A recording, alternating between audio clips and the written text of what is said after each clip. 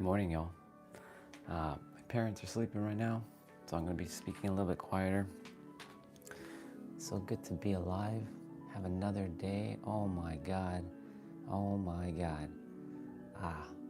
How do I even say this? Life is so amazing. Life is just amazing. I'm just so blessed right now. I get to do this every single day. I get to do this every single day. Oh my God.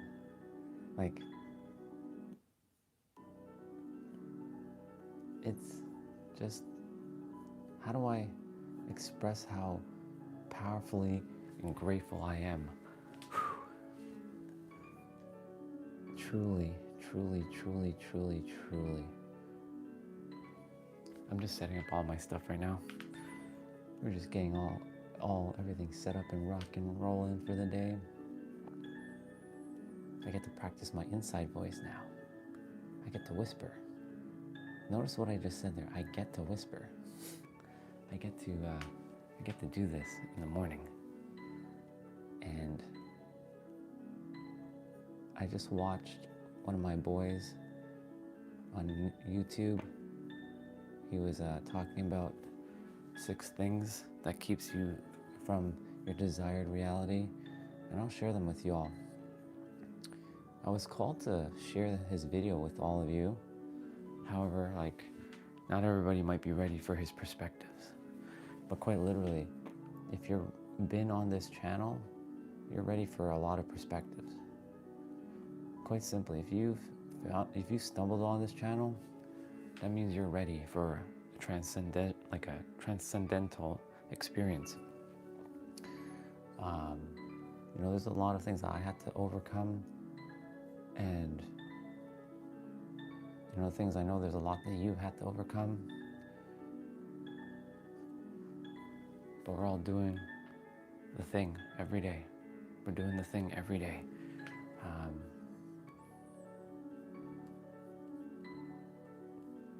I'm just so grateful. Every moment I get the chance, I am so damn grateful to just say that. One of our sisters, she messaged me last night. What up, Taran? What up, bro? I'm whispering right now. My mom and dad are sleeping. Their room is up there. Oh, I'm doing great. What a glorious morning. Welcome, Soul Fam. Remember to hit the like button, everybody, because it sends it out to more people. Ah, my God. Everybody, you get another day to be here. You get another day to be here. Oh my freaking goodness gracious. You have no idea. Well, you do have an idea, because you're here. You're here, and you know how powerful life is. Yeah, please. The thing is, we're here to evolve and transcend. I drink 5-hour liter. Oil, man. What up? 5-liter oil? Damn, bro. The joke's already in the morning. It's 7:17 and it's 4:17 in San Diego, California. It's awesome. When my parents wake up, you're gonna hear my voice get louder. Right now we're just keeping it down, respecting them. Have respect and love for my mom and my dad. They sleeping right now. In my penthouse, I can speak as loud as I want, as loud as I desire. I drink oil like I drink water. Damn, bro. Oil man. Bro. Thank you for the jokes and laugh already. Do you see? Hey, Smiley, welcome. Oh my God, welcome back. I'm just whispering right now. Parents are sleeping, but the universe is already coming through loud and clear. The universe is just speaking right through me right now. And it's fuck, yes, let's go. I was watching one of my boys' videos. His name is Narrow Knowledge on YouTube. I'm sure some of you have heard him. He plays this piano music in the background as well too. That's where I got that inspiration from. So shout out to my boy Narrow. He created a video yesterday that I watched before I went to sleep, because when you go to sleep, before you fall asleep, the last few things that you listen to permeate your mind. Oh my God. Oh my God. Yeah, I'll do my best to like speak a little bit louder, but my mom and dad, you know, sleeping right now, they're gonna wake up soon. They sleep on the, like my mom usually goes to work on the weekends, but today not so much. So she's at home. So I'll speak kind of like this for a while, but eventually the voice will start raising. It will start raising and raising. You'll hear it. There are 6 things I desire to share with you. I actually have this video open right now. I was watching it, and this is about your desired reality, if you're living your desired reality. And let me tell you something. This shit is powerful. The thing is, like, I'm gonna just pause up for a moment. There are 6 things in your reality that you're probably doing that's not getting you to your desired reality. And someone wrote it down in a comment. It's pretty dope. Number 1, it's like, never complain about your situation. Because the moment you're complaining inside, the universe sees that as, oh, okay, because you keep putting your attention on things that you're complaining, right? So like the more you focus, it's that where your focus go, energy flows. So if you're focusing on things and you're complaining about things, basically the universe can't help you. It's going to be like, well, if you keep focusing on negative, guess what? You're going to get more negative. That's just how it works. If you focus on the positive, you're going to get more positive. Don't worry. I got you guys. Because number 2, never moralize the universe. Meaning, don't think that if you do good, you're going to get good in return. Stay neutral. Like, don't think if you're going to go help an old lady across the street that you're getting brownie points with the universe. Universe doesn't care if you're good or bad. As long as you're confident within yourself and you believe and know that you can have whatever you desire, you can be doing the shittiest thing and you can still have the greatest life. That's the thing. There's a lot of people who do, you know, good and bad doesn't really exist in this realm. But when we transcend, because this is all about transcendenting, like transcendental experience, it's time for us to rise above the 3rd dimension. When you focus on what you choose to believe and know inside, that you can have whatever you desire, you can be doing the shittiest things, but you could still be an amazing person inside, or a shitty person inside. Nobody's shitty, just so y'all know. Nobody's shitty. We may take like some not so great actions, and that could be judgment, right? The thing is, you've seen bad people always get the good stuff, and the good people always get the bad stuff. Why is that? It's because of their internal state. It's all about your frequency. The answer is, it's always going to be how you tune your body, your emotional state, your nervous system, all of that. Okay, my mom is awake. I can hear her footsteps. My dad is still asleep, so I'll still have to kind of talk a little bit quiet. So yes, don't moralize, never moralize the universe, ever. And by the way, hit the like button. It's not for likes. This is to send this out to more souls so that more can reach, like Smiley, for example. Thank you, I appreciate it. Number 3. Actually, I already did, yeah. Number 3, never seek approval. Whatever you're desiring to do in this universe, do not seek approval from anyone outside of you. Go and give yourself the approval to go do whatever it is you choose to.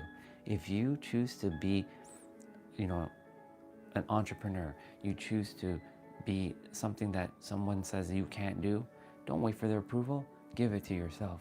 The approval is yours. It is yours. Because the moment you're looking outside of someone for approval, you're basically their slave. I'm just going to call it what it is. You are their slave, and that you're waiting for their approval to push forward. You ain't anybody's slave. You're a god. Think like the universe. You are the universe. Stop thinking like a human. Start acting like the universe. You don't have to seek approval from anybody. Go and do it. It is yours. It is your birthright. It is your birthright. Go be it. Go live it. Do you think I have to have approval to go on YouTube? Yes, I'm being considerate of my mom and my dad. Do you think I require their approval to go on YouTube? Fuck no, I'm gonna do it. Do I require approval from anybody else to do the thing? Hell no. I started doing this thing because I know there's so many souls like Soul Fam and Turan and Smiley who have come back, and they know that there's something for them. Otherwise, like, I kept getting this, physical evidence of me just serving, and every day someone new is showing up, showing up, showing up, showing up. Every day I'm gonna be doing this. You better believe I'm gonna be doing this. I ain't gonna let anything get in my way. Sure, I may have to talk a little quietly at times, but do you think I'm gonna let that stop me? Hell no, I'm not gonna let anything stop me. Fuck no. All right, next one. Don't seek approval from anybody. Okay, number 4. Never let current reality make you struggle. I know that one's a little tough because your physical reality is like playing mind tricks on you. It's like grabbing your senses. It's controlling your emotional state. Find a way to not let, find a way, if you can, not even if, find a way because you can. You have the power within to shift. Find a way to allow yourself to not struggle. Make it easy, make it fun. This is why I don't use the word work. A lot of people, when they hear the word work, they associate that with hard and it's going to be tough. That's why I use the word play, because play is fun. Yes, there's that saying, work hard, play hard, but most people don't play hard. They play and they have fun. It's easy. Make things as effortless as possible. I just heard this, he was just saying this. He was saying that there are some people, there are some gods who are able to just make hundreds of thousands of dollars and it's so effortless. Why is that? Because they tuned their body over repetition over time, that they were able to build this like 100,000, making 100,000 for them is effortless. Whereas if you are, you're looking at your bank account, and I was guilty of this, and I'm only now coming out of it. When you're looking at your bank account, have zero emotion. Don't react. Look at your bank account. Here's going to be an exercise for all of you. Whatever your bank account's at, whether you're happy with it or not, just stare at it and have no emotional connection at all. Because money is nothing more than impersonal energy. It's only neutral. What you give meaning to, that's what it's going to be. So like, for example, you have that my own natural energy yield, right? That's that acronym I gave. So for those who are new, that's an acronym. My own natural energy yield. That means, what is your natural energy within? Is it fear or is it abundance? Is it lack or is it plentiful? Right? When you have that state, it doesn't matter what your bank account shows. It could be a negative, like 200, for example, right? You're not getting emotionally charged, because the moment the universe sees that you're getting emotionally charged with your bank account, and that's just a simple thing, that's just a bank account. That can go for anything in this reality. Like you're getting triggered by someone saying something like, you're a piece of shit. Like I used to get triggered when somebody called me a piece of shit. I used to get triggered when somebody would make fun of me. Like, oh, he's short, or oh, he's this, or he's ugly. I would get charged up inside. And of course, I'm creating my reality from within, and I'm feeding that. That's why when we talked about detachment yesterday, detachment and discernment. When you detach your feelings and come from a neutral state, you literally liberate yourself.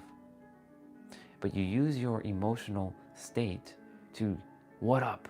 You use your emotional state to fuel your desired reality. Most of us focus on what we don't desire, or another word is what you don't want. When was the last time you focused on what you do desire? What is it that you desire? I can ask that question to a lot of people and they are not clear.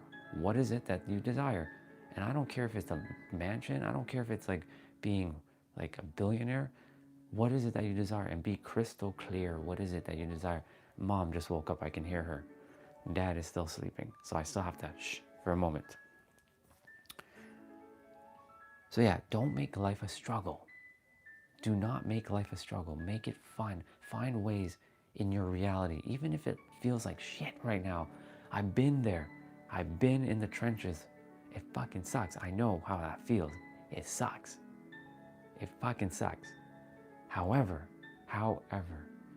the more you keep, doing this and focusing on your desired reality, putting your energy and your attention on your desired reality. For me, yes, I physically right now live in Toronto. However, I mentally and spiritually live in San Diego, California. That is where I live. That is my home. I've been there multiple times. I know what it feels like to live there. I know what it feels like to drive my cars there. I know what it feels like to be of service there. I know what it feels like, and I focus my attention as much as I can and stay in that frequency of I live in San Diego, California. I just am currently visiting Toronto. That's what I say. Do you see? I'm focusing. Yes, I see snow and I see all that kind of stuff outside. I get that. But I'm not focusing on, oh, I'm not in San Diego, California. I focus on, I am in San Diego, California. So you see, something simple like that. And I'm not just thinking it, I'm also feeling it and putting emotional energy, conviction energy. When you feel it with conviction, conviction is a driving force within you. You can say, I can have this, or I have this. And you really put that energy towards what you desire, the universe has no choice but to give you your desired reality. Soul's underlying passion, enhancing reality perceived only when everything resonates. Exactly. Thank you, Soul Fam 26. Yeah, thank you, Soul Fam 26 for that one. Okay, so we talked about number 4. Number 5. You can never outwork your frequency in the physical plane. You cannot outrun your frequency. Meaning, you can attempt to out-hustle it, but your frequency is going to always bring you right back. Your frequency is what you feel inside. Again, do you feel like lack? Do you feel wealthy? Do you feel loved, or do you feel hated? Your frequency is the most important thing. You can say another word for frequency is your awareness. Your awareness. What are you putting your attention on? Again, this comes back, this all goes hand in hand. Your frequency, what are you feeling? You cannot outrun your frequency, you just can't. If you're in hate, you can attempt to spiritually bypass and sugarcoat that I'm not in hate. But if you are deep down inside attempting to run away from what you're actually feeling, it ain't gonna work. It's not gonna work. It's not gonna work at all. I did that for a long time. It did not work. I had to really sit with myself and let things go. Now, the issue with that, there's an issue. Well, there's really no issues in the world. We just create these issues. But for a lot of us, notice I said a lot of us, not a lot of you. A lot of us. We don't desire to feel this pain, because when we see this, when we feel a certain feeling, it feels like death. And because your body, your nervous system is gonna be like, oh my God, I'm gonna die. You're gonna avoid it at all costs. But I promise you, if you feel those feelings that have been holding you prisoner for so long, and you finally transmute it, transform it, and transcend it, that's a bar. Write that down, as Nero would say. Transcend it, transmute it, and transform it. When you let that energy out, you will liberate yourself, and you're no longer a prisoner. And thus, now you can go do the thing. I'll share a story right now. I was a prisoner of my emotions for a very long time, and I was afraid to take action, to be of service to all of you. I was being a disservice to all of you. There's 23 of you right now. I was being a disservice to all of you for 5 years. I could have done this 5 years ago. Well, technically YouTube live streaming didn't exist 5 years ago. I could have gone on Twitch and done this. But I was afraid. I was terrified. I was scared, because if I talk about this stuff, people are gonna burn me to the stake. People are gonna put me on blast on the internet. Others are gonna like destroy my reputation. That's what I was thinking, and I let those emotions take control over me, and I didn't take physical action in the real world. So guess what I was doing all that time? I'm gonna do the word learning. I was learning and learning and learning and learning, and there's nothing wrong about learning, but here's the thing, learning can also keep you trapped in a box, meaning you can keep learning and say, I'm not ready. Keep learning, I'm not ready. Keep learning, I'm not ready. Keep learning, I'm not ready. Learning, I'm not ready. Learning, I'm not ready. By the way, if some of you can hit the like button, thank you for that extra like. It's not for the likes. It's to send this out to more people to hear this, because this is for them. This is not really for me. This is for all of us. This is for all of you to hear. Because if I could train the algorithm without hitting the like button, I wouldn't be asking. And remember, this is another bar. A closed mouth cannot be fed. You cannot feed a closed mouth. So if you don't ask, you'll always get a no automatically. So start asking for what you desire. Now, back to what I was sharing. I was afraid for so long to go on live. So the universe is like, you've been ready, man, for at least 3 years. You've been fucking ready for 3 years. What are you doing? What are you doing? Why are you not taking action? You already are ready inside. But you still have this fear of like not being, what's the word? Feeling like I'm being exposed, feeling like I'm not good enough still. But the thing is, I shared with you already, the very fact that you were born is the very fact that you matter, and the very fact that you matter is because you are born and you are worthy. No other reason. You don't have to say, oh, because I'm this. No, the very fact that you are born, you matter and you are worthy. Period. The end. You can put an exclamation mark under that too if you like. But so my point is, what I shared is, when I was attempting to out-hustle my frequency, the universe put me right back in place until I worked in my inner world. Hey, Code, welcome. I like that name, Code Master. Oh, such a good name. Oh my God, I love that name, Code Master. The Code Master is in the house right now. What up? We're just talking about frequencies, and I was listening to one of my boys on YouTube last night and early this morning. My age, so I'm physically 39, but my mental age is 9 years old. I'm a child. I'm a child at heart. You'll see me playing with toys and such, because our secret is being in the youth, being that child. But not everybody's ready to return to that child yet. So yeah, when I started letting go of all of the fears of like, oh, I can't do this thing, and I was telling myself I can't speak to people, I can't come on live stream, I can't do this. Notice the words I'm saying, I can't. Do you know what that kind of energy that is being created when you say I can't? That means the universe is like, well, if you can't do it, how can I help you? You have to put belief, faith, and knowingness that you can do it. And guess what? All of you can do this too. You all have the same information I do. I'm just making you consciously aware that you have this information. That's all it is. That's the simplest way to put it. What's the difference between velocity and displacement? You go to the gym regularly or not? I work out every day, or I play out every day, and I do it inside of here. You don't have to go to a gym to play out. That's why I use this channel to show people that they can move their body no matter where they are. So there's literally no excuse. So I show that you can do anything if you're really determined in your space. If you have weights or not, you can do it. As for velocity and displacement, I'll answer that later. That's not relevant to the topic right now. I'm speaking about some stuff. How I start gym habit. Just go and do it. Just get up and go. That's as simple as it's gonna get. There's no tactics or techniques or tricks. It's just simply putting on your clothes and going and just doing it. I know that sounds so so easy, but it's not simple. Sorry, it sounds simple, but it's not easy. It's going to take you some time. If you're really determined, you will do it. You are, everything you do in your life, this is a bar, write this down. Everything you do in your life is based on how you feel. If you feel like doing something, you're going to do it.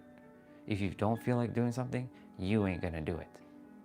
And you're going to have to push through that I don't feel like doing it, and push through until it becomes a habit.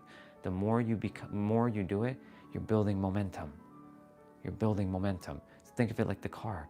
Your car is stationary. You got to, turn on the car, hold the brake to turn on the car, and then you got to put the thing into drive from park, and then you got to hit the gas. And then the car is going to start to move slowly, and then it's going to start building its momentum. So the more you do it, the easier it becomes. But the thing is, in the beginning, it's going to take a little bit more effort on your part. But sooner or later, when you have built that habit over a sustained period of time, it becomes so easy, you don't even think about it, because it becomes part of your daily practice. For me, moving my body every day has become a daily practice. Me coming on live every day now has become a daily practice. What up, bro? What up, Eric? What up, dude? Welcome, bro. Love you so much. I directly go to gym or do homework, which I prefer as starting. You can do either or. There's so many YouTube videos on home workouts, or I call them playouts, because playing for me is better than working. Play is fun. I call them playouts. So see it as fun. I'm doing great, bro. I'm just kind of whispering still. My mom or my dad is still sleeping upstairs. He came in late last night. So I'm just, doing my thing, as you know. Remember to hit the like button, everybody. This sends us out to more people, the more soul family, and we're here to reach more so that we can help more. I'm not here for the likes. I'm here for service. Which is your time to get live on YouTube? I usually start at 7:10, 7:11 Eastern time. 7:10, 7:11. Yeah, thank you, Eric, for answering that for him. Yeah, so currently I'm still with the parents. I moved back just before COVID, but in my inner world, I live in San Diego, California. It's done. Creation is finished. I don't focus on my outside world. I focus on the inner world, and the outer world is starting to follow suit. And there's a time delay on things, so that's the other thing that I have to remind you of. When you're creating something in your inner world, it's not going to just appear right away. It takes some time. So you have to stay in that frequency for as long as you can. Otherwise, the universe is going to knock you right back down and be like, but you're not where you are. Yeah, cool. Keep staying in that frequency within. It's an inner world. Hello from Russia. Oh my God. Hi. Hi from Russia. Oh my. We got Russia in the house. What up?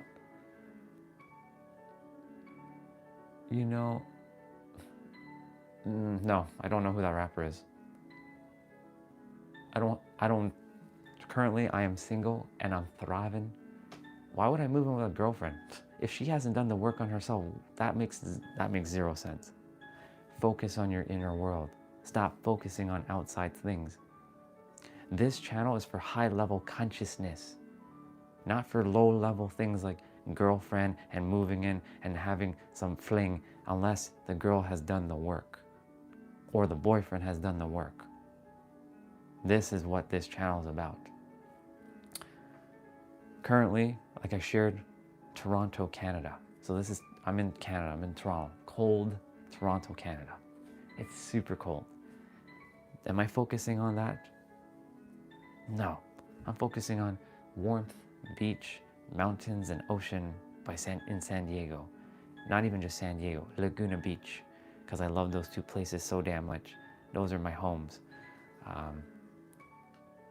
Which work should she do, brah? Stop yapping. If I'm gonna stop yapping, then get off the channel, bro. I'm not gonna stop yapping. You can peace out, brah. She has to do the inner work. And by the inner work, or I call it the inner play, she's gotta work on her shit. if she's still holding on to bullshit. So for me, if I'm not going to be with a woman until she has done the inner play that I know is that she's settled her shit. And mister, you can say I'm yapping, then you can get going. Peace out. I'm going to keep yapping. Let's see. What do you do for earning money? So I have YouTube, and I have other streams of income coming in, and that's me being an entrepreneur. I make the rules of my universe. I don't seek money outside of me because I am the universe and you are also the universe. And the thing is, you can actually make the rules of how you make money. You actually have the power within to say, I can get money from all kinds of different ways. It doesn't have to be working for the man or a job or being a slave to all that. Exactly, I'm ignoring the trolls.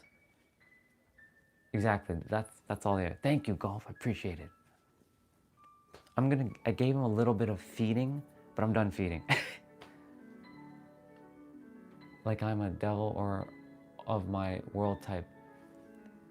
I wouldn't use the word devil, bro. I would use a god. Why would you use the word devil? Appreciate that, Golf. Why would you use the word devil? Devil doesn't exist, that's in the mind. You are a god. You act like it. You are the universe. Now, there's a difference between being God and having God complex. God complex is like, I am God and every one of you is my slave. That's fucking God complex. We ain't here for that shit. You are God and you recognize that every other person in this world is also God, equal. The moment you do that, you fucking break through a whole bunch of the shit on the planet. Now, there's some shit that you may still have to, blast through. But when you recognize that everybody is sentient and as one, you literally blast through everything. Now, of course, everybody's on their own little frequency. You're on yours, Codemaster. Golf's on his. What is it? User name is 123 is on his own frequency. Yeah, just like I'm the king of my life. And that's right. Yeah, exactly. You have the choice to believe if you're the king or not, or the queen. And Code, you're the king of your universe. You are the king of your universe, bro. That's who you are.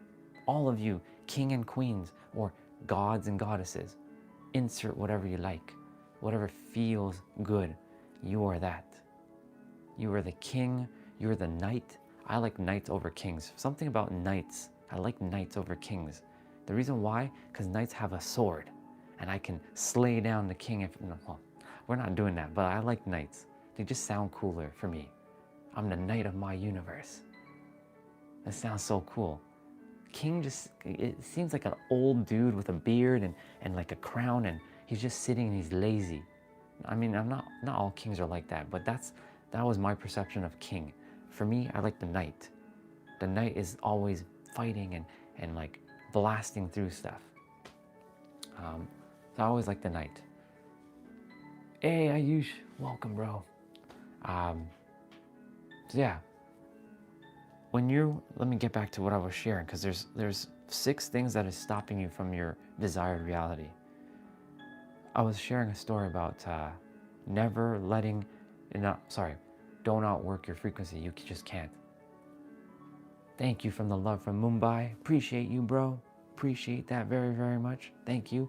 If you can hit the like button though, some of you can hit that like button. It's not for the likes. It is to send this out because I'm training the YouTube algorithm to find more of you so that this is reach more of you every single day. This is why I asked to hit the like button. Yeah, this one, so it's number 5. Oh my God, this one just goes hand in hand with everything I just said. Never react emotionally. You do gym or not? I do gym inside. I play out inside. I show people that you can do a good, solid routine at home if you choose to, with making no excuse, whether you have the equipment or not. Today, we're gonna be doing jump rope, and I'll be doing it inside here, and you'll see, it'll be in a couple hours, you will see me doing jump rope. I literally make no excuse.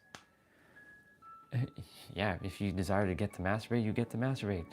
That's a choice that you can choose. That's a choice you get to choose.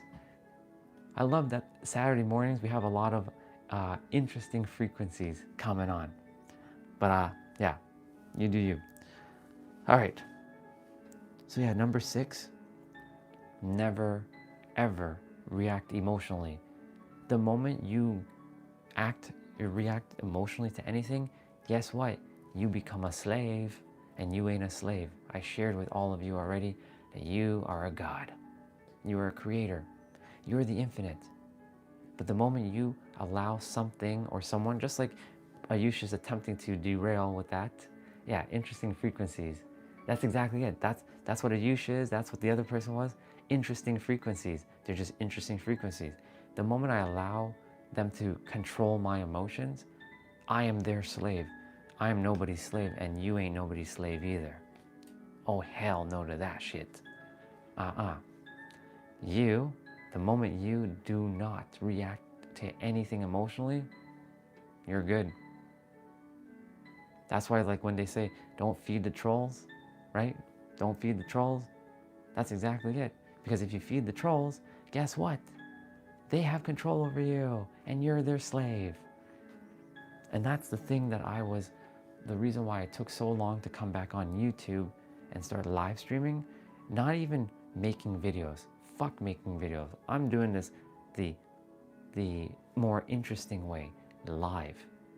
Because that forces me to get out of my comfort zone and not react to bullshit when I see bullshit. Not that it's bullshit, but like, everybody is where they are based on their frequency. Yeah, interesting frequencies. That's whenever you see someone acting in not, like, it's kind of weird, they're just in their own frequency. That's all it is. Okay, you were talking about masturbation. Bro, all right. Let me hit you up with this quickly. This masturbation shit. It's okay if you're doing it. Just remember one thing. You have the power to either do it or don't. And I know that sounds so damn simple, but it's true. I'm not saying not to do it. So hear me carefully. Pay attention, brother. Pay attention. It's okay to do it. Now, here's the thing. If it's draining your life force, if it's making you feel weak, and it's making you even more depressed, guess what? You're going to have to find a way to overcome it. Do other things in the meantime. For example, distract yourself with other things, like working out or playing out, as I call it. When you focus on loving yourself, it's, like I said, it's okay to do it. I'm not saying not to do it. What I am sharing is, okay, you're 14 years old. Okay, cool. You're a kid. You're a child. You're still a child. Perfect. Your mind has the ability to shift. And Ayush, I have something to share with you. We have a brother. His name is Sushi. We call him Sushi because he likes that nickname. His name is Sushi. He comes on the channel. He is the same fucking age as you. And he is into personal development. He started working on himself. He started loving himself more. He was overweight for a long time and he was depressed. And yet, he's the same age as you, and now he's fit. He's strong. His mind is healthy. He doesn't do things. He makes sure, when I say he doesn't do things that harms his body. And I'm not saying masturbation harms your body. Sometimes you just gotta release. It's okay. What I'm saying is, if you're doing it maybe 5 times a day, I don't know if you are or not, go down to like 3. If you're doing it like 2 times a day, go down to 1. If you're doing it like 12 times a week, drop it to like 6. Find a way to stop, like to slowly let go of it. Hi, sister. Hi, Casey. Love you. So Ayush, little by little, you can break it. You can break it. You can break all these habits. Everything can be broken, but you have to believe that you can break it. If you say, I can't break it, guess what? Then you can't break it. And you're going to be stuck and trapped and be enslaved by your own thoughts and beliefs. This is, the power of the mind is so damn powerful, it can make us do weird shit. I was doing weird shit too for for most of my life. Once upon a time, I did the same thing too, dude. I was doing that like 4 times a day when I was younger. How did I break it? I started loving myself and figuring out, okay, it's okay to do it. It doesn't have to be often. It can be once in a blue moon. Cool. However, I found that I loved myself so much, and I don't have to do that because I have so much love to give. It's basically, I have passion. I have energy within myself that I can go and be of service and give back to all of you. That's why I stopped doing it, because I have this energy. And it's not that I just stopped recently. I stopped for years, but it's because I've been, helping others, and not in this capacity, but I was helping others, and I felt this sense of like, oh, purpose. I had a purpose. Please, what I write, say it in accent. I don't have an accent. This is how I speak. Plain and simple. Stop doing it, or not even stop doing it. Take time and break it slowly, little by little. I cannot speak in an accent. I don't speak in whatever you just said there. I have no idea what that word is. I only speak English. I am only in English. That's the unfortunate thing at the moment yet. Unless I can install a computer chip in my brain and I speak every language, currently only English. Yes, so listen carefully. I just shared. Take time. Listen carefully. Take the time every day to sit with yourself before you are about to do it and ask, why am I doing it? So you can ask yourself this question, why am I doing this? And really go inside of yourself and ask the question, Ayush, why am I doing this? What is the reason for it? Is it because I'm sad? Is it because I desire to feel pleasure? What is it? And eventually, when you keep asking the question over and over, you will eventually break it. So ask yourself questions like, why am I doing this? What is the reason for it? Why am I committing the act? Because the more you ask yourself questions within, it will force you to start taking inventory within yourself and figuring out, why am I doing this?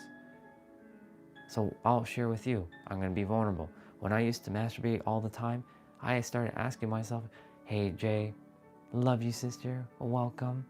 So I'm helping Ayush right now. He's talking about masturbation and the habit. And I shared with him, it's okay as long as you're happy and but just be mindful that it is also draining your life force energy. You can use that energy to create things.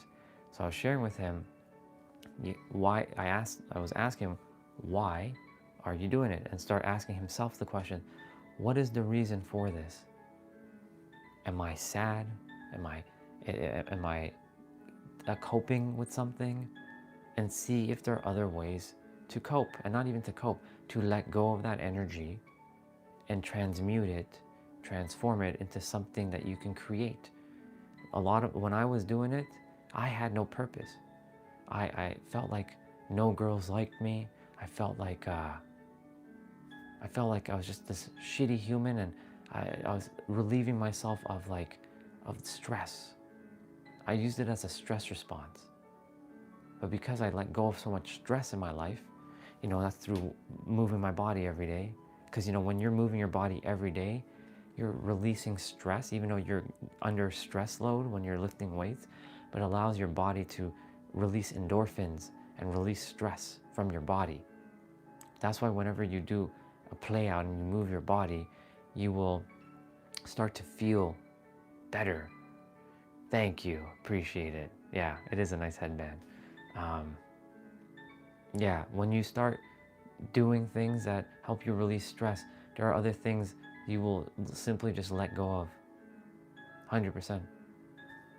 Yeah, I think, and it is normal, exactly. Don't put shame. The thing is, the more, when a lot of people have made masturbation a guilty thing, oh, you masturbate? oh, you're this like piece of shit. Like, you're masturbating, dude? Come on, go get a girlfriend. Like, they make you feel bad, and then guess what? That making you feel bad will continue to be perpetuated, and it'll just make you desire to do it more. Don't feel guilty. That was the other thing I had to learn. Don't feel guilty. It's okay. You're in a human body. You are a god, but you are in a human body right now, a meat suit that has biological requirements. It's okay, Ayush. It's okay, any one of you, really. And it doesn't matter if it's masturbation. It could be overeating as well. It could be eating junk. As long as you are happy and you're okay, that's all that matters. But the thing is, just be mindful of when you're doing these things. Ask yourself the questions. Why am I doing this? Now, of course, are you going to be in the logical, the prefrontal cortex while you're about to do the thing? No, you're going to be in your primal brain, the back of your head. There's a brain called the amygdala. There's a part of the brain called the amygdala. You can call it the lizard brain. And that's going to take control. And then you're going to have to figure out a way to overcome that. And a great way to overcome your lizard brain is doing one simple thing. And we all can do it. And it's also free for everyone. Guess what that thing is?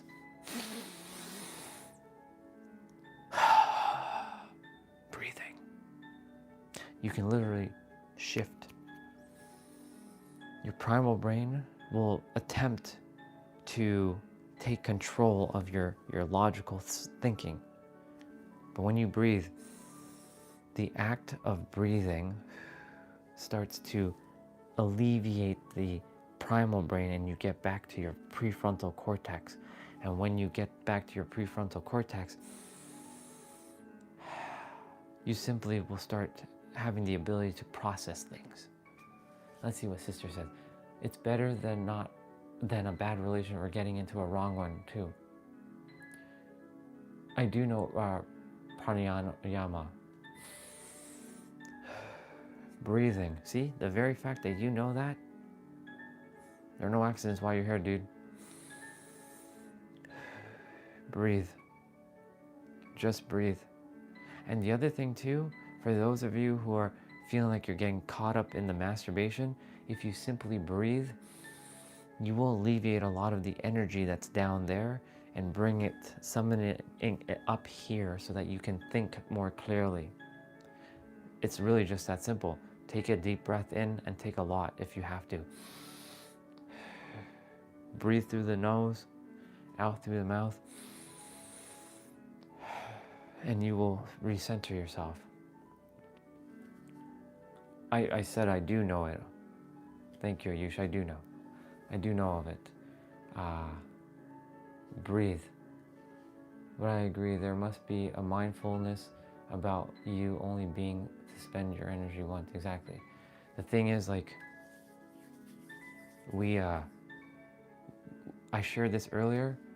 Everything that we do is based on how we feel. We take action based on how we feel.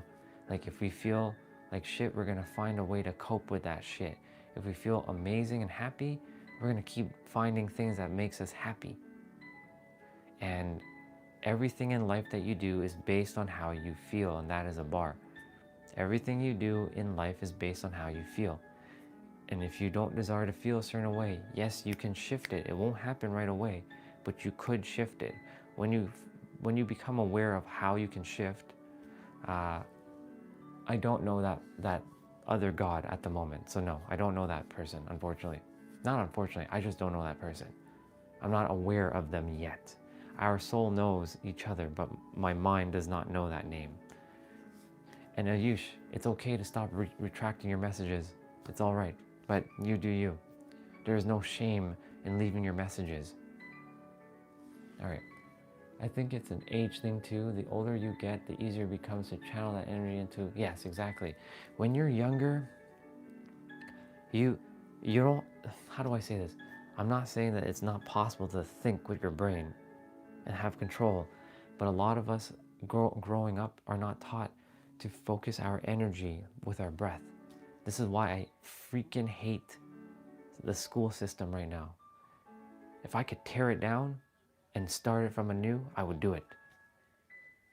I would tear down the school system, because the school system is what's causing us to be programmed. It's basically, you have to reprogram yourself to deprogram what's currently being happening in school. And yes, some of you may say, but school is important. Okay, cool. That's great. But if it's not helping you in your inner and outer world, school has benefits, yes. Certain things in school, yes, for sure. But like, if they're not teaching you to be mindful and to use the power of your breath, to use your creative centers, like your right side brain, to channel your sexual energy. You can channel your sexual energy to drive you to do amazing things. This is why if you don't masturbate, you have this reservoir of energy within, and you just feel better, you feel good, you don't feel drained. Ayush, I don't know what you mean by size. You just said size. I don't know what context does that mean. If you can expand upon that word size, that would be great. But Jay, I was reading earlier.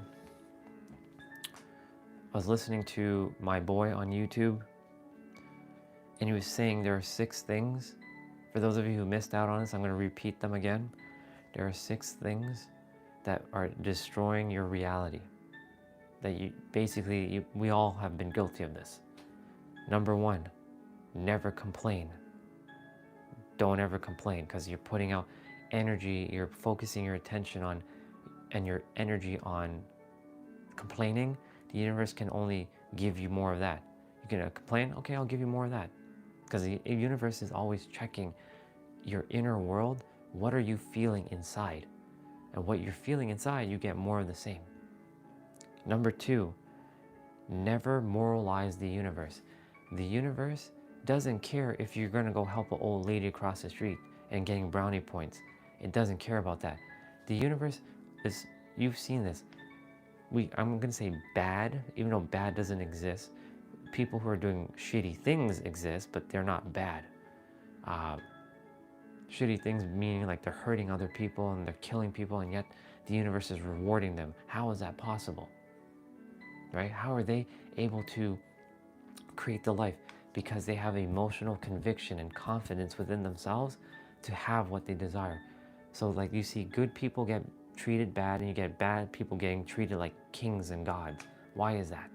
Because it's their inner world. The universe doesn't care if you're good or bad. It's impersonal.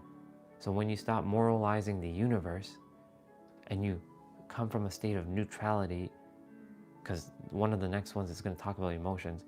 When you come from a state of neutrality and you're not like, oh, I did this kind act. The universe doesn't care if you did that kind act. I was doing this at one point for brownie points. I was going and picking up litter, and I still do, but I don't do it because, oh, universe, I did this cool act. Now that I've done this cool act of picking up garbage from the ground and throwing it into the recycling bin or into the trash, now you're gonna reward me because I was expecting an outcome. The universe doesn't work that way. The universe says, okay, well, sure, thank you for making the planet nicer, but don't expect that you're getting a reward for it, because you're not. My point to say is, you do it just because you desire to, because you can. So don't moralize the universe. Stay neutral. This one is the big one.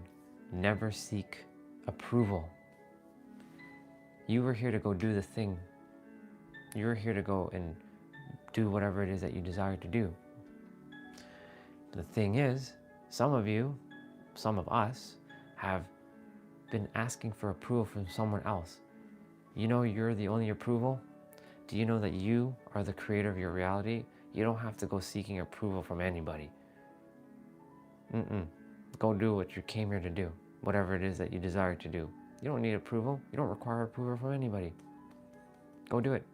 Be it. Live it. Feel it. Embody it. Don't go getting approval from someone else, because guess what? The moment you're seeking approval outside of you, you are their slave, and you are not a slave. You are the universe. You are God or goddess. You are the king or the queen of your realm. knowing that each of you, are equal and sentient. Good morning, Bowser. Good morning, brother. So good to see you. Um, yeah, if you are seeking approval outside of you, you are a slave to someone else, and you know that you are a creator and they are a creator, and you see each other as equal. But the moment you are looking for approval outside of you, that means you ain't the creator. You're now a slave, and they are God and master over you. Ain't nobody master or God over you. They ain't master or God over you, period. They're not. You are master and creator over yourself. And you're not master creator over anybody else either. So that's the other thing, that's God complex. So we're God consciousness, higher frequency. So what I'm sharing is, whatever you came here to do or be, whatever goals you have, don't be seeking out for someone else. I know a lot of us were like, but my parents said I have to be a doctor. What if you don't desire to be a doctor and you desire to be a pilot? Who cares what the parents think? Yes, I know you desire to make them happy, but guess what? It's your life, it's not theirs. Go be whatever you desire to be. My parents desired me to be this world-class athlete, but yet they couldn't even afford to pay for my shit. How can I be a world-class athlete if they couldn't pay for my shit at the time? But my point to say is, that was an excuse I made. I could have definitely been a world-class athlete. I could have been a top hockey player. I could have been probably better than Sidney Crosby or Wayne Gretzky. Who knows? I don't care about that now, because I have a greater purpose than playing hockey. I just love playing hockey and I love playing basketball. But my point to say all this, I don't have to go seeking approval from anybody to do this. Do you think I have to seek approval to come on YouTube? Yes, I'm considerate. My dad is still sleeping. I'm speaking a little bit quieter. You can hear it in my voice. You can definitely tell the difference between my voice. My mom is awake now, but my dad's still sleeping. But my point to say all this is, do you think I require their approval? Fuck no, I'm gonna go do it. Because it's my life. Do you think I require approval from someone else outside to go and live stream? No. Unless it says no cameras allowed, I'm gonna live stream. I don't care. I'm not here to make you feel uncomfortable when I'm outside live streaming. I make sure that if someone seems uncomfortable, I don't point the camera at them. I'm considerate. I know. I have emotional intelligence to know. And emotional awareness to know, okay, this person doesn't like to be on camera. Move the camera. Plain and simple. But I'm not gonna stop because you are uncomfortable. Remember that poem? Don't dim your light. Don't dim your light so that you make it seems like you're making others feel insecure around you. No. You do not require approval from anybody.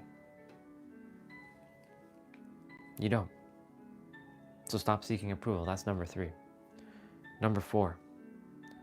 Never let your current reality, where you are in this world, wherever you are in this moment, make you struggle. That one's a big one. Because a lot of us, we're going through this physical world and we're taking the physical actions and the physical things are happening, I say to us, and that's the victim mode. To us is victim. For us, through us, by us, with us, and as us is God mode. To you is victim mode. For you, with you, through you, by you, as you is God mode. And the thing is a lot of us, we're making this harder than it has to be. It doesn't have to be hard. You're the creator. You make the rules of your world. Yes, there are outside rules like the government and all this bullshit, but I don't focus on that. I focus on my inner world and my inner rules. Yes, I'm not here to stomp over some other person's rules, but I'm not here to also be a slave to someone else's rules either. Yes, am I gonna go drive at 200 kilometers an hour on a 60 street? No, that's just being stupid. That's just being not sensical. It's about using common sense. There's common sense. Let's use common sense. So there's certain things that we will just do because driving 200 kilometers on a 60, first of all, you may not even know how to control the car at 200 kilometers. Secondly, somebody might be crossing and you won't have time to stop. So that's common sense, right? Those are the types of things I will follow because it's to help to alleviate, things from happening. And you can say that's a little bit of control, yes, but it's also to help make sure everybody is safe when they're driving. So things like that, I will follow. But things like, oh, you can't do this because blah, blah, blah, blah, blah. Like, for example, I'm going to come up with an example. I'm going to use my live stream. You can't live stream because there's so many people in the airport. I can live stream. Where's the rules? Does it say no video, no recording video in the airport? There's no rule. I'm going to do it. If somebody creates some rule, oh, you shouldn't be filming. That's you. That's nothing to do with me. I'm going to do it. It's not hurting anyone. People do it all the time anyways. They have their selfie stick or their gimbal and they're just looking around. And if you get caught in the video, you get caught in the video. I can just simply move out of the way and so that you're not in it for long. My point to say all this is, if we go back to don't let your current reality be a struggle, exactly it. Find ways to make your reality fun. Find ways to make it easy. This is why when I say I don't work out, I play out. There's a reason I'm intentional for saying those words. I can go and call it workout, but guess what that's doing inside of my mind? Ah, shit, I have to go and work out now. It feels hard. It feels like a grind. That's what it feels for me specifically. For you, it may feel differently. I can say I get to work out, but the thing is that work word, for some reason, for me, feels like it's grabbing my soul and dragging it down. That's what work feels to me. Now, of course, everybody has their own perception of the word work.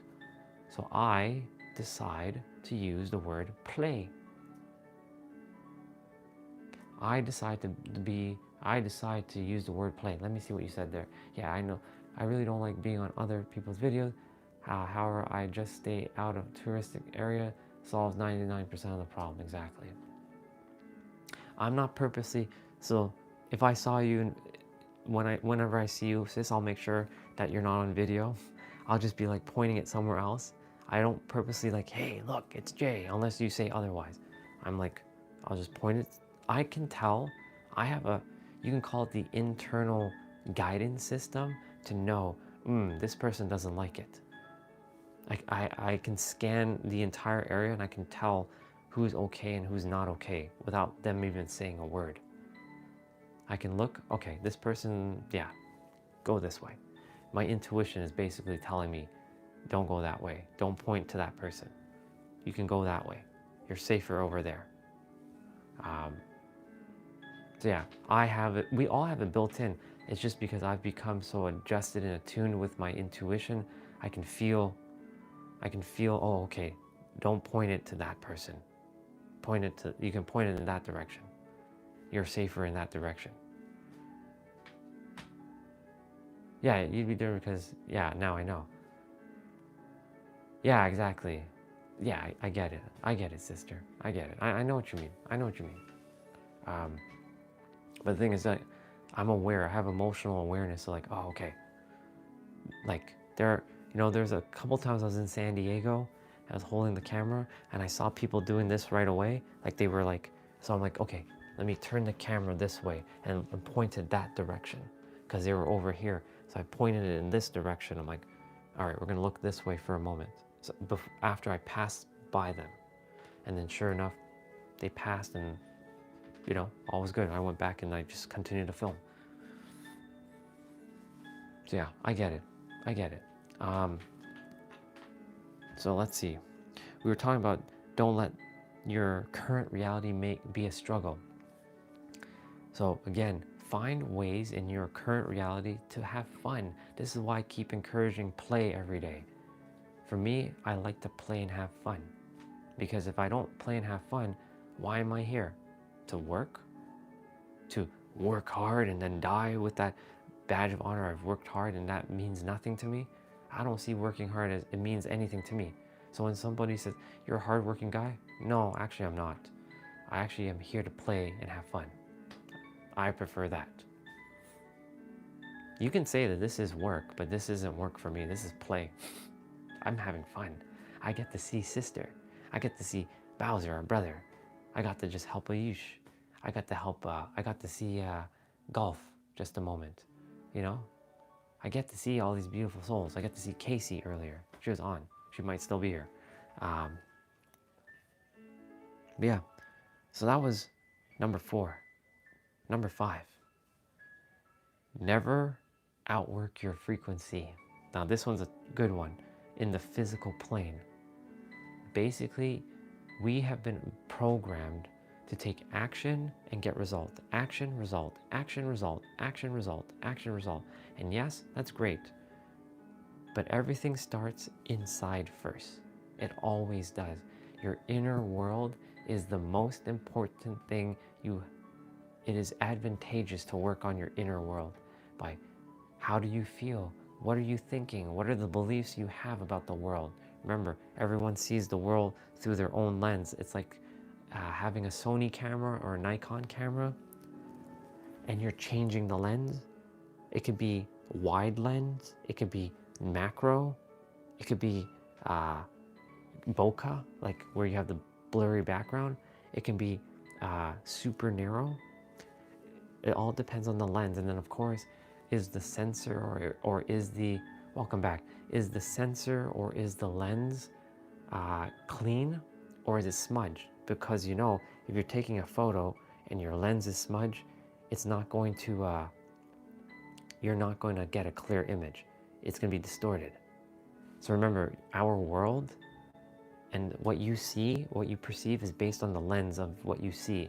So you can say, maybe if you wear glasses, for example, if you don't clean your glasses, are you going to be able to see? No, you're going to have to take the glasses and wipe it. You're going to have to clean your glasses and put it back on so you can see clearly. That's a great analogy. The lens, using the lens. And essentially, when we are focusing on the inner world, that's awesome. So happy that you feel so much better, sister. Amazing. I'm so happy you feel better. When you focus on your inner world and you focus on your emotional state, because you can't out-hustle your frequency. Any one of you, if you're attempting to bypass your frequency, which is also your awareness, which is also your emotion, and you're attempting to be like this, guess what? The universe is going to knock your ass back down. Just remember that. You cannot out-hustle your frequency. Your frequency will drag you back. So you can attempt to be this like positive person, but if you're feeling like shitty inside, this is that, you know, putting toxic positivity, saying positive everywhere, but you're really not feeling positive inside. You're sugarcoating shit, basically. You take off the sugarcoat, it's still shit, right? You essentially, the universe is like, okay, you're still feeling shit. Well, guess what? We're gonna give you more of that. You can keep bypassing and pretending to be delusional. Yeah, it'll drain you. You can keep bypassing and being delusional about how you really feel and put on this extra mask of fakeness. And sure enough, the universe is gonna knock your ass back down. Guaranteed. That's how the universe works. Energetic equilibrium. I've had to experience it many times. I was faking myself so many times, and the universe is like, okay,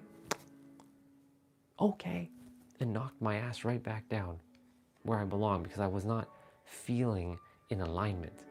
So when you focus on your inner world, you can't out-hustle your frequency. You just can't. You are your frequency. So until you focus on your inner world, whatever frequency you're at, you're at. You can't out-hustle your mind either. You can attempt to change it, but your mind, unless you've gained control over it, either the mind has control over you or you have control over the mind. It's a paradigm. If you don't have control of your mind will basically run your life. But if you have control over your mind, you are in control of your life.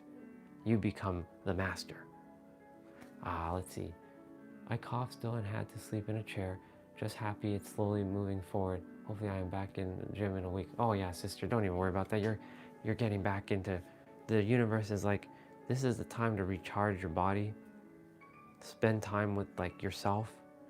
Spend time with like us, with family, to just, you know, chill and relax, and everything's gonna be good. What up, Tam? Welcome back, bro. Slept 4 hours last night, going to sleep again. Go to sleep, bro. I love you. Thank you for being here. If you can hit the like button, that would be great before you leave. It's not for the likes, it's to train the YouTube algorithm.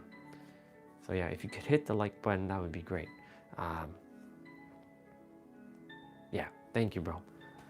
So yeah, now you cannot out hustle your frequency. You just cannot.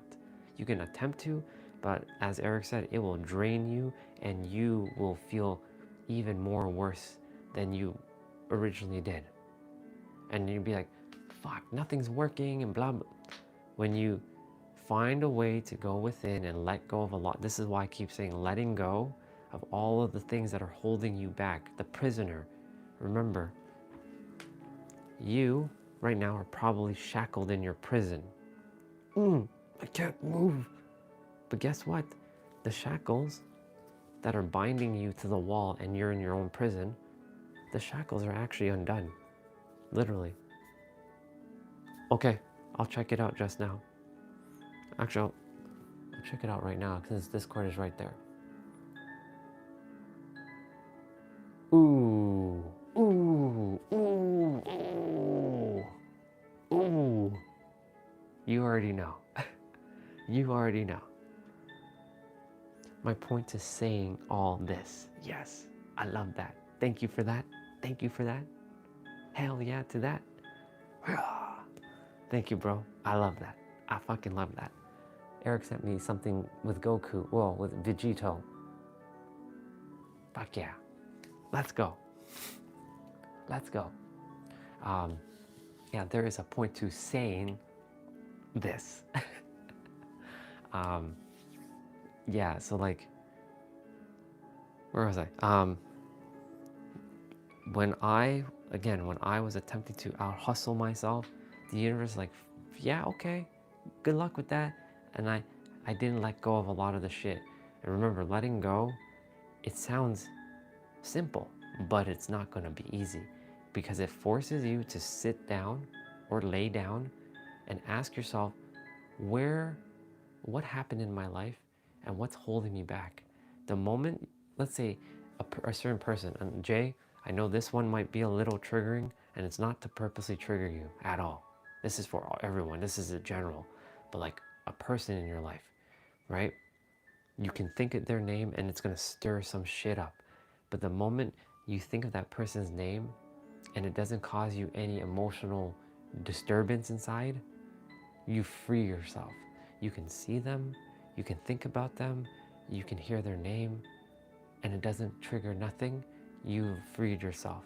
But the moment you hear their name, you see anything, what up, dude? Whether you hear their name, you see them, or you even think about them, and it causes you disturbance, unfortunately, that's still where you have to process and let go of some of the stuff. It's not going to be easy. It is simple, but it's not easy, because those feelings are going to feel like you're going to die. Like, fuck, I'm dying. But you're not dying. It's just that there's no control, because the mind desires control over how you feel. And the thing is, if the mind is losing control over the nervous system is only an act. Literally, you're going to feel like, oh my God, I'm going to die. But you're not dying.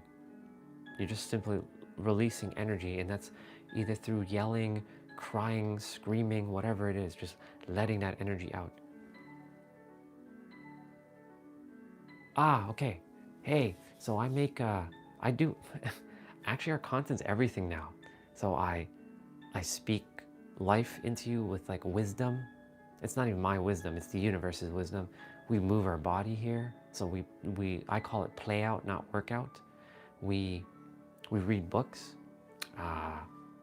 We just hang out with family, because this is what it is. It's really just hanging out with family in the chat. Sometimes we take a drive, we take walks in nature, we go on trips, I take you on adventures.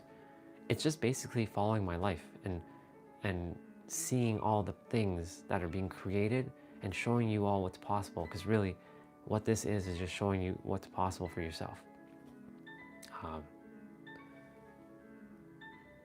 Of course I do. I used to listen to all David's stuff. I just stopped listening to his stuff because I'm not in resonance with him anymore. But he was a very good mirror. Every person is a mirror, just so you all know. He was a very good mirror in my beginning journey 5 years ago. He helped me so much in 5 years ago.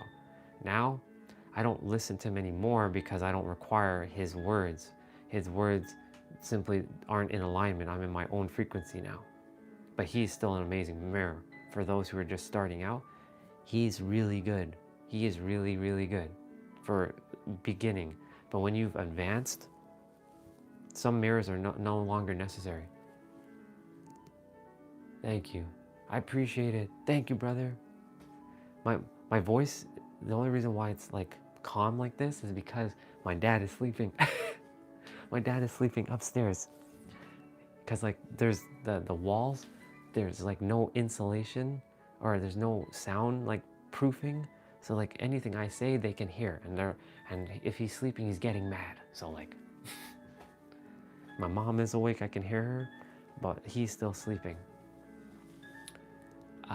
Tinu, I am, man, yes, I do lives every day. I do it for like 12 hours a day. And Tinu, I'm 39 physically, but my mental age is 9 years old. I'm a child. I'm a child at heart. Yeah. Yes, sister. So the moment like you or anyone think of a person and they charge you up just by even thinking of their name, that means there's something that still has to be let go of.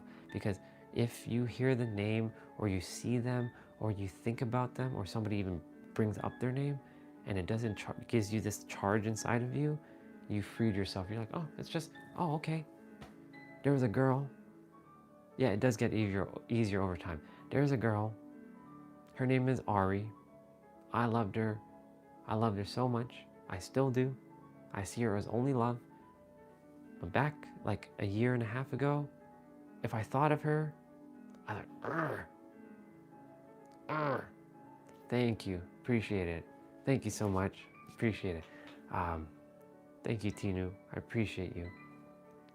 When I would think of Ari, I'd be like, oh my God, I could feel the body tensing up. I was like, and it was getting me mad. It was getting me so mad. But then I'm like, wait a minute. Why am I getting mad? Why am I getting mad? All right, bro, go do your thing. Go do your thing, bro. I love you. Go make your videos. Thank you for that, by the way. Appreciate it. I'll see you later.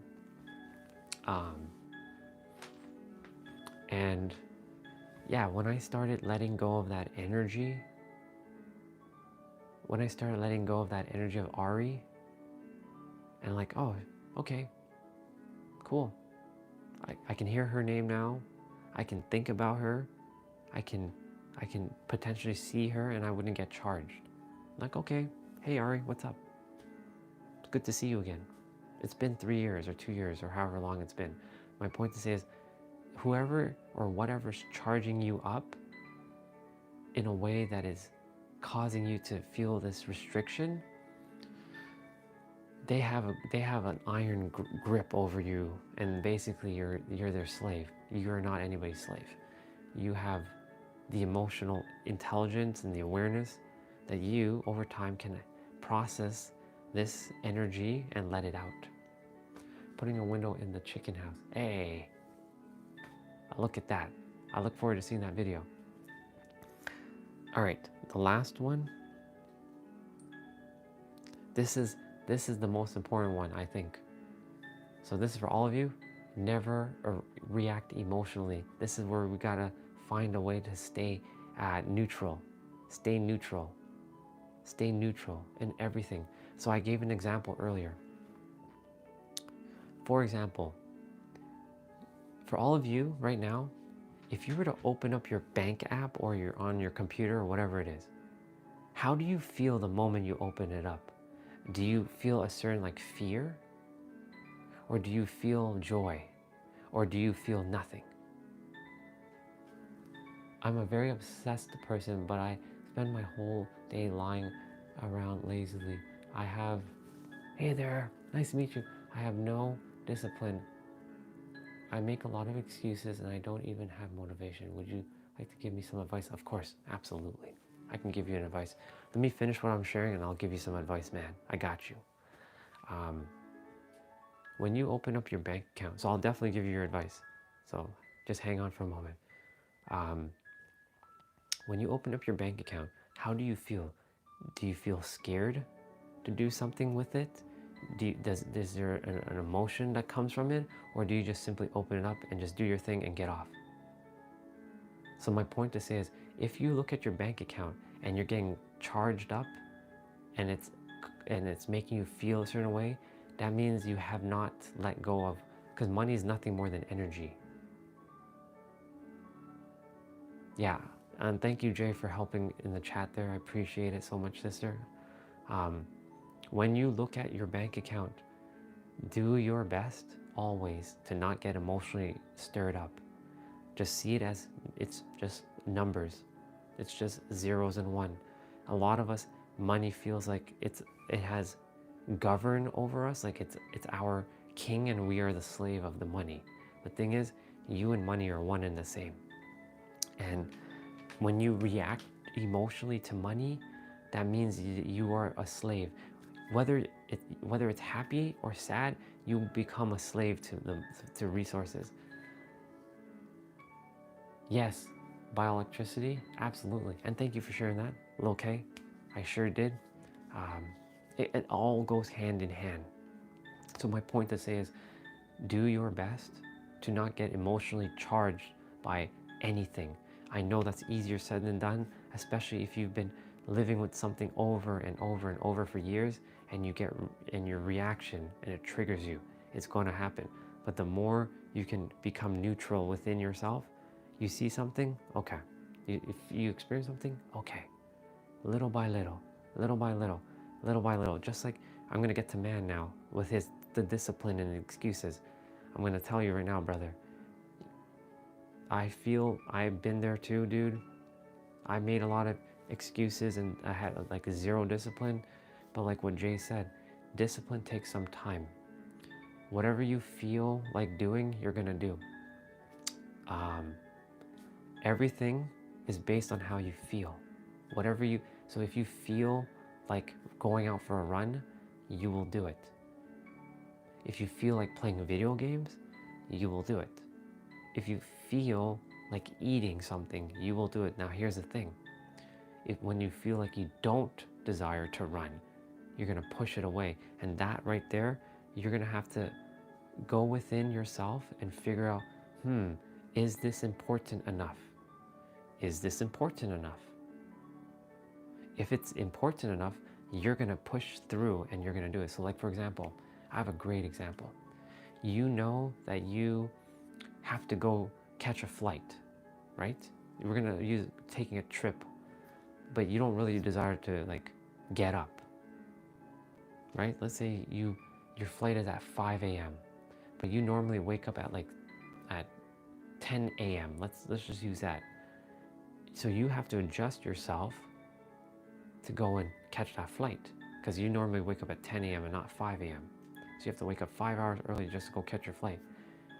When something is going to push you, you're going to do it. So let's say you desire to, start moving your body. 5 years ago, I have an example. This is perfect. I show this all the time. So 2018 was a very difficult year.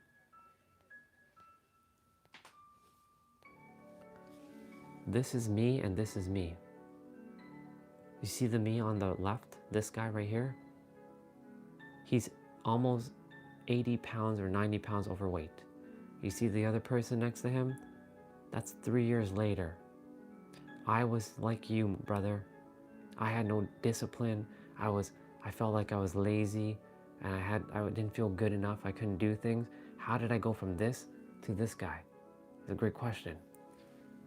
Because I desired change so badly within that I just said, fuck it, and I'm gonna do it. No matter how long it took.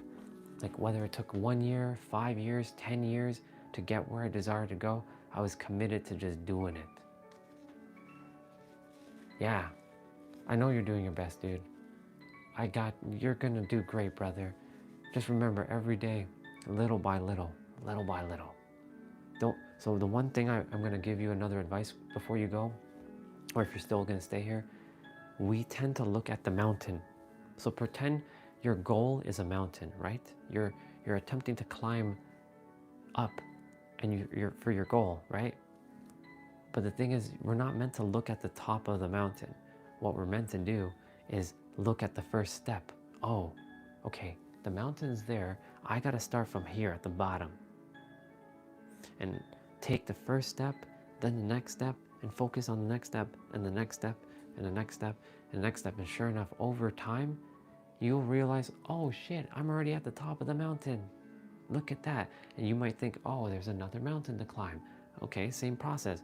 Now you're starting it from that, and you're just gonna take the next step, and look at the next step, and then look at the next step, and then look at the next. Just focus on the smallest step possible. When we look at this big thing, we tend not to take any action. But when we make it small enough, small, simple steps, that's an acronym for you. SSS, small, simple steps. When you break it so small that, like, okay, for example, you desire to go to the gym. What's the first thing you do? Well, you can lay out your clothing before you go to bed. So you have your gym clothing on like a chair or something, you lay it out. Okay, so that's step one. Or maybe even before step one, you're like, okay, I have to like take the first step to like go get my gym clothes from like my wherever it is, and then lay it out. So that's step one. Then lay it out. Step two, then you go to bed, and then you sleep. You wake up, you put on the alarm. If you wake up with an alarm, you put on the alarm. Oh, okay. Now you're up. Now what's the next thing you do? You're gonna put on your gym clothing, like your pants, your shirt, your shoes. Okay, now that you have that on, what's the next step? I gotta go out the door. I gotta go, or if you play in, like I play out, I call workout play out here. I call it play out. I don't like to use workout, I use the word play out. So what's the next step? You can either do it inside or you can do it outside. You can go to a gym or you can do it at home. So the next step is, I'm gonna get ready. I'm gonna warm up my body, right? Then the next step is, okay, I'm gonna go do this. Do you see? I'm breaking things down in the smallest simple step. I'm not looking at, I have to work out or play out, and I'm starting from here and here. Like, I'm not starting from this and this. I'm taking the little steps in between to get here, if that makes sense. So really, it's just breaking things down to the smallest step possible. There's only you to change you. You have a starting point now, a set point B where you wish to be, and that will give you direction. Take steps in that direction, big or small, yeah. And for those of you who have big goals, take the small step. What is the first thing you can do every day?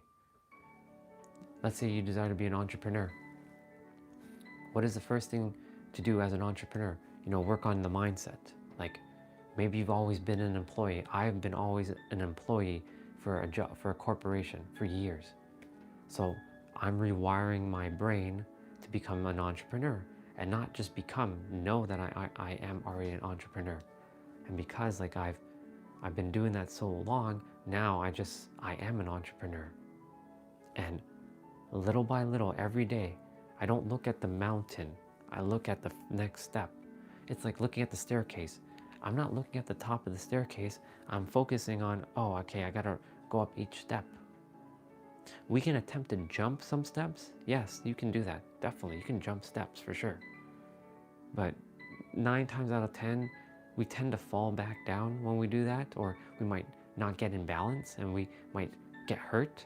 So that's why I say start with the small, simple steps daily, every day, small little steps.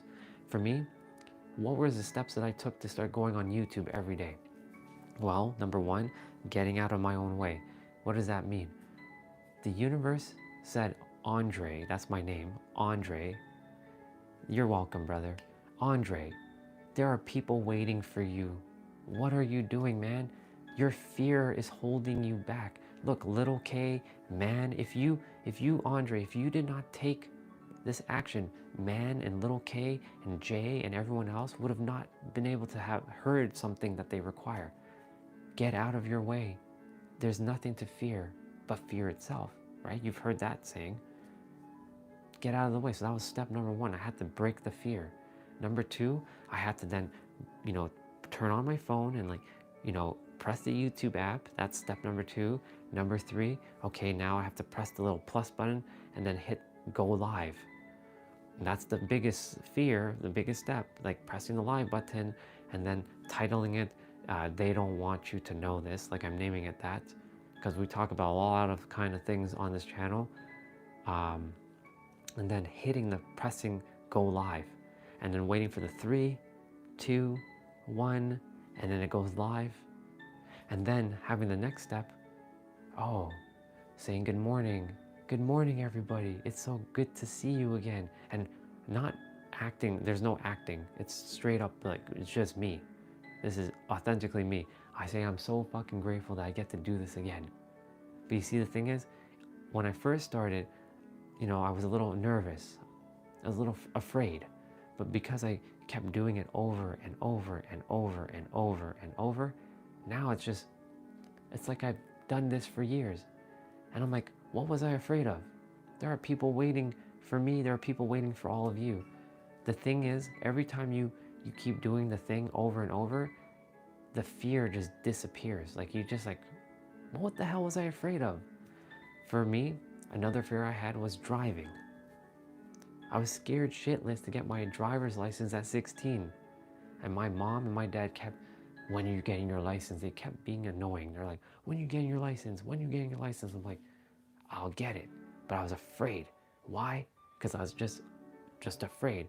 But I had to stare fear in the face and say, I'm gonna drive this car.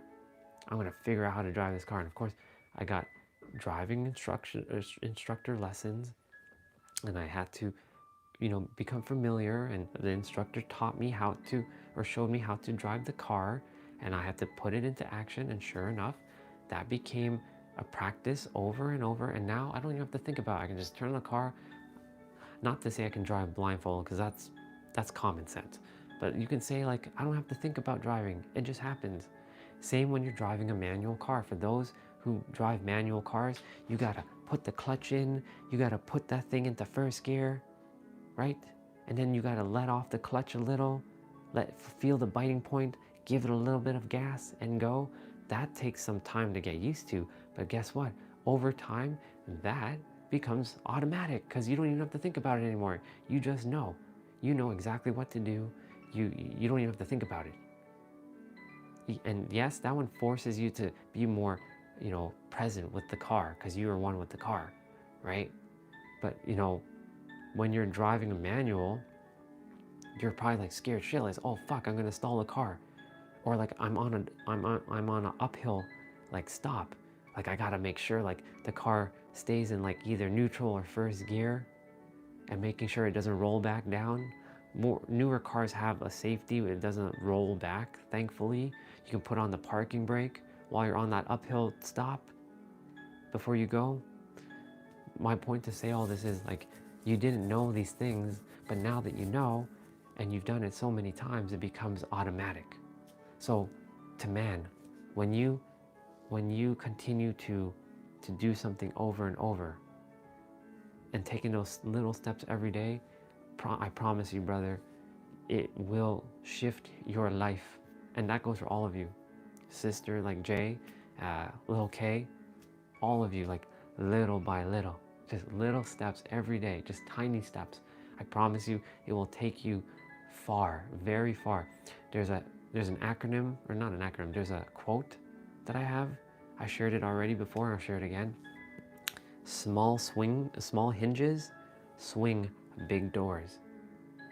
You know the hinges on your doors? They're tiny, right? You maybe have 2, maybe 3 hinges on your door, but those small hinges swing big doors, meaning those small little actions will propel you to the bigger stuff. So like when you take that hinge and it's using it as leverage every day. When you swing with small steps, it's swinging big opportunities coming your way by you taking those steps little by little. Now, of course, you also have to focus on your inner world. What do you feel? What do you believe? What do you know to be true? Right? Because remember, everybody sees the world differently. There are 8 billion, so this is a bar. There are 8 billion different universes. You are your own universe, I'm my own universe on one planet. There are 8 billion different universes walking around. And when I say universes, this may cause you to get triggered a little. You are God or a goddess. And you recognize everyone else as God and goddesses as well. You see everybody as the creator. You see everyone as equal. The moment you do that, you literally transcend a lot of things from this earth realm. And when you recognize that you're God or goddess, you are the creator, and you can create your reality, you can shape it. But it starts from your inner world. Yes, taking action is necessary. You can't just think it and feel it and it all come to pass. That's half of the equation. You have to think it, feel it, know it to be true, and then take aligned action, not just any action, but aligned. And the difference between action and aligned action is this. Action is taking action for the sake of just taking action, for the pure fact of just taking action. Aligned action is following what's in your heart, in your soul, in what you feel good about. And then you take it from that space. I guarantee you're going to get to where you desire to go. The universe has a plan, and you created that plan with the universe because you are the universe. You're one with the universe. So you actually created a contract to say, hey, this is the path I'm going to walk. I'm going to forget everything because we were given a mind to forget everything so that we can remember everything. And you're probably wondering, why would I come down to earth or come to earth forgetting everything? Because your soul, whether you believe we are a soul or not, knows everything, but we were given the mind so that we can simply forget everything. Because if we came here actually knowing everything, it would be boring as fuck. Let's just be real. Unless you made the contract remembering everything so that you can help others to help them remember, most people are now in the process of starting to remember who they truly are. That's a different tangent. My point to say is, when you focus on your inner world, creating from a space within that you can choose to believe or know in whatever, because as long as it's helping you, doesn't matter what anybody says. As long as you believe that you can have or be something, that's it. And run with it and add emotion, like convictional energy. Because when you have conviction, it will drive you. It will literally drive you. Welcome, Tara, welcome back. It will drive you. It will drive you to do things that you think you were never possible. It was not possible for you, but you will just push through it. Again, me coming on live, me speaking like this, I never thought in a million fucking years I was gonna be speaking to others like this, ever. Never. I was scared shitless, like up until like maybe a year and a half ago to go live. Like, yes, I've gone live before in the past, but it was only to small like audience that I already knew, like people I already am connected with, so I already know them. So, YouTube is a different thing where every day I'm meeting someone new. But the thing is, it's not that I'm meeting someone new, it's just that I'm remembering someone that the soul knows already. Like you, Tara, like you, little K, like you, man. Our soul already knows each other. Our mind just simply has forgotten, hey, this is Tara, and they're in this body, or this is little K, and they're in that body. That's what the mind has been given to us so we can forget, so that we can remember. I think my dad is awake, so I'm gonna start I'm going to start raising the voice a little bit more gradually. I think he's awake. I can hear footsteps going on up there. I know my mom is awake. Yeah, I can hear footsteps. So I believe my voice can start coming out a little bit more now.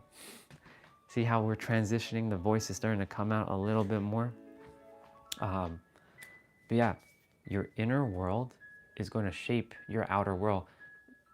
You know, there's three planes of existence we have to be in alignment with: mental, spiritual, and physical.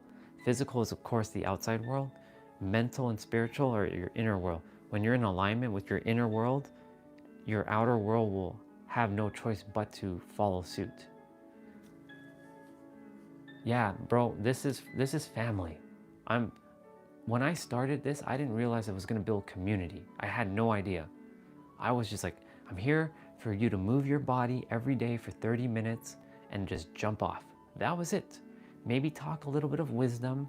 Remember, everything that I'm sharing, you already possess. All of you have this information. All I'm doing is simply bringing it into your awareness and like, oh, you have it too. Here you go. There's your answer. You have it. It's been inside of you all along. I'm making what's currently maybe invisible to you and making it visible. And other people do the same for me. Things that are currently invisible to me, all they're doing is making it visible. Ah, now I know. Our soul has all the answers. Our soul knows everything. Our mind does not. We go on this journey of, you can call it learning. I don't use the word learning anymore, but you can use the word learning to go and remember things that you simply have forgotten. Like, for example, right now in the current world, I am unable to play piano yet. Notice the word I just said there, yet. Right? However, another mirror can just simply show me how to play the piano. And they're just mirroring back information and making me aware, oh, I have to press that key and I have to press that key to hit that note. Ah, okay, now I know how to play the piano. Welcome, Funny-tastic. Welcome, bro. Appreciate you. Yeah. You're so welcome. You're so welcome, man. I love you, brother. Love you a lot. We got you. This is family. Sounds good, dude. I'll see you again soon. I appreciate you. Thank you for being here. I trust that everything I shared will be of service and of value to you. Yeah. Do you see every day why I have a big ass smile on my face? Do you see it? Jay, you see it? Funny Tassie, you see it? You see why I have a big ass smile on my face? I get to be of service and help each of you. I get to do this. It's not that I have to and like I'm forced to. I get to do this every single day. And it's beautiful. It's absolutely beautiful. And yes, namaste to you too, brother. Namaste to you, bro. I get to do this every single day. And it's a beautiful thing that I get to do every single day. That's why I have this smile on my face. I'm like, oh my God, universe. This is awesome. Now I'm making sure that, you know, I don't go into my head. I'm literally saying thank you, universe. I'm grateful that I get to be a part of this grand orchestra now. You know, bro is the brand ambassador of happiness. Thank you, dude, right there. I love that comment. Thank you, Funny-tastic. That was awesome. Appreciate you. You can also say I'm the brand ambassador of love and authenticity. If anything, I would say I'm the brand ambassador of authenticity. Because authenticity, when you're living from a state of authenticity, love and happiness just come automatically. Because you're being authentic. You don't have to hide anymore. You don't have to put on the mask. So happiness and love are a byproduct of being authentic. So authentic is really being you, like being the true you, the real you, right? When you're being truly authentic, yeah, it's the 1 + 1 = 3 in here. Yes, yeah, togetherness to awaken our beautiful souls. Yes, we are connected like this in the Avatar movie. When we come together, we heal. Beautiful set. Yeah, exactly, Tara. Thank you, sister. I believe it, Tara, sister. Yeah, because name Terra. By the way, just so you know, Terra, there's a famous video game character named Terra from Final Fantasy VI. I don't know if you're named after that, but she is one of my favorite characters of all time. She is absolutely phenomenal. Yeah, and yes, Avatar is a great movie. But yeah, when we this is family, this is community, and the thing is, if I did not work on my shit for those 6 months, I didn't know what the fuck what was gonna happen in those 6 months. Let's just be real. I was like, from April 3rd to October 5th, I was like, why am I here? Universe, like I have all these talents and skills and I have the wisdom, but what's going on? Like, why? Guess what it was? Fear. You're afraid, Andre. You are afraid. But I'm not afraid. Yes, you are, Andre. You are afraid. Don't lie to me. You can't lie to me. You can tell yourself a bullshit story that you're saying you ain't afraid, but you are feeling afraid. Yeah. Yeah. Okay, so you do know Terra. Perfect. And yeah, you are named after the earth. That's awesome.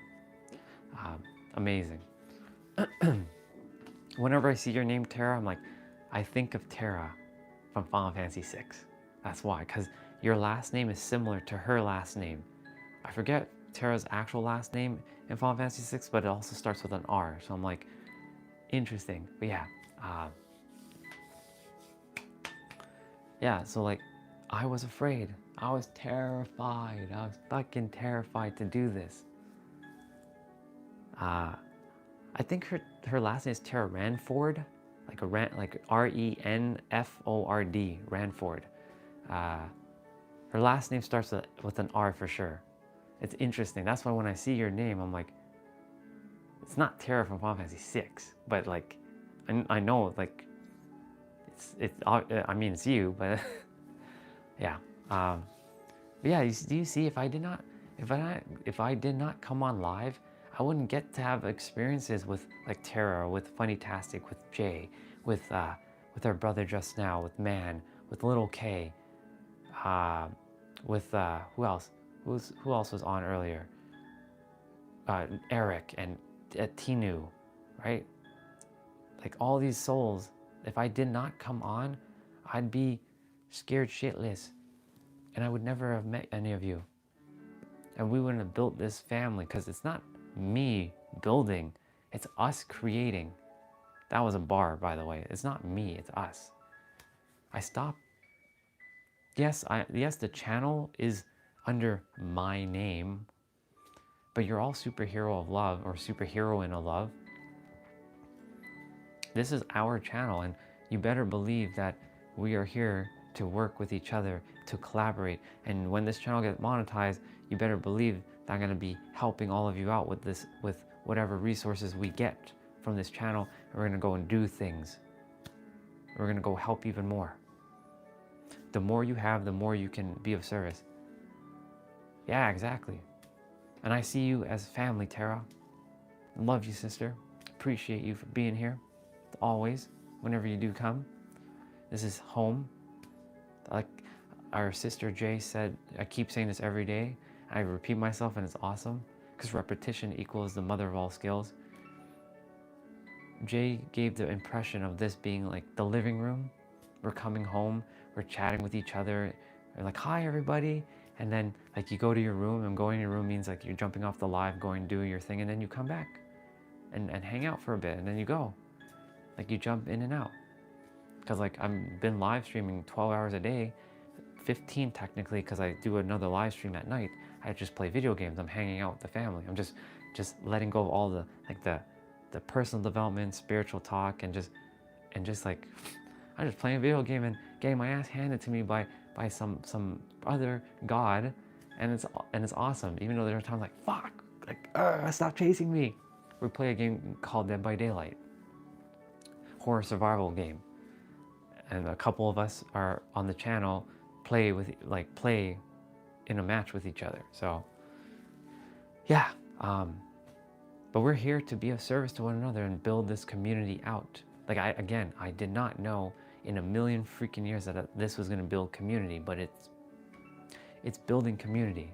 And every day I get to meet some awesome souls like you, Tara, like you, Funny-tastic, like you, Jay.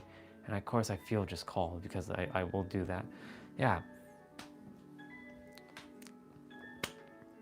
This has been the greatest time of my life now, that I get to wake up every single day with a big ass smile on my face.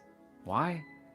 Because the universe simply said, go stop being afraid, go connect with your family, and go and be of service. You got this, dude. I do got this. Not just us, not just me, all of you. Because you are nothing more than another version of me. A big ass smile. Hell yeah, look. And it's not some fake smile. Like, this is a fake smile, just so you know. This is a fake smile, just so you know. This is a real smile. This right here. This right here, big old smile. This right here, big ass smile. You can call it big old smile, big ass smile. Yeah, I just get to do this every day. And notice the word I just said there, I get to do this. I get to have fun every day. We're gonna be jumping rope in about an hour. Well, it depends.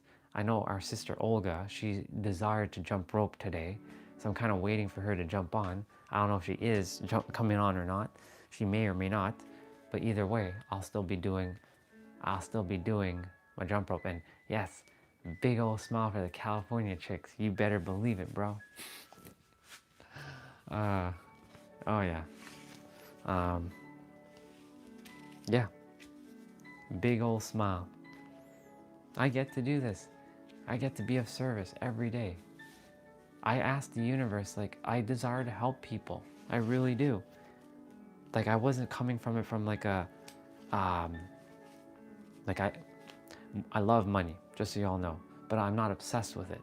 It's because I know it's one with me. I don't push it away. But I said, universe, I don't care about doing this for money. I care about helping people so that they can actually get the transformations in their life, so that they can go and do the thing and change someone else's life. I just desire to make a ripple in the world, leave a dent in the universe. And I can say now that I feel like I've done that. That's why I'm just getting my jump rope, by the way. I'm not jumping rope just yet. I'm just getting it prepared. And I'm gonna turn off light. Okay, Google, turn off light. Yeah. The thing is, like, I shared with the universe that, like, I really desire to help someone every day. And now I get to do it. I get to help someone every day, even if it's one person, and it changes their life.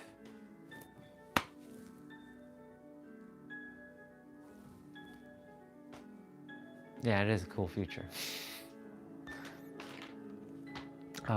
My point to say all this is, like, do you see? And we're waiting for Faith today.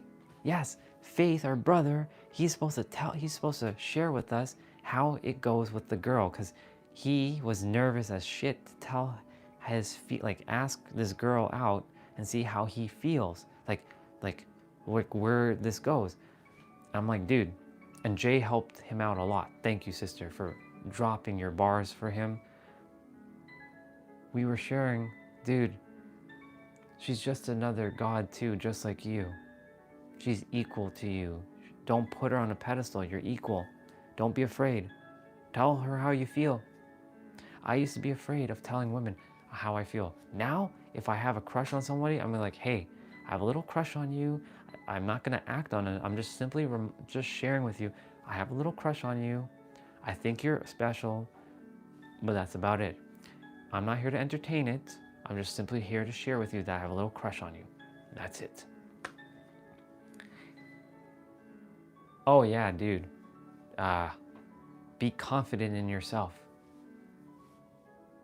Be confident in yourself. And yes, I know we're playing this little like pickup game and dropping like lines and stuff, like being smooth. Nah, I'm just like straight up like, hey, I think you're pretty cute. or pretty, like you're very beautiful. The thing is, remember, it's one thing to look beautiful on the outside, but if you can tell someone when they've really shining their light from the inside out, when they're radiating, you can feel the energy. You can just see it. I've seen it. But yeah, advice: not even be confident. Know that you're confident. You don't have to become confident. Confidence is already you. You know why? When you were a child, you were confident as fuck. You had no care in the world, running around with your diapers and playing and singing and do all kinds of things. You were confident as fuck. But somewhere down the line, you lost that confidence. How can I get to see their inside? You can feel it. It's a feeling thing. You can, when you look at someone, right? When you look at someone, how do you feel the moment you look at them? Like, yes, you're probably looking on the outside. Yeah, it's be authentic. Yeah, be authentic. Authentically you, yourself, and slow. And it shows. Yeah, it will show when you're your authentic self. Like, I can tell when a woman is putting on the mask. And yeah, let her see the real you. Don't put on the mask. Do not tell him. Do not put on a mask. And I don't mean to say a physical mask. I mean energetic mask. Because the energetic mask is not going to be the real him. Because guess what? She's not going to get to know the real him. And then he's going to have to keep putting on this mask until the rest of his life, if he spends the rest of his life with her. And the thing is, if he continues to having to put on this mask and then he really desires to be his true self, and then she finds out that, hey, you're not even who you say you were now. And now you've been lying to me. The best thing is, let him just go up to the girl and say, hey, I like you. And if you don't like me, that's cool. Onwards to the next. Let him just be real. The thing is, if he loves himself first and he feels like he already has a relationship and he's not seeking a relationship and he knows that he is one with a relationship, I guarantee you, people will come flocking to him. Yeah, exactly. Exactly, dude. For me, that isn't important. You know what's important? What's more important to me right now? Me being of service. This is why, yeah, I'm single. If someone is to come into my life, awesome. If they don't, also awesome. Because guess what? Yeah, if it's very important to me, it will happen. But right now, that's not important. You know what's more important? Serving. Being of service to all of you. Because that is fulfilling my soul's role. I came down here. I came to earth to be a soul activator. And you're going to start hearing that word more. A soul activator. I'm here to ignite your soul so you can go and live the life that you're meant to live. And yes, Jay, spot on. If a woman feels pressured, she's going to shut down. If she feels it, women are very in tune with their bodies. Yeah, exactly. Women can see through your little thing, your little game, immediately. So that's why you just be like, be bold, and just say, hey, I straight up like you. Like if I were to see Jay, and I say, yo, Jay, I like you a lot. I think you're beautiful and gorgeous. That's it. That's all I'm gonna do. You're absolutely gorgeous. You're absolutely, but I'm not gonna put on a facade. And you can, there are ways when you're speaking. There are ways when you are speaking, and I showed this example already. You can say the same thing, but it comes down to energy. For example, I'm gonna use Jay. Jay, you're gonna be my example for now. Jay, you're really special. I love you. I love you a lot. I think you're amazing. Right? So notice my example there, right? You could feel, it didn't feel, it felt very, But now I'm gonna shift it. Jay, oh my God, girl, you're absolutely amazing. You're beautiful, you're gorgeous. I think you're very, very special.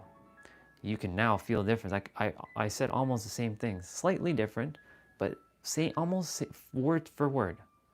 Notice The first one was like, and then the second one was more, energy. Just like if I tell any one of you, I love you all very, very much. I love you all very, very much. Doesn't feel really authentic. But now if I say it like this, hey y'all, I love you so very, very much. Oh my God, I love you all so very, very much. Do you notice the energy shift with the words? Practically the same thing I said. Almost. I know I added a couple words, but do you notice? I'll do it exactly, so I'll do it again. Oh my God, everybody, I love you so much. I love you so, so much. Or, oh my God, everybody, I love you so, so much. You have no idea. Feel the difference. You'll know. So when you're your true self, you let go of the facade. For me, you know, some of you will say, go talk to that girl. It's not important to me. If it's not important to me, I ain't gonna do it. I don't care how beautiful she is. I can sense when like, well, if I feel called to go speak to somebody, I will speak. Like when Funny-tastic, he was like, yo, go say hi to that girl. We were in San Diego. I'm like, why? I don't have a fear to go speak. I can go say hello to her, but like, I could feel energy. I'm like, it doesn't feel in my alignment. So I just simply don't. I know when I'm meant to say hi to somebody or meant to share some words, the universe is like, you're gonna speak to that person.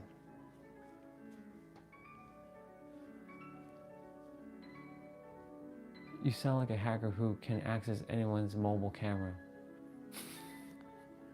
Once upon a time, Funny-tastic, I was that same hacker. If I didn't tell you, I was a class 1 hacker. Hey there, welcome. Welcome. But yeah, so Funny-tastic, for your friend, if it's really your friend or if it's you, be confident and be real. Don't put on the facade.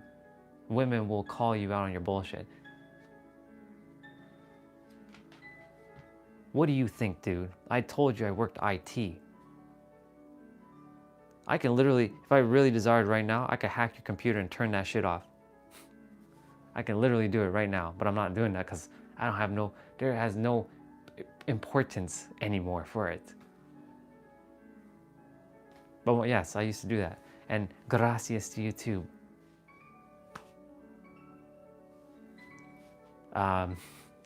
But yeah, basically what I'm saying, Funny-tastic, be your true self, dude.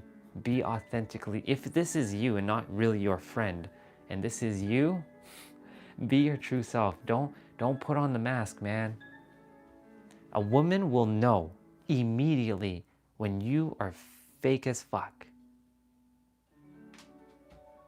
Yeah, a woman will know immediately. They can sniff out your bullshit immediately. They can smell it. Funny-tastic. He's being in bullshit. Stop being fake. Be real. Don't put on the mask. Don't put on the mask, dude. Be real. I'm just saying you because you said you're entering your Playboy era. Okay, cool. So that means it was really you, not your friend. It was really for you. So, be authentically you. Do not put on a facade. And that goes for any of you who like women or even women who like guys. Do not put on a facade. Be real. Just straight up be fucking real. Like just say, I like you. Imagine all of us just went up to someone and we say, I like you. I think you're special. I'm not really here to entertain anything, but if you'd like to connect, let's connect. Cool. Do you see how simple that is? But we have this like fear of like talking to other people because we've been so friggin' programmed by our phones.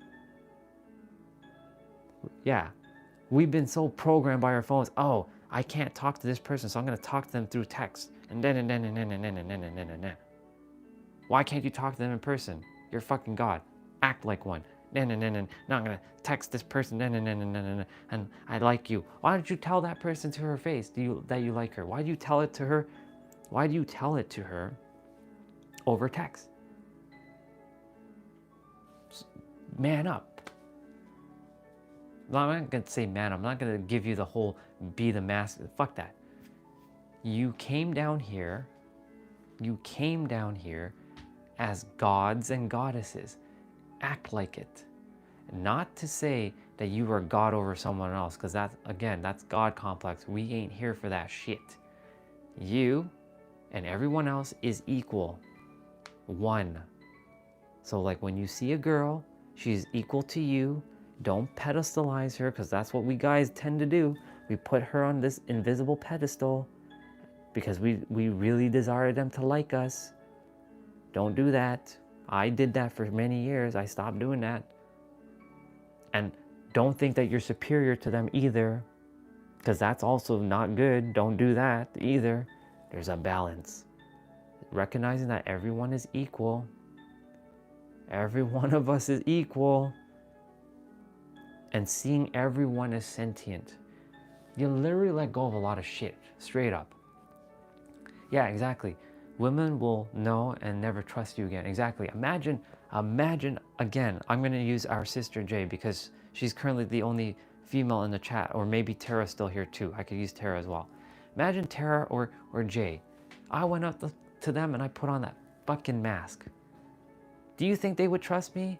Hell fucking no, they will not. Because, you know, trust is one of those things that it's, once you lose it, it is extremely hard to get back. Extremely hard. I get so disappointed when I meet someone fake. Every time I would draw a little more. Exactly, because you're like, everybody's not real. Everybody's fucking fake. Fake as shit.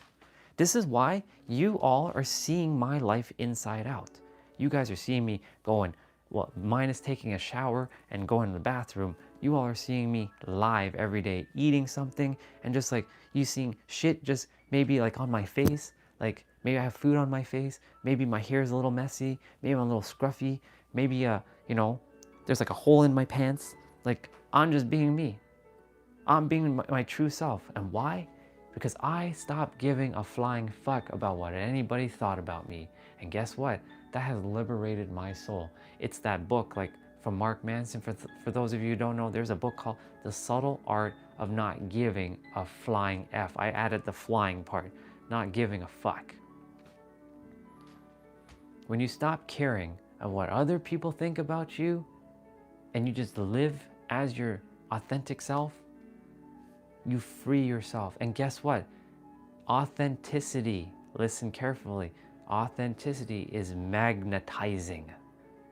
Think of yourself as Magneto, he's not even a villain anymore. Magneto from X-Men. For those of you who watch X-Men 97, fucking badass.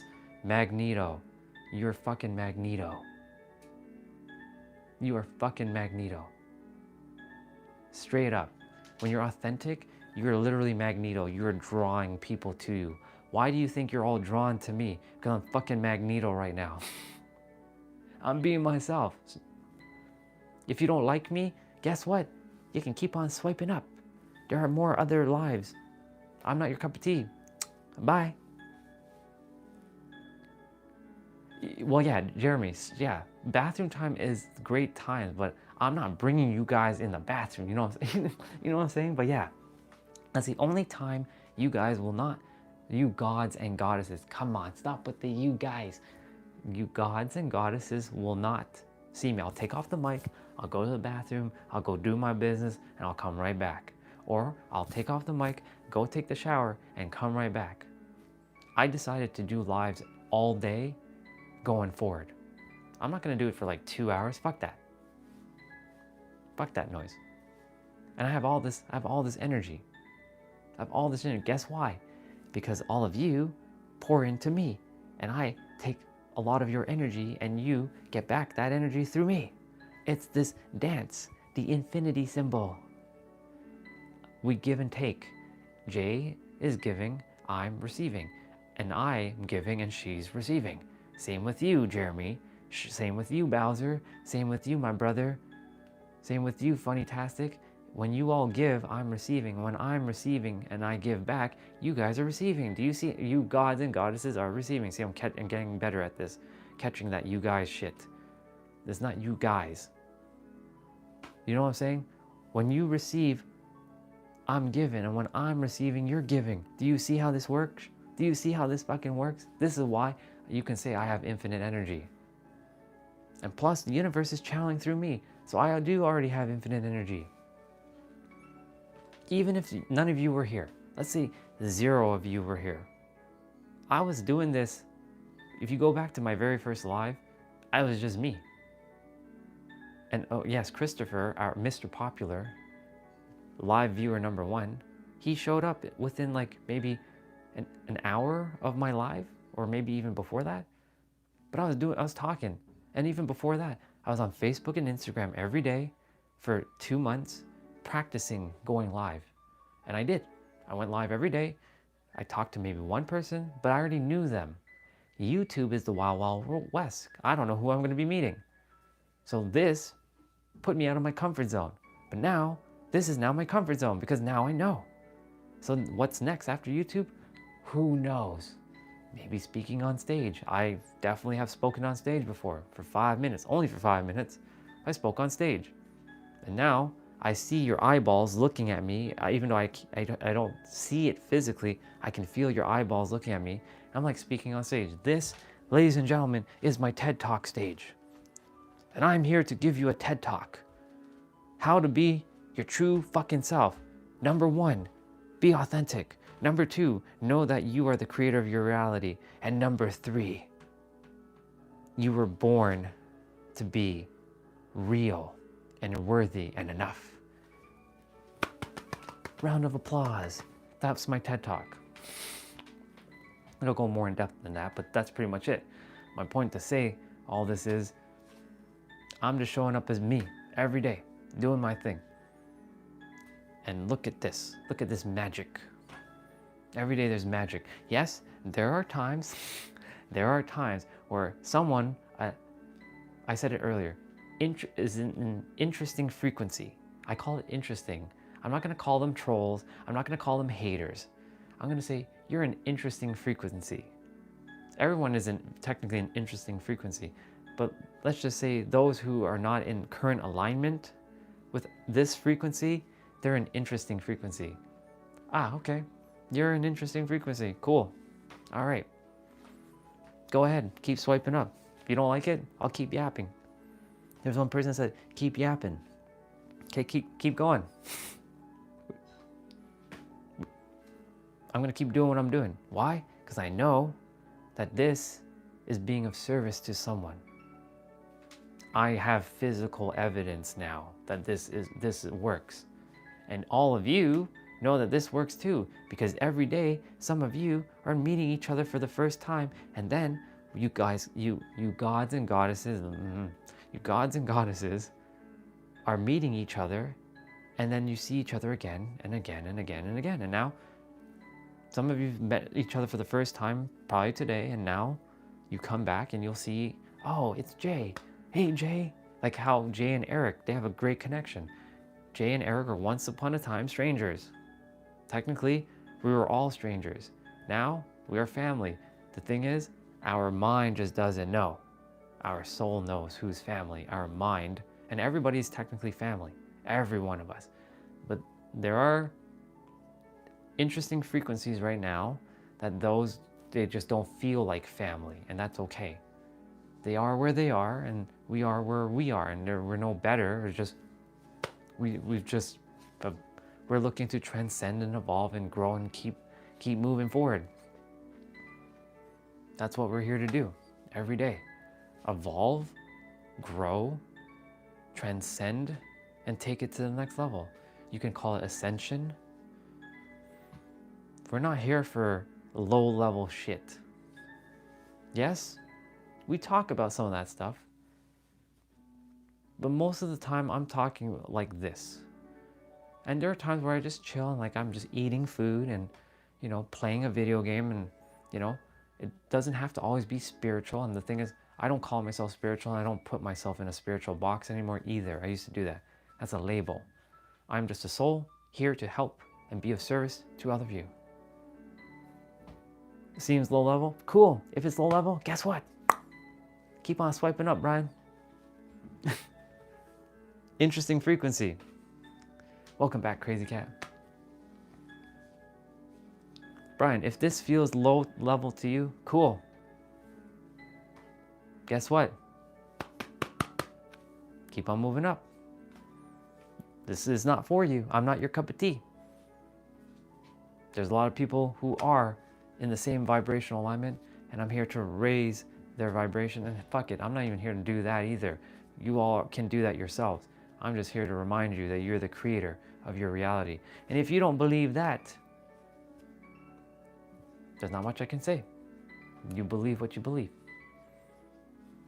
Exact. Thank you, Jeremy. I appreciate you, bro. Like, I've been feeling you for a while too. That's the thing. Oh yeah. Like I said, there's gonna be people who will come on, other gods are gonna come on, and they're gonna be like, yeah, this seems kind of low tier. Okay, cool. Keep going. Bye. See you later. This is how you handle anyone. You don't give them power over you. I'm not giving Brian power over me. If Brian wants to come and destroy this, I know he's just saying it seems low level, but okay. Cool. Go. That's how you handle shit. Or you just simply just don't even bother even reading it. I just chose to do that because I felt called to do that. Yeah. This is a place of love and happiness and joy and harmony and raising our vibration and playing with toys and having fun and moving our body every single day. Like this, see? Here's the sun. Deadpool isn't on.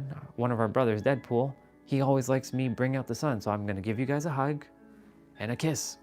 When he comes back on, I will show him. There's the sun. Do you see? Having fun. I love being in my inner child because I get to be me. And some of you might think, oh my God, this is weird. Old, like a dude with a beard holding on to a stuffed animal. What's the brown thing at the bottom? Oh, just feet. He has like, when this person created, they created like a foot, like legs. So somebody's like, you should get like a Nike like shoe. And get some like Nike like Jordans or something. Like go find like Nike like Jordans. I'm like, okay.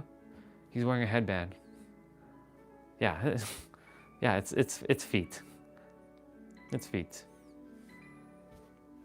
Little hands, his feet, and his little hair, I guess you want to call it that.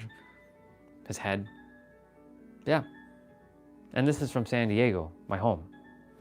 I bring him out because he's a reminder of like getting back to the inner child. And look, my amazing soul sister Victoria, her little daughter Sasha, she made me a little whale. I didn't know what it was at first, but now I know it's a whale because everybody was like, it's a whale, dude, it's a whale. It has little dot eyes and it's got like a little tail. It's got a little belly and everything. I get to see these and be reminded of home, San Diego, California. She created me a little whale. She knitted this herself. So this is like precious. You all may think, this is like whatever. This is like precious. Yeah, it looks like a whale. I didn't know what it looked like at first. I thought it was like a little tadpole, but it's a whale. So yeah. And so yeah, I show them all the time, and everyone likes when they see the sun, because the sun has a happy face. This is basically what I feel all the time, like this. Sure, there are little moments where I get charged up and like I don't get angry anymore. I get charged up and I get passionate, especially when I'm like speaking life into someone.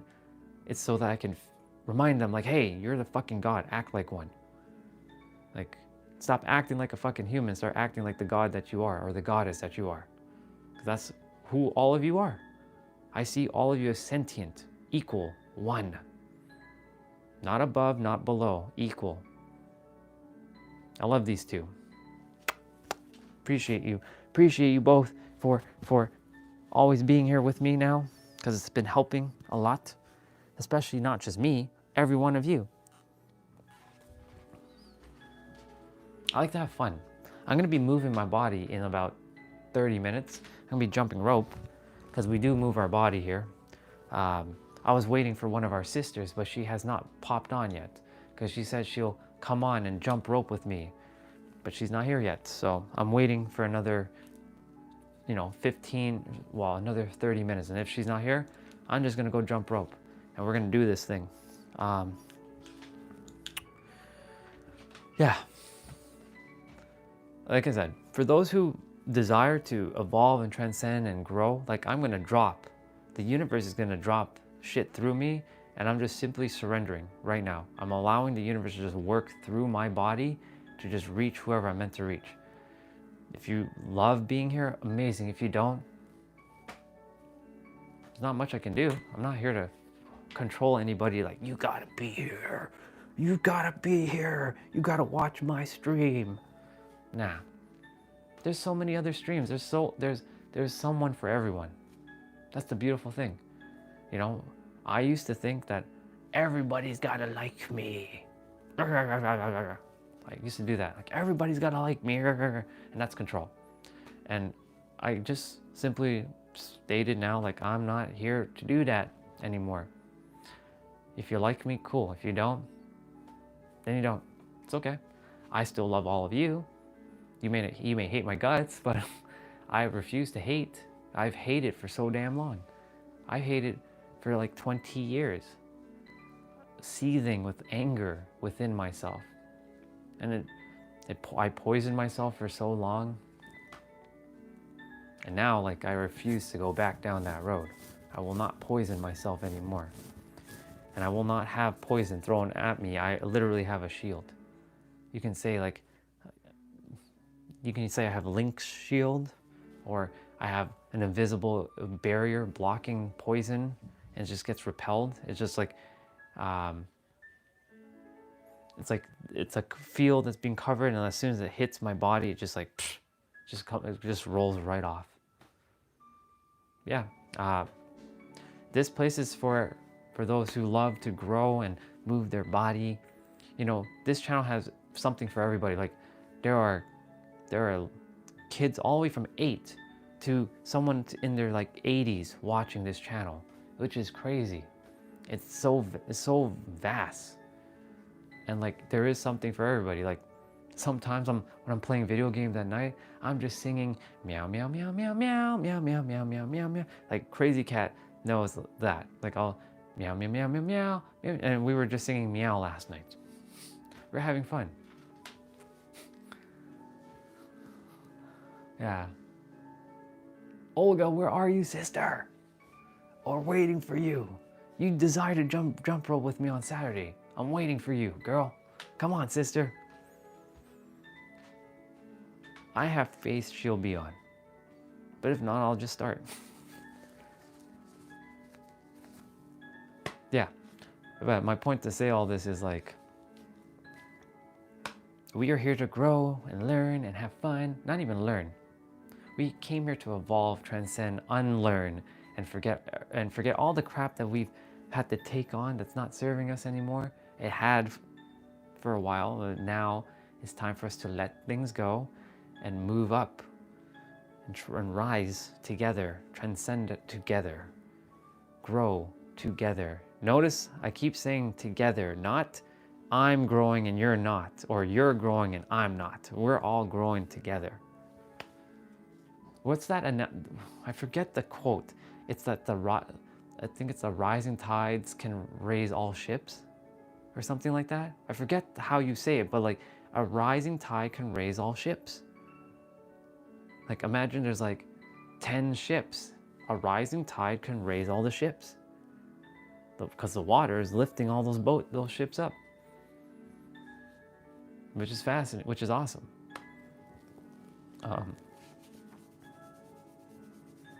Yeah, we are here to rise together. We're here to grow and evolve and trend. The word transcend for me is so strong. We are here to literally or literally, I like to cater to both because some people say literally, some people say literally. We are literally and literally here to transcend to the next level in every moment. We are. We're not here to stay stagnant. Now, it is also a choice because not everybody's here, or not everybody came to Earth to transcend. Unfortunately, some, yeah, it's, not everybody came here to transcend, even though we are all here meant to transcend. Some of us are gonna die without transcending. And by transcending, I don't mean like you're above anybody. You're returning back to the true you, transcending beyond this earth realm and living in alignment with the universe, the creator, yourself, in every present moment as much as you can.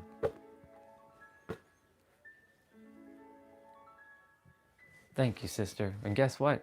We all have got it right. You have it right too. We all have it right. Just a matter of like, what's your definition of right?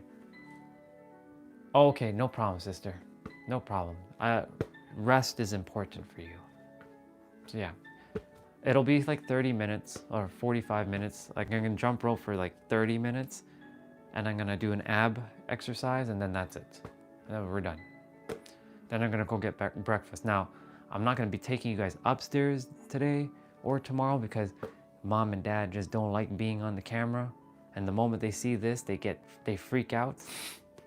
They freak out because they think, oh my God, like I'm being exposed. So I will not be bringing you guys up.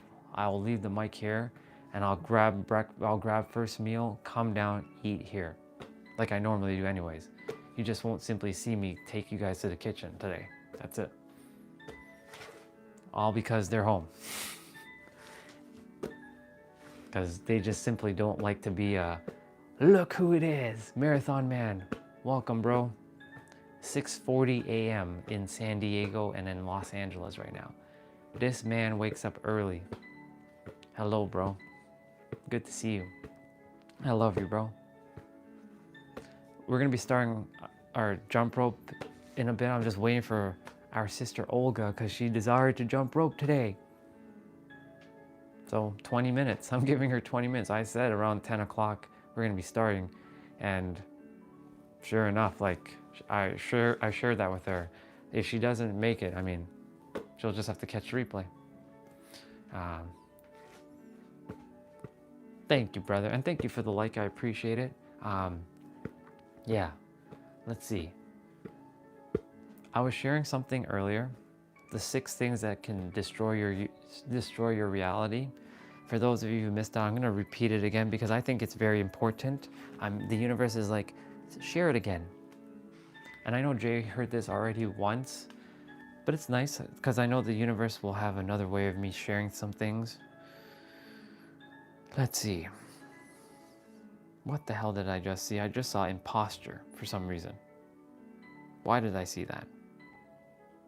No, I didn't. That was a lie. Never mind. That was so not true.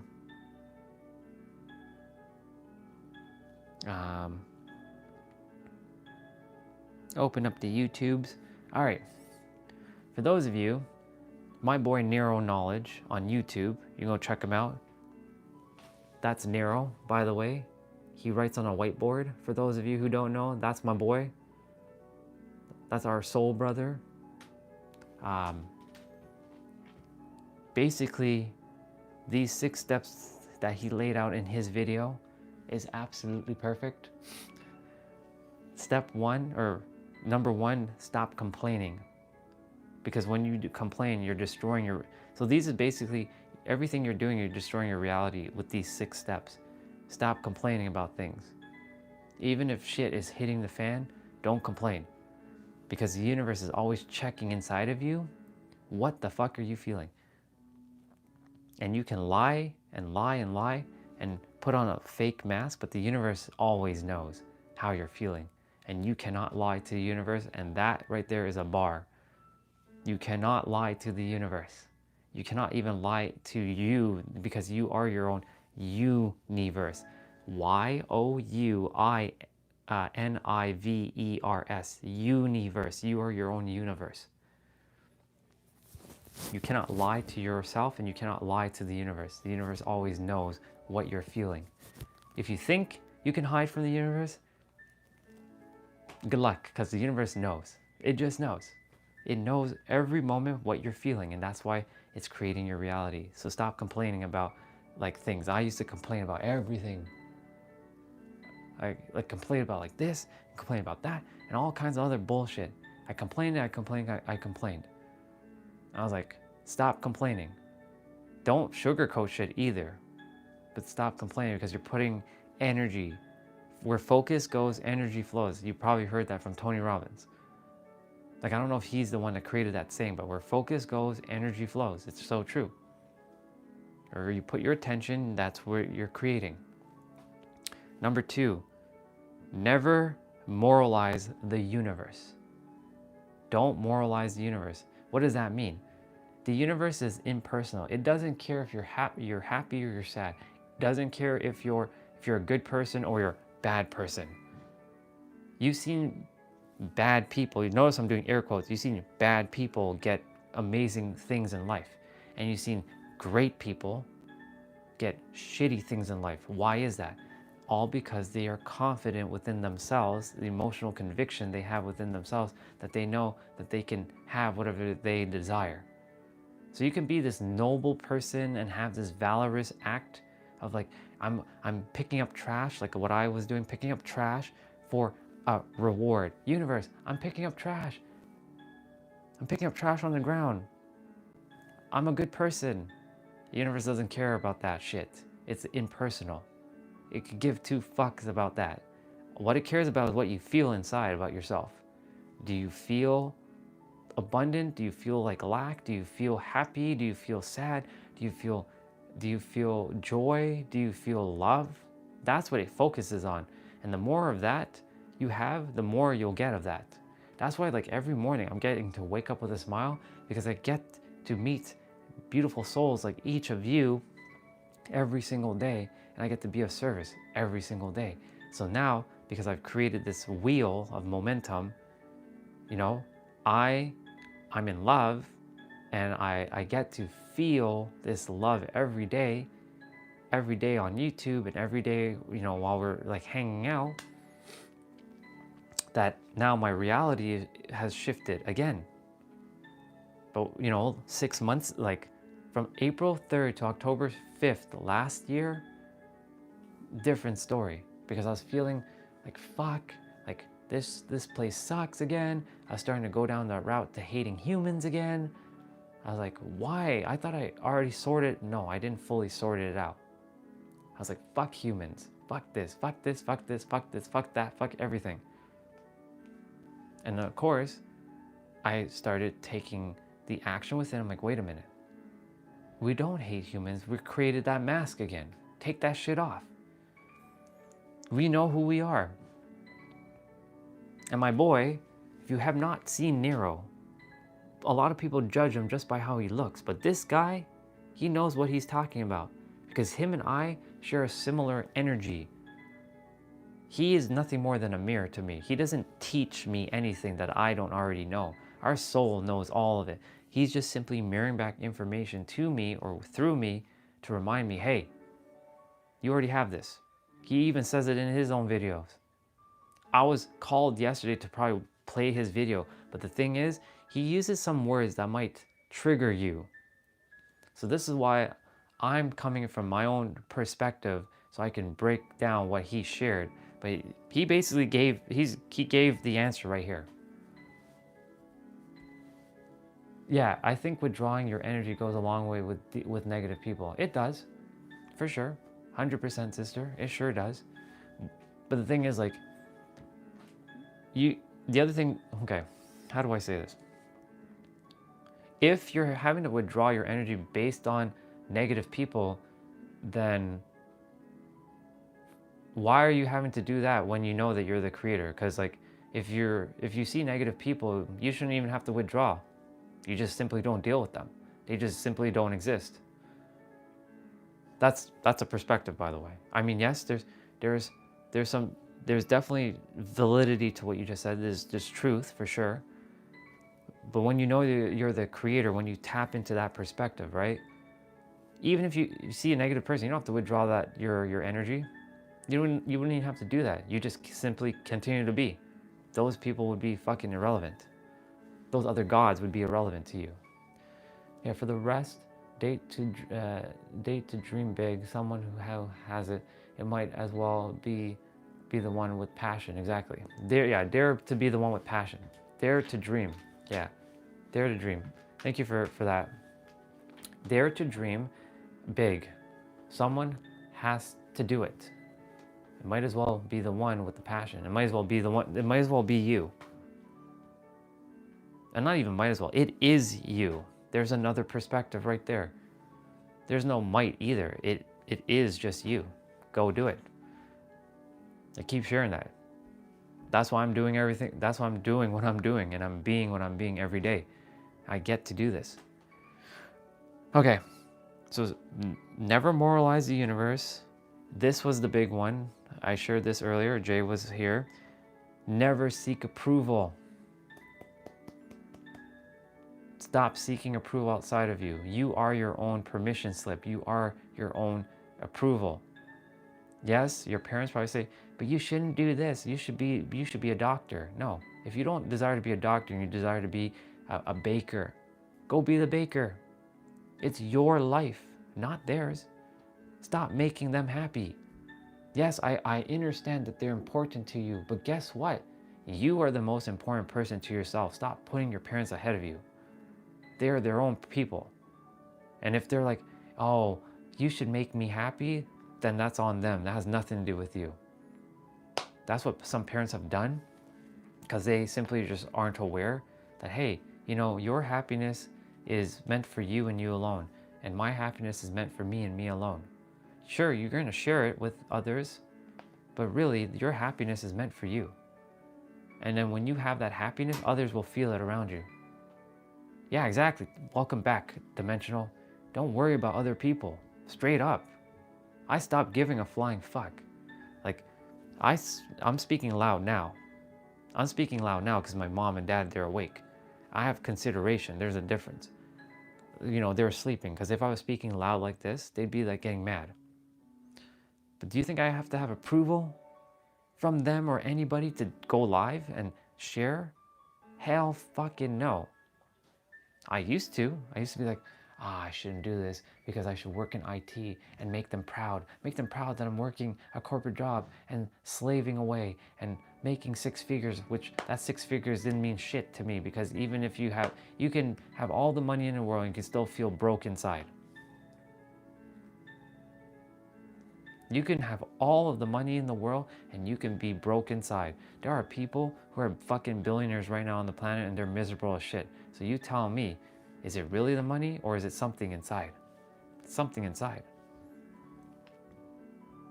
And the thing is, never, ever, ever, ever, ever, ever again from this moment forward, you can make the agreement, because you know we read the 4 agreement. You can make the agreement from this moment forward that you will no longer seek approval from anybody else outside of you, and it's only you and you alone. Period. The end. Exactly. Living it to the fullest. Bang on, sister. All of you. Spot on. Straight up.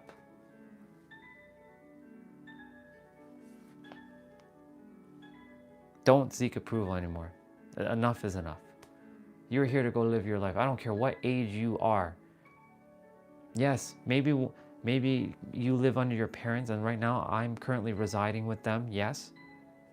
But I can definitely I can go. The only reason for that is I get to use things and I get to be here and I get to have, you can say this is a journey for me. And we're just seeing everything being created in real time. You all are coming on my journey. You're all seeing this in real time. There is no teleprompter. There is no like, oh, like I'm this after hours.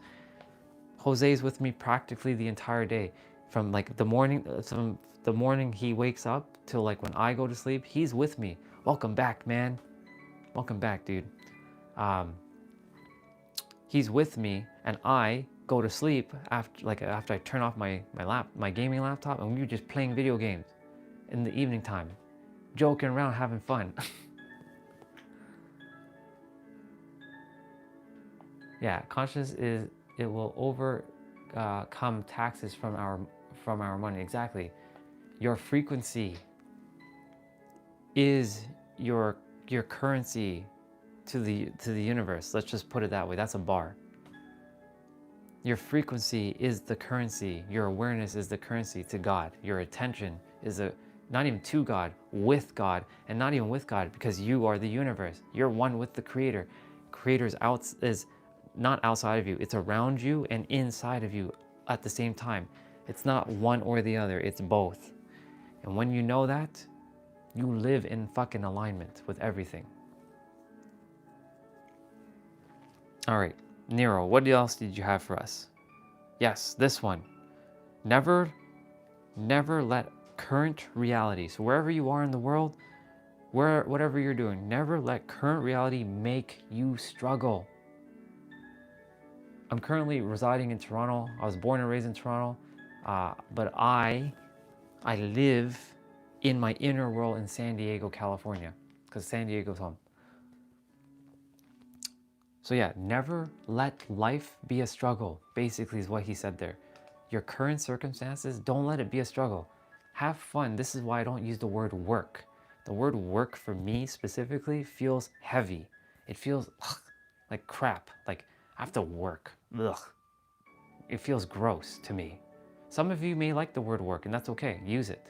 For me personally, I don't use the word work. I use the word play. I like to have fun. I came here to have fun. I didn't come here to work. Are you fucking kidding me?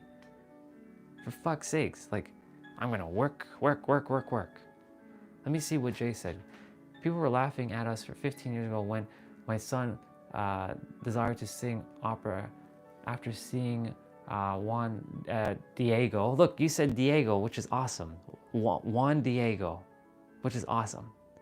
Even though San Diego, right? Because look at that. Pretty dope that you said Juan Diego Flores school even called me in.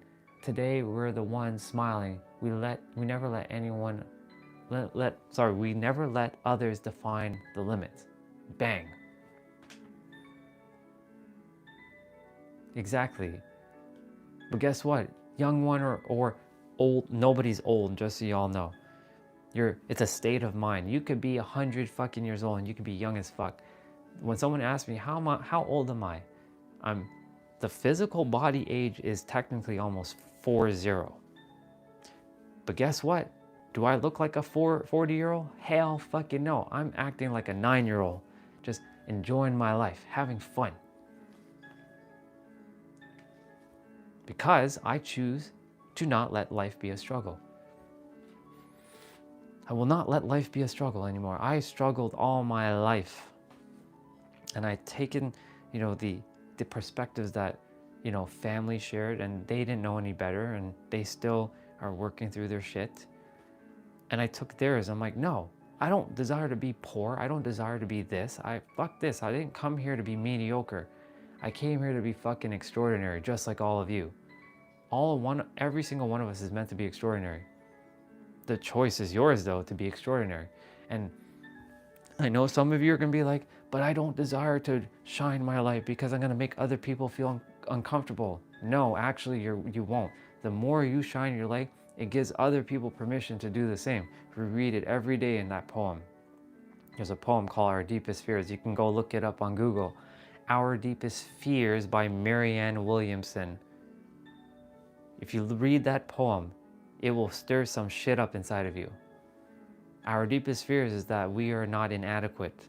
Our deepest fears is that we are powerful beyond measure. It is our light, not our darkness, that's most frightened us. We ask ourselves, who am I to be brilliant, talented, gorgeous, fabulous? actually, who are you not to be? You are the child of God, and you playing small is not serving the world. It's not serving the world at all. There is nothing enlightened about shrinking for others to feel insecure around you. You are meant to shine like children do, and you were born to make the Creator's light. You're born to make manifest the Creator's light within you. It's not just in some of you, it's in every single one of us. And as you let your own light shine, you unconsciously give other people permission to do the same. And as you liberate from your own fears, your presence automatically liberate others. And guess what? That was the first time in my life, right there, that I memorized the hell out of that poem.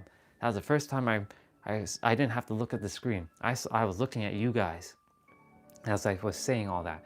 So I'm so fucking proud of me for remembering all that. Oh my God, that was so good. That was a fucking bar right there. I'll give myself a round of applause because that was damn good. I didn't have to memorize that. That shit was awesome. Everything I just said, that is who you are. You're meant to shine your light. I have resistant bands, yes. I'll show you. I use them on my upper body days, generally, not my lower body days. But I have different resistant bands, but this is the only one I use right now. This is 40 pounds of resistance. Yeah, this is 40 pounds of resistance. So I have resistant bands. I have dumbbells, I have resistant bands. I have all kinds of stuff. But most of the time I'm using jump rope. So I'm just gonna be using a jump rope.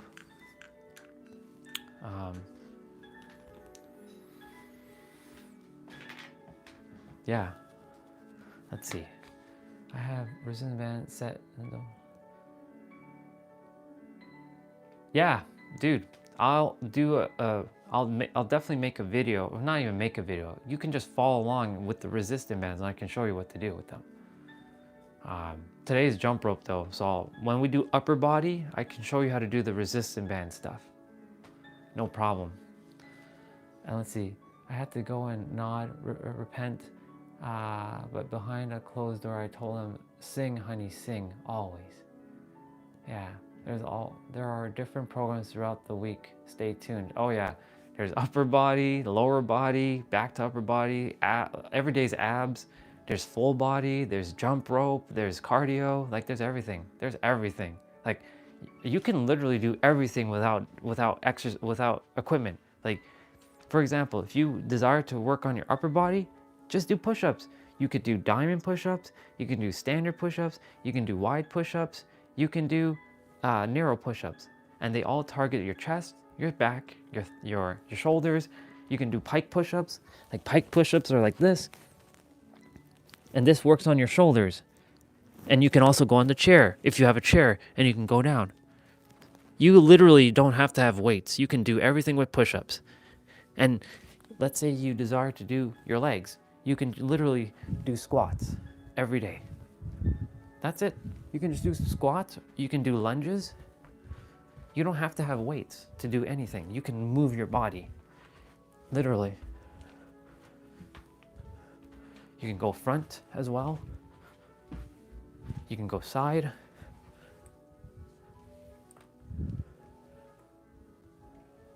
You can work on your calves. So you don't have to have weights. It helps, but you don't have to have them because you can still get a great workout, a play out with your body. Yeah. So yeah, man, you can do all that with like for example, I'll show you. If you're gonna do upper body, if you want to do biceps, you just, bring a little bit of the resistant band underneath your feet. If you keep it like this, it'll be too easy. You take some underneath your feet and you do that. If you want to work on your triceps, for me, I put it up here, but you can loop it on a door and then you can just bring your resistant band and pull it down like this. If you desire to do chest, there's a couple ways of doing chest. let's see. You can, if you have a bar or something, if you have something at the top here that you can loop. Notice how I'm using my bunk bed. Look, I can do everything with this resistance band. So I can go far and crunch. You see? This is with your chest. I don't do this one much, but like I can do this with with the chest. I can do flyers. Because remember, I'm creating more resistance. Look at how far the band is, right? If I come closer, it becomes much harder. And I can just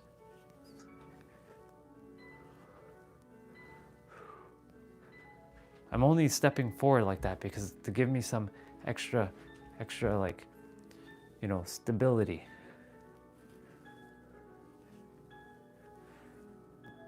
And you can just do this. And that works on the chest. Legs would be a little bit more challenging. Legs would be a little bit more challenging. So for legs, if we were doing legs, let's see. I have a bottom bar. So I can technically loop it. So I'll loop it around this bottom. So if you have like a chair, like a foot on your chair, you can do that. I'm gonna loop it for a moment. And look, I have these. These are not the right. I'd have to take off my shoes for this. So there, I have them on. And now I can like, look. Well, I'd have to hold this one in place. Sorry. Legs are a little bit more difficult with resistant bands, but like now, I'd have to like, you know what I'm saying? Like there's a way to do it with legs. I just haven't quite figured it out. Actually, no, I know what to do. What am I doing? There we go. That's better. I'll just hold some of this. And now, you just pull.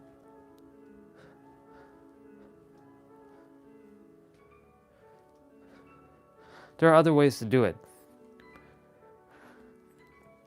Or I can like lay down and like pull.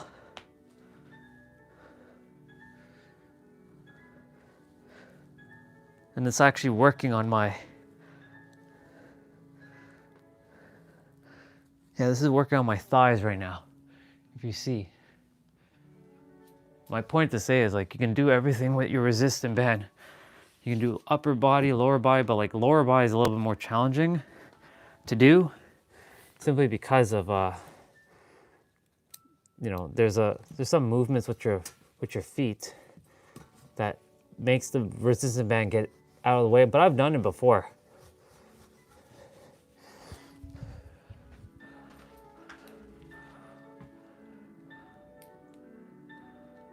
Exactly. Yeah, many gym rats are yeah, many gym rats are here.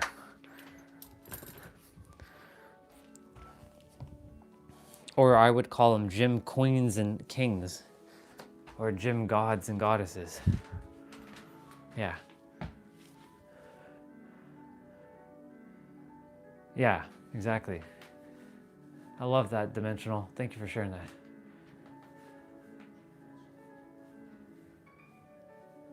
Yes. And guess what? You are already that light. I'm gonna message Olga because like I was like waiting for her to see if she's gonna come on. She's not on, so I don't know what's going on. She's supposed to come on already. Uno momento.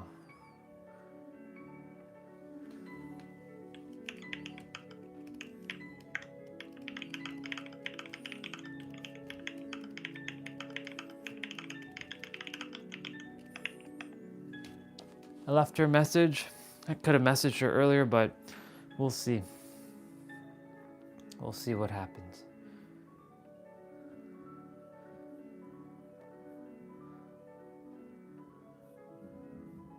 All right. Well, in the meantime, I'm going to move everything back for a moment.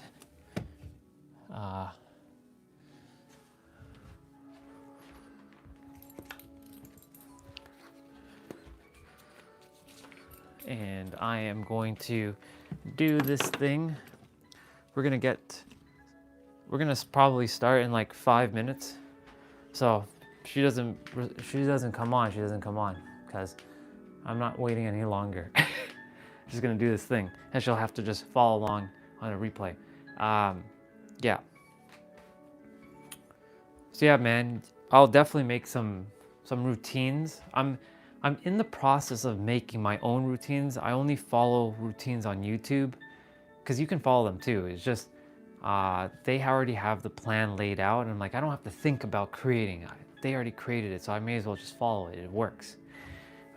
So they mainly use like the dumbbells, but they also do cardio and jump rope. So I'm gonna be following my brother on YouTube. His name is his name is Dan, but he's part of a channel called Tiff X Dan. It's him and his wife, and I'm gonna be following a cardio HIIT workout jump rope routine today. So there will be some exercises that will be in the workout or the play out. And yeah, Jesus desires us to wake up our grids. Exactly. It's not even just Jesus, it's all the sentient beings, because they're all one. But yes, Jesus is part of that. Buddha, Krishna, all of them, they desire the same thing. You are one with them. They are one with you. You can choose whatever name you like to give it, but you're all one with them. That's why I see one as equal, all of them equal. I don't give them just one, or one is more powerful than the other. That's how we created separation in this world. We're not here to separate anymore. We're here to unite. Plain and simple, period, the end. That one you all can argue about if you'd like to, but we're not here to fight over that anymore. We're here to create harmony and balance and love and respect and joy. Did my AirPods connect? Well, it did connect now. Let's see. My advice is to upload one more video on resistance. The problem is, dude, yeah, the issue is I don't like creating videos right now, because creating videos feels like work. And what up, Sushi? Welcome, bro. We're gonna do jump rope. So yeah, man, like I don't mind that. It's just the issue is I don't like sitting and filming. It just feels fake to sit and film. I rather just do it live. I know that's not always, you're not gonna always be around for that. I mean, you can always check the replay because they're there. It's just a matter of kind of scrolling through my replays and kind of like seeing when I do this. Just so you know, every Saturday is jump rope. In the description, it actually tells you what days I'm doing what. So Monday, I'll share. Monday, upper body. Tuesday, lower body. Wednesday, upper body. Thursday, abs, only abs. Friday, full body. Saturday, jump rope. Sunday, cardio. So no equipment whatsoever. I'm literally just like moving the body. And every day has 10 minutes at least of abs. Yeah, because like me creating video, it just feels like, it feels like work. This does not feel like work. This feels like play. This feels like fun. So again, I'm waiting to see if she saw the message. She clearly didn't. So she's gonna have to miss out on the jump rope, which is okay. We're just gonna go do the thing.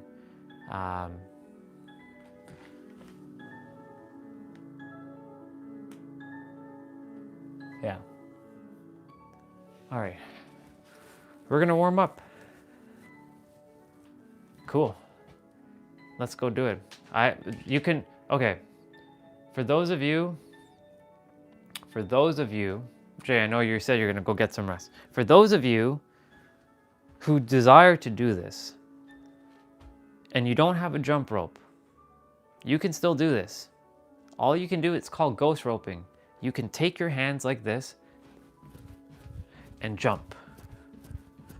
You can still do this. So there's literally no excuse now. You can't say, but I don't have a jump rope. Do you see I have a jump rope in my hand? Nope, I'm still doing it. You just want to make sure that your hands are like in symmetry. You don't want this and this to like this. Keep it like this. And make sure you're rotating your wrist, not your shoulders, your wrist. And you don't have to do all kinds of fancy things. You could just jump. You can do this if you like, or you can do this, or you can do this,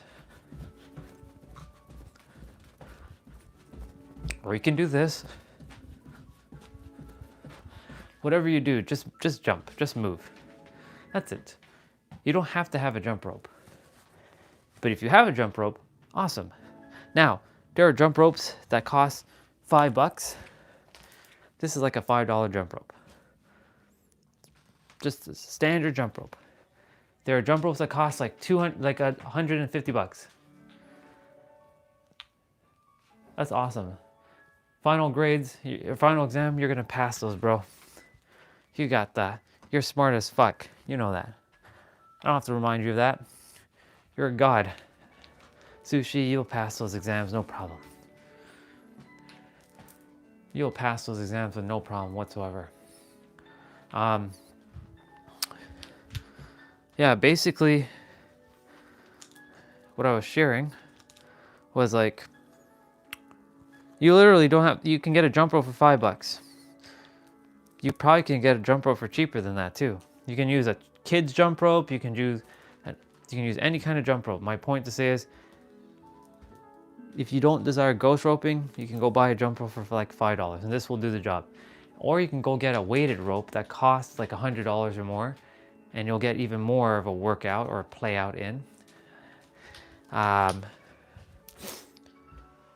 yeah, you can either ghost rope or look, there's also something called a ropeless jump rope.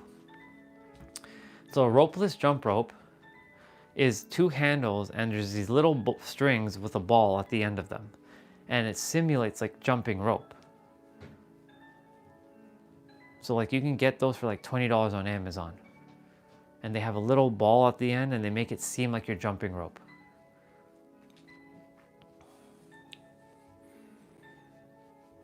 Yeah, Sushi has done a lot of inner play on himself for a young age. His motivation, well, he'll share what his motivation was for that, but like he's read a lot of books, a lot of good books, and he's on track. For his age, he's on track. When I was his age, I was terrorizing inside of my world and a desire to just destroy people within and without. Yeah, because you've done the inner. This is why I'm saying, it doesn't matter what age you are. If you come to realize that you can shift within, you will have a better life. You will live, your perception, people will see you as like, oh shit, this guy knows, he's tapped in. It doesn't matter what age you are. You could be 6 years old and you know. You could be 100 years old and you know. You can be 50 years old and you know. Age is but a number. It's just a state of mind and a state of being. Yeah. Yeah. When I was, like I said, when I was 14, when I was Sushi's age, I was wearing black clothing, having a baseball bat in my hand, coming to school every day, and pointing that bat in your face if you were like, dare mess with me. That's what I was doing. I was nowhere near where Sushi was at that age, not even close. I just simply didn't have access to the information. The information did exist, but a lot of the books too also didn't exist as well. Not a lot of people were talking about personal development back in the days. Well, there were a couple like Tony Robbins. He was doing this for a very long time. I wasn't in alignment to get to Tony Robbins. This is why I say your inner world, when you become aware of your inner world and you're like, I desire change, change will happen. You also have to take the action, but yes. Julian is amazing. I love Julian. Julian Blanc, oh my God, another great mirror. Julian Blanc is such an amazing dude. He helps people smash through a lot of the perceptions of fear, and he gets you out of your comfort zone. And the thing is, I love how he does it because he brings you on stage for you to overcome your fears of things live with him. Julian has been a very powerful mirror for me for 2023. Hello there, Level Up, welcome. Yeah, Julian is an awesome mirror. For those of you who don't know who Julian is, Julian Blanc was once known as the world's most hated man back in 2020 or 2014. You go look up the world's most hated man, you will see Julian's photo still appear on Google. But he is an amazing mirror to help you where you are, like at the more beginner phase of your journey, or more like you've done it for a little bit, you've done a little bit of the inner play, inner work, but you haven't quite broken through. Yeah. Guys, like, thank you, Sushi, I appreciate it. Why was he hated? So he pushed something called shock culture he pushed it to the extreme. I don't know how to really explain shock culture, but let's just say he pushed things to the extreme, and somebody took one of his videos online because he was making YouTube videos back in 2014, and they slandered him on the internet. So this is why whether somebody takes some of my clips and they slander me, we already know who I am. I don't have to go prove myself. But he had the full clip, and he had to go on public TV, national TV, to apologize to the world for what he did. But he didn't do anything wrong. Somebody just took something out of context that he said, and they slandered him on the internet. That's why he was known as the world's most hated man.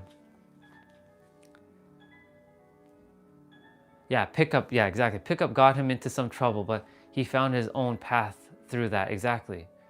Yeah, spot on. It was the pickup stuff.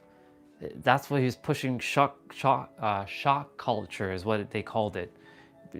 He was a pickup artist back then. He was known as a pickup artist, and he was helping guys to pick up girls because that's what he was doing. And sure enough, like that kind of got into some trouble because he pushed it to a little bit to the extreme, and shit hit the fan, and yeah, here we are. But yeah, he's an amazing mirror. Thank you for bringing up Julian, because he's one of my favorite mirrors of all time.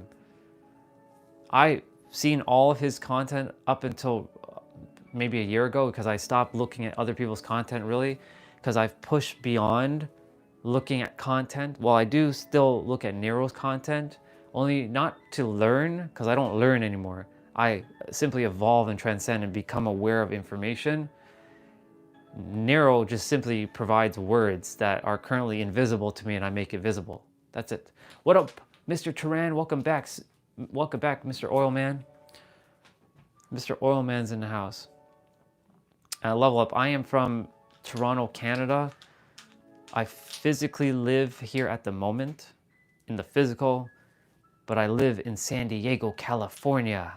That is where I actually belong. That is where I am from, truly. And thank you again, Sushi, as always. Yeah, live and enjoy life when you can. And yo, what up, Yuri? Welcome back, bro. Welcome back, dude. We're about to start. I was waiting for a sister. She ain't jump rope. I'm gonna go jump rope just now. I was waiting for her sister Olga, but she hasn't shown up, so I'm gonna go do this thing. I'm gonna go warm up though. Yeah. Ugh. Okay. You guys can still chat while I'm doing the thing. For those of you who do desire to jump rope, you're gonna follow along. I'll show you exactly what we're doing. Today, it's not just jumping rope. We're gonna be doing some exercises in between. So I'll share right now. There are gonna be 3 sets, and there are gonna be 3 rounds per set. The first round is gonna be targeting the lower body. So you're gonna be doing pop squats for the first one. So this is pop squats. The second thing, you're gonna take your knee, your right knee, you're gonna go back, and then you're gonna come up, and then you're gonna touch your elbow with your knee, your left elbow, right knee. And then you're gonna do the same thing on the other side. You're gonna take the left, and that's set 1. Set 1 is basically like that. You're gonna jump rope for 30 seconds, take a pause break for 10 seconds, do that exercise for 20 seconds, take a pause break for 10 seconds, and then jump rope again. And that's the routine. The second set is gonna be upper body. So we're gonna be doing push-ups, then we're gonna do shoulder taps. We're gonna do push-ups, then we're gonna do shoulder taps, and then we're gonna do swimmer. So you're gonna be on the ground, and it looks like you're swimming. So it's gonna look like this. So of course the bed's in the way, so I'm gonna move out of the way for a moment. And it's gonna look like you're doing this, you're swimming.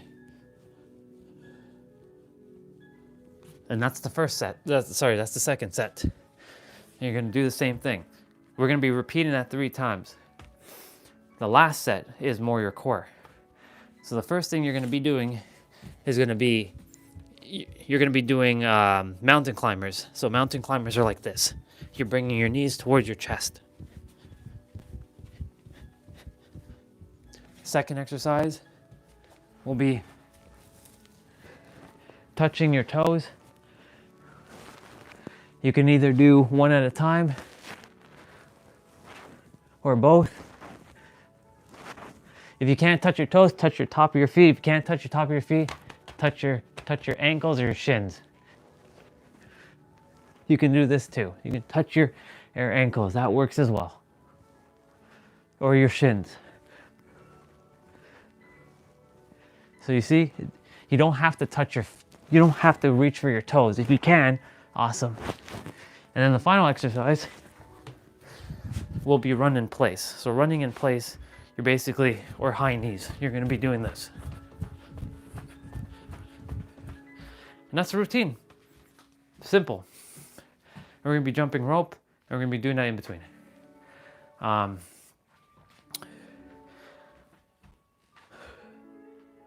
was thinking, intuition is, no, I'll do it after.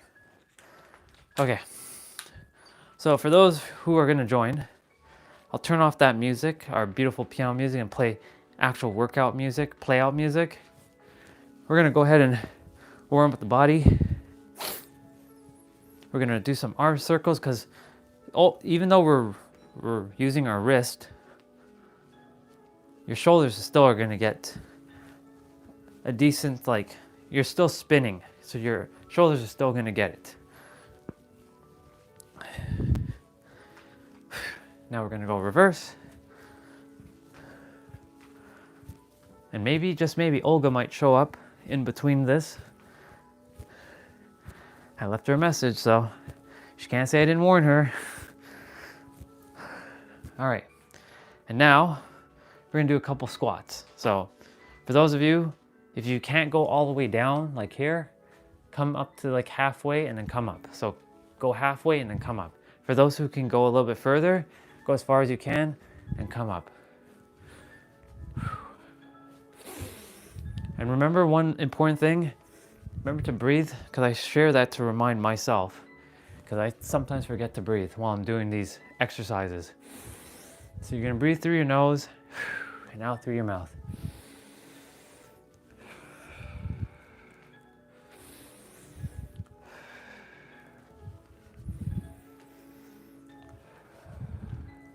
And notice whenever you're breathing, like with intention to breathe, you feel calmer, Because when you're shallow breathing, you're not quite breathing correctly.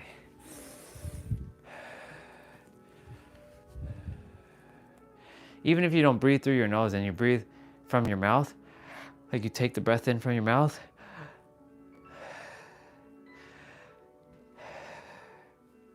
that will help to calm your nervous system.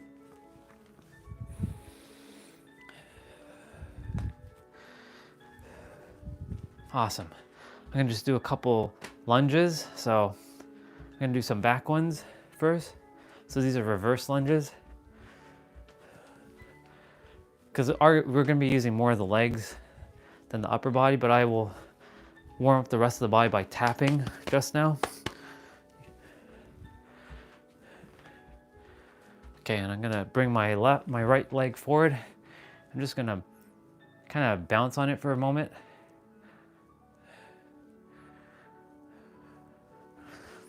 And then I'm gonna also go on my left leg now and bounce.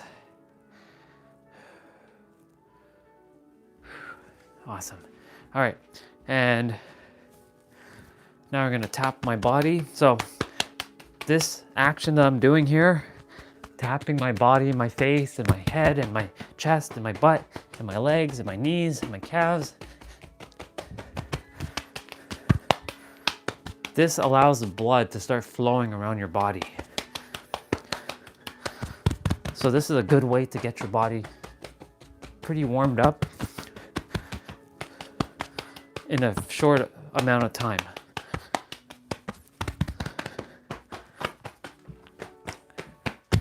All right. With that, we're gonna start. Grab some water. And yes, 30 seconds, we're gonna be jumping. Then it's 10 seconds of pause, and then 20 seconds of the exercise that'll show, and then 10 seconds of pause, and then we jump again. We have 3 sets, and each set has 3 rounds, so this will be 30 minutes. And then we'll do abs, and then we're done.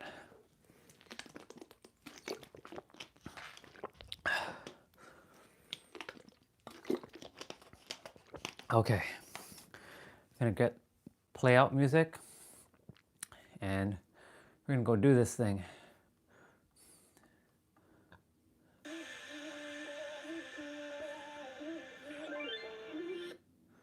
Oh, well, start it over, that's good. All right, so go ahead and grab your jump rope, and if you don't have a jump rope, just skip with your hands, like this, ghost roping. Okay, so we're gonna be jumping for 30 seconds, and we're starting in 3, 2, 1, go. So just 30 seconds. So there's no, you can jump however you like, and even if you make mistakes like what I just did there, it's okay, no perfectionism, that's the other thing here, no perfectionism.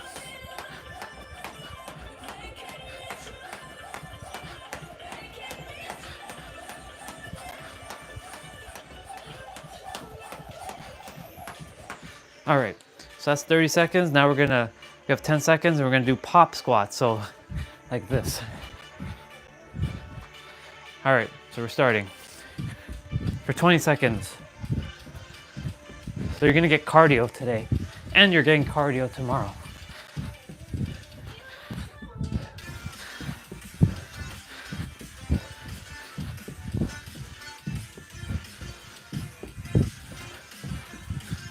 Awesome. And for those of you who are doing this, we're just starting, keep it up. And we're starting now. So 30 seconds.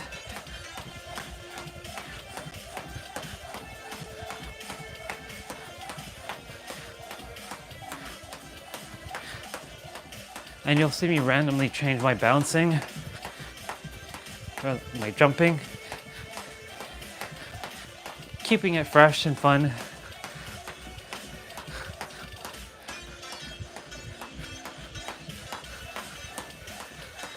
Okay, so now we're doing the right leg. We're gonna bring the right leg behind, like this, and come up and touch with our left elbow. So 20 seconds of this. Let's go.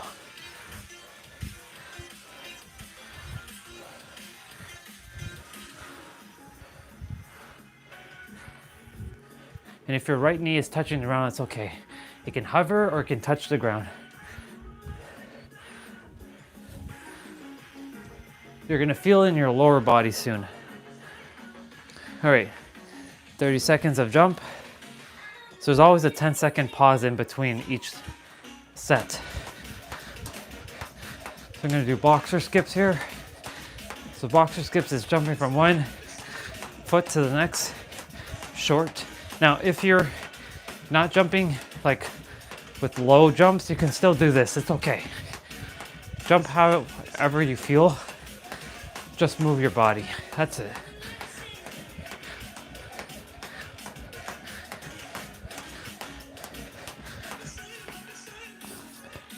So now we're doing the left side. So we're gonna take the left leg, bring it behind, and then the right elbow touches your left knee. And here we go, 20 seconds. And then we'll be done round one. And we have 2 more rounds of the same thing we just did. And then after we're done the 3rd round, we move on to the 2nd set, which will be upper body. Okay, so round 1 is done. Round 2. So we're gonna do pop squats after this, after we jump.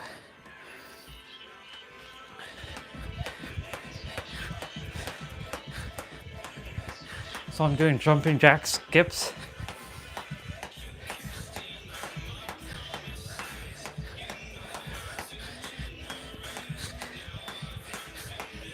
Oop, see that happens. We don't beat ourselves up when we make a little boo-boos like that. We just keep going. All right, so now we're doing pop squats.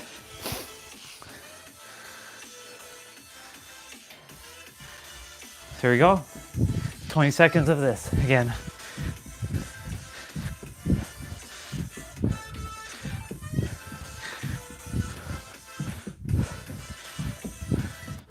You're doing great, keep it up.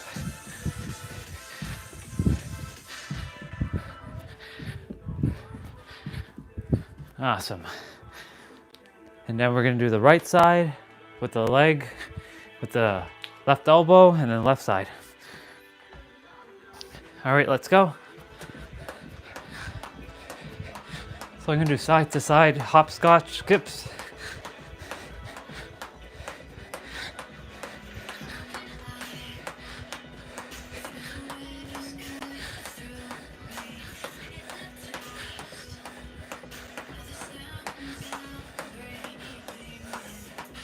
You're doing great. Remember to breathe as well. Awesome. Now we're doing the right knee. You're gonna bring it back behind and then bring it up. All right, 20 seconds, let's go. We got this. So Saturdays are my favorite because I get to jump rope. I mean, I could jump rope every day. And if somebody ever asked me, hey, if you could only do one type of exercise routine, what would it be? For the rest of your life, I only had one choice. Jump rope, 100%. I would jump rope for the rest of my life. If I could only do one more thing, jump rope.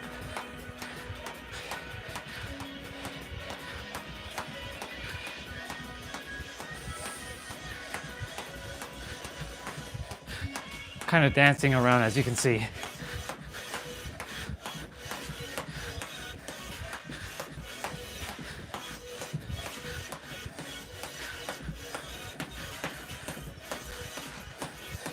I like having fun with the jump rope.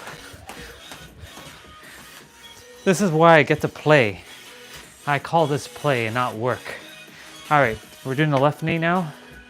So we're gonna bring left knee back and then right elbow.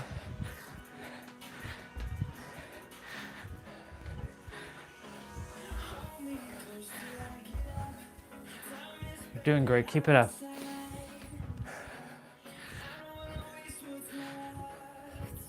Awesome.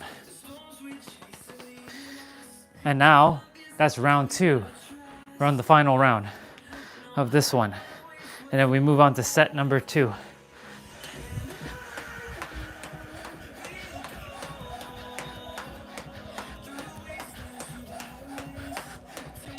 I'll read the message there shortly. I think that looks like Justin.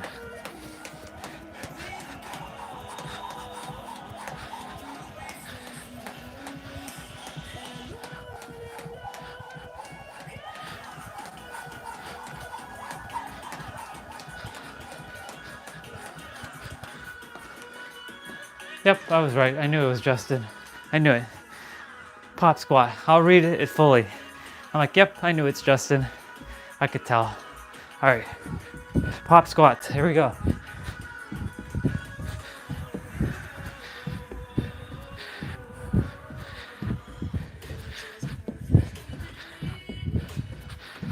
I love pop squats.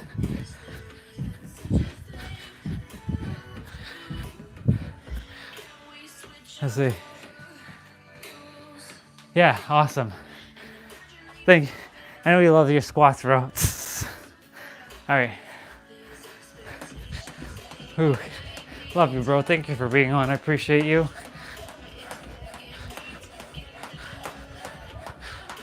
Actually, I'll do side to side.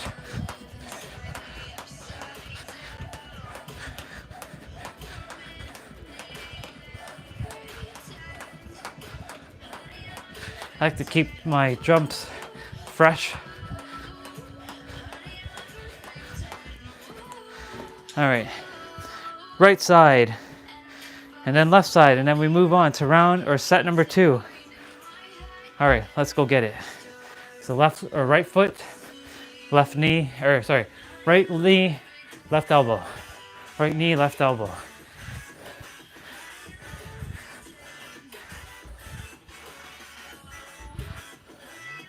You're doing great. Keep it up, everybody.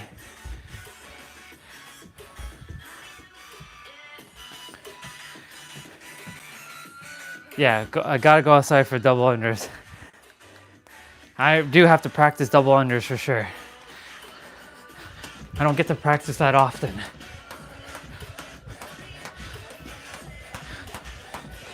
I get to practice other things, but not that one as much.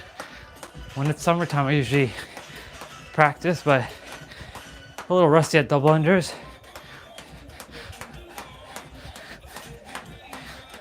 And the southpaw as well, where you spin the rope, where you do like this. So sort of like going like this, and then you jump. We're doing left now, and then we move on to set number 2, which will start the upper body, which is gonna be push-ups, shoulder taps, and then swimmers. I'll move the camera back a little bit so you can see me doing swimmers fully. All right. Let's move you guys just a bit back.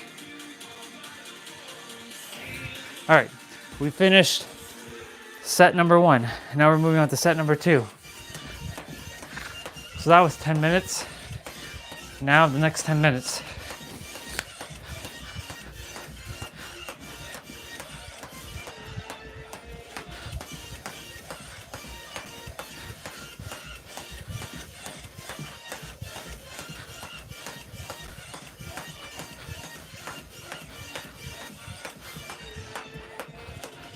Awesome.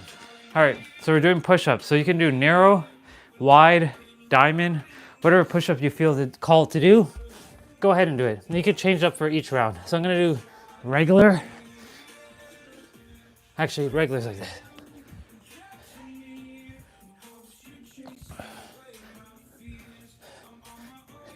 So for the next 3 rounds, push-ups, shoulder taps, swimmers. Awesome. So shoulder taps, where you're gonna go down on the ground and tap your shoulders. And I'll show you when you get there. All right, let's go get it. I'll do fast skip. So fast skip, I kick my leg out to the front and the other one back.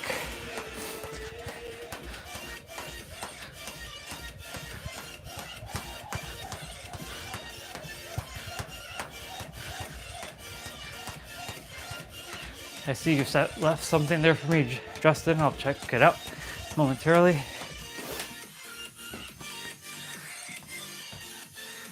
Kettlebells to buy, and things are expensive. Yeah, weights are always going to be pricey.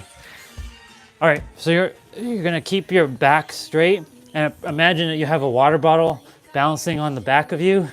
You don't want to be turning like this.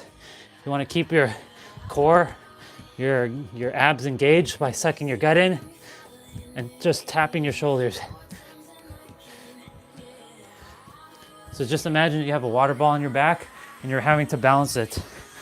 When you feel like you have it down pat, you will be doing it correctly. Let's go get it.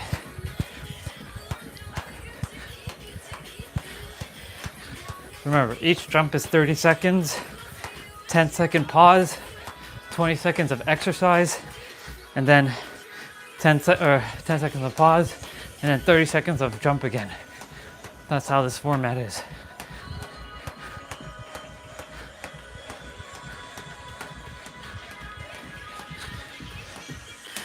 All right, so we're doing swimmers now.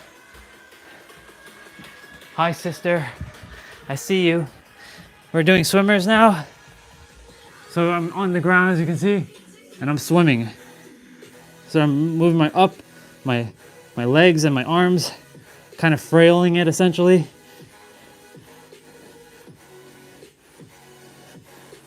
Love you, Taylor. Love you, Justin. Glad that you're on. I'll read the comments in a bit.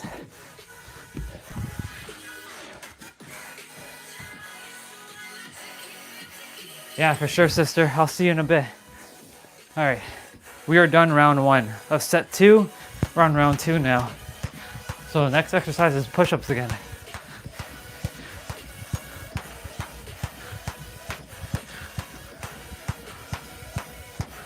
Keep going.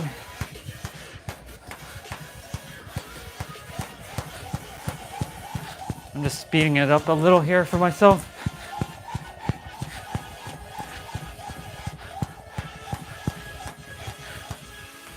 So we're gonna do push-ups again. Of course I do, dude. Why wouldn't I? If I didn't, you would know. All right, I'm gonna do diamond push-ups. So I'm putting my hands together. You can do whatever push-ups you like here, whatever feels called.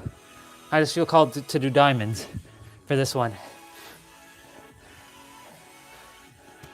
The next one, I'm gonna do wide. The next push-ups, I'll do wide. Carpet's like moving. It doesn't stay stationary. All right, go ahead and jump again. And then we're back to shoulder taps. Oops, see? When you make the little mistakes like that, don't beat yourself up, keep going.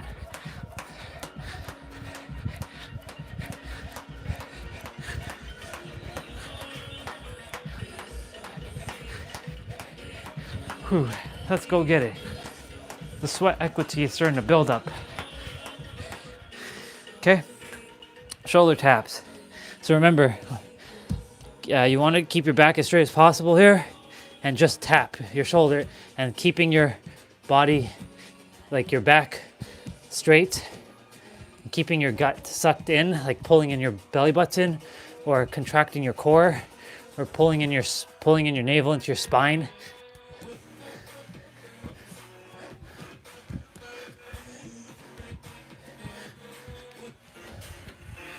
That's why I like this routine, because it targets everything. Upper body, lower body, core, and plus while you're jumping as well.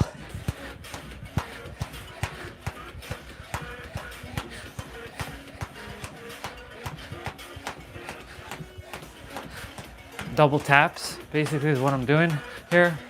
Tapping my foot twice and then switching.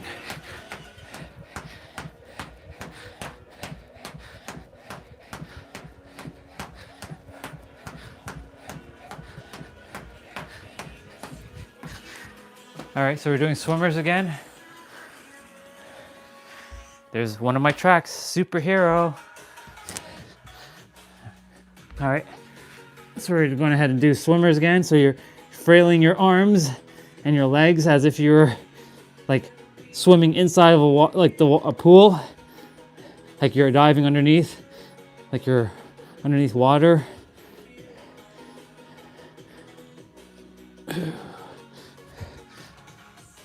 Okay, we're done to round 2 of set 2. We are down to the final round of this set, and then we move on to the third set and round 1. This routine goes very quick. We're already halfway done. We're more than halfway done, in fact.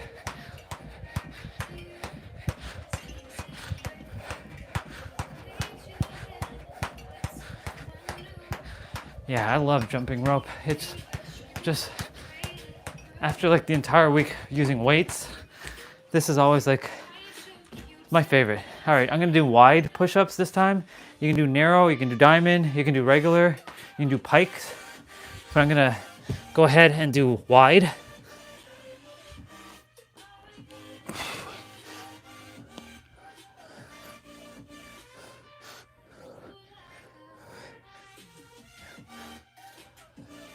So we're on round 3 of set number 2. This is the final round of set number 2. And then we'll be moving on to set 3. All right, let's go get it. So I'm gonna do butt kickers now. I'll read everything you shared there, bro. I got you.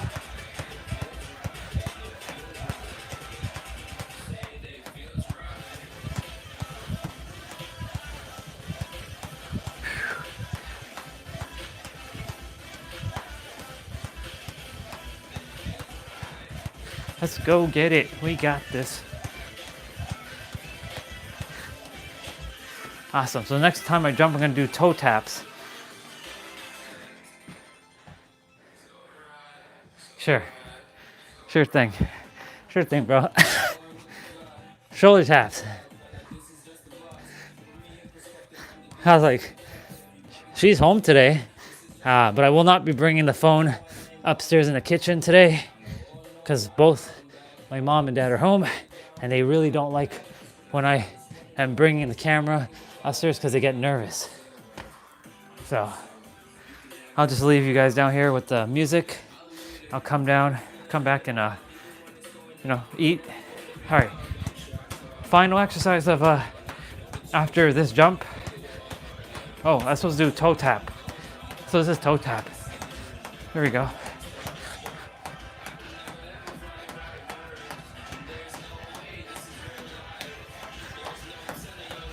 Ooh, rope almost got caught underneath my foot there.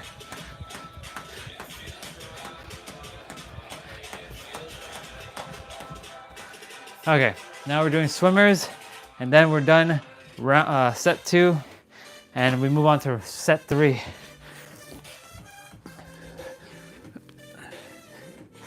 So after yesterday doing full body with weights, you can say that this is full body with your body weight, cardio. And of course, jump rope, we're ghost roping.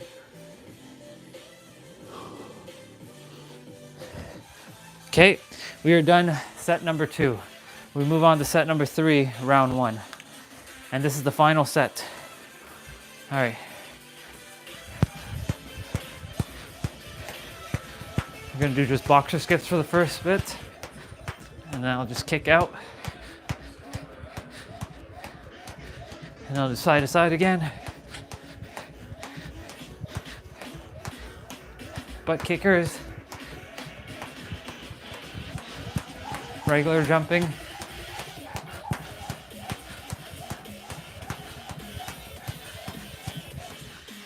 Awesome. So we're doing mountain climbers. So you're gonna get down in like a plank position. You wanna keep your back straight, and you're gonna either walk it like this and bring your knees towards your chest, or you can run it. So I'm gonna run it.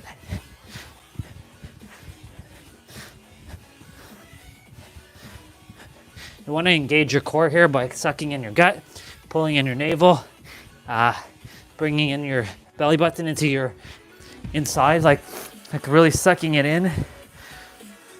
You're gonna be doing that for this next little bit just because we're working on our core now. All right. Actually, I'll do I'll do lunges now.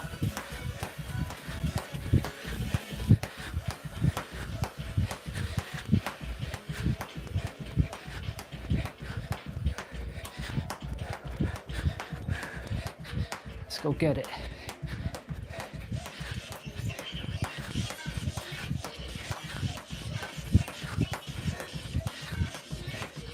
All right, so if you have a mat, my mat and towel are folded, so I'll just be on the ground. You're gonna go ahead and touch your toes. You can go ahead and you can touch your toes, touch your ankles, or touch your shins. Make sure you're sucking in your gut. Just because we're doing abs here doesn't mean that we're not doing abs. We're doing ab play out after this as well for 10 minutes. So,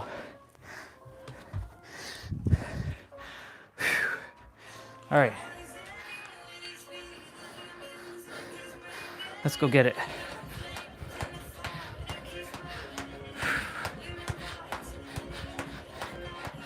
We got this, everybody.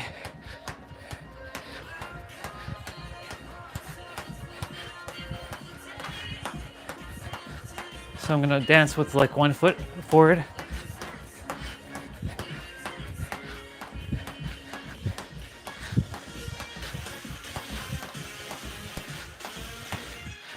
I'm always learning some new step.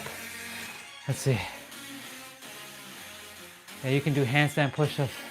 Let me see. I could, but my shoulder wouldn't agree with that right now. This shoulder's still not at 100 to do that. All right, we're doing a run in place, but I can do it. I've done it before. I've done it plenty of times. I just have to brace against that like glass thing there and hold on for dear life. All right. So that was round 1. Now we're back. Now we're on round 2. We're almost there.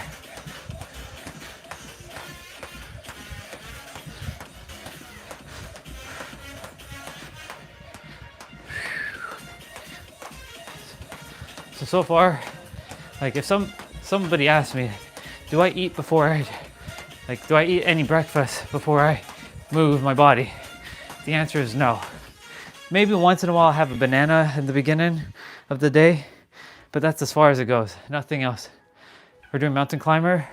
So you can do mountain climber or you can do cross climber. So you can bring your right knee to your left elbow and cross between that, and left knee to right elbow.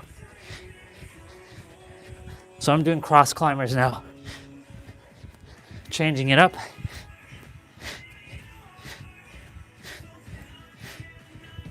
Awesome. All right.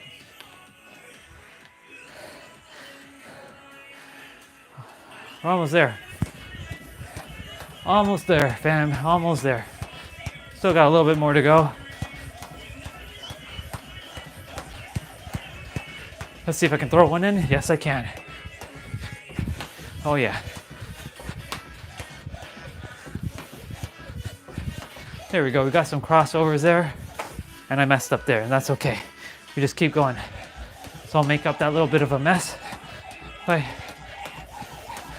skipping a little fast there. And now we're doing toe touch. Soul fam. Yeah. Welcome back, dude.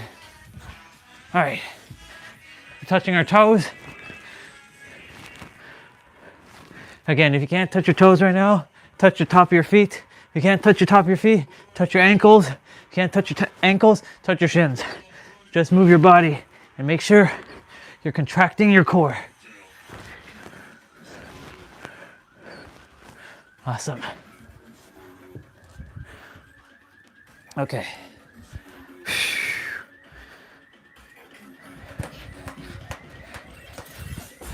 I'll throw a crossover here and there.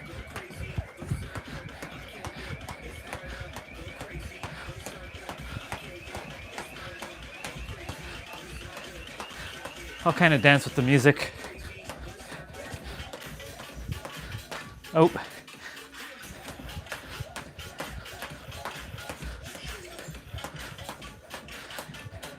That's why I love jumping rope, because I can dance as well. All right, high knees. Thank you. Thank you, bro. Jumping, we're running with high knees now. So you can either do like a T-Rex, rawr, right? Or you can run like this too.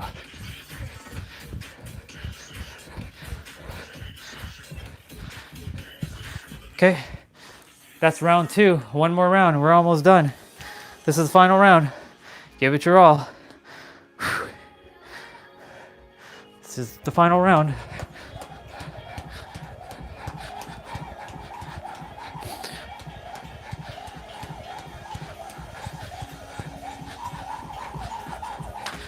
And you see, I messed up there, it's okay, no perfectionism. Just keep going. Even with those little mess ups, it's okay. I messed up a lot when I was first starting to jump.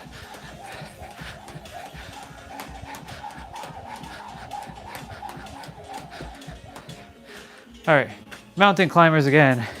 You can actually change it up. You can do mountain climbers and then cross climbers. Let's go get it. I'm doing regular, and now I'm doing cross climbers. And now I'm doing regular, and then cross climbers. You can do whatever you like here, cross or regular or both.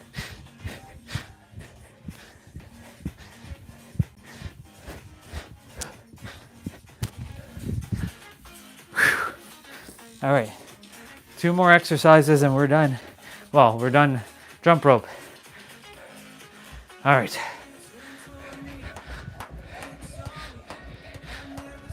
So I'm doing fast skip now.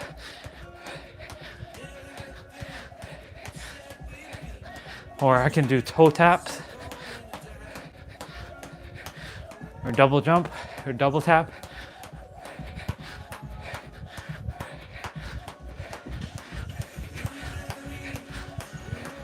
A little bit of lunges here. All right, toe touch again.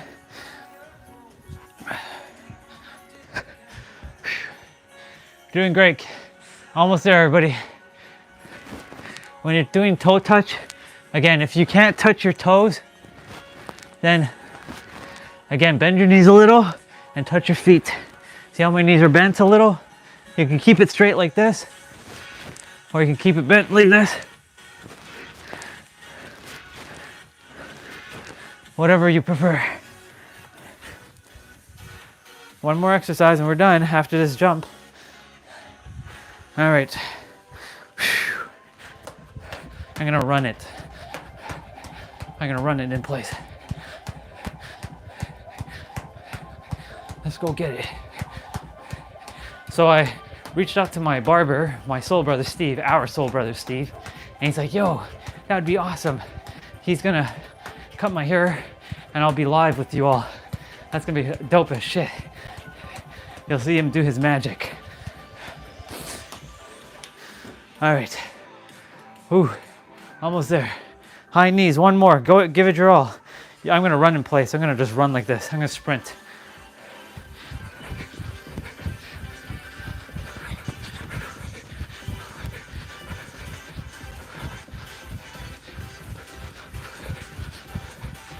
That's why I love moving my body, because I get to work and play with my mind and my body every day.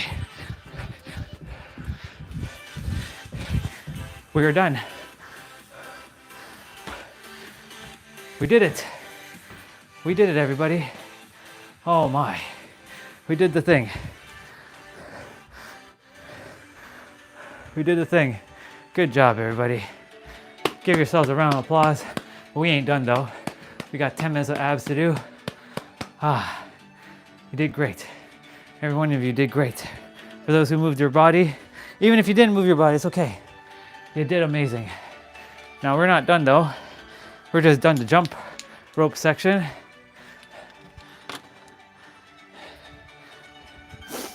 But we ain't done. So I'm gonna go ahead and get the mat ready. Thank you, jump rope, for that awesome play out. And I am going to get this all set up and ready to rock and roll. Whew. All right.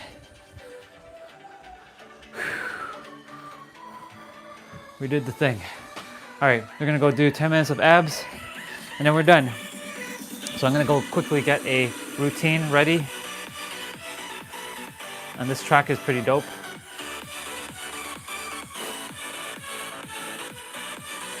Oh. All right, let's see what we got.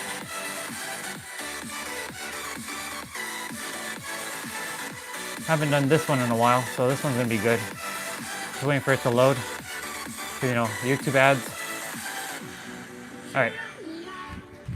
It's been a while since I did this one, so a little change of pace. We already did abs, but we're doing more. So the first exercise is we're doing single leg crunch and then bringing ourselves up. So you're gonna do single leg, up, switch your leg, up, extend out, crunch, extend out, crunch, extend out, crunch, extend out, crunch. So this is just for 10 minutes.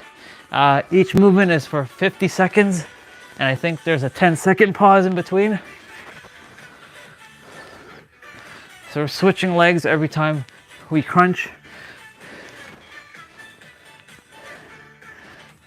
Right now it is sunny in Toronto, but it is freaking cold. The sun looks very deceiving.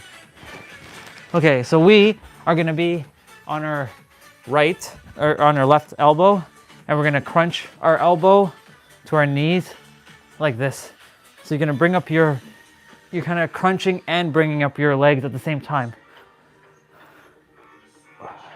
So this is working on your obliques, the side muscle.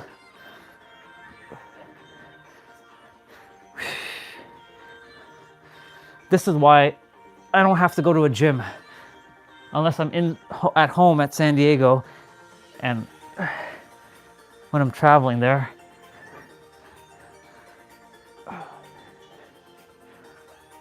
Or if I'm in my own place, I don't have to be at a gym. I really don't. Gyms are great. I love gyms, but not necessary. All right, so we're doing left leg. So we're basically bringing our right elbow, right knee, then right hand, left foot. So kind of like this.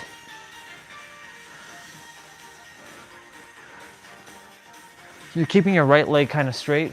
You can have a little bend in it if you'd like. So left knee to right elbow, right hand to right foot or left foot.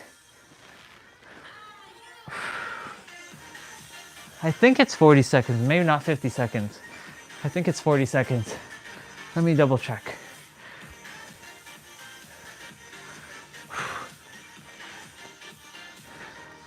Okay, so there's 10 seconds of rest for sure. Okay, so we're not doing the left side, we're doing the right side, or basically it's 40 seconds. So we're reaching out, bring our legs up, and then bring both of them out like this. And it's kind of like the same thing we did in the jump rope, where we're touching our toes. So yeah, it's 40 seconds of play, 10 seconds of rest.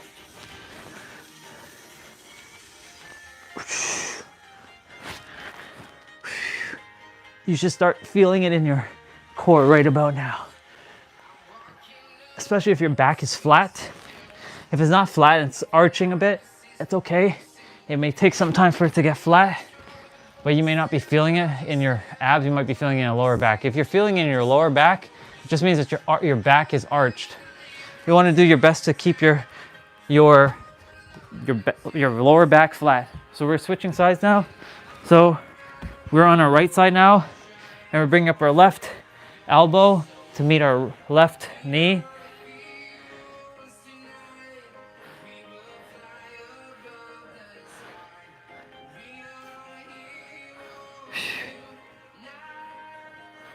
I don't like turning my back against the camera when I'm doing this, so you all see what I'm doing. Almost there. We're already 39% done. 60 more percent to go. Awesome. So I can go back on this side here. So now we're doing the left side. So right left hand meets, so left elbow, right knee, and left hand meets right foot.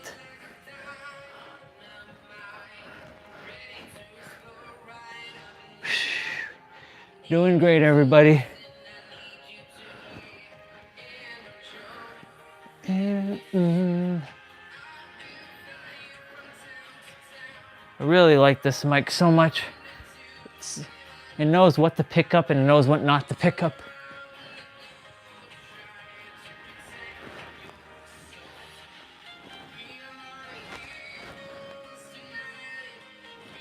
Awesome.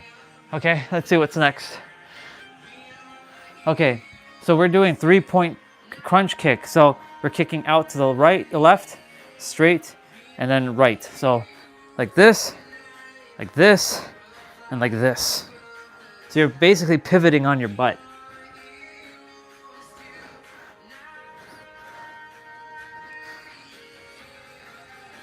So you're gonna be flat on your butt in the middle.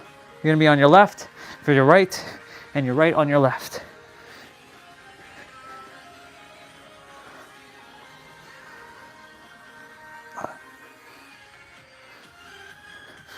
Oh, my mat is, oh, I lost balance. We were done anyways there. I lost balance at the end. It's all good. Having fun. All right, so we're doing reverse crunch and with a leg opener. So we're doing reverse like this, and then you're gonna come up and you're gonna sit up on your butt and then open the leg like this.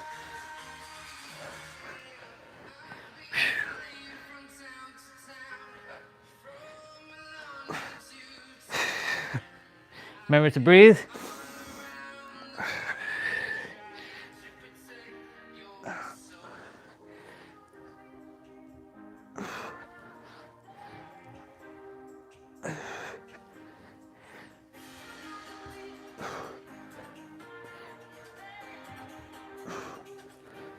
Awesome. Almost, we're already past 66%. Okay. We're gonna be hovering mini like leg lift. So you're gonna hover your leg up, but not bring it all the way up. And you're not bringing your leg to touch the ground. You can put your hands underneath your butt to support your back. So you're not bringing your legs all the way up. You're bringing it like hair.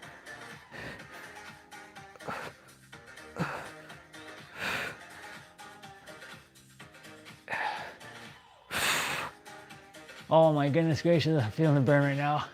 Let's go get it.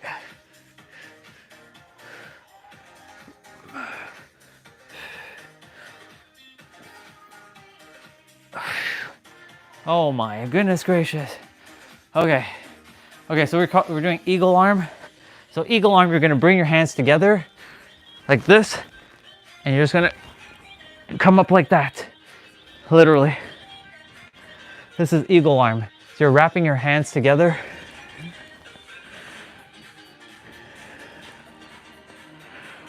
You're keeping your back as flat as possible. Your mid to lower back. If there's arching, it's okay. But over time, your body will adjust and know how to get your back flat. If you're more new to this, it will take a little bit of time. I know, because for me, it took me a good couple months for me to get my back really flat. Even with my hands underneath my butt.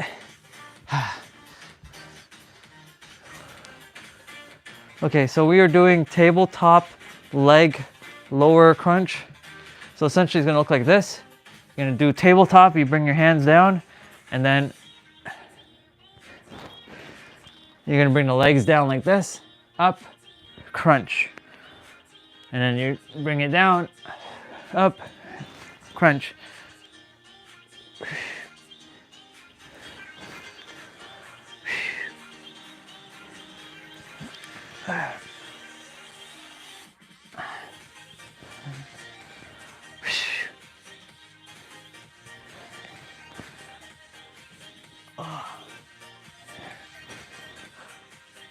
Awesome.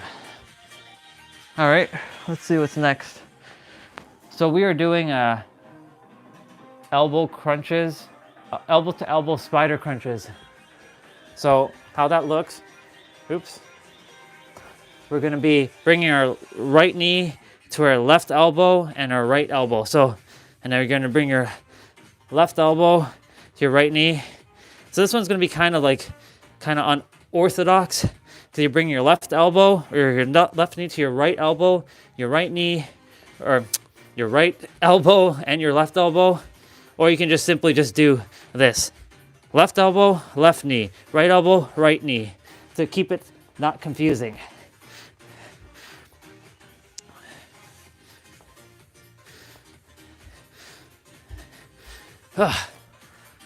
Oh, we're done. I didn't even realize we're finished. See?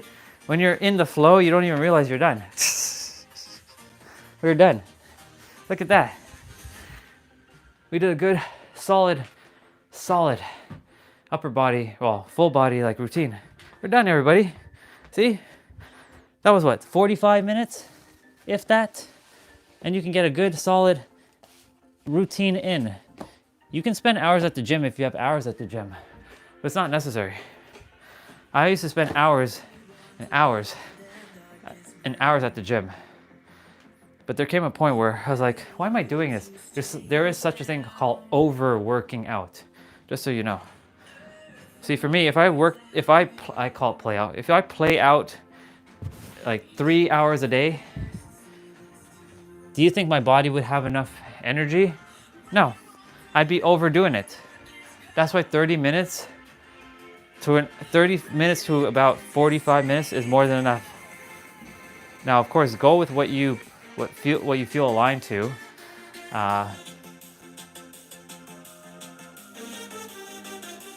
Give me 1 second. I'm just fixing something here.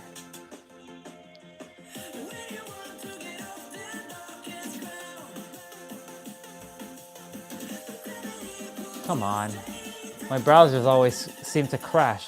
Like the Brave browser always crashes for some dumb reason. Gotta love Brave browser though. Can't wait for tonight. I get to see the Royal Rumble. And yes, I am a big wrestling fan.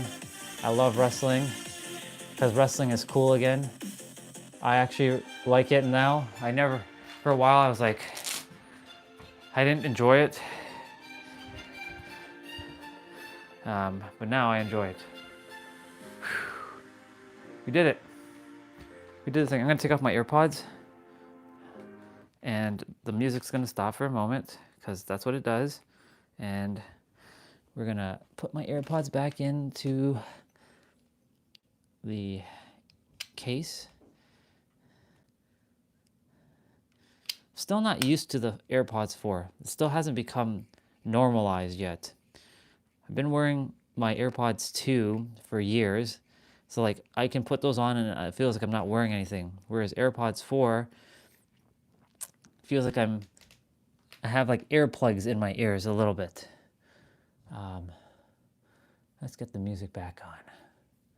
Let's get that music back. Well, technically we're done with the music. Piano. Whew, we did it.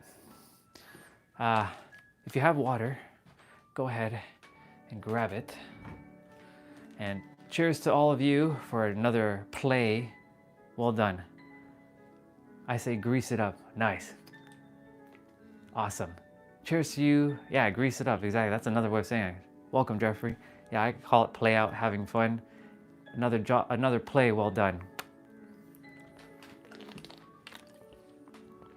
Cheers.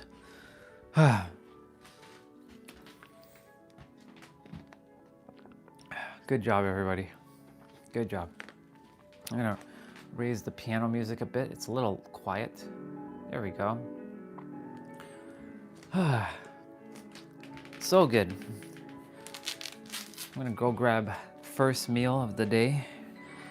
Normally I would bring you guys to the kitchen, as you guys seen me take you to the kitchen already plenty of times now, but both the moms and the pops, they upstairs and they do not like they do not like the fact that I have the camera on or the microphone. So they get antsy and scared. Because like every time I come up with the phone while they're there, they feel like they have to like quiet their mouth, like zip their lips and not say anything. You can keep speaking. I'm not holding you back. I'm not holding you hostage, you know?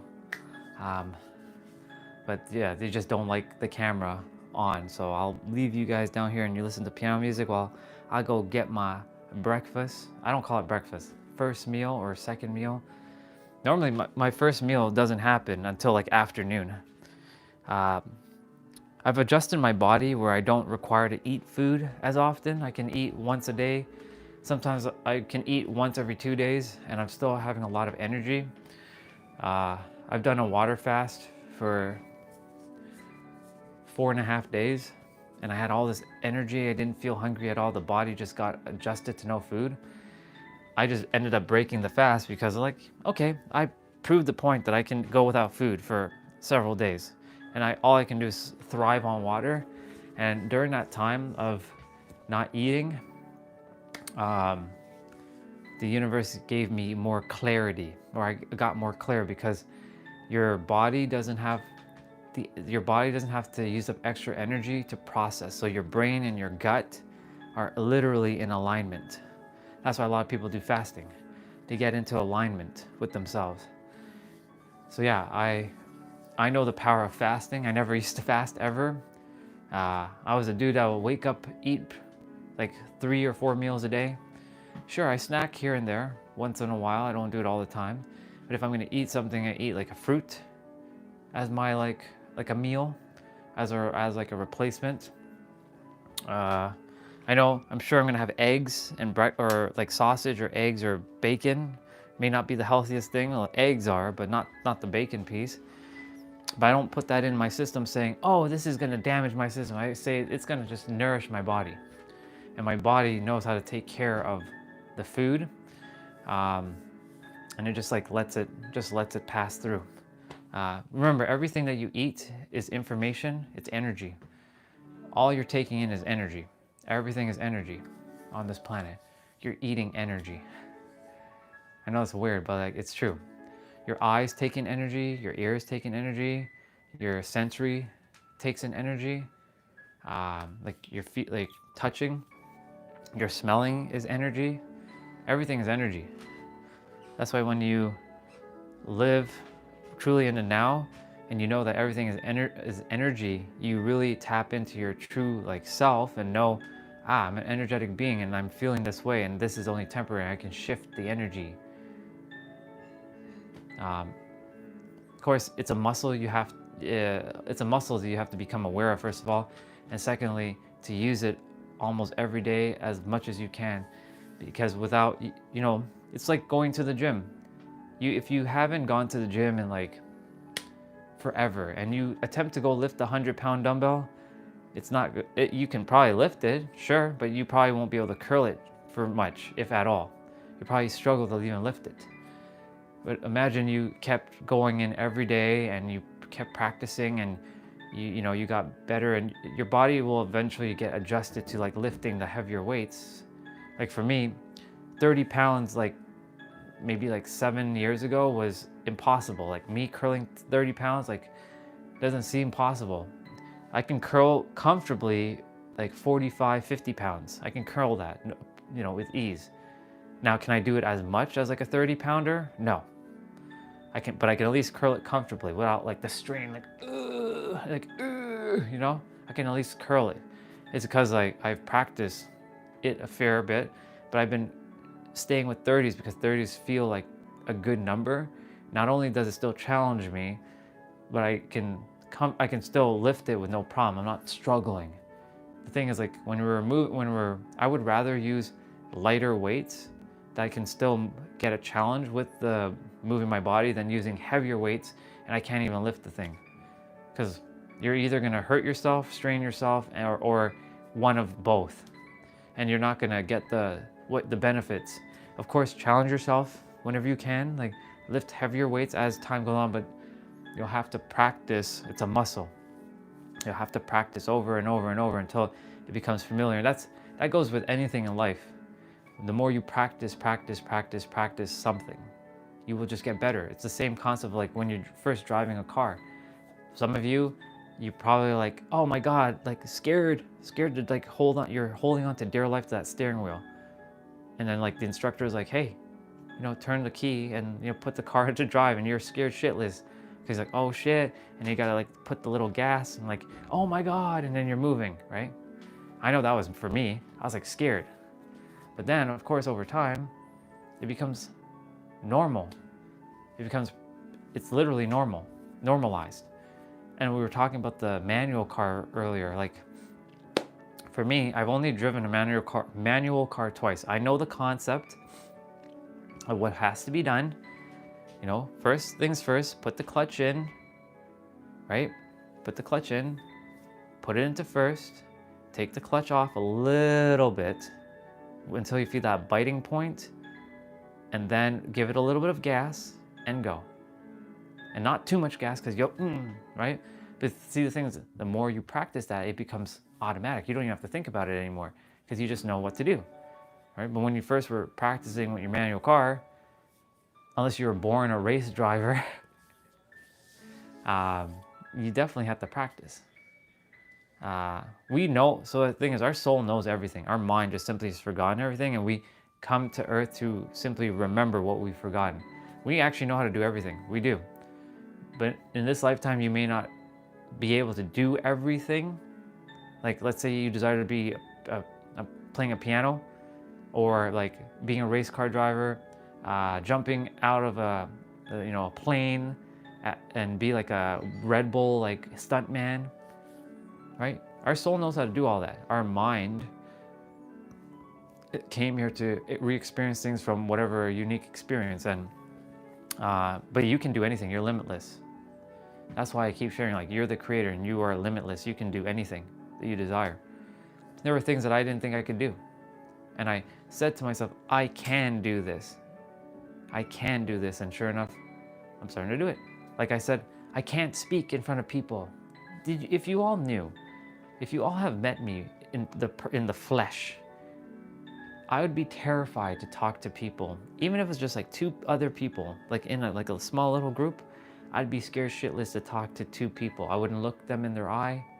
I'd be like talking like this, and talking like this, and talking like this, and I'd be like, fidgety with my hands. I'd be like, yeah, and I couldn't talk to people. I was scared because I felt afraid. But now I know I'm speaking to people. I know I'm speaking to gods. I don't see your eyeballs, but I can feel your eyeballs looking. I know you're paying. I know you're hearing. And so I see, even though you're not physically here, I can feel your energy, like you're here. This is like a stage. And I'm doing the thing. I'm looking you in your eye right now. Even though, like right now I'm not looking at you. But now I'm looking at you. I'm looking at the camera directly. And I don't feel afraid to speak like I used to, because I told myself, I can speak to people. I can speak to people. I know I can. I wasn't born inferior. None of you were. All of you were born extraordinary. All of you are limitless beings. We're equal. We may have some strengths and some not so strengths. I don't like calling them weaknesses. But it's okay. This is why we require each other. Two minds are better than one. Collaboration is always better than competition. It's okay to compete as long as you see it as like they win and you win, and you're growing with each other. That's all that matters. But if it's like it's you, there's the paradigm you versus you. You can use that if you choose to. I used to use you versus you a lot. It's me with myself and with others. It's me with us. It's me and others.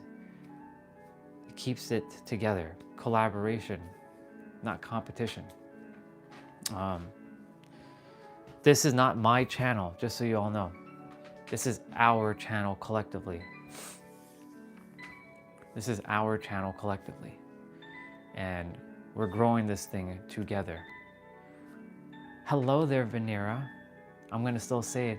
I know yesterday was your birthday, but again, happy birthday to our amazing sister Venera. So good to have you, sis. I love you very, very much. I'm grateful that you had an amazing birthday yesterday. Yeah, you're all capable of everything. You're welcome, sister. You're all so capable of everything and anything. You just have to believe and know that to be true.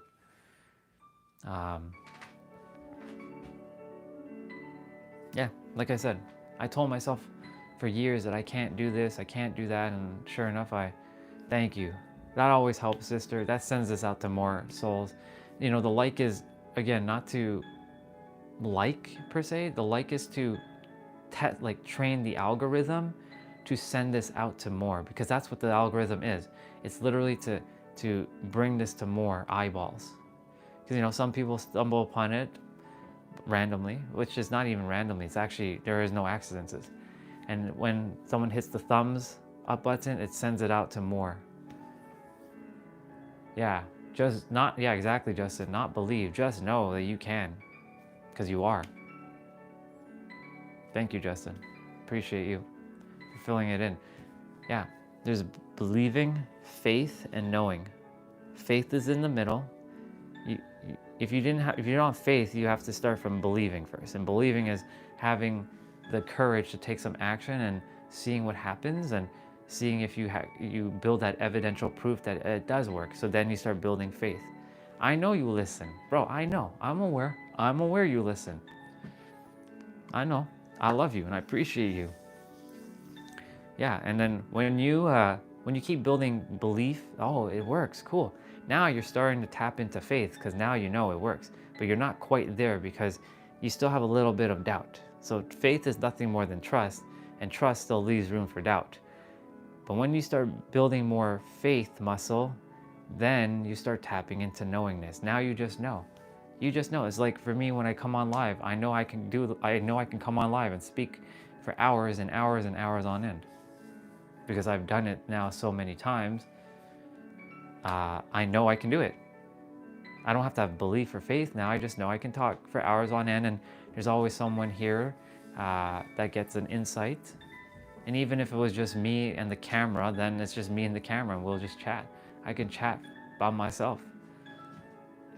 So yeah, that's how you build up the repetitions. You start with believing, knowing that eventually you see evidential proof, which will then get into faith, and faith will then give you more trust. Trust still leaves room for doubt, but then eventually you're like, I just know it works. I just know it works. You don't even have to think about it. Yeah, you know I'm going to show up any moment. Exactly. Yeah, I know. That's why I'm just, at any moment you could just pop out of nowhere. You're like that ninja. Like, I know somebody calls me the Nike ninja, but you're really like the ninja. You'll just show up out of nowhere and you're just like, I'm right here, you know. I can see you. Like, it's awesome. Appreciate you. And that goes for any one of you. You know, sometimes someone just randomly messages like, oh my God, we're in alignment. Look at that. Or someone will message and be like, oh my God, who is this person? You know? Yeah. Yeah, exactly. The universe is in our favor. All we can do is trust. Trust and know. That's why I don't reference the Bible often, but there's that be still and know that I am God. Now, that could be, from other people's perspective, that can sound like, oh, you have to just be silent and don't listen and know that I'm God and you're like the little slave. But a lot of people have mistranslated that. In fact, it's be still, like you, be still and know that you are the creator. That's why words are so powerful. When you shift your words, and I share this all the time, when you shift your words and you are cognizant of the words you speak, you will change your life. It's true. If you misread words or misinterpret words, and that's why words can be magic. They're magic, basically. It's a magical spell. All words are magic. It can be used to create or destroy. It can be used to move mountains or destroy nations. So like, the thing is, like, when you become very cognizant of the words that you speak, you will literally shift not only within, you will also create without, as within, as without. So that's why I always say, you know, do your best. It's advantageous. Hey there, welcome. So good to have you on again. I know I've seen you before, Ines. Thank you for being here. Talking about the power of words right now. When you shift your words, you will change your life. Because like when you become very present within the words that you're sharing, you can literally change it. And we were just talking about that one, like, I don't reference Bible much, if at all, but a lot of people have mistranslated, misinterpreted the "be still and know that I am God." They're thinking that it's God speaking to them, but in reality, it is you and yourself, and the Creator is not only around you, but inside of you. It's both. It's not just one or the other. It's both, holding dichotomies. Notice the words I'm sharing. It's both. It's not just one or the other. It's both. Knowing that. And notice I said knowing, not having faith and belief, but knowing. When you change your words, you change your life. Quite simply. Like, for example, let's say I can't play piano, right? Let's just say that, right? You just said you can't play piano. You just closed it up completely. You will never be able to play piano if you keep saying, I can't play piano. However, if you say, I'm unable to play piano yet, Y-E-T at the end, you just kept it open. That just means that you recognize right now, you're just missing some of the information to play piano, and that you know that you can go and learn or you can rediscover how to play the piano just by someone else, aka another mirror, because everyone is a mirror. Every mirror or another mirror who knows how to play the piano right now, to just simply show you, hey, this is how you play the piano. You kept that open, right? But like when you say, I can't do this or I can't do that, then you're shooting yourself in the foot. But when you say, I'm unable to do this yet, you keep it open. Do you see the shift? You can feel the shift immediately. I may not be able to do this yet, but that doesn't mean that I can't do it at all. Because saying I can't do it closes it up completely. So this is why when you're really present with your words, it really can create your reality.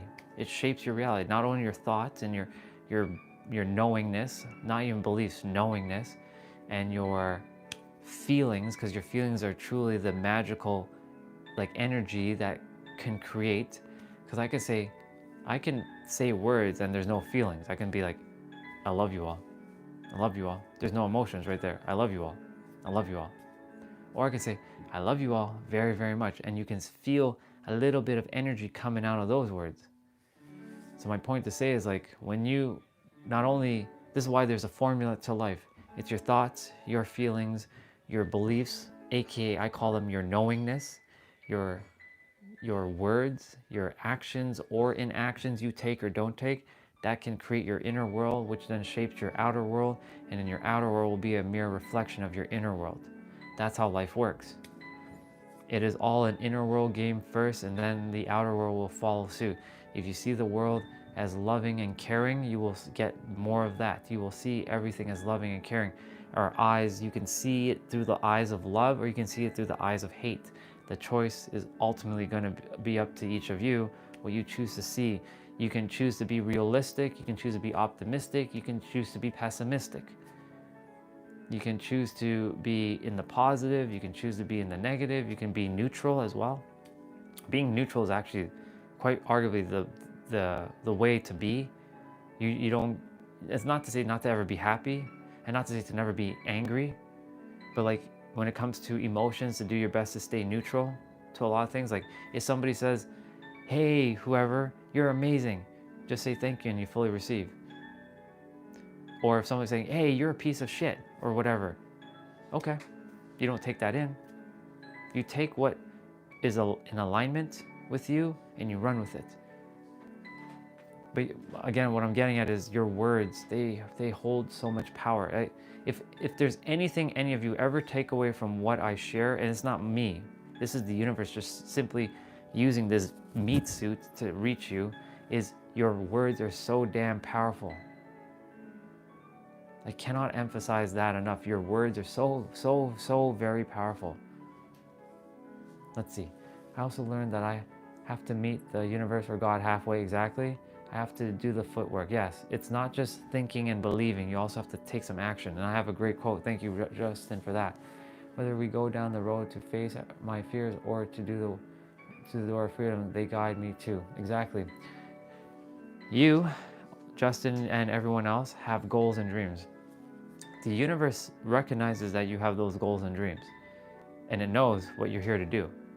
Now, the universe has to play catch up with you with your goals and dreams, but you have to play catch up with the universe through action. That's the footwork. So there's still doing involved. So in the personal development world, there's this do. You gotta grind. You gotta go. There's no being in at all. There's like do, grind, go. Yeah, I'll meet you halfway. That's a beautiful way of saying it. I'll meet you halfway, universe, and you meet me halfway. Let's go do this thing. Go, and I love it. That has a lot of power in it, bro. When you say it, I feel the power when you say, I'll meet you halfway. I'll meet you halfway. I can feel, there's like some tinglies happening right now. I can feel the tinglies. I'll meet you halfway, universe. I'll meet you halfway. I love that. Thank you, bro. That's an awesome way of saying it. So in the personal development world, there's this go when you're starting out. Go, crush, do, move. And then when you enter like more of the spiritual, then it's like thinking and feeling and all is gonna come. No, there is a balance. There's taking both worlds and putting them together to do both doing and being. And ultimately you will know through your own way how to be and do. Now, of course, most of you are probably just doing, and you're attempting to create an effect with an effect. Basically, an effect is a physical action with a physical result. And yes, that works. That does work. But it only gets you so far. However, you also have to remember that you have a mental and spiritual world, which is the cause. Every cause creates an effect, and every effect creates a cause. It's the law of cause and effect, working both ways. If you work in your mental world and your inner world, your effect will come to pass by you taking the action.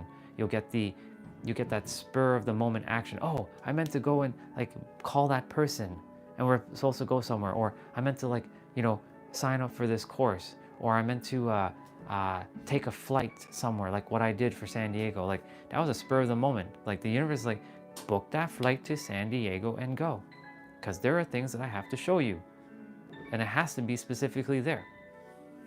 Sure enough, I did. Those are those actionable moments. Because if I didn't take that action, I just sat there and I thought and I believed and all this other stuff, nothing's gonna happen. You have to also still, when you're writing, you gotta meet pen and paper to write. You can write in the air, but nothing's being written.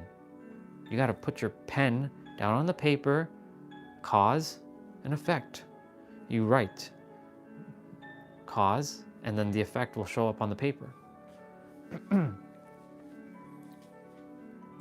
We have 3 planes of existence that we work every day, and whether you're aware of it or not, it is spiritual, mental, and physical. These 3 you must find a way. It's advantageous for each of you to find a way to get into alignment every day with these 3. I know most of us have been working only in the physical and not in the inner world. But a lot of us who have shown up on this channel have done the inner world. Like you're basically here for your next evolutionary step. I'm just a mirror to help you on that next evolutionary step. That's all it is, because I've become aware of what that step is. But 6-7 months ago, I was still like, ugh, where am I? Like, what the hell? What am I here to do? Because I got out of my own way, I got out of my own fears, and I said, fuck it, I'm gonna just go on live and just see what happens. The universe is simply just working through me to reach each of you, to remind you it's time for you to keep going. to level up, to evolve, to ascend to the next level. And you know, some may argue with how I'm approaching this. They're like, but you're spending like 12 hours a day with people. I'm like, first of all, it ain't people, it's family. Secondly, it's 12 hours flies by like this. Like we've already been speaking for more than like 4 hours. We've been speaking for about 5 hours already. Well, not quite 5 hours, but we're almost 5 hours. And the thing is, like, it doesn't feel like work. I'm just doing it. The universe is allowing me. And when I listen to them, they forget, a couple of the mirrors forget that, remember, some people are not some people are not ready for perspectives. And they're not there to help those people with those perspectives. And they say, if you attempt to help everyone, you're really helping nobody. But that's bullshit, because I've called that out. I've helped everybody from all kinds of different spectrums. So that's bullshit. That's why I say you can actually help anybody. I've really just disproved all that shit. I don't follow the entrepreneur world of like the personal development world saying you got to niche down to blow up. Okay, I haven't niched down and I've helped a lot of people. I'm just allowing the universe to work through me. I'm here to activate souls.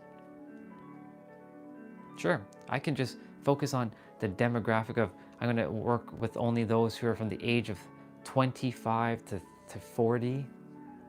And then there's a whole bunch of you who will be missing out on all that. Like, for example, our brother Sushi. He's into personal development. He's 14 years old, and look at him. He's in alignment. I don't care what age you are. The very fact that you found this, that means there's a reason you found this. Whether you're 6 years old, you're 100 years old, you found this for a reason.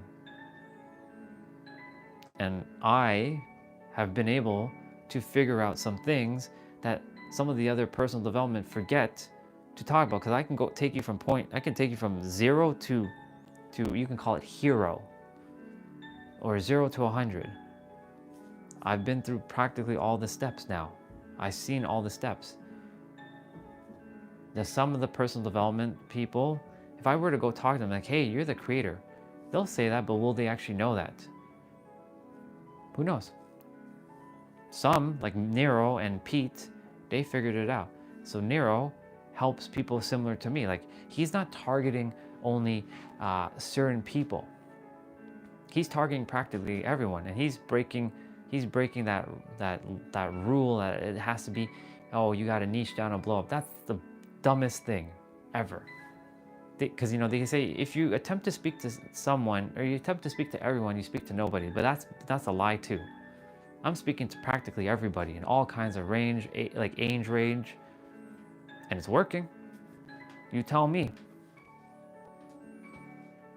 I'm not following what other people say. I'm following what the universe has for me, and to reach all of you. And for those of you who find this channel, it's for your next evolutionary growth. Yeah, last day call still English. Yeah, exactly, dude. Welcome back, bro. Look, like I said, imagine I only focused on a demographic of people. Like, you have to be between the age of 25 and 40. The rest of you won't matter. Imagine I just focused on that. Cool, that's great, but look at all the other people I'm missing. And the thing is, like, yes, they say you can't help everyone, but that's a bullshit statement too. I'm doing it right now on YouTube. I'm really disproving a lot of shit that the personal development war has put into this space, saying that you can't do this and you have to follow this. No, there's no fucking rule. You're the creator of your reality. You can make whatever rule you desire. Again, welcome back, gentle boy. Appreciate you. I'm glad that some of the stuff that was shared yesterday has permeated a bit. It's going to take some time. That's why Jay was saying yesterday, stick around. Every day is going to be different. Like, I may repeat some stuff over and over, but there's a reason for that repeat. There's always someone new, like yourself, which now you're not new. Your family, every one of you is family. The moment you find this, your family, whether you choose to accept that as family, that's your choice. I choose to see you all as family. But yeah, when you're here, evolution time, baby, let's go. That's not true, and I'll tell you why. So I'll give you an example, dude. How old are you? How old are you right now, gentle boy? Just so I know. I'll tell you why. I can disprove that right now. I'm not saying you're wrong, but I'm just here to share with you that is not entirely true. Okay. There's a brother, he was just on. He's 14 years old and he's on the same level as me. And I'm not saying that I'm better. No. No. He's 14. He's 10 years younger than you, dude. You know what was the difference? He was driven to find the answer. And the thing is, you have all the answers. Welcome back, Crazy Cat. What's up? And Crazy Cat is younger than you. And she has been here with me for a while now too. There's a lot of young ones here. Crazy Cat is one of the young ones. But she recognizes everything that I'm sharing. So dude, I'm gonna share it with you right now. You have all the answers. 11, there you go. You have all the answers. You're not less equal, sorry, you're not inferior. You don't have less knowledge. You know what? Let me break it down to you like this. What I'm sharing, you actually have this within you. Your mind, this, doesn't know that. Your soul, this, knows it. Now, what I'm doing is simply making you aware, bringing what's currently invisible to you, right? And making it visible to you. That's all we do as humans. We share information and make each other aware. Now, whether you choose to use the information is entirely up to you and you alone. And you know, Sushi, 14 years old, he lives in India. He was determined he was overweight and he desired to change his life. And he went down, he found books and, you know, he had people in his life that helped him to, you know, go read these kinds of books. And of course, now that he's found this channel, just like Crazy Cat and Venera is even younger than Crazy Cat, if I'm not mistaken. They are picking things up. That's why I'm not a role model. I'm just a mirror to them. Just like you're a mirror. You're a mirror to me, dude. You can share back everything too. And I'm gonna read your other question because you asked the question. Let's see. So like Jay and me are not more smarter than you. You have all this information. It's just simply us bringing it into your awareness to make you, oh, I have it too. That's all it is. All right, let me see. My question now, what is the difference between knowledge and wisdom? Perfect, okay. I'll answer that one right now. So knowledge is just information, but not taking action. So like we're gonna use the word learn. So you just learned information. I just shared some information with you that you have all of this. So that's knowledge, right? Wisdom between knowledge is taking action now. Taking action like, okay, I have this wisdom that Andre just shared to me. Now how do I apply it? And finding ways in your life to apply that information. And then over time, as you keep doing it over and over, that becomes time-tested wisdom. Anything could be wisdom. It's a matter of just taking action consistently over and over, and then it'll become the wisdom. But you know, when they say knowledge is power, that's not true. Knowledge is only power when you use and apply it. When you use and apply it, eventually it just becomes wisdom. Because knowledge without action is useless facts. It means absolutely nothing. So there's no power. You can have all the information in the world, but if you don't take action with that wisdom or knowledge, that means it's useless. And that's what I was doing. I had all of the answers. I had all the answers that I required, and it was useless because I wasn't sharing it back really with anybody. So basically that knowledge was useless. It's sitting in my head. Let's see. I remember when my teacher, because he talks behind my back. Yep, I had that too, dude. but people demanded me I should respect them. That confused me. Okay. Simply put this, your teacher, they simply are not aware. Just because you're aware, that doesn't mean adults are aware. Just so you know, somebody can be older than you, but that doesn't mean that they're more aware than you. There are a lot of adults who are still older than me, like in the physical age, but they don't quite know the things. And look, there's our sister Jay. Jay, Gentle said that we know more than him, but that's not true. In fact, we all have the same information, and all we're just doing is mirroring it back to one another and bringing it into your awareness. So that teacher, he was just simply not aware of himself, and he disrespected you. And because if he knew who he truly was, he wouldn't be doing that. When you know who you truly are, you don't disrespect anybody. You just love yourself and you love everybody. So like, I'll give you an example, Gentle Boy. I was humiliated when I was in grade 10 by my math teacher. He took my test. I failed. I was a failure. I called myself a failure at school. Math was like my worst subject ever. I hated math. I love numbers, but I hate math. And he took my test and he showed it to everybody in the class. And he's like, look, Andre, he failed again. He failed again. He failed. He just didn't like me. He hated me. I don't know what I did to him, but he hated my guts for whatever reason. Maybe I represent something that he has to heal within himself. I don't know, but he sure as hell hated me. And he was like, you know, and I held that resentment for so long. And I was like, this teacher made me feel like I'm a failure and a loser at life. So that's why I went through life thinking like I'm an idiot and I'm stupid. But I don't blame him anymore because it just came down to he just didn't know. And there was no such thing. So let me rephrase that. Back in the day, there wasn't YouTube. I'm gonna tell you that right now. YouTube did not exist when I was in school. So the fact that you have YouTube, you're actually way ahead of the game. I didn't have YouTube. YouTube came out in what, 2007? 2007 was already out of school. So I was already like in my 20s when YouTube came out. So I had to go through school with no YouTube.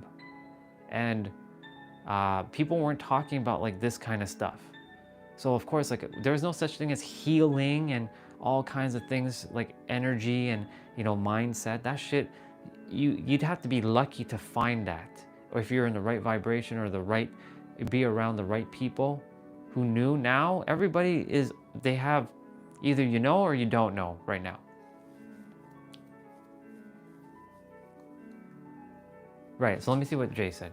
I think age makes a difference in the sense that you don't attempt to impress anyone anymore or live up to expectations. That's what it has been for me. So yeah, so like for example, Sushi, I was sharing, Sushi's 14, right? He doesn't even do that. He's not here to impress anybody. So that's what I'm saying, like, for me personally, and again, I agree with you, but from my perspective, I don't believe age really makes that difference unless you become cognitively aware at a very young age that you don't give a flying fuck about what anybody thinks about you and you just do what you're here to do. But of course, like, yeah, there's an age thing where like your brain is still also being developed too, right? The thing is, your brain is not fully developed until you're 25. Your brain is not fully developed until you're 25, just so you know. That goes all adults. Your brain is not fully developed until you're 25. Now, when it's fully developed, that doesn't mean it can't grow anymore. It can definitely grow. It's called neuroplasticity. I'm sure you probably heard of that. Your brain is plastic. You can always learn and relearn and unlearn and relearn. Or I don't like using the word become aware. Become aware. It's straight up, you're just becoming aware. Your brain is plastic.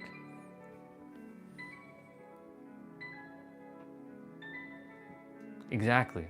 Look at what Crazy Cat said. Okay, I'm going to read what Jay says. Deep down, I think we know what is right and what is wrong regardless of age. Exactly. So like your soul knows, but like we've been programmed with words and like society telling you. It's like, remember when we were reading the 4 agreements? You have that 10,000 voices in your head and you're not listening to that one voice, which is you, and you have all these 10,000 like voices in your head. I had those 10,000 voices screaming loud and clear every day. I'm like, oh, it was getting crazy. It was getting fucking nuts. So yeah, you can change your mindset still. Dude, I'm almost half your age and I changed. So like that in itself is a limiting belief. I'm not calling you out, but I'm just sharing that you can change. You can change right now. You can, like, I choose to change right now, and I can shift, I can learn. I can learn anything, I can remember everything, I can take it on. I'll give you the example. I'm gonna read what everybody said. So you said, that's an interesting answer, bro. I'm doing Uber for now. Most of the time, I'm just silent. Then I'm encouraged to talk, open up convo. The power of initiation is awesome. Yes, it is. And then Crazy Cat, in my school, everybody loves God and believes in God. By now, over 50 people in my school don't believe in God, right? So that's the thing. It comes down to a belief. And then you said, yeah, that's something I noticed too. Close to 25, I feel it's harder to change the mind structure unless you have a strong will. I remember, yeah. So Jay said, gentle boy, you will have a new wave. It's about faith and seeing something new, and you really get inspired by it. Exactly. So like, so gentle boy, I'll share something right now. Remember, I just shared, like, I went through life thinking I was a failure. I wasn't smart. I was an idiot. I called myself a loser, a failure, a piece of shit. I called myself all that until the age of 34. So the age of 34, so at the age, my phone is at 20%. At the age of 24, or 34, sorry, I was still calling myself a loser, a failure. I'll never amount to anything in life. And then in 2020, during COVID, there was an author, his name is Jim Quick. And he said something that changed my trajectory of learning or remembering, because I don't learn anymore. I remember and I become aware. Those are my way of learning. He said, do you know that you actually can use 100% of your brain?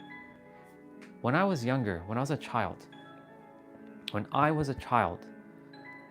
the teachers used to say to me, gentle boy, that, you know, smart kids use 12 to 14% of their brain, and the rest of you, or average kids, only use 10% or 8.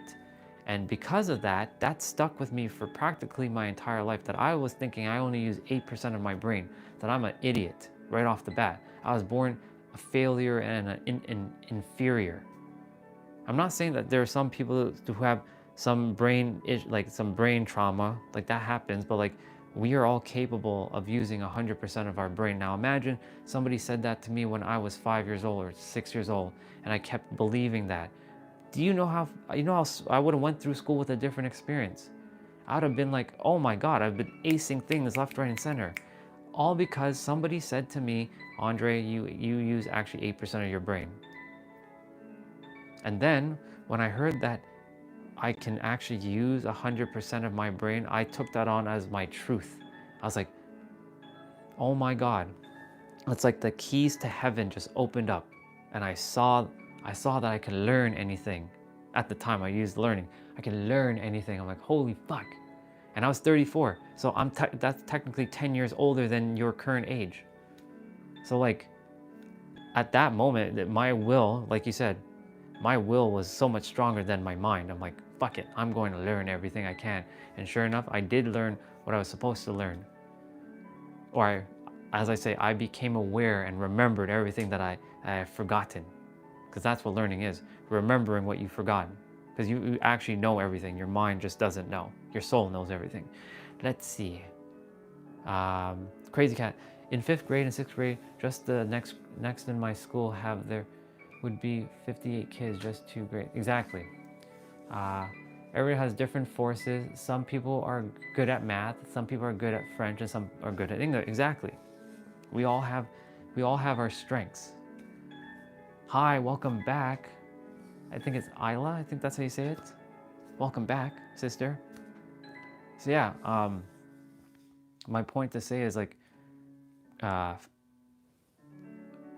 gentle boy, you can learn, and you can choose to accept that you can learn at any time. Your brain is plastic all the time. The moment you say I can't learn, or it's harder, or it's impossible, you're basically telling your brain, and then it becomes I wouldn't say it shrinks, but your neurons are going to close up. Your neurons are these pathways that travel in your brain that allow you to pick up information easier. Because if you say, I can learn this, I can learn this, I can learn this, and I learn this, I learn this, I learn this, you will learn it. Guaranteed. Even if it seems like a struggle, you will pick it up. Just keep saying, I can learn this, I can learn this, I can learn this, I can learn this, I can learn this, I can learn this, I can learn this. Cool. That's what I was doing. And then it became like a momentum. It became like the wheel analogy. Because remember, a wheel doesn't start spinning, it starts at like this. And then with momentum, it starts spinning. Dude, you have everything. You have all the answers. The only thing is, someone or others are just simply making you aware. Awareness is nothing more than becoming like present to what is available to you and what isn't. And that's it. Invisible, visible, invisible, visible, invisible, visible. If you put your hands out, if you put your hands together, your brain, but every cell is the size that you can't see. It's true. Your brain is actually like this. See, Crazy Cat just mirrored something to me that was currently invisible and made it visible. Do you see how it works? Thank you, Crazy Cat. Morning, Akshat. Well, it's actually evening for you. Welcome back, brother. We're talking about shifting your mindset and knowing that you can shift.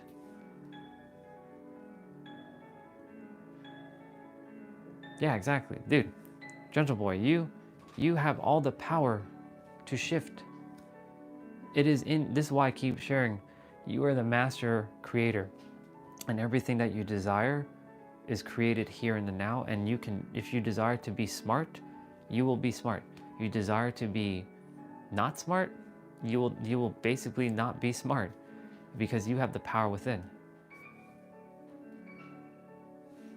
Like this,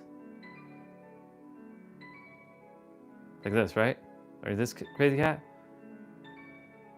Bonjour, Pascal. Ça va? It's okay, dude. Guess what? We don't worry about the past now. Guess what, gentle boy? Guess what, Jay? Guess what, everyone? We focus here in the now and we move forward together. Let's go. We're rising together. We're doing this together, all of us, every day. Awesome, Pascal. Ça va très bien. Yeah. No? Okay. Tell me what I have to do with my hands. So I can see, Crazy Cat right now is mirroring information to me and making me aware of what I have to do with my hands. She's not teaching me, she's mirroring information back to me to see, okay, this is what I have to do. But she is talking about like our hands are like the size of our brain. Literally. I don't know if it's like this. When I attempt to be present, I see everyone look down at their phones. Yes. Dude, this is what everybody is doing. Look, I'm gonna mirror what everybody does with their phone.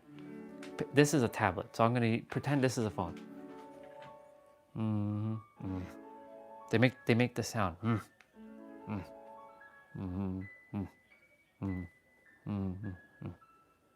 Because they're not present. They're like, Nobody's smiling. Nobody's happy. Nobody's like, because they're coping. They're getting away from the real world because they're using their technology as a source of coping, because they're like, their life feels like incomplete, or it doesn't feel at 100, or they're miserable. When I became aware of this, and I go into a bus or a train, I'm like, and I'm like, whoa, everybody's doing it. I became aware that everybody's doing it. I was like, I was that random dude in the bus where I'm smiling. I'm not giving you the creepy smile, but I'm smiling. I'm just like looking around and just smiling, and I'm happy. And everybody's like, what's up with this guy? He's the odd one. He's the weird one. The thing is, I stopped caring what other people think because they are still in the matrix. I call that being in the matrix. Yes, you just said it. Straight up. It's the matrix. Yeah, bro. You are out of the matrix. You know why? Because you found this, and I ain't in no fucking matrix. And every one of you ain't in no matrix. You've been pulled out. That's why you're here. You ain't here for, yeah, I'm gonna be a little drone and I'm gonna, you know what I'm saying? You ain't here for that. You're here for high level. So yeah, like I said, gentle boy, look, crazy cat, 11. Venera, probably 9. I think Venera's 9. She just turned 9 yesterday. We have another sister, her name's Felicity. She's 6, no, 7. And she's picking up a lot of things that I've shared. So yeah, like you can shift, man. And like there's a brother who is in his 60s and he has changed his life. He's 60, dude. He's not old, but like age-wise, his age number is higher than ours. And he's picking shit up, man. So like, yeah. It's all a state of mind, truly. Let's see what Jay said. My new neighbor has been here for 4 months. She said I was the first person to look directly in her eyes and smile. That's extremely sad. I know, exactly. This is what I'm saying. Like when you become aware, you start to notice things that you weren't aware. This is why awareness is always the first step. Dude, I was the same. I was like, I was like, Like they have the angry face, right? They have, they're not even smiling. And things, they're always on their phone.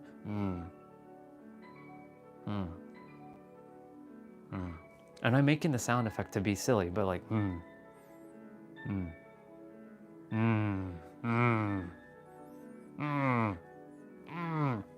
they're getting mad because they're not even present. They're not focusing on like, you know what?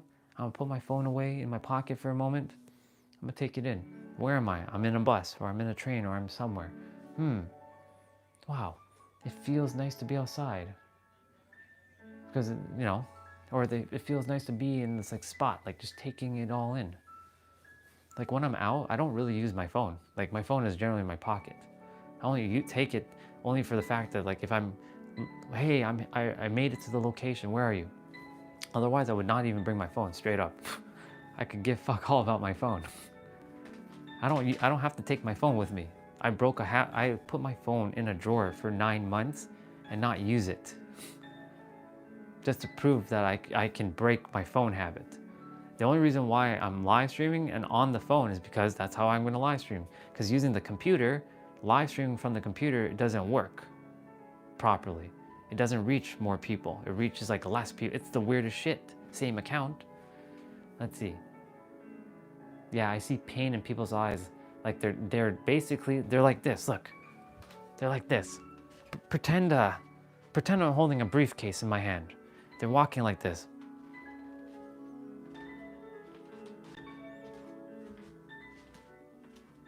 I have to pretend to be dead inside. This is actually very difficult for me because I'm not anymore, but like,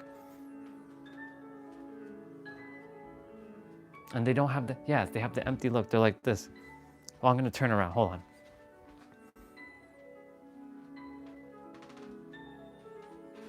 And they feel like a robot, like they're basically in the matrix. That's really what it is, a drone.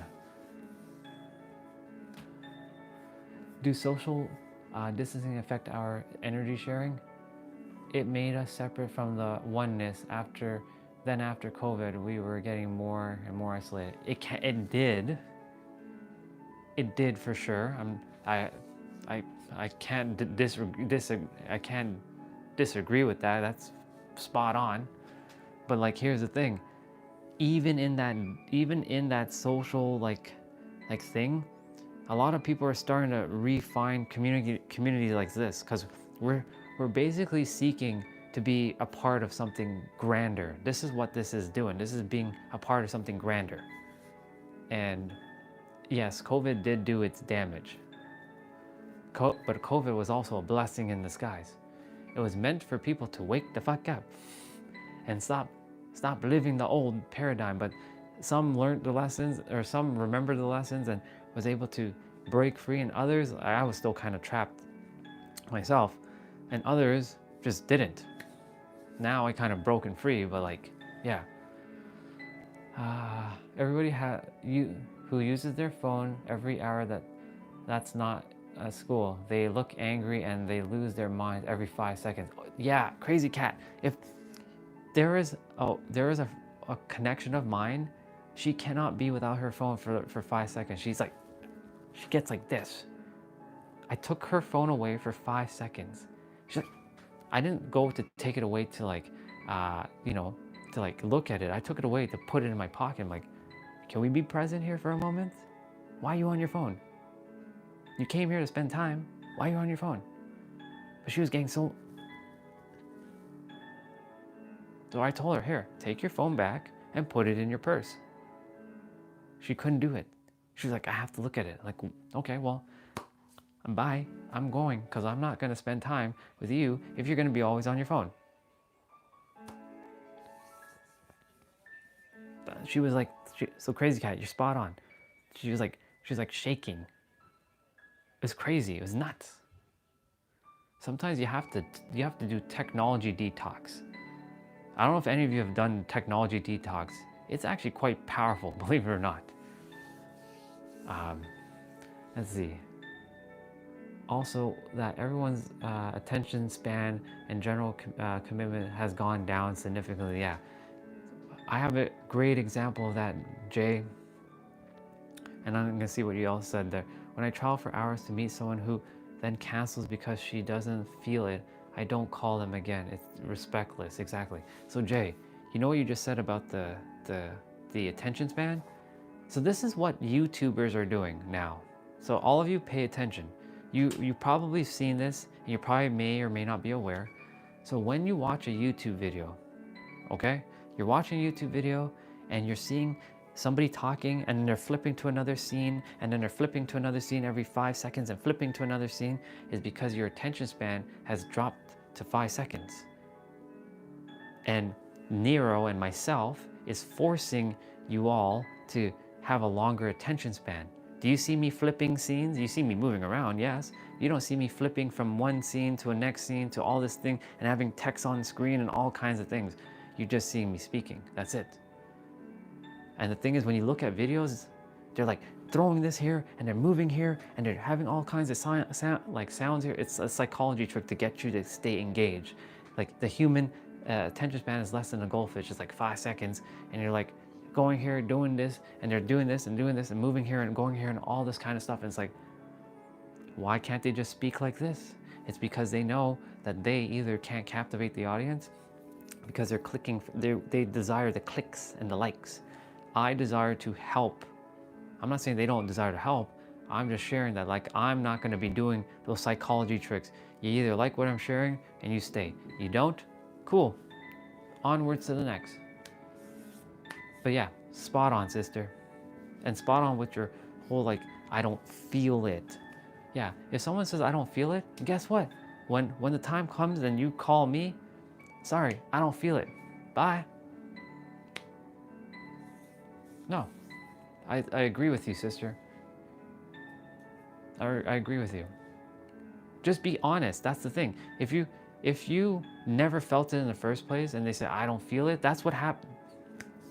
Sister, there was that girl that I loved, Zoe, and we made plans for the next weekend. I was to see her, and Saturday came, and she's like, and I was already on my way. I was already driving to her. It's like an hour and a half drive. I'm like, Andre, I'm so sorry. I can't do it today.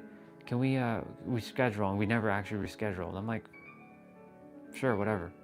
So I just turned around, I went back. I'm like, okay, I'll go have fun. I'll go do whatever I desire. And sure enough, I never spoke to her again. Because she just bailed on me like that. I mean, I'm not saying people, I'm not saying, shit does come up for sure. The thing is, like, I already felt her energy, and her energy was like the next time I like texted her, I'm like, it didn't feel the same. Like I could feel the energy shifting. I'm like, okay, that means we're done. We're pretty much done. So I get it. All right, Gentle Boy said, I have a relative 2 years old. He just scrolling for hours. I wonder. Yeah, the thing is, a lot of children are losing, like at a younger age, they're losing their childhood because they're always on the phone. Like my childhood connection, he has a son, and he's always on his phone, or he gave him like a spare phone, and he's like 5 years old. He's not even really playing. He's just watching YouTube and watching Minecraft. I mean, nothing's wrong with that, but the thing is, like, all that information that's being flooded in his head, he's not getting to play with his toys. He doesn't really want to play with his toys anymore. Yeah. Yeah, exactly. Everybody's on their phones. When I was a child, there was no phone. We were forced to play and have fun. Yeah, it is. Exactly. I know some of you are on the computer and on the phone to listen, but like there's a reason why I'm bringing this up, because the phone or technology, like I do my best. Like I'm on technology all day, as you all know, because I'm chatting with you all.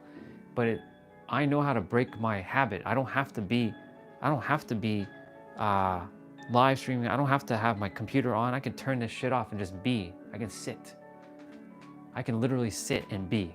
I don't have to have anything on. I can just like sit and be and either read a book or do absolutely nothing. But yeah,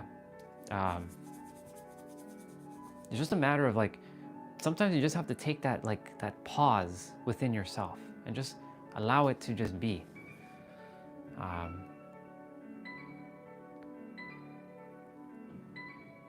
Yeah, they're voided. They're getting voided, dude.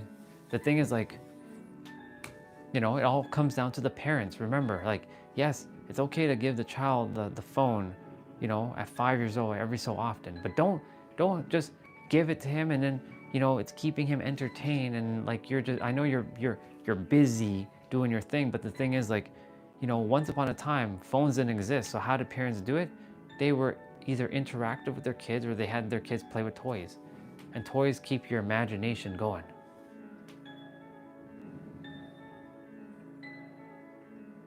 Justin. My son got his first phone at 12 and we put it away after school. There you go.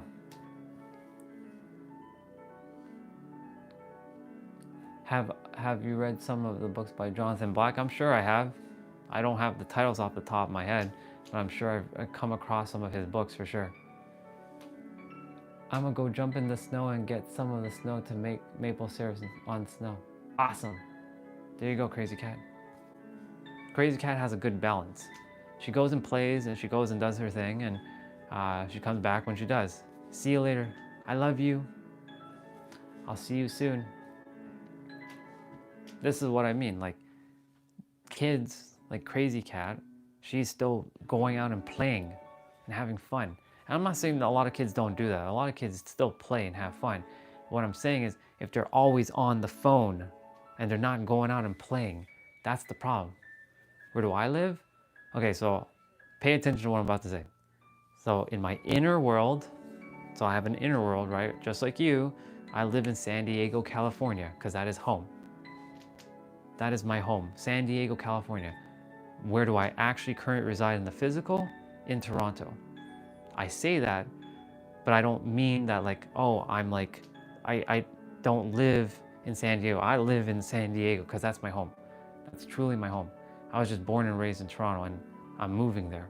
I'm moving to San Diego. It's inevitable. It's happening. It's done. And I just have to, that's why I keep talking about the inner world. Your inner world is very important. What do you desire? What do you desire to create? Do you desire to create magic inside or poison? Do you desire to be a billionaire or an entrepreneur or the master chef or like a grand pianist, or a master conductor or whatever it is? Maybe the best barista in the planet. Since Justin talked about coffee for a moment, I had to bring up barista. What is it that you desire inside? And then you live from that moment as it's happening now and feel it. Also, my phone's 13%. I'm gonna charge you guys up and I'm gonna go grab something to eat. As much as I would love to bring you guys upstairs, mom and dad just don't like the camera. So I will also leave the microphone down here. Because, yeah. Let me see. Let's see. Justin said, when I had kids, my mom told us, get the hell out. Her rule was you had to stay outside for a couple unless we were required in some water or to go to the bathroom. Let's see. I mean, crazy. Do you?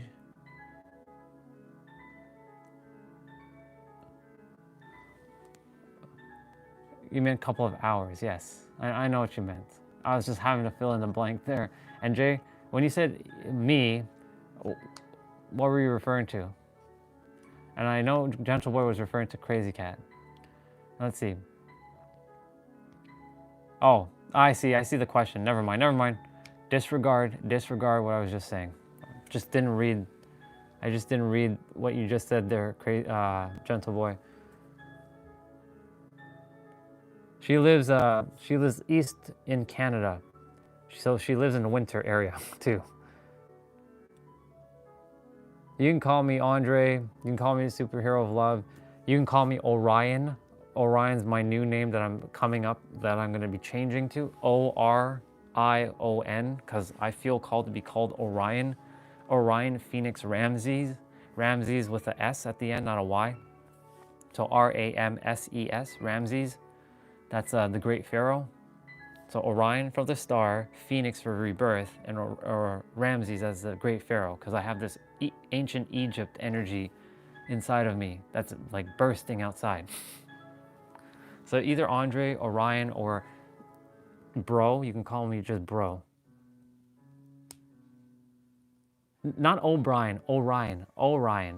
So Orion, not O'Brien. No O'Brien, no. Orion. We drank from the garden hose, Justin. Yeah, Orion. Yeah.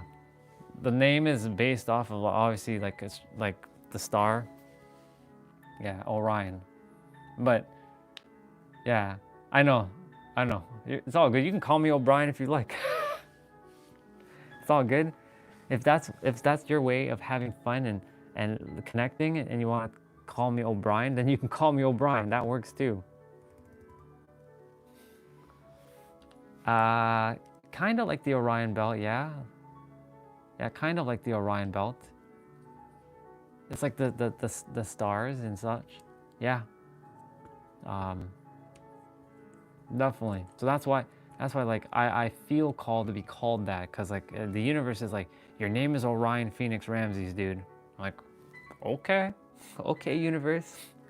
You're not gonna just be Andre Samir. That's my last name, Sumeer. It's like summer. Instead of 2 M's, it's 2 E's. And that last name means Lord of Wisdom. I looked it up. I'm like, interesting. That makes sense. So I'm not disregarding my name. It's just more so like I like Orion Phoenix Ramses. Yeah, the 3 stars like symbolizes mind, body, soul. Yeah, the 3. That's why like Orion Phoenix Ramses, and Ramses is the great pharaoh from back in the days.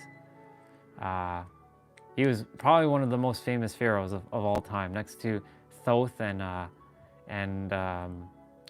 Osiris. But I don't feel like Osiris or Thoth. But Ramses and King Tut, I either was King Tut or King Ramses, or I was both. Whether that's true or not, I don't know. I have no idea. I just feel it. It's a feeling I can't explain. Yeah. Welcome back, Eric.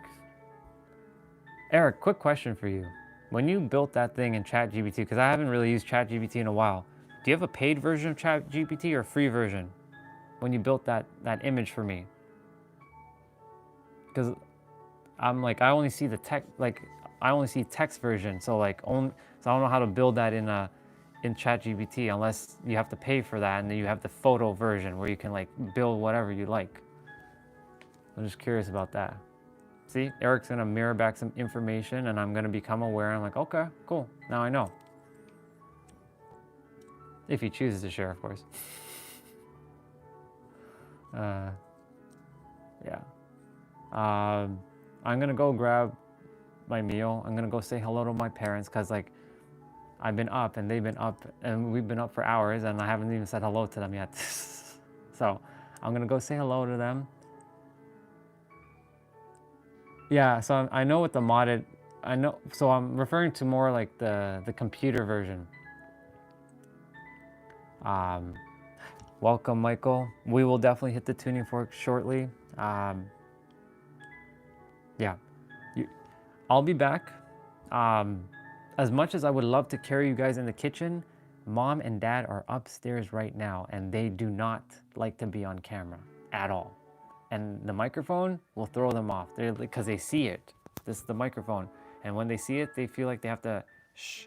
I'm like, you don't have to talk. You don't have to be quiet. You can just speak. There's nothing wrong. They just feel like the internet is scary for them. So I'm going to be back. I guess you're staying inside today. Welcome back, sis. I'm going to go grab my meal. I'll be right back shortly. Maybe like 5 minutes.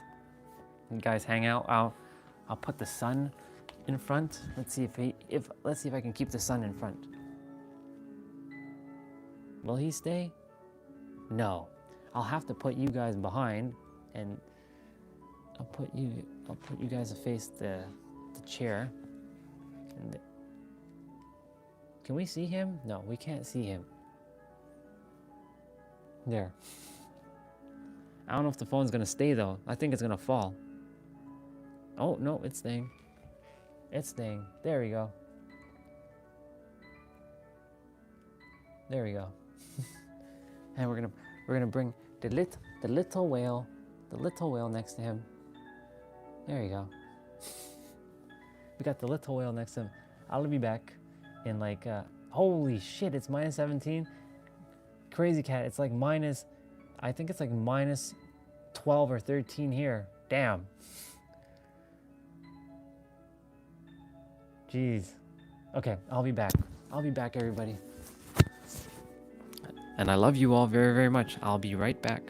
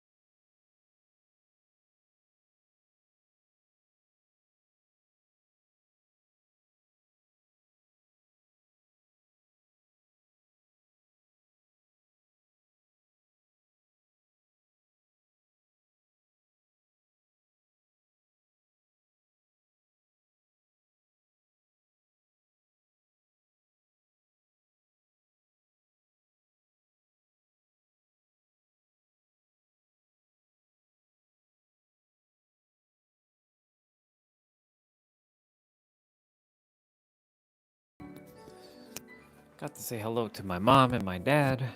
My sister's heading off to her work.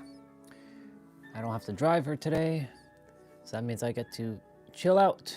Again, some days I do have to drive her, other days I do not. Sister, welcome back. I'm about to eat. You can call it breakfast. I call it first meal. This is not really even breakfast anymore.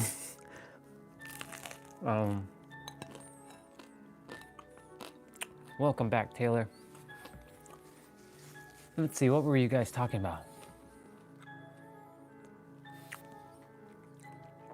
Why do you play this song? No, I'm done. I finished, sister. I finished like an hour and a half ago. I play out for about 40 minutes to an hour. Not really a full hour, but like 45 minutes is the max.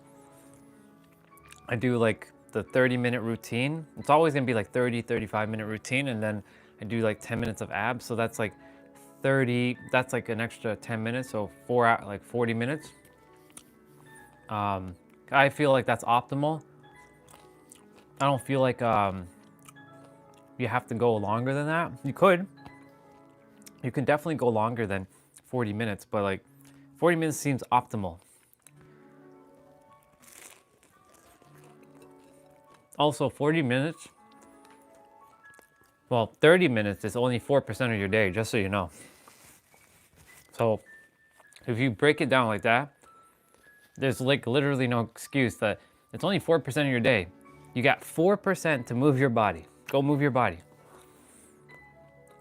Oh, it's okay, sister. I'm done. I'm done playing out. I'm done. I'm eating now. But yeah, I'll see you later. I love you. Got it. No. I'm done. I'm done. Okay. That's interesting.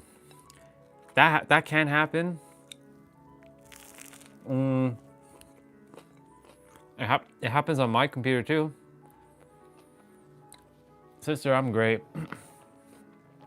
I get to see you. I get to see Jay. I get to see Gentle Boy. I get to see Crazy Cat. I get to see all of you. This is why I'm excited. And I said this earlier. I get to wake up with a big ass smile on my face every morning now. Not to say I wasn't before, but you can see why. I get to connect with all of you. And this is why I say you're all very important to me. No matter who you are, where you are, you're all very, very important to me. And I get to wake up and I get to see all of you. And yeah, thank you, Michael. We have built a, not even community, this is family now, straight up. Yeah.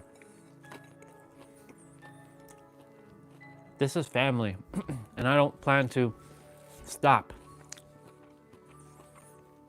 That's why when I said I'll be live streaming straight for 1 year, I'm like, no. Because think about it for a moment. If I stop live streaming, how are you guys gonna feel when I stop? How am I gonna feel when I stop? It's gonna become like, oh my God, like he hasn't been on every day now, and it's gonna be so weird and all kinds of shit. Does anyone tell you, your brother, that they're proud of the way you tell everyone? I mean, it's not that it's required. I say it because I am very proud of all of you. Don't mind me eating, but I never asked you guys to say it back, straight up. Like, I just love you all, and the reason why I say this is to pour in.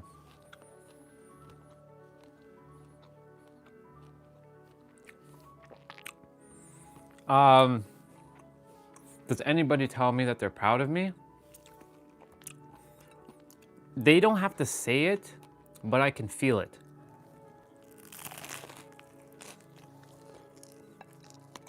So like, I know you guys are proud of me.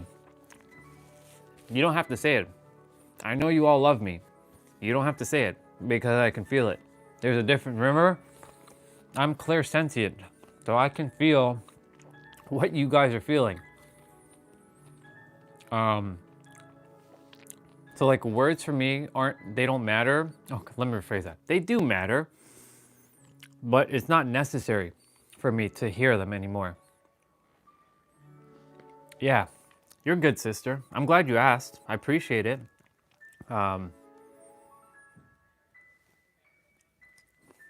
Thing is, like, I was never, how do I say this? When I was younger, I never really received words like that.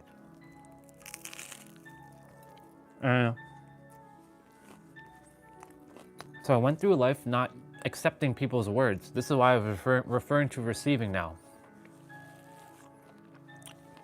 So I never used to receive compliments. But now, if somebody says to me, "You're doing great, thank you," I fully receive it. Like, I will receive it. Even if they don't, it's okay. The last time somebody says that they're proud of me was Jessa. It was like 2 years ago. Not 2 years ago, a year ago.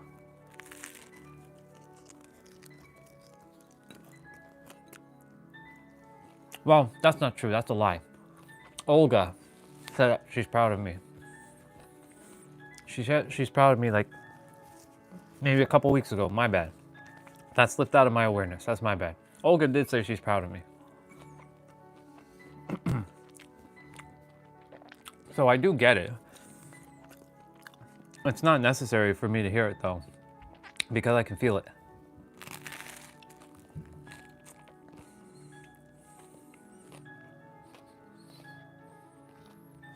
Let me read what's going on in the chat. Let's see. As I have food in my face. Still not much, yeah, flu. We're healing. Right, my surgery procedure to my stomach.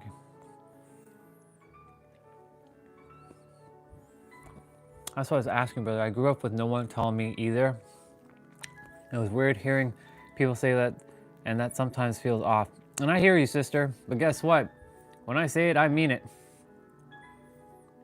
No, I'm not eating pizza. I'm eating egg, bread, and bacon.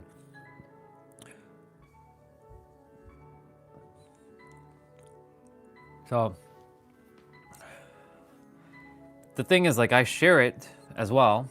I share it and I mean it, because when I'm sharing it, you all are just another version of myself, and I'm a version of you.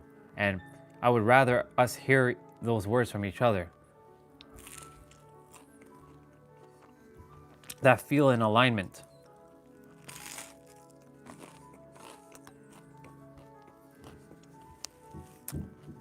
There are those who they can say it and I can tell they don't mean it. Like, I've had people say, "I'm proud of you." You don't actually mean it though. I can feel it. The thing is, that's what I was saying, your words are so powerful, but your feelings, how you're saying the word, is even more powerful. Remember? I'll say it again. I'll give the example. I'll use Michael this time. Michael, I love you. I love you, bro. I really love you. Right? I just said, Michael, I love you, right? Now I'm going to change it. Michael, bro, I love you so damn much. Slightly different word, but I said I love you. Notice the energy shift. Same with you, Taylor. Taylor, I love you. I really love you. Taylor, I love you, sister. I love you so damn much. See? Practically the same thing, just different tonality with my words. Yeah, a lot would be missing. A lot is like, yeah, you can feel it.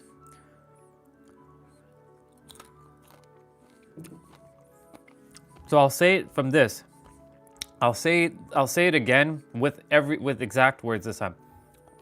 I'll use you, Jay. Jay, I love you a lot. I love you a lot. And now I'm going to switch it. Jay, I love you a lot. I love you a lot. You feel the difference?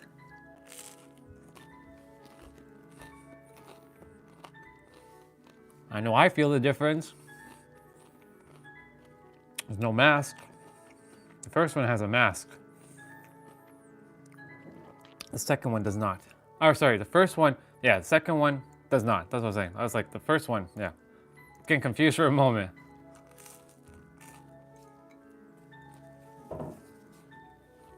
Your words are very powerful, but when you put feeling into your words, they have what is called emotional charge now. And when you have emotional charge on your words, it takes your words to a whole other level. For example, I'm gonna stand up for a moment. Imagine I say, what's a good example?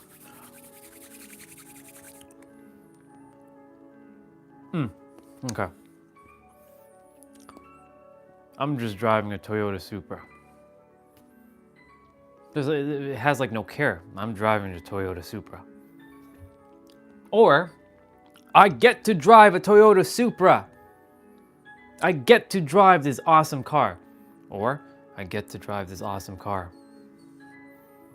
I mean, nobody really, people do speak like that. I get to drive this awesome car.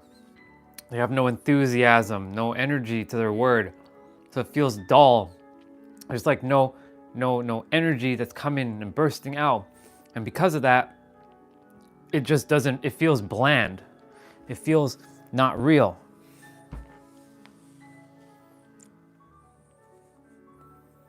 Yeah, exactly. It is a rare gem, and I'm grateful because it's not just me building it, it's all of us. This is why I keep saying it's not me, it's us. It's never gonna be me, it's always gonna be us.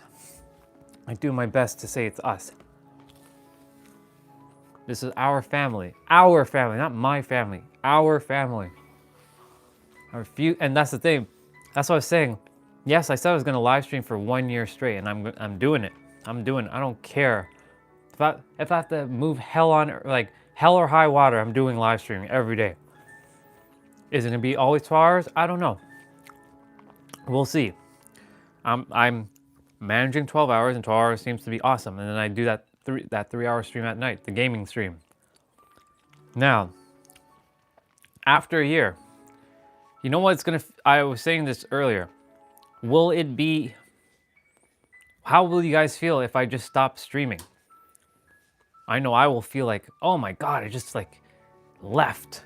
And I only stream like once a week or something. It's gonna be kind of weird. Because now this has become a habit. Now, I love what I get to do. It doesn't mean that I'm not doing my own thing. I'm still doing my thing. I'm just inside. You guys are just following me around with on this journey.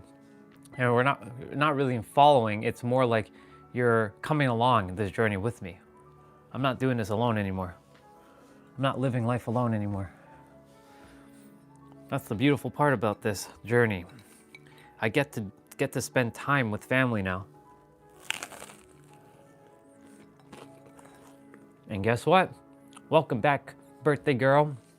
I know it was her birthday yesterday, but I still call her birthday girl. It's your birthday week, so you're gonna celebrate your entire birthday this week.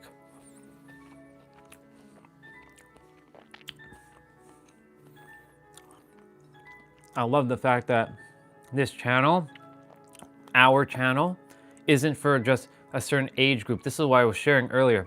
So Taylor, if you're there, listen to this, because I know you're in the process of this entrepreneur journey, just like many of you. I was saying this earlier. They say in the entrepreneur journey that you have to niche down to blow up, right? You got to niche down to blow up. What does that mean? That means you have to focus on a set of people, because they say when you're speaking to everyone, you're speaking to no one. I kind of disproved that now, didn't I? Venera, I believe, Venera, how old? 9 or 8? I think you're 9 years old, right? Or I'm wrong. I know you're definitely in that age group, or maybe a little bit older. 10. Venera's 10.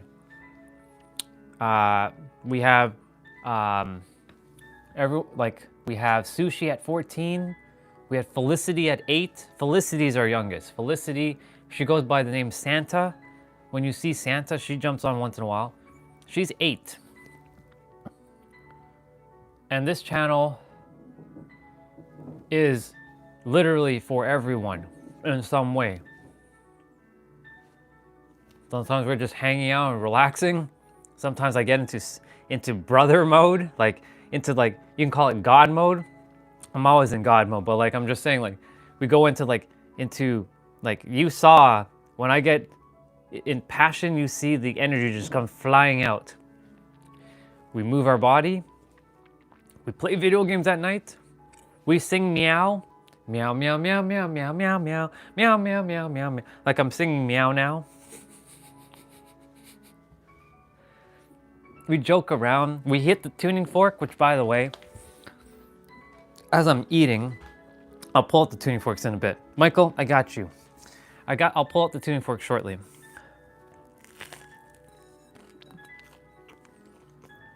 I talked to our soul brother Steve, who's my barber right now.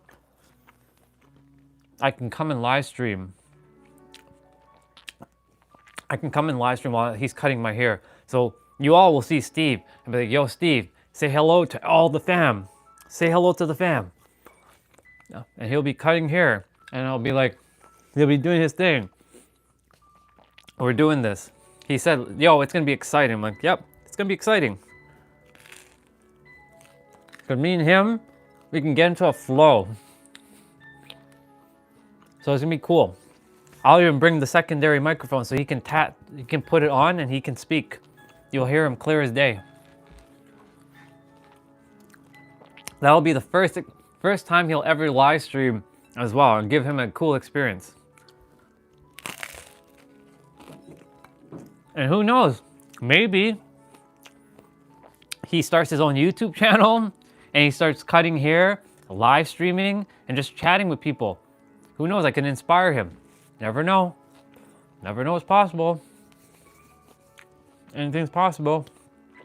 Funny enough, Steve and I, when I met him, I'll share a story quickly. I had another barber before him. And that barber, he let me down quite a few times because have I ever listened to Pop Smoke song? I don't know. I may have, but I'm not sure. I'd have to look it up. So yeah, my previous barber before Steve, he let me down quite a few times. I had to go, my name is Andre, or you can also call me Orion. Welcome, Xavier. I'm just eating a meal and just sharing a story. My previous barber, he let me down a few times. Like I had an important event to go to, like a speaking event. And I was looking kind of rusty. I'm like, yo, dude, I gotta go to a speaking event today. And he totally bailed on me. And I'm like, oh my God. So then I was like, the universe was orchestrating for me to connect with Steve. So I was in the area, I was looking for Steve, or looking for another barber. And sure enough, Steve popped up and I went to his place because this is during COVID and he was cutting hair in his place. Then he has his own shop. He has a shop with his boys. It's called the Organization Group Lounge. And he just upgraded it a lot. So you guys are gonna see a lot of cool stuff. I haven't seen the floors that he just did. I saw the lighting he did the last time. Anyways, I realize he and I have the same physical birthday. Him and I are born on April 2nd. And there are no accidents. Everybody, there are no accidents. You're meant to meet those who you're meant to meet. You all were meant to connect with me, and you all were meant to connect with each other, and we were meant to build this thing called, AKA, the soul family or the soul tribe, together. Let's see what Jay said. So, your hairdresser let you down twice. I found another new one is always grumpy, but technically far better and on time. Right. So maybe you'll find someone even better than her when the time comes.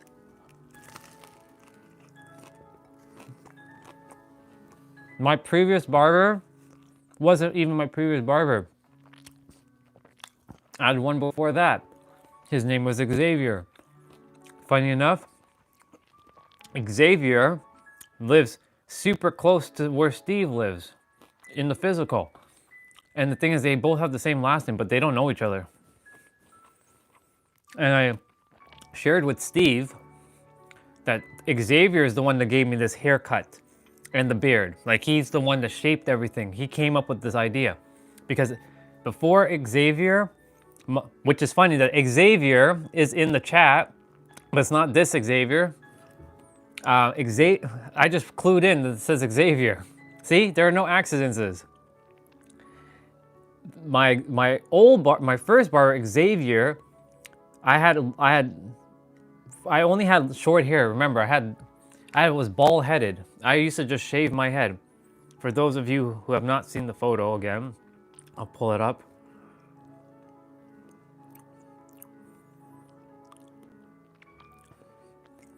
So I used to cut my own hair. I used to just shave my head. So that photo there, I was always shaving my head. So I'd take the trimmer and just buzz my head. And then Xavier, the first barber, came up with this look. So ever since Xavier came up with this look, I stuck with it. Because he's like, this suits you. Because I was like a hot mess. I was growing my hair out and my beard was a little bit long. He's like, I got you. And he came up with this look. And ever since then, the second barber attempted to maintain it. And then Steve now maintains this look. So he knows. He doesn't even have to ask. He just like, want to cut it a little shorter or a little bit longer. I look like Drake. I'll take that as a compliment.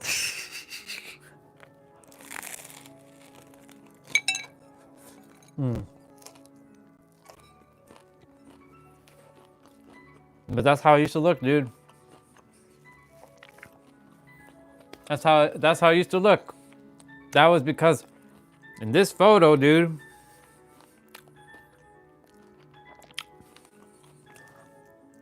I was angry at the world and I was pissed off and I thought I couldn't change. And this was the age of 34.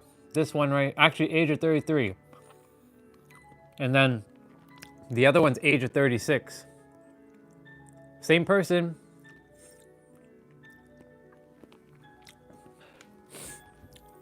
Let me see what Jay said.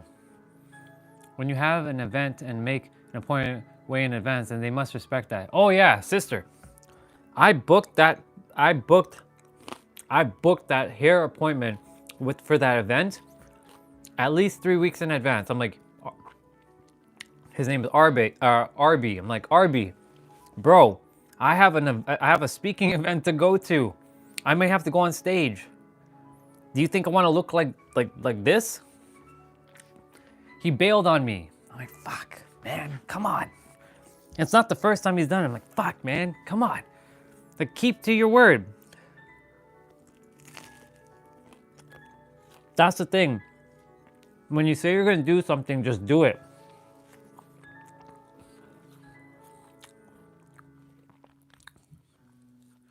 You're good, sister. Basically, we're talking about, I went on different tangents. We were talking about like the power of your words again. And then I was sharing my story. We were just like, I was talking about like how I spoke to my barber, our soul brother Steve, because all of us are soul family. And he's also subscribed to the channel, but he doesn't come on often because he's always cutting hair. And I'll be live streaming with him. So I'll bring the phone and everything. I'll be driving there, live streaming, and he's like, yo, it's gonna be a cool experience. And He's like, I may open up the channels for him. Maybe he might start live streaming with cutting hair. I don't know. You never know. That's what we were talking about. But then I was talking about how I met Steve. Yeah, me too. My hairdresser didn't pick up the phone until the day after. And then she said, he overslept. We were done. Yeah. I was done that day too. I was like, RB, never again. Do you know Steve saved my day? Truly.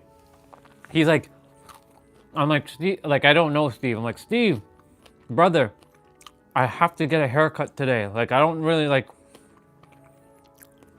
I have to. It's like an emergency. He's like, don't worry, bro, I got you. So he's like, come in like 15 minutes. Literally. And I drove to his place within like 10 minutes. He came down to open the door because like he lives in a condo. And sure enough, bang. Cut my hair. I'm like, oh my fucking God, dude, you saved my life.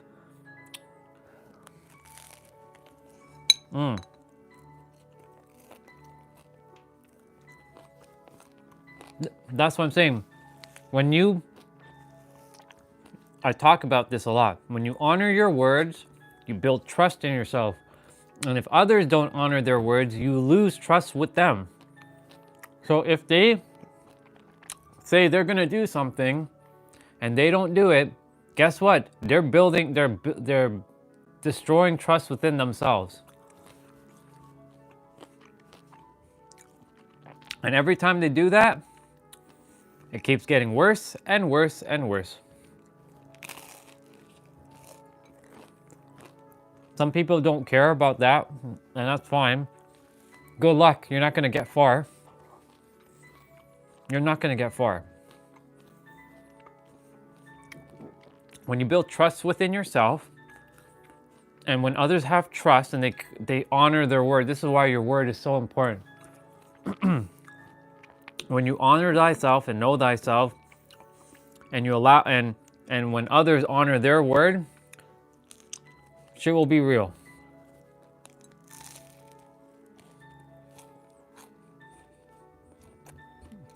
Exactly. Now, sister, I know you just used the accountability word. So I'm gonna tell you, so I'll be honest, I'm gonna be very vulnerable right now. I hated that word. I hated that word so much. I was scared shitless to be held accountable for my actions. The thing is, I don't require anybody to hold me accountable because either I'm gonna do it or it's me and the universe. The universe is holding me accountable. So, but the thing is, like, that word does hold a lot of power because it'll make you go and do shit especially if like, I can hold you guys accountable. You can call this an accountability call. Accountability group. I'm not gonna call it that though. But I'm like, did you do the thing? Why didn't you do the thing? And then you might tell me, blah, blah, blah. Okay, go do it. But yeah, the word accountability, I didn't like it for a long time. I was scared shitless to be accountable. But now, because I've kind of blasted through a lot of shit, bring it on. Yep, universe. Actually, spell it like this. Y-O-U-N-I-V-E-R-S. Universe. Universe. Universe. Could be union, one with the universe, one song. All of us are our own universe. Let me grab my water here.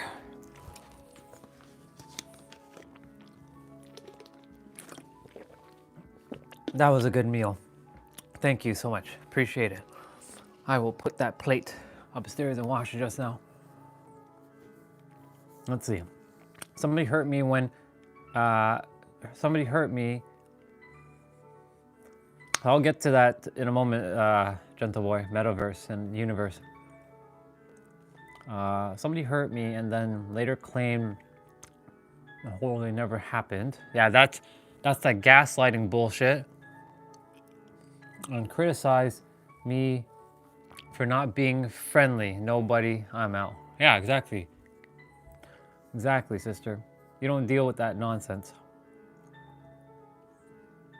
And then Taylor said, I have developed 3 boundaries since I've started recovery.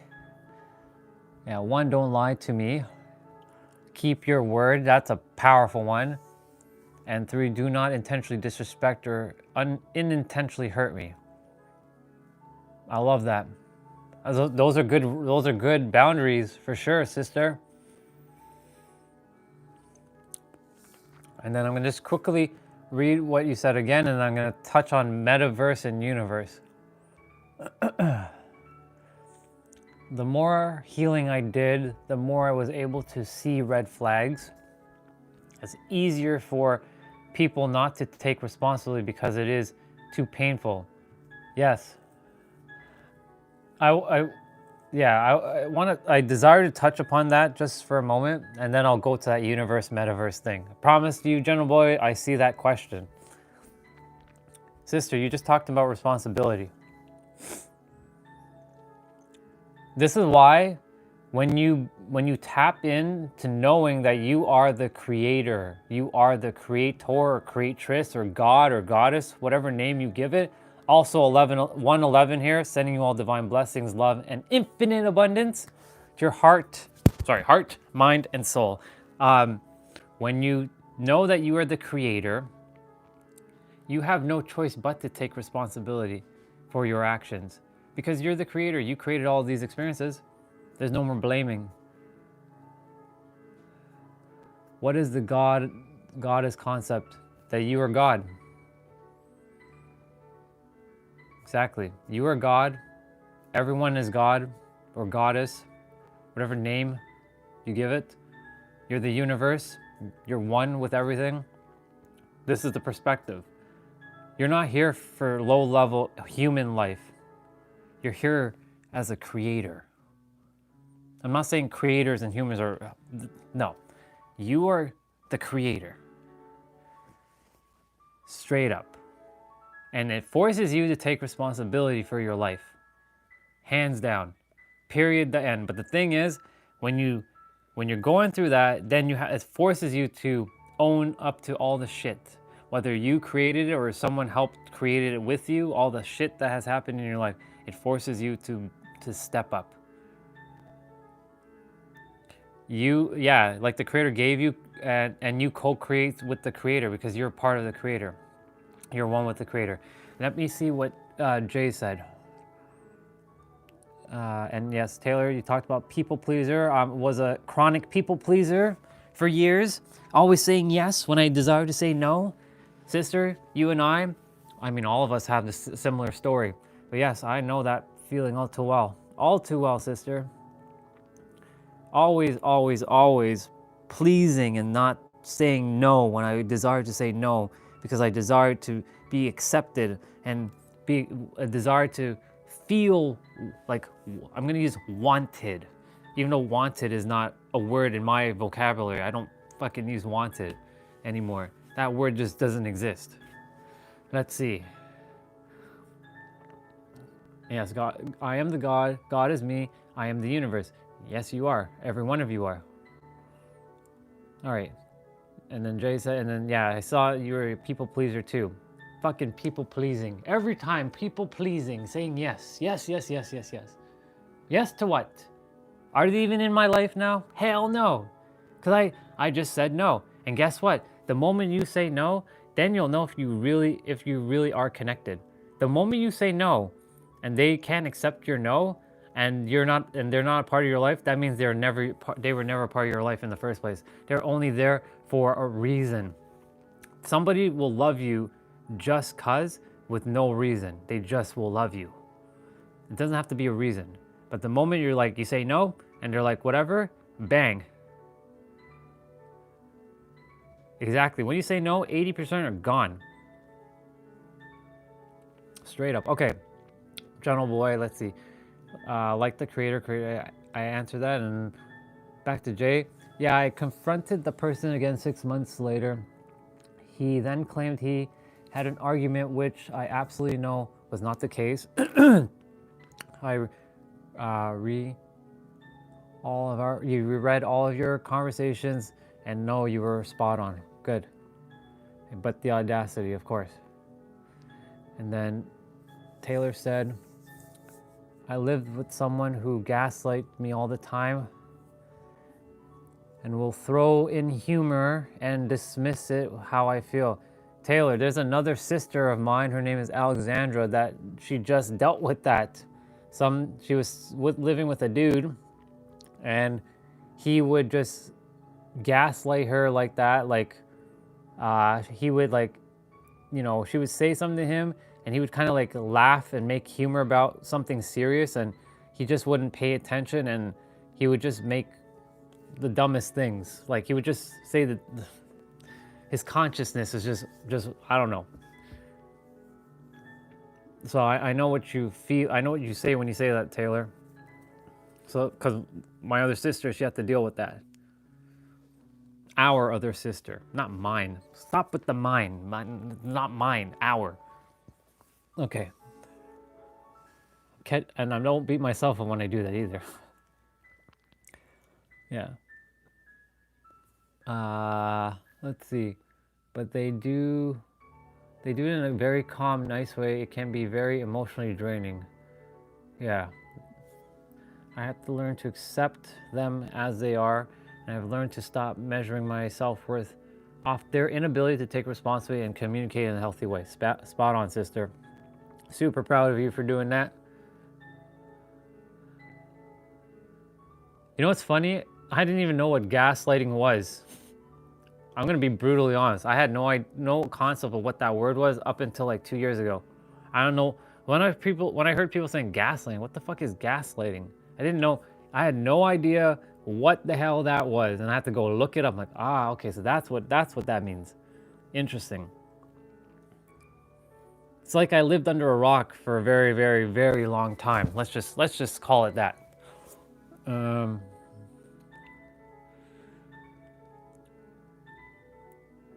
I can't have a partner who doesn't take responsibility for his actions. I can't live in that. Of course, sister. You're not. They're supposed to take responsibility.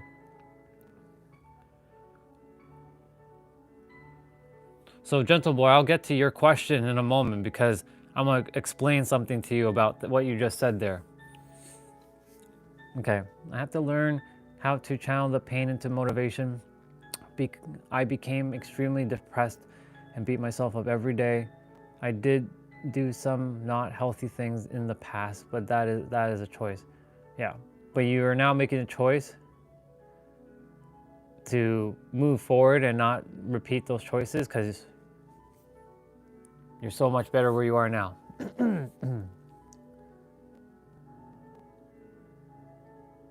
Right, gotcha. Yeah, it's true, sister.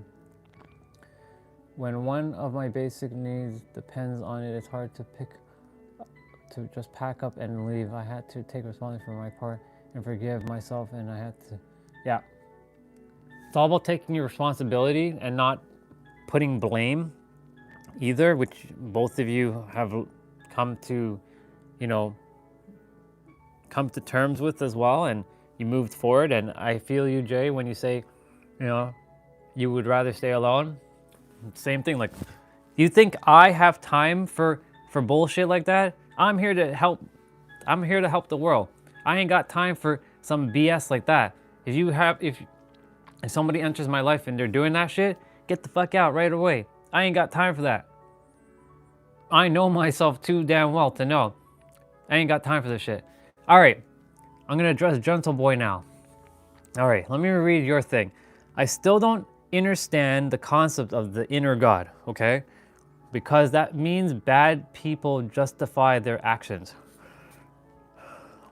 Okay.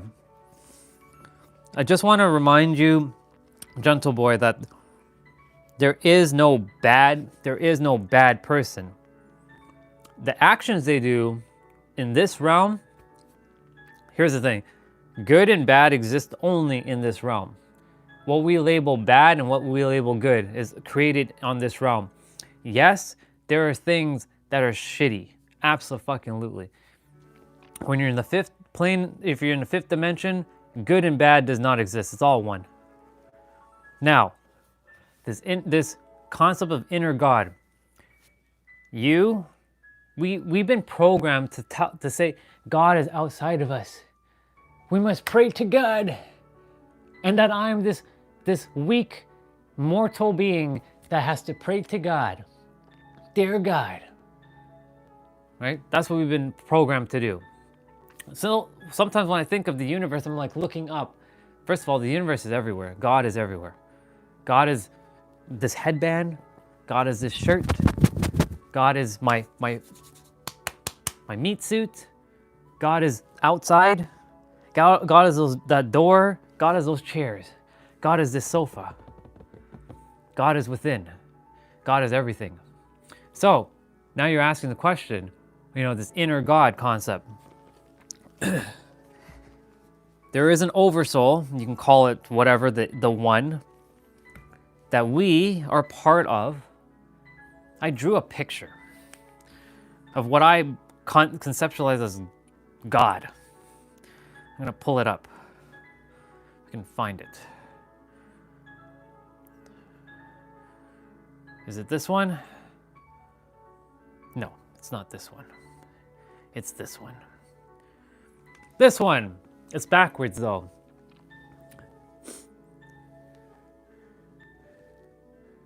All right.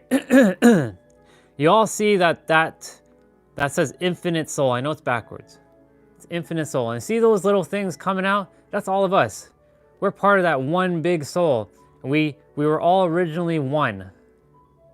And we split. And we're fragmented, but we're still part of that one. That is what I conceptualize as God. That's the simplest way I can explain it. That is the simplest way I can possibly explain how I see Creator, as one. Oops. So we're all part of this soul, and we come right back to the soul when we die. We're all one. But we've been put into separate bodies. So the separate body piece, yes, we're in separate bodies. But the thing is, you, gentle boy, are another version of me, and I'm another version of you. I'm another version of Taylor, and Taylor's another version of me. Jay's another version of me, and I'm another version of her. We're all one. Knowing that you're one with everyone, and you are one with the Creator, this is what I mean by you are one with the Creator. This is the inner version of you. Oops. This is my conceptualization of what God, or the universe, or infinite is. You're just one with everything. That includes planets, that includes stars and the moon and the sun. That includes cats and dogs and fish and birds and insects and snakes and all kinds of things. And the minerals, the rocks, the crystals, the sand, the water, your food that you eat, everything is one. Yes, all those souls. There, look at Mr. Jose, who just came flooding in. Spot on, dude. All right, let me read what you said, because you said a fair bit. You have said a fair bit. Let's see what you said, gentle boy. I got you. Because what I see in reality, there is law and order within society, and the truth is we live within the Maya of illusion. Yes, facts. There is a teaching in Muslim world that God is near as our bloodstream. That is why it's interesting. Yes. So far so good. In Muslim world also God says, I am your God. Then we all said yes.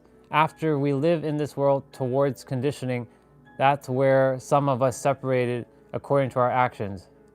Right, but the thing is, there's also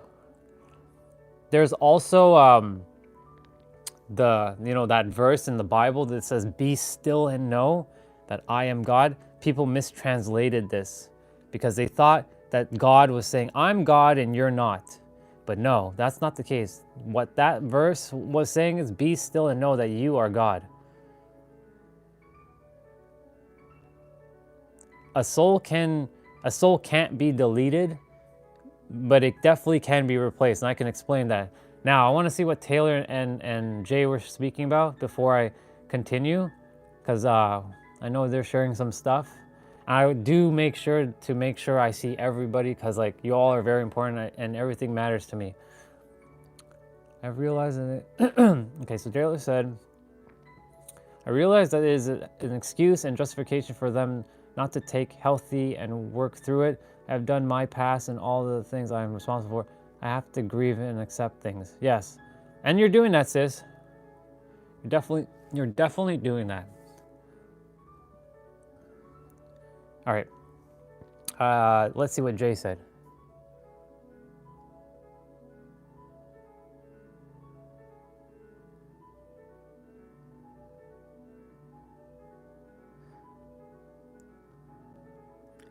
Let's see. I agree. Avoidant and people with narcissistic traits.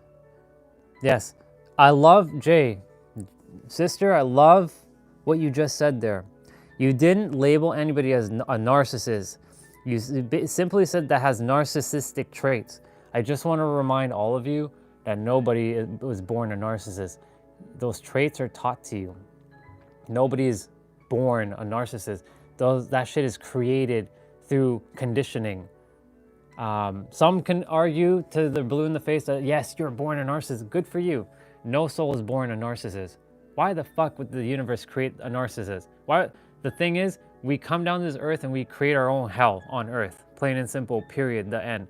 Now, I love the fact that you said narcissistic traits, because this is true. That's all it is. Everybody, in some level, may have had a narcissistic trait and will jump through hoops to avoid facing what they did. Deep down, they must know they're treating people horribly. Absolutely, they do. Some program it out of themselves. And yeah, so Jose, back to you for a moment. You asked about the soul, if it can be deleted or replaced. The soul can't be deleted, but it definitely can be replaced, and I can tell you why. The girl that I absolutely love and adore, who lives in Tennessee, her body is her body. But she had an incident when she was 2 years old. And her original soul, and she knows this clear as day, her original soul that was in that body was taken out of that body, and a new soul was put into that body. And she knows this is facts. And the thing is, that soul had to go because it wasn't strong enough to handle the body. So this new soul was capable of handling the body. So you can say her current soul, her current soul is not the original soul to the body, if that makes sense. And that's not the first time that I've heard that, because there's been a couple other people who've had a similar experience where their original soul was taken out of their body and was replaced with a new soul. And by a new soul, I mean a different soul, because all souls are the same. They're just unique. And then Gentle Boy said, yo, if you ask someone if they're high, they will be scared AF. Okay. I'll keep reading. I'm just going to keep reading until I feel the call to jump in. I'm definitely going to take a shower because I'm getting a little cold. It's like minus, Alexa, what's the temperature? Good afternoon. Right now, it's -9 degrees Celsius. Minus 9 degrees Celsius. Expect a low of -13 degrees. Minus 9 degrees Celsius right now. Minus 13 tonight. And you can add wind chill on that, so that's probably like minus 14 right now. Okay. I'm tapping my body to keep me warm, that's all. Jay said they attempt to walk they walk around in circles, gloss it with humor, or relax, and they pretend it's fine. It's so true. Gentle Boy says, I'm sure narcissist is someone who's born leader, but they fail to realize good things. So again, Gentle Boy, for me, I don't believe anybody's born like that. It is a taught trait, in my opinion, but we're all, remember, I respect what you share. Because like, if that's what you believe, that's what you believe. Because yeah, who knows? Who really knows if someone really is born a narcissist or not? I'm just saying from my perspective, I feel that nobody's born evil or a narcissist, but that stuff is taught to you because you're born loving and unconditional as soon as you come out of your mother's womb, and then as soon as the conditioning kicks in, bang, you have a choice. You go down the path of love or path of darkness. And I know, I respect everyone's thoughts and beliefs. I'm not ever gonna say you're wrong. You know why? Because that would make me, was it hypocrite? What other word is that? I don't know what other word, but it definitely makes me feel like a fucking hypocrite. Because I respect everybody's beliefs. Now, of course, if you're gonna come and tell me that I'm wrong, and I'm wrong, and I'm wrong, I'm not gonna have a fight with you either. Go fight. I'm not here to fight. I respect your opinions and stuff. Like that goes for all of you. I respect all of your opinions. Even if we may have a slight we may not fully agree, we're here to evolve and transcend beyond the bullshit. That's what we're here for. Let me see. I am reading though what you did say. You're talking about like Winston Churchill said, most men would stumble upon the truth, but then they choose their own choice or truth. Exactly. And then Jay said, I think both narcissism and avoidance, dismissive avoidance, comes from emotional trauma. These people should seek help before wrecking other people's lives. It's true. Thing is, they have to make that choice to go and get that help. Remember, supervillain of hate.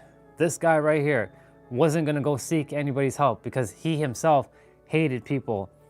And because he hated people, he would never go ask for help. Because I'm like, that sounds so counterintuitive. Why would I go help? Why would I go ask somebody to help me when I fucking hate everybody? I just wanted to slay and slash and cut and destroy and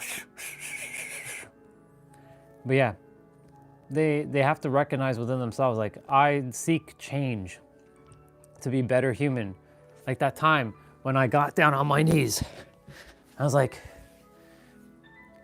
Creator, or at the time I was calling it Creator, the universe. I wasn't calling God, I was calling it the universe. Universe, I desire to be a better human. Show me how to be a better human. The tears were coming out. I'm like, just show me how I was demonstrating this to Zubair. I'm like, Zubair, this is what happened I had to do. I got down on my knees and I asked for fucking change. I'm like, show me how to fucking change. Of course, like I had to come to that realization of myself that I could do it myself. But in order to desire change, something traumatic has to happen. Sometimes it might take something like a strong force for it to like, for something to spur you to change. Because even if you keep hurting people and you just keep doing the same thing over and over and you still don't desire to change, then you're not going to change. This is true. This is true. So, General Boy, I too was once upon a time a truth seeker. You're on your journey right now. I can tell you right now, you're going to go from truth seeker to truth knower. And you can even take out the word truth to just knower. You're going to go from truth seeker to just knower. All of you eventually will step into your knower power. Nothing goes beyond knowing. You're probably already there. I'm already in my knower. Let me see. Jose. Inherited traits by parents or guardians. However, yes, not born narcissists. Facts. That's what I feel. I'm not saying it's right or wrong. I'm just saying that's how I feel. So I agree with that. What if I'm really bad to the bone through that's unrecoverable? So Jeremy, that's a belief that you're holding on to.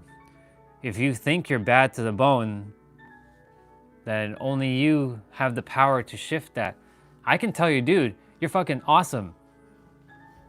You're fucking awesome, dude. You're not bad to the bone. If you're bad to the bone, guess what? You'd have been booted out of here ages ago. The very fact that you have dropped some beautiful things in the chat, you ain't bad to the bone.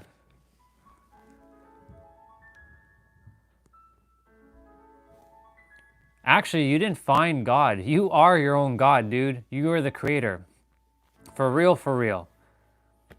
For real, for real, you're your own God. I'm nothing more than a fucking mirror. That's all I am.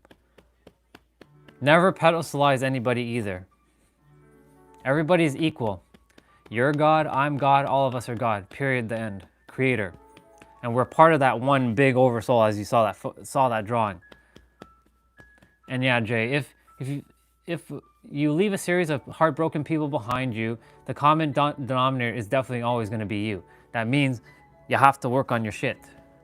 However, if they don't care about other people, then that goes to show them that they don't really desire to change. And thing is, there's something within them that just says, fuck it. They can't change, and then they just don't desire to change and just hurting people. And there are people who just desire to hurt people. That's where we have the balance, unfortunately. Which sucks that this world operates like that. And it's going to be like that for a very long time. There's always going to be, I'm going to tell you this right now. This is going to sound very, it's going to sound very hard, but I'm going to have to say it. There's someone right now on the planet who is currently now the new supervillain of hate. There is someone or a few who are right now looking to destroy the world. I don't know who they are in the physical, but they're around. They're getting hurt right now in this moment. And because of that hurt and pain, they're gonna lash out and they're gonna take it out on the world. They're gonna turn their back against the world. Just like I did. And if I can find them, and I can help them, I can stop them from doing that harm. That's why whenever you hit the like button, I'm not saying for the likes, anytime you hit the like button, I might be able to reach that one soul who may be hating the world, because I know what it truly means to hate the world. And they might go and do something and commit some heinous act of violence. Now, of course, I can't also stop what they came here to do, because that would be going against their soul. Their soul came here.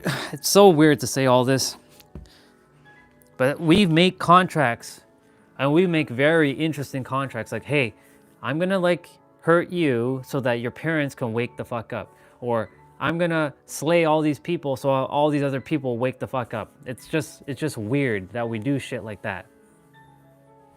But we make some really interesting contracts with every one of us to see, what are we here to do? Like right now, all of us have made a contract to be a part of this YouTube live thing so that we can help each other grow. We made this contract. Gentle boy, there's no accidents. You and I, we were like, I'm gonna see you in January 31st. Well, it's technically February 1st, but I met you yesterday. We're gonna meet in January 31st, 2025. I'll see you down there on Earth, bro. I'll see you. And then boom, here we are. Well, we didn't even say bro because we're not even gender when we're a soul. We're just a soul. I'll see you, other soul. I'll see you in 2025. I'll see all of you in 2025. Here we are. And there's still more to come. A lot more. Let me see. Jay said, if they don't desire to change, they will grow old alone. People around them they'll leave. When I met a person around age 60 who told me they have 0 friends, it's a red flag. Yeah, in the beginning, I gave them a chance. However, every one of these characters have turned out to be deeply egotistical. Yeah. And KB, welcome. I think I have a serious problem. which is the fact that I don't like reading books. Is it really serious and dangerous business? So KB, how do I say this to you? This is why I say follow your heart. If you feel guided to read books, read the books. If you don't feel guided to read the books, don't read the books. The thing is, it is advantageous. See, I'm changing the I'm catching myself very quickly. It is advantageous for you to go within yourself by sitting and asking yourself questions, because a lot of us, we don't do this. This right here is what we do not do. Sit with yourself. Don't have a phone or a computer on. Just sit with yourself and ask yourself questions within. Why do I feel like this? What is it that I desire?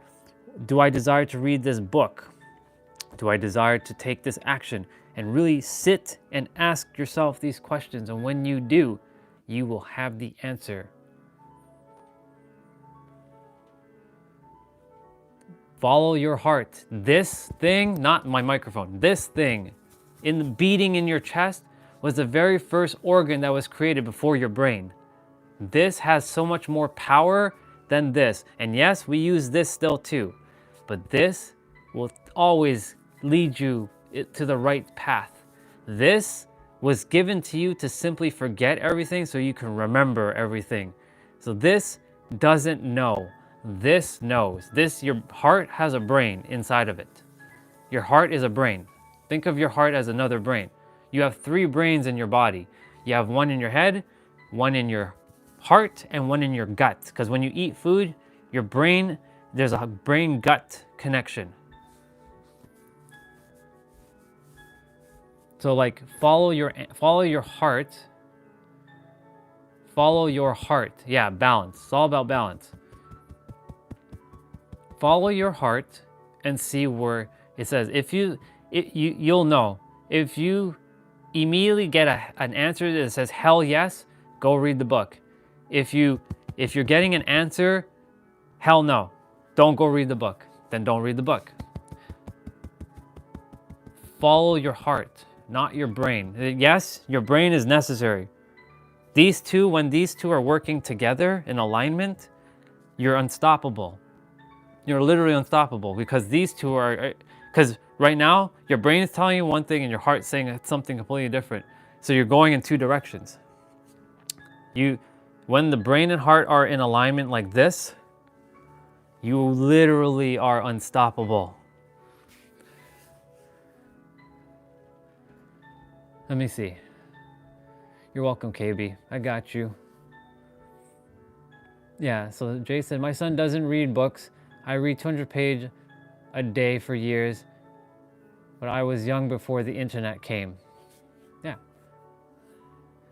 Gentle Boy says, perhaps that's why in most advanced countries, #1 killer is heart attack. Too fast-paced life, while in poor countries, most people still rely on nature. Exactly. Kills your heart connection and less grounded because of the shoes. The thing is, okay, Gentle Boy, I know you talked about that, and yes, there is a science to grounding and touching grass with your feet, 100%. But guess what? You can also just say, I'm still connected to the earth regardless of what I'm wearing or what I'm eating. Period, the end, because you are the creator. Like, there are people that are super spiritual who put on the mask that they're so spiritual that aren't spiritual. There's my boy, Nero. The dude drinks alcohol and he parties, and yet he has all this wisdom and he's tapped into the universe. How? He doesn't give a flying fuck about wearing crystals. Like, I love my crystals. He doesn't care about crystals and touching grass and all this stuff. I like to do it because it feels good. He doesn't like doing it, but yet he's still spiritual, but he doesn't tell himself he's spiritual. He's just a soul helping other people, just like what I'm doing. So like, all this stuff about like killing your connection, no. You can actually still be super connected to the creator in every present moment. Whether you're touching grass or you're bare feet or you're wearing crystals or you're not. You can have all that connection to the creator if you choose to accept the perspective that you are one with the Creator. This is why I keep saying, you're either one with the Creator or you're separate from the Creator. Right, so like those crystals, they have a property. I have all the crystals and they do the thing, but guess what? God, Creator, created those crystals. So the very fact that you are one with the Creator, you're above the crystals. You're above astrology. You're above numerology. You're above it all. These are just tools. They're tools to help you, yes. But do you have to rely on the tools after a while? No. The crystals now I wear just because I think they're cool. I don't wear them for their healing properties anymore. Because I've tapped into the Creator perspective. Because now they're no longer tools for me that I require. They were tools. Everything is a tool, just so you all know. They're all tools. Yeah, crystals are only amplifiers. Welcome, Soul Fam. Crystals are only amplifiers of the energy you already hold within you. Bang. Bar right there. Eternal Spark just laid it flat out right there for you. You already possess all the energy. Thank you, Soul Fam. Love you. Thank you for being here. It's good to see you again.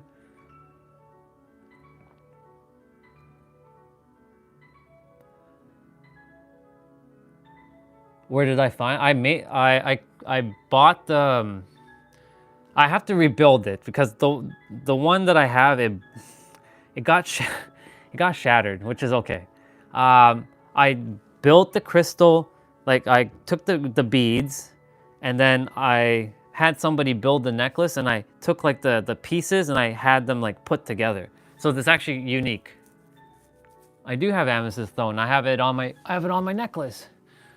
I have two necklaces. I have one amethyst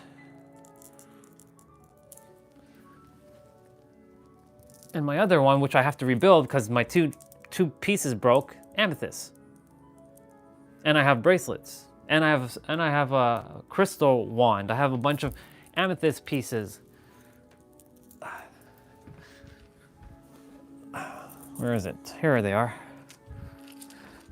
All of my crystals are in this little baggie.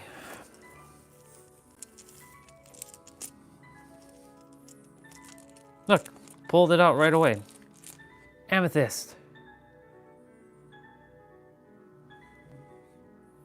It's hiding underneath it's under my pillow. I sleep with all these crystals under my pillow. The only thing is, I only put it under my pillow because I choose to. So it's by my head. You can say, I've cleared my energy. But guess what? It's the universe and you that have already cleared the energy because you are one with that energy. These are simply just tools. This is now a tool now for me. This is just tools now. These are not, they have their healing property, yes, all of them do. Do you know there's moldavite in here? The scary stone? Ooh, the scary stone. I have 3 pieces of it. For those of you who know moldavite, is it in this one? Yes, there's one in here. Moldavite.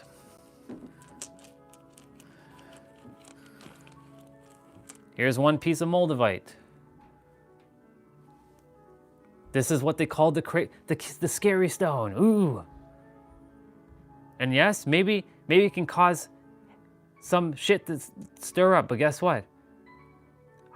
I've walked with this thing for a year, and maybe in that time, it probably did cause shit. However, it is an energy that you already possess. This could just literally just be a stone, straight up. Sister, we can definitely do that. We'll get a necklace created for you. We're gonna call that into existence. We're gonna get that necklace created for you. Yeah, exactly. Not all stones will resonate, and everybody has their own attraction to certain ones. Exactly, fam. Appreciate it. And let me see what Jeremy, because Jeremy said something and I totally missed it. My bad, dude. Let me scroll all the way up. Was it Jeremy or, yeah. No.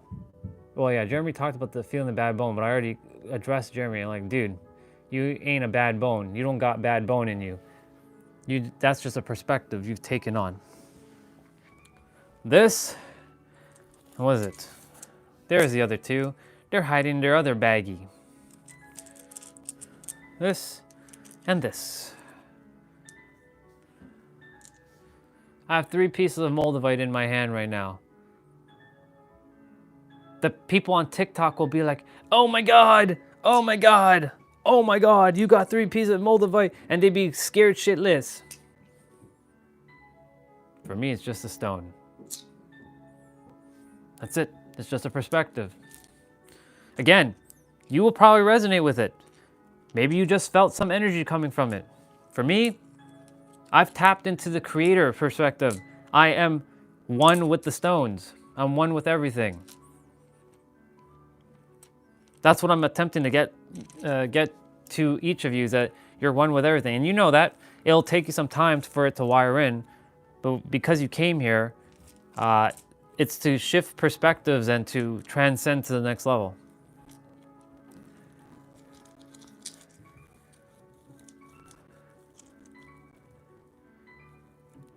So, gentle boy, I know you're saying to, it's a perspective, of course, and I respect that. Remember, you are the creator too. You can say that you're bad to the bone, dude, but you are trending upwards, and that's great. But you ain't bad to the bone. I'll tell you why. That is a perspective you've taken on. If you knew, I shared this with you, Jeremy. That word "bad to the bone," you don't know the definition of bad to the bone. This person here, once upon a time, was the super villain of hate, and nobody could out-hate me, and nobody can out-bad me. So you, when you say you're bad to the bone, you are not bad to the bone. I was the epitome of darkness itself for a very long time. I know what bad to the bone really is.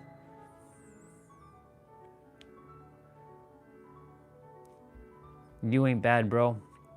You're so much full of love. All of us are. That is just an identity that you created. You ain't bad to the bone. You never have been, and you never were. Just a perspective. Yes, shit happened. Shit happened. Yes, we are both shadow and light. We are both. But you ain't bad. You ain't bad, bro.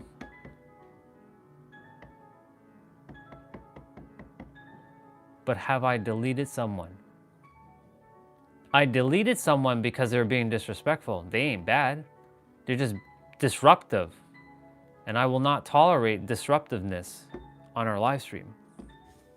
They're not bad. They're just acting like fools, even though they know they're God.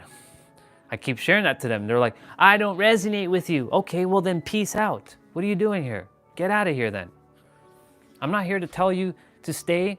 If you're like, I don't resonate with you. Okay, well then you can go. I don't have a gun to your head like stay here and watch and listen. Go.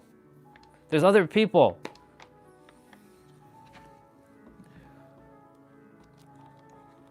I'm aware of that. I accept and love that person, but at the same time, he just didn't desire to be here, and he called like Olga, like, you're a piece of shit or whatever he said, and he starts cussing up some people in the chat. I'm like, no, that's it. Out. I will not tolerate bullshit. Like, I know you all can handle yourselves, but if I see somebody attacking someone else in the chat, your ass is out of here. You better believe it. I ain't gonna tolerate that bullshit. Not on this stream. That's where super villain of hate's gonna come out. And he's gonna play, and he's gonna slice you into half. Well, by slicing, I mean sending you back out of here, uncreating you.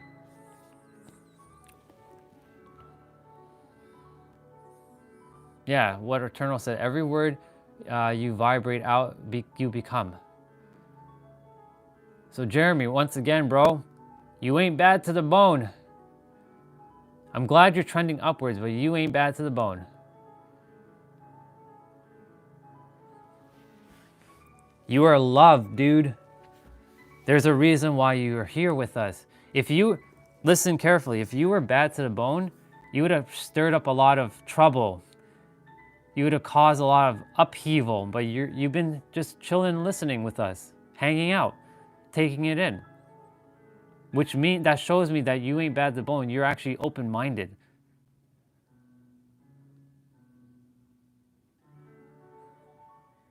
Justin is he likes to poke the bear.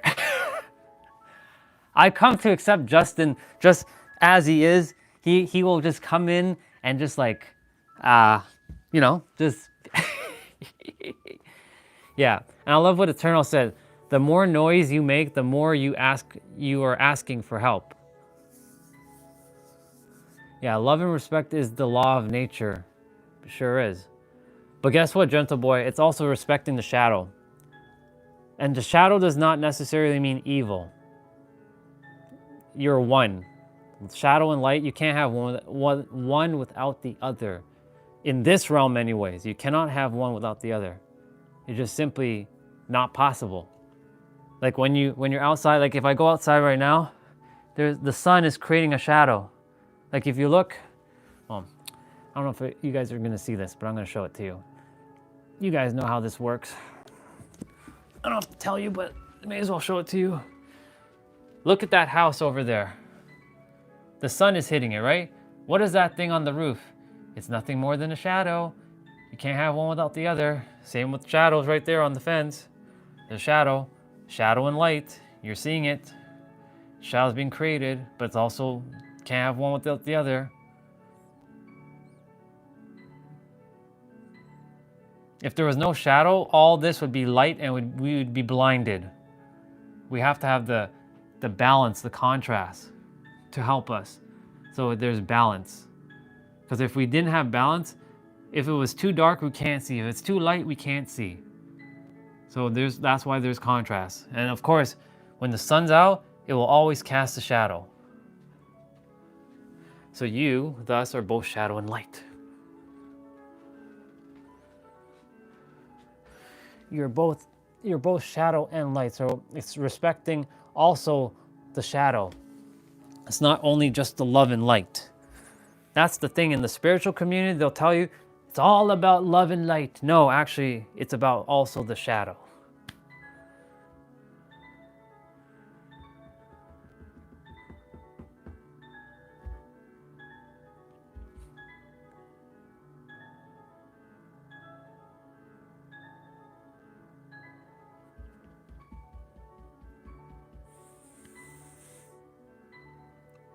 Yeah, let's see. The bad to the bone people don't feel themselves. They have a blind spot, and I have known 2 of them, and they are clueless. Yeah, the thing is, like,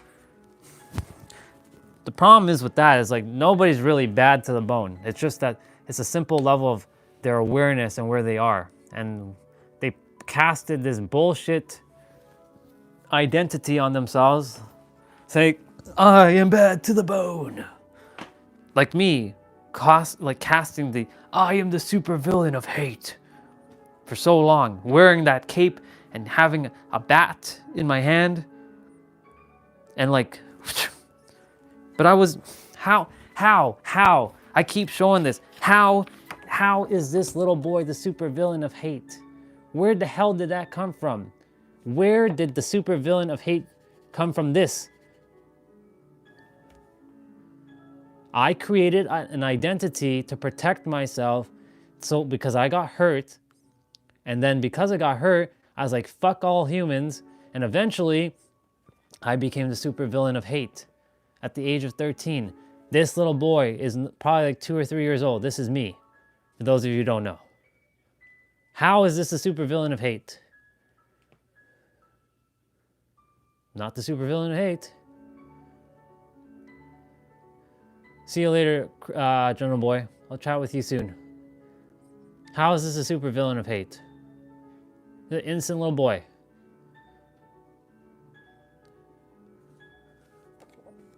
Exactly. Hurt people hurt people. Same with this boy. How is this a supervillain of hate? Look at the innocence. I created that identity because I was hurting. I was done with people when I was 13 years old. Yes, he got traumatized. He got beat up a lot at school, but I was still a happy little boy. And then one day, this boy grew up to be the superhero of love and be like, wear his cape. And yes, that's Potato Chip Rock Mountain in California.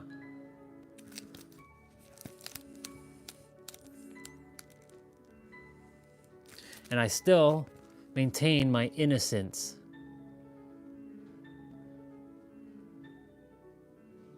So where the hell is the supervillain of hate? I created that bullshit to protect myself for a very long time. He is not a supervillain of hate.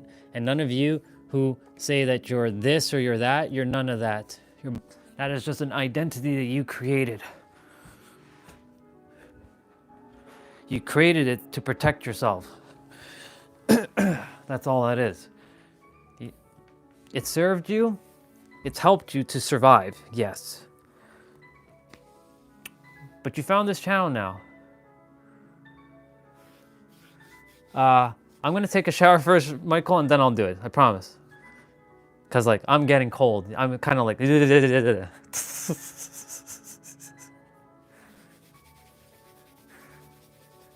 Thank you for the reminder, though. I'll pull it out, though. I'll pull it out right now, so I at least have it. And you know what? Fuck it. We'll do a couple.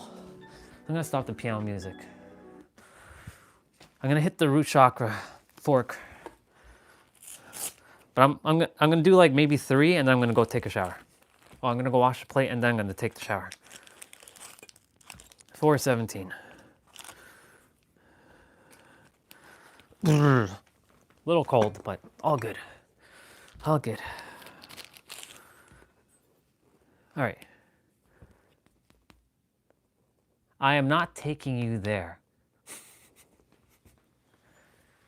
4:17. The 2 I have met were so bad you'd not believe it, beyond anything I have ever seen. Not like your ordinary hurt people, but stone cold, dead inside. Sister, that was me. I probably was just as worse, if not worse, than those 2. Like I said, if you had met me, different story back in the day. I was a villain. I created that. I'm playing 4:17. If Isaac is around, he can get some of this too. But I invite you guys right now. Let's take a moment. You can breathe in. Yeah, you can just slow down. Okay. I can hit this before you go. So before you go, this is not the one that you don't like. This is the one that you like. This is one of the ones that you like. So I can hit this and then you can go rest. If you choose to. If not, all good, sister.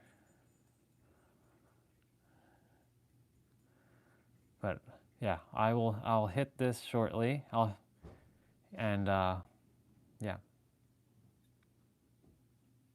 I love the awesome. The Biosonic brand, amazing. This is from Omnivos, the brand that makes this. Okay. With that being said, I'm gonna hit this a couple times and then I'm gonna go shower. Or I'm gonna go wash this and then I'm gonna go shower.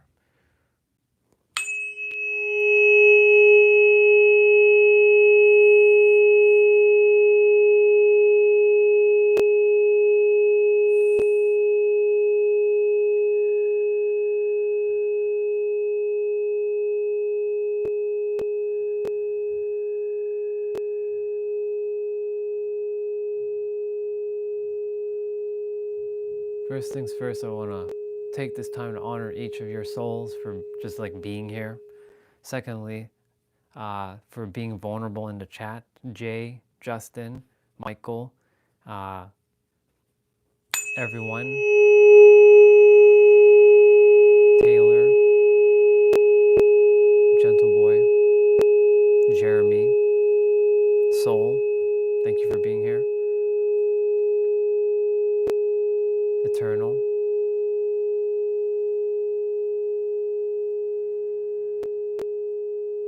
Jose, Mr. Marathon Man, thank you all for being vulnerable and allowing each other to feel seen and heard as well, because that's very important.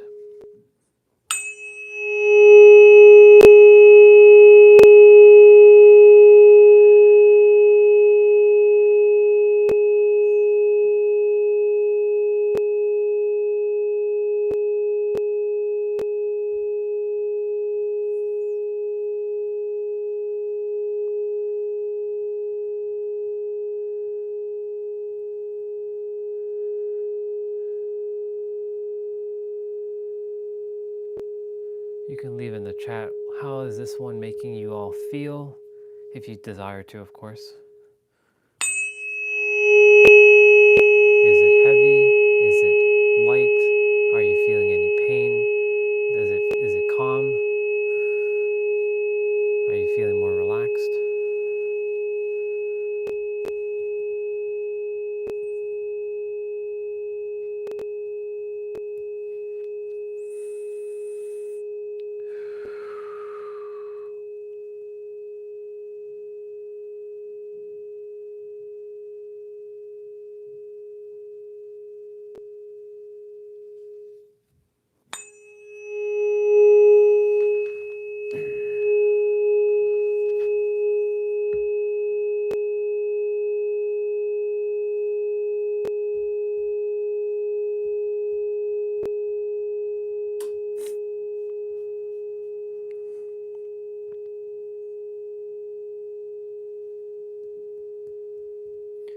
Funny enough, even though my body is cold, I'm still going to jump in cold water for a moment and then turn it to heat.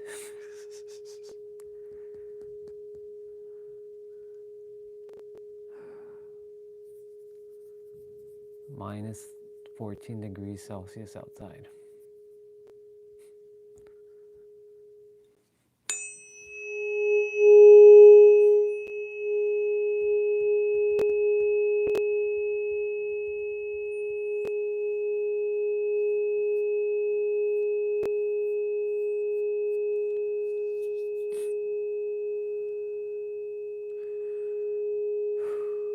I'll hit it 2 more times and then I will put back on piano music and I'll go do my thing. I'll be back in like 15 minutes or so. And then we'll just hang out and chat for those who stick around.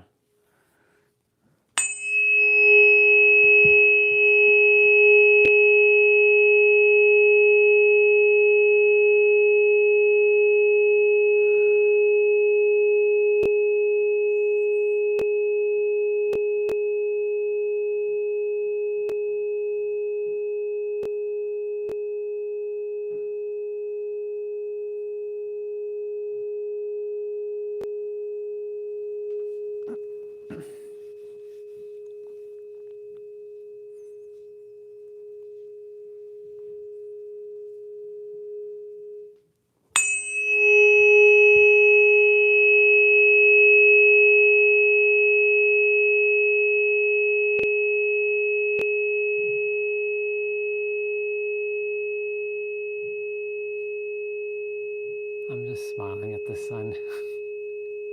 It's so cute.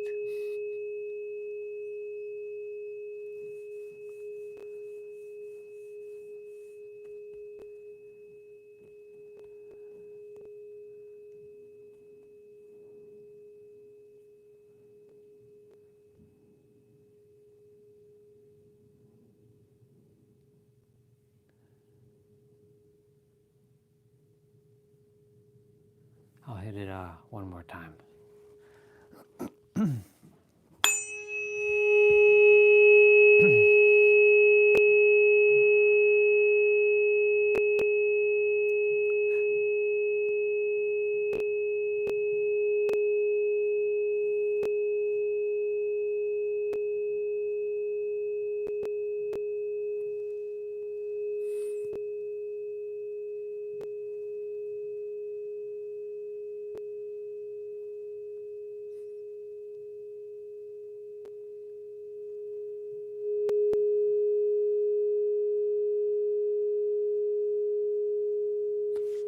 I'll hit it one more time because like I felt like that one wasn't right by the fork, by the mic.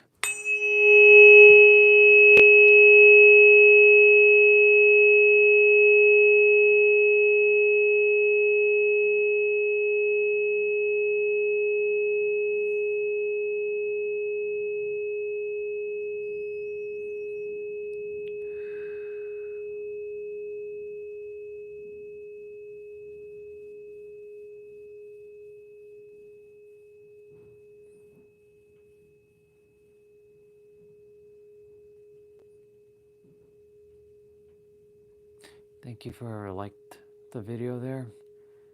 That extra like hit sends it to more people. Because you know I'll be showering. I'll be showering in a moment, but that sends it to more people. That's how the YouTube algorithm works. Like I said, if I didn't have to, I'm glad it feels good. You're welcome, bro. I got you. Hey, Eric, welcome back. I was just about to take a quick shower.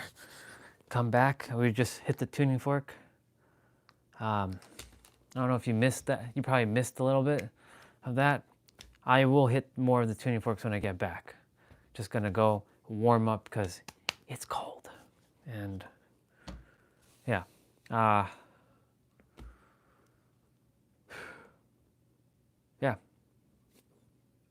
Thank you all for like hitting that like button because it does help. It sends this out to more people. The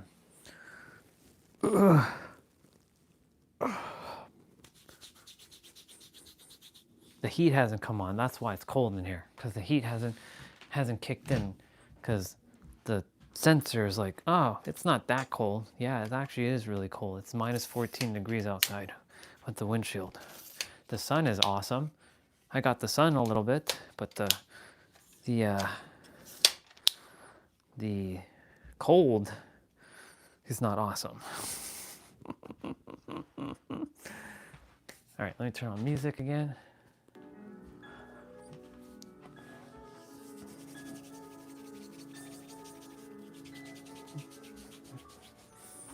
All right, the gimbal is charging. I feel like the gimbal doesn't have as much juice as the other one for some dumb reason, so.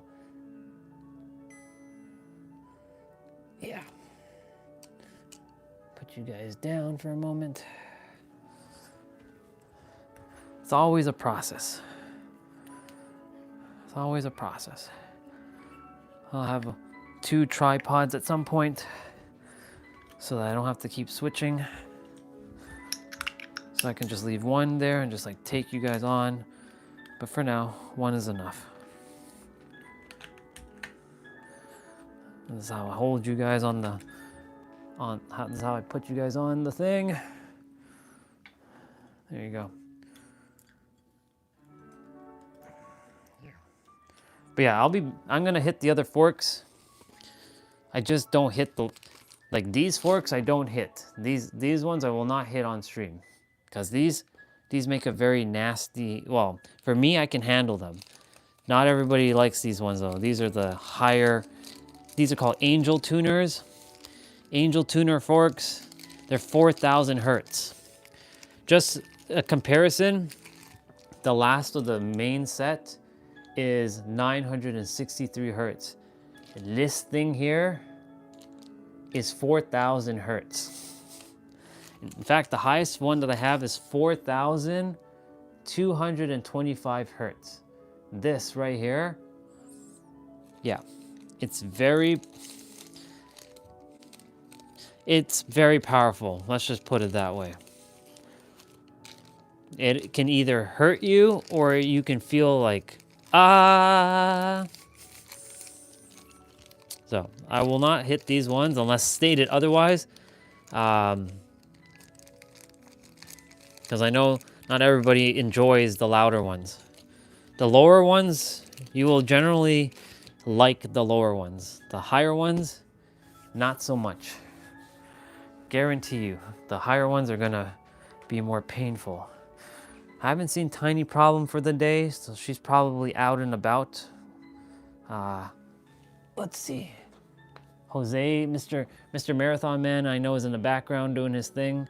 He dropped the bar earlier, which was awesome. He came out of nowhere and he dropped the bar and he just, psh. I know he's around.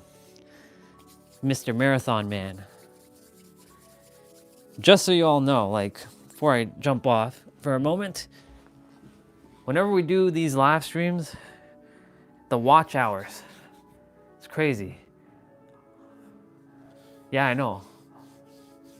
Yeah, we're moving up, bro. See, he's keeping track of stats. Look at the goosebumps. Look at that. Look at the goosebumps. It's crazy. It's cold. The goosebumps are coming out in fury right now. Look at that. And I'm still gonna go jump in the cold water for a moment. Like, yeah, spot on, dude. Yeah, you dropped the bar before you just disappeared for a moment. You're like, yes, we're all one. With the capital, like you typed in like God with capital letters and everything. Yeah, that was a bar. That was a friggin' bar right there. And yes, I'm like Nero. I'm cleaning up my tablet. He cleans up his whiteboard. I clean up my tablet. You can say my tablet's like my whiteboard.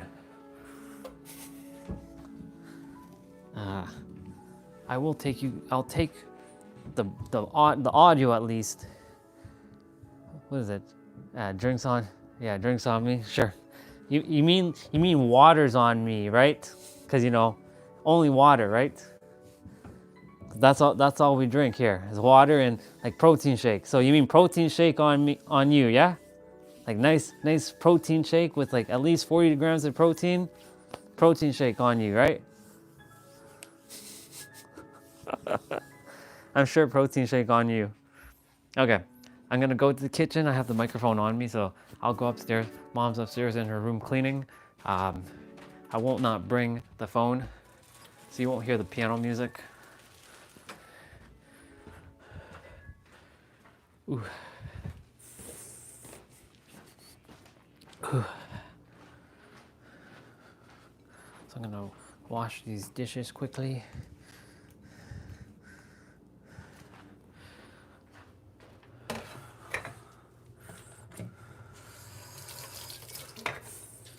Let's see. The sun is out. I looked into the sun. The sun was super powerful. It like supercharged me. And yeah. But it's still not warm enough. Like my San Diego sun.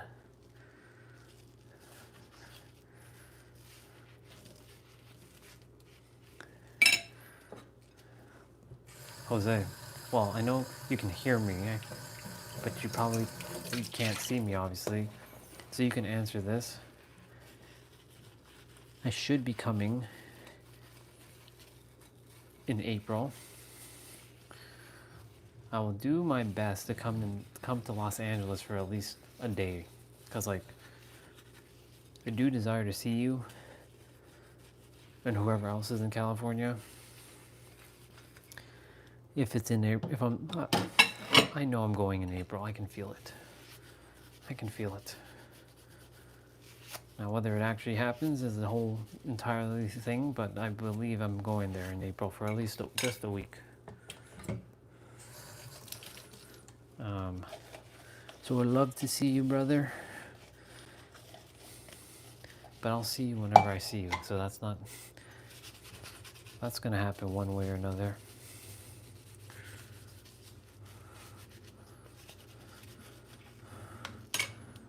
You can leave in the comment. I'll see the comment if you can hear me. Pretty sure you can.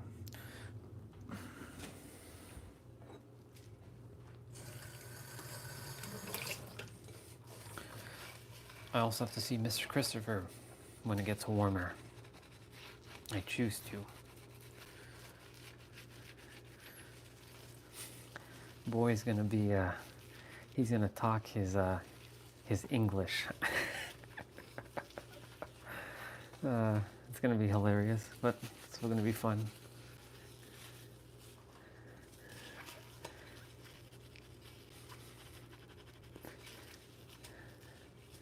Mr. Christopher. Mr. Christopher. Be funny if he's in the chat right now. I can't see him, but if you're there, dude, what up, bro?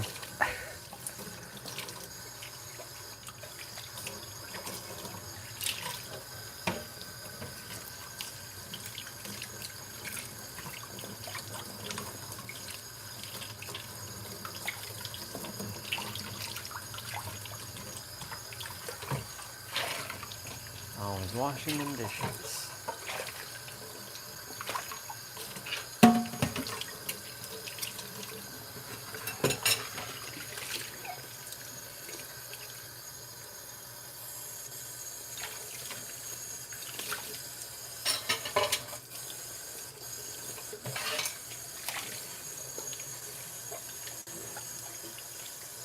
So the only thing though, Jose, is I plan to rent Sergio's Supra again. Should it be available, but I know I'm gonna have it to use. I don't really desire to drive his car all the way to LA though, so I might have to just rent another car for that one day. Should LA be in my plans, but it should be. Only cause like, I don't feel comfortable driving his car all the way to LA in that traffic.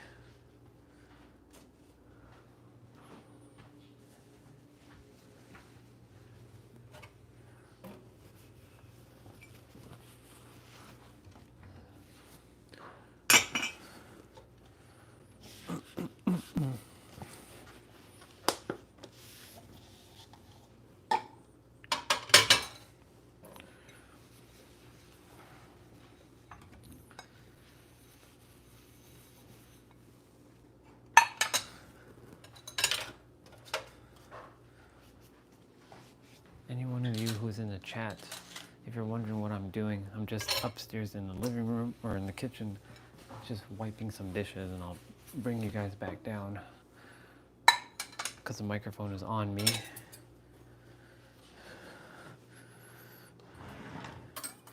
And I am just wiping some dishes.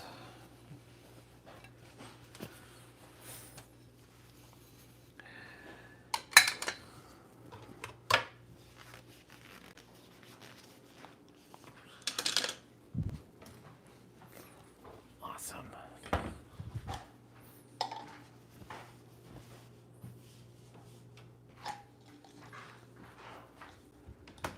Actually, before I go shower, I'm gonna grab me an apple.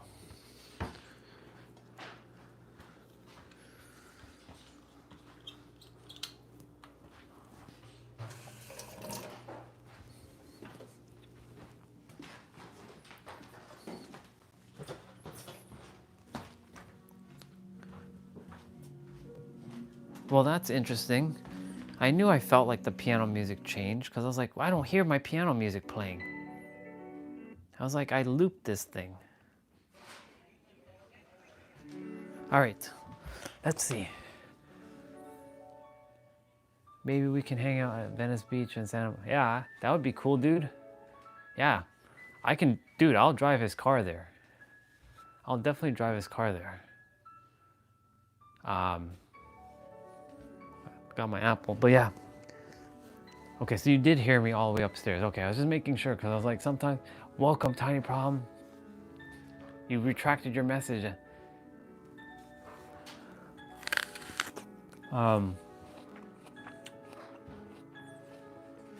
Yeah, definitely, dude.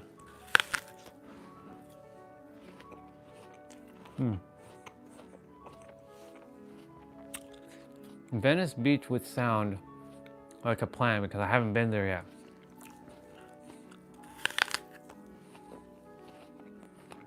What up, sister? Definitely, dude. All right, that's a plan.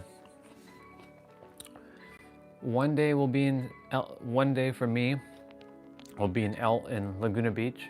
One day we'll be in Santa Monica / Venice Beach. One day we'll be in probably Julian.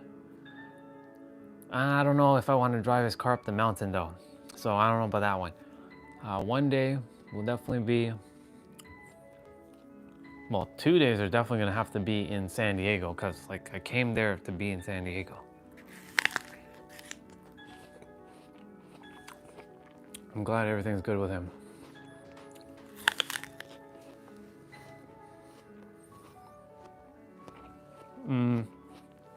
Just eating apple. I'm gonna go take a shower. We're hanging out. I was hitting the tuning forks, just speaking life into a couple people. Yeah, I was just washing some dishes too, and then I was like, I'm gonna rent Sergio Supra again, the black one, unless the red one comes back. But I'm sure it's not because I've checked for it and it's like, nope, not available. And I said that when I come, I would love to see Jose. But I don't desire to drive to LA with his car. That's the issue. I don't want to take Sergio Supra all the way to LA and, you know, deal with that type of traffic. That shit is, I don't feel comfortable because it's not my car, right? If it was a rental car, sure, I've done it, right? But because it's not like my car, it's his car, personal car. Yeah, I don't feel called to do that with his car all the way to, yeah, it is a risky situation for LA specifically. Santa Monica and or Venice Beach, not a problem because the traffic is not heavy there. It's not busy like LA is. So like for example, like those rental cars, they have like their own little scratches and scuff, so I can deal with a little bit of that. But this dude's car is in pristine condition. I would not desire for that to happen. Not that I'm putting that into the existence, but the other thing too, I don't want to add miles to his car. I mean, the car's meant to drive. But the thing is, like, it's his car, like, you know what I'm saying? Yeah. So, unless universe, hey, universe, let's call in 2025 red Toyota Supra manual, and I drive to San Diego with it.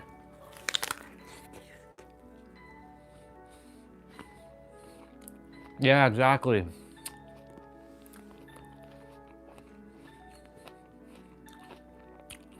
Yeah, it's not worth the risk at all because I have to leave it somewhere, right? If I'm getting another rental car.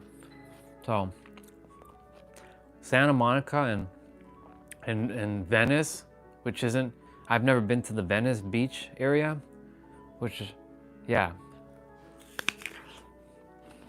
Yeah, exactly. When it happens, I'll drive my car down there. I'll put them out. That would be a good time to break in the car because the goal with a car, you gotta have a break-in period. So driving from here to San Diego would be a great experience. It would be a lot of gas, just so you know. I'll be filling up that car a lot. It's not a car that you go on a road trip with, but check out the Venice Beach live stream on YouTube.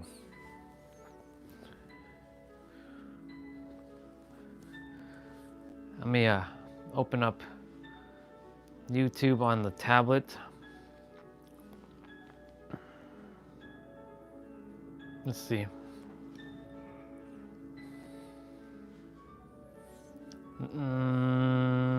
Not that one. Let's go with that one.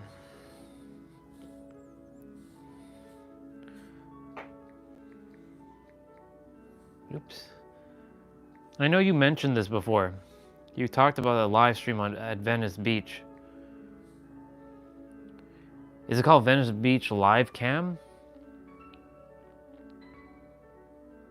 Because I see a live camera at Venice Beach. Is it this? Is it this? I think it's this, because I just typed in Venice Beach and it gave me a live cam. I'm missing home right now. Look at that, dude. Dude, this is home. Bro, this is home.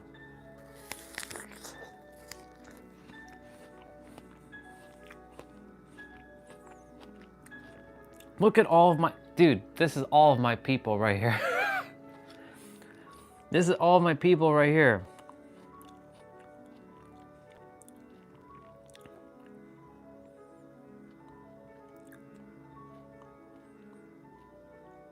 I'm sure there's a San Diego version of this live stream. Hold on, dude, hold on. I'm gonna check for San Diego live cam. I'm sure there probably is. There is, but they're showing like I don't want to hear words. The hell? They're showing me they're not showing me the beach. They're showing me a bunch of the water, but they are. Look, it's oh shit, you can't see it. It's home. It's just a bunch of water.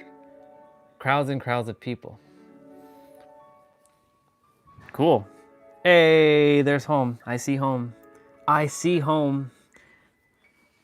There's the buildings, like there's downtown San Diego. I can see home. It's just hard for you guys to see.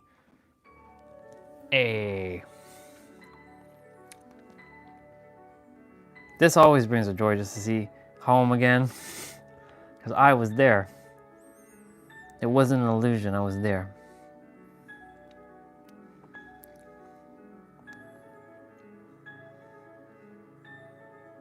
I can see the SS Midway. Oh, I can see Coronado Bridge. I can see Coronado Bridge. Oh, yes. They're showing me the military base, though.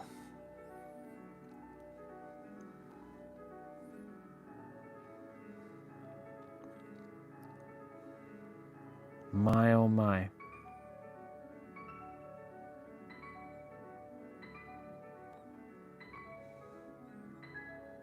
Who actually runs these cameras?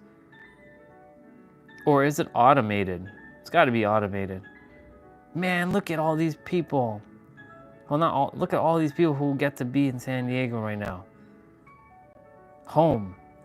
Y'all be appreciating my home. My home. My home. It's my home. Bro, this is home. Home. Home, home, home. San Diego, California is home. All right, I'm gonna go shower quickly. I'm gonna be back. Oops. I'll be back. I'll be back. I'll put you guys right here with the good old piano music. You can go ahead and spam the piano emoji into the chat if you like.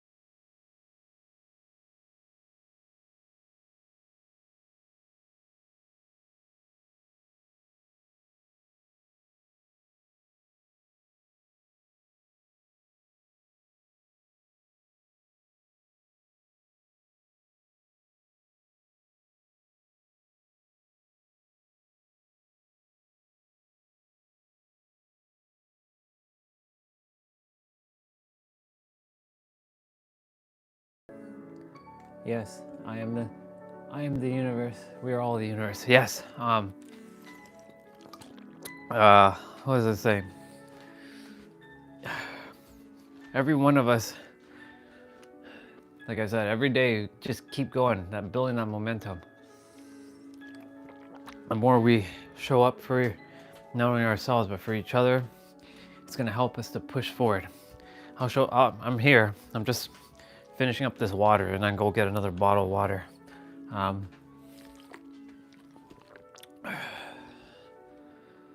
Yeah, the more we show up for each other, it's gonna help us to ride the wave of momentum. Because when we use that energy, that that life force energy of love and connection and collaboration, we can move, aka the mountain.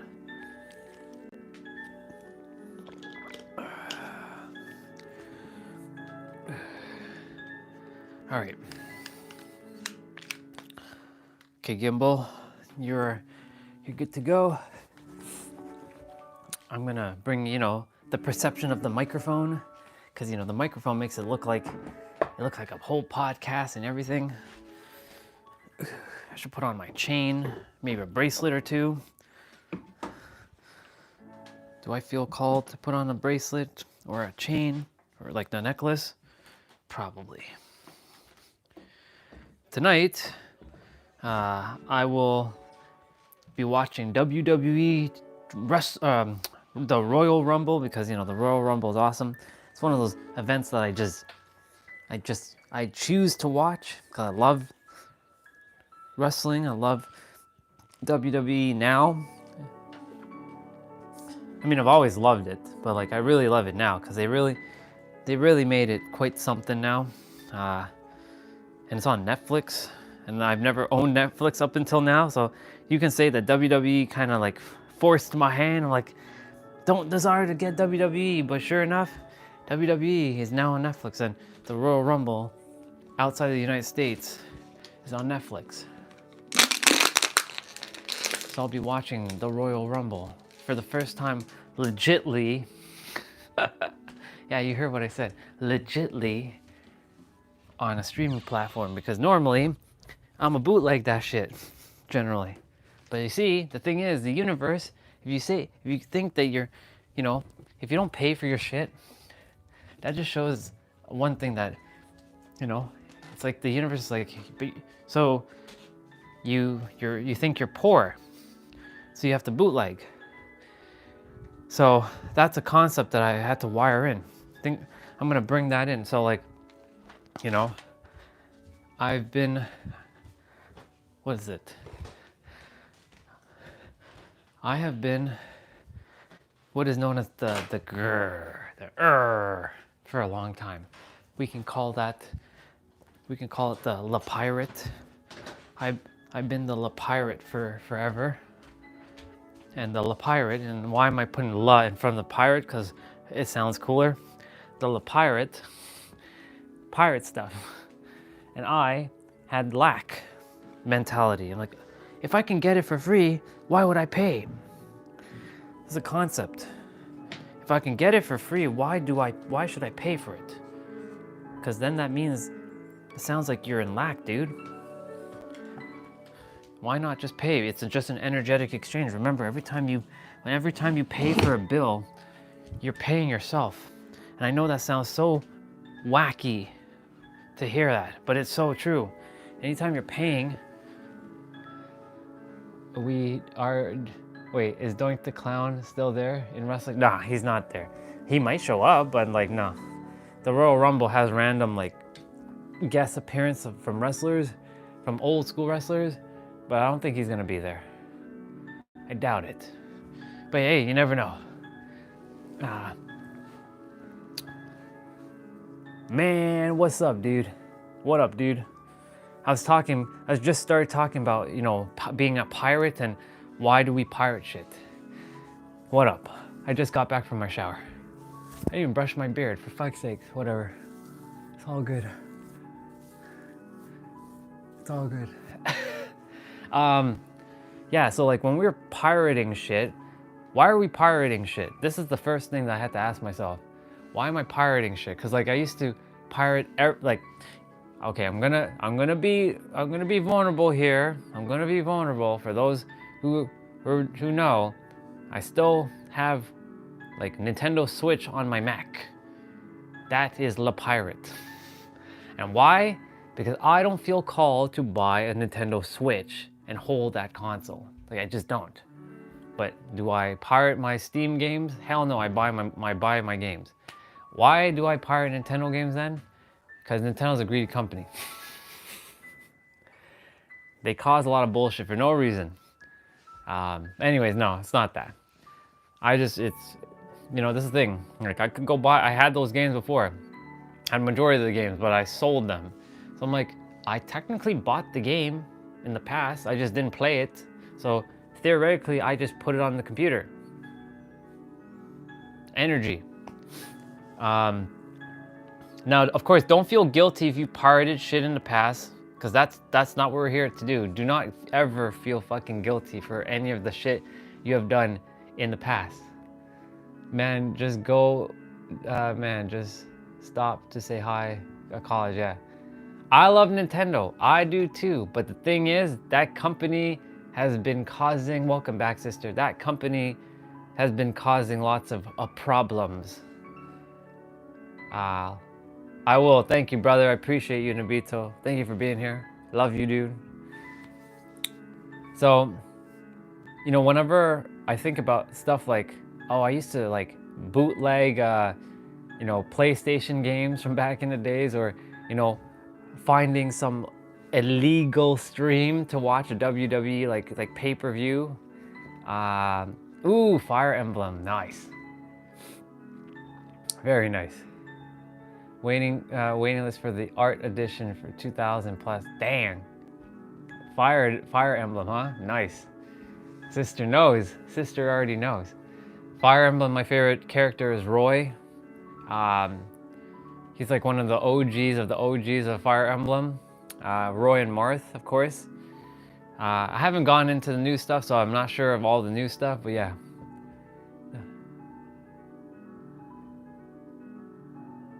The boy in the store wrote Nintendo without telling me. Interesting.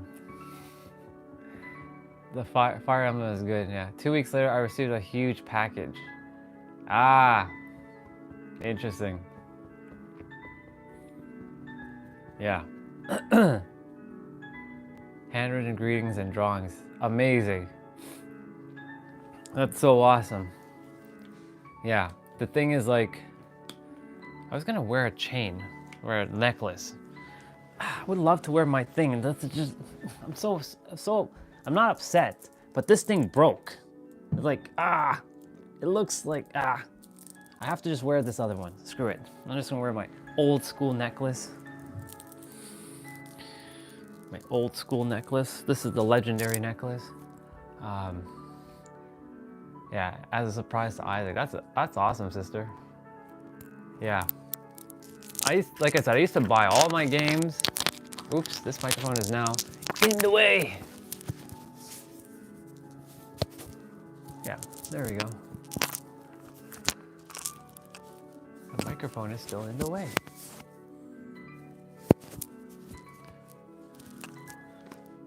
I feel called to wear a bracelet. 2 bracelets. I just feel called. Super 7 and this one. Which is Super 7, if you're wondering, is amethyst times 7. Amplified. That's all it is. Super 7. I got 2 bracelets on. I cried like a child for days, even tearing up now, telling the story. Well, that's awesome, Jay. Thank you for sharing that. There's a reason why I had to bring up Nintendo. There you go. There was no accidents for that. Now was there? Literally, there was no accidents me bringing up Nintendo. Fire Emblem is his world. Cool. That's so awesome. Now, see, now that you share that, sister, now whenever I think of any Fire Emblem character, I'll think about Isaac, because you just share that. So now that I know that Fire Emblem's like Isaac's life, I'll know that anytime like I see like Roy or Marth or any of the Fire Emblem characters, that basically this is Isaac. That's his thing. It's similar. It's similar to me and Goku. And if you guys like see Goku, you'll know, like you'll think of me, because like that's my dude. That's my guy. Or even Naruto. That's awesome. Thank you for sharing that, sister. That's amazing. And of course, I wouldn't have forgot that gesture either. You know all the songs and lines by now. That's amazing. And Michael likes. I know Michael is into the Legend of Zelda.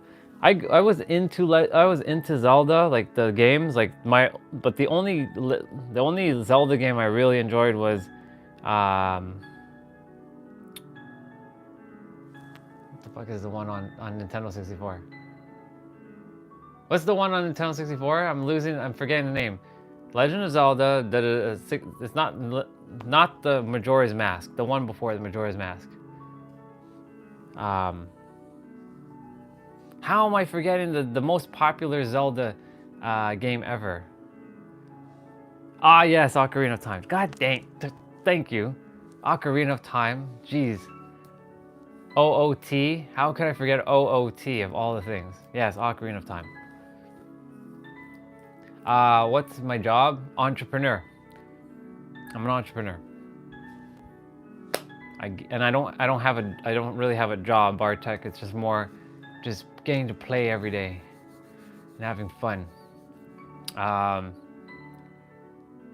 See, sister, now that you bring up Fire Emblem, now I can only think about, like, that's a beautiful thing that you shared, what happened for Isaac and that gesture. Now I can only think, like, anytime I see the Fire Emblem, like, sister and Isaac. Amazing. There was a reason why the universe desired me to talk about Nintendo for a moment. Sure enough, here we are.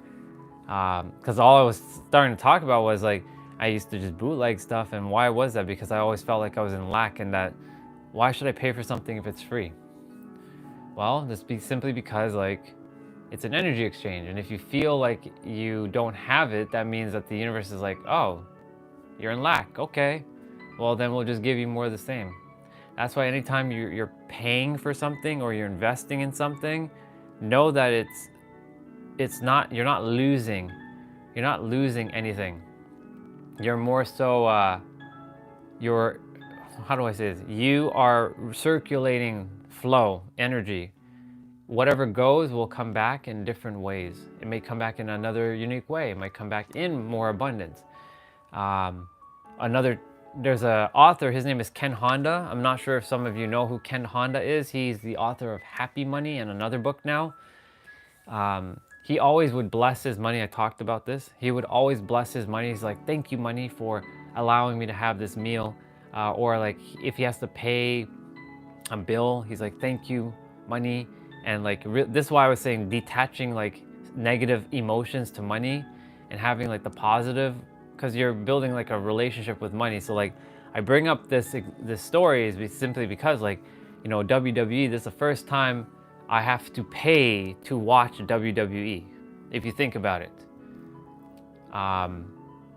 This is the first time in my history. Like, yes, theoretically, we were paying the TV stations to watch WWE or WWF, it's WWE now. But this is the first time in my life that I had to go out of my way to pay to watch wrestling now on Netflix, because I was never gonna have Netflix ever. I was like, why would I have Netflix? That's just a distraction. And I don't even use Netflix for anything else now, for just watching the wrestling. And even then, I'm not even watching wrestling because I'm streaming. Like, I have it in the background when I'm playing the video games at night, but I'm not really watching it. However, it basically shows, like, the universe is like, go get it. You're not lacking, dude. Come on. You're the master creator. You can afford it. Never say I can't afford it. Those are words like, it's too expensive, I can't afford it. Find a way. It's advantageous if you can to change the language as much as you can. Change it to like, how can I afford this? Or it's not expensive. Remember, it's just a number. If you can detach from the number, if you can simply detach from a number and you don't have any emotional charge to that number, it's the same thing. Hey, woke up in the, what up, Oliver? Yeah, let me see what Jay said. We've always paid for our games and registered the purchase. It has given me a ton of goodwill with the companies. Yeah, we got guided free downloads of all Sim 2 package because we changed our computer. They could see we were super fans and had paid all the same. Yeah, exactly. There you go. That's what I'm saying. Like, it's positive, like karma, like your positive energy that you're putting out to the companies. I've always paid for Nintendo stuff. I'm just saying, like, I was like, I'm not rebuying the games and I put on my Mac because I've had them. I just have to sell it. So I'm like, okay, I'm gonna just buy the games and put them on my computer. Same with my old stuff. Like anything I've owned, I now have on my computer.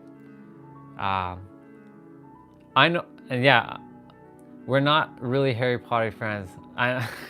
Sis, I just shared. I was like risky to share what I just shared, but like, I don't mind. I like Harry Potter. The only reason I like Harry Potter is because of Emma Watson. Yeah, Emma Watson. That's it. Emma Watson. Had a crush on her. Had a big crush on Emma Watson. That's my girl. What was her name? Hermione in Harry Potter. That was my girl. But yeah, let's see. Isaac loves Fire Emblem because it's like chess. He says, yeah, it is like chess. It's basically a strategy game where you move your characters on like a grid system, and like because it's a grid system, you have to strategically put your characters in a spot and make sure that you like win. So one of the things I was never into was really chess, because I never really understood the game, to be honest. I was never the strategy guy. This is the type of person I am. So if it was the strategy for me, so this is how I operate. Martin Shaw. There you go. There you go. So like for me, if I was the more go in and blow things up kind of person. So like, for example, if you're playing like yeah, your favorite time of day. It's sit down with the superhero of love. Yeah, welcome back, sister. We were just talking about video games and we're talking about all kinds of things at the moment. I was sharing when it came to like chess or anything like that, I was never the strategic type. I was the dude like, I don't need a plan. I'm gonna go straight in and I'm gonna blow shit up. That's the type of person I was. I'm like kamikaze. If we're gonna play like a first-person shooter game like Counter-Strike, I don't have time for like, yo, go to bomb site B or bomb site A. No, I don't got time for that. I'm gonna run straight into the enemy territory and blow everything up as much as I can and then take everyone out with me as much as I can. That was my strategy. That was literally not a strategy. It was just going and just kill. Going and destroy. So like games like chess, like yes, I know it allows you to think 10 steps ahead. Like I know how to strategize things, but like for me, like I'm like, it's not my jam. Like I played Fire Emblem and I love that, but like playing games like chess, for me, it seems kind of, it seems kind of boring.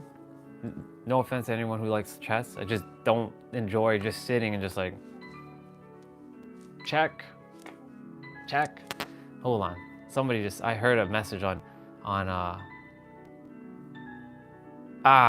Jay, I see you're in the Discord. Nice. There you are. I see you guys in the Discord. I see you all. We're gonna build it up. That's dope as hell. I see the cat. I see the cat meow. Yeah. Let's see. Yeah, but we were just chatting about like the reason why we brought this conversation up was I was like the pirate, like pirating shit all the time.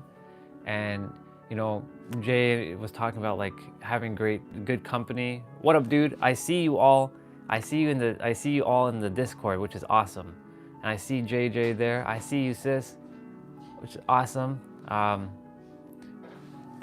Yeah, I would normally sleep 15 minutes ago. Hey, we're here. We're here having a good time. I just came back from my shower.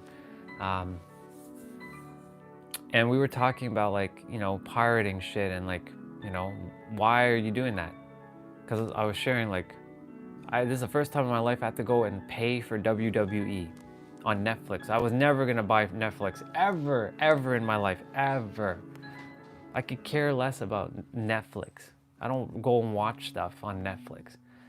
However, because they moved everything to Netflix, I'm like, well, if I'm going to have to watch Netflix, watch WWE, I have to get Netflix. He has a mind like a tape recorder. Got it. Yeah, that makes sense. Yeah, that makes total sense. And so the universe is like, come on, Andre. WWE is only going to be $6 a month. That's like nothing. Come on. Do I watch TV? Not at all. The last time I watched TV, I mean, I've watched shows like Criminal Minds back in the day. But other than that, I don't watch TV. That's why like streaming apps don't catch my attention. The only time they'll catch my attention is like you know, Disney Plus with X-Men. Yeah, I don't have a TV in this room. There's TVs in the room in the house, but I don't use TVs. The only screen I have is the MacBook, the tablet, and the cell phone. But like, this is like my form of entertainment right here. This thing, and it does have Disney Plus, but I don't really watch Disney Plus often. Like it's just there. So now that I'm like gonna be using Netflix, like okay, sure, fine. You know, it's only $6 a month. I mean, $6 is nothing. But my point to say is like, why was I having to bootleg stuff? There was a feeling of like lack. And that's what I'm getting at. When I have heard of Gaia. There is a lot of Gaia is one of the things I would pay for. The thing is, because I've tapped into a lot of the stuff that they've already talked into, like they talked about. It's kind of like, do I really have to hear about this when I already kind of like know about the stuff, like, you know, sacred geometry? Like, sister, if I didn't show you this yet, I think you didn't see this yet. Look, I created, I'm sure you've seen this. Bye, Mom, love you. You've seen this. I went through the entire almost spiritual like thing, going down this road, connecting everything.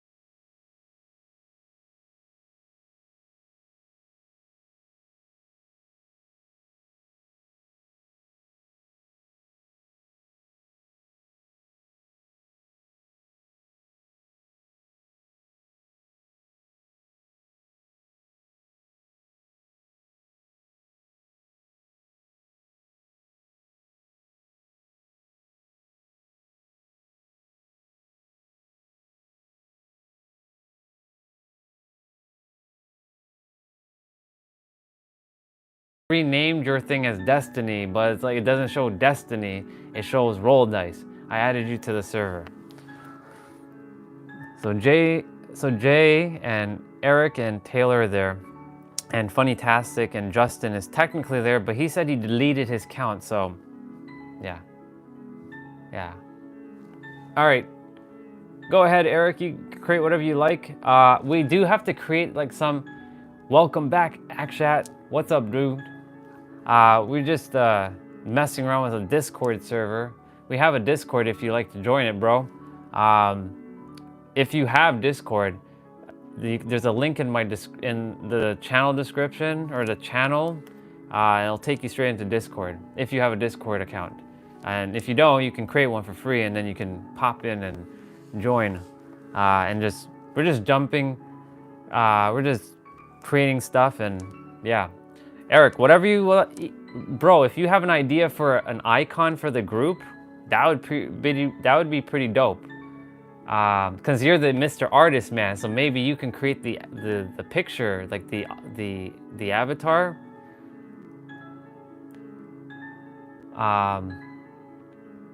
But yeah, I have Discord, but I'm at work right now. No problem. No problem.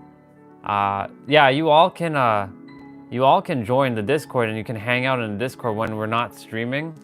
I mean, I'm always gonna be streaming, but like, if there's some stuff you desire to share in the chat with each other that you would like to send like a link, there's the channel for you. So you can go to the actual channel on YouTube. There should be links to Facebook, Instagram, and Linktree and Discord, or it should be at least Instagram or Facebook, and at least there's a link to Discord. It'll take you straight into the Discord server, and you can come in and hang out and chill. Remember to keep it PG, keep it friendly.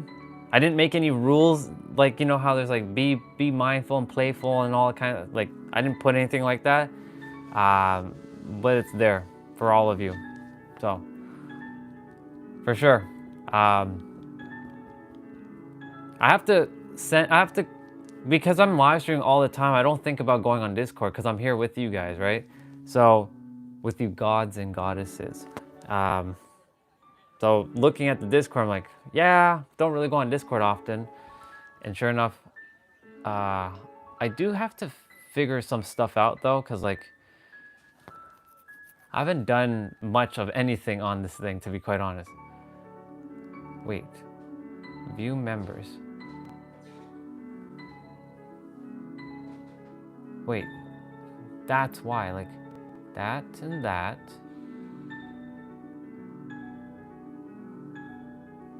I mean, everyone could be creator, like everyone's admin, but problem is not everybody's on, like, so like,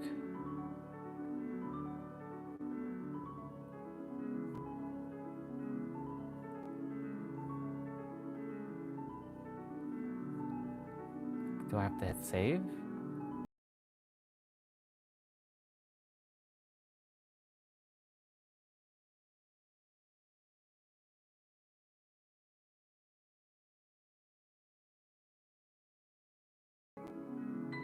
There you go. Y'all have a color now. Now you guys have a pink color on your name.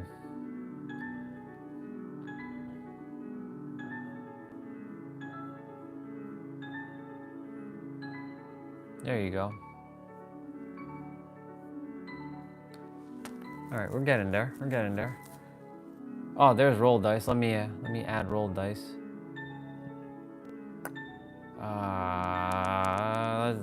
Discord's so confusing at times. It's like, what the fuck is this?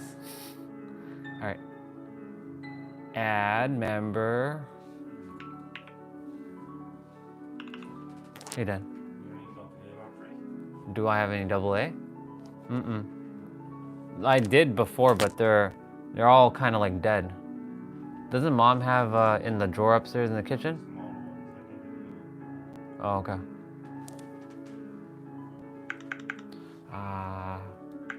Add member. There we go. There we go. This music is so amazing. Yeah, this is why I use this music, because it helps to channel when I'm speaking. Like it allows me to like tap into like to the creator. Like, yeah. I tried going live. I don't understand how to do it. Wait, Rusty, you have 50 subscribers on YouTube? Because if yes, all you got to do is when you press the go live button, essentially all you're doing is then you just have to fill in like a title, and then it's no, I only have one. Okay, so you're live. The YouTube won't allow you to go live until you have 50 subscribers. So like until you have 50 subscribers, and we can subscribe to your channel, dude. No problem. Let's just make sure that I know we had a little issue, but like I can subscribe to you right now, dude. I'll do that right now. One sec. Do I? Oh, wrong place to go and do that. Go to channel. There you go. Now you have 3. Now you have 3 subscribers, dude. And also, okay, so you'll require 50 subscribers to go live. Yeah, I'm your 3rd subscriber. Yeah, Rusty, Eric did, and I'm number 3. There you go. So basically, 50 subscribers to go live, and then when you go live, when you press the plus button at the bottom, so I don't think I can go live on my tablet at the same time as my phone. But essentially allow you to go live, and then you'll be able to, it'll have like the count in 3, 2, 1. Yeah, so you have to have 50. But look, that's what I said. We're all here to like support each other. So this is why we're like here. Like if there's something you desire to promote it. We have a Discord server. If you'd like to connect into the Discord server as well, every one of you are more than welcome to jump into Discord. It's all about going into the channel. There's a link that you click to take you into Discord. If you have a Discord, love you too, bro. And you have, there's a link that allows you to jump in and you can connect with everybody. I just ask that everybody just be mindful of what they're posting, because you know some of the kids might come into the Discord channel too. And just keep it respectful, that's all. And just share positive things and share your work, share your passion, your visions, and go have fun. It's a place where if we're outside of, let's say we're outside of the YouTube and you desire to connect, that's a great place to connect. Discord, it's like a community. Yeah, and Eric was second to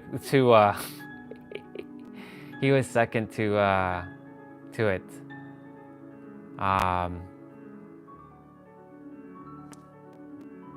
Yeah, we're built. This is community now. We're building it. I'm still learning this whole community thing myself. So this is the first time I'm building my own little community, and it's not even our community. For fuck's sakes, our community. So like learning about all this stuff is all new. So, yeah. Yeah, and Eric is close to 50. He can go live soon, which is awesome. Like I said, we're all here to just support each other and grow with one another. And I feel like oops, come on, Discord.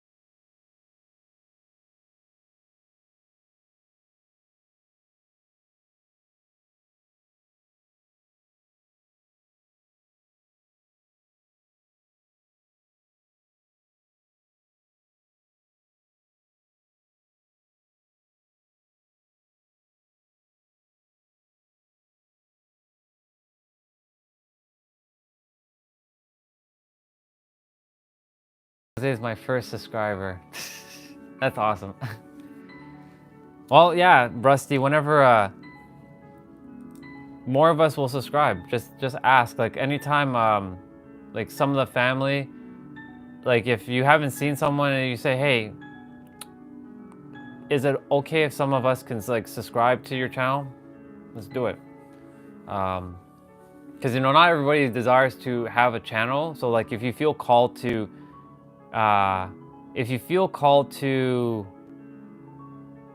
you know, create a channel and you desire us to support your channel, let's do it. This is what this is for, building community with one another, right? I desire to see all of us grow. That's the thing. Go do the thing, because you came here to do something epic. You came here to do something extraordinary. You didn't come here to play small. Let me just tell you that straight up. You didn't come here to play small. And you better believe,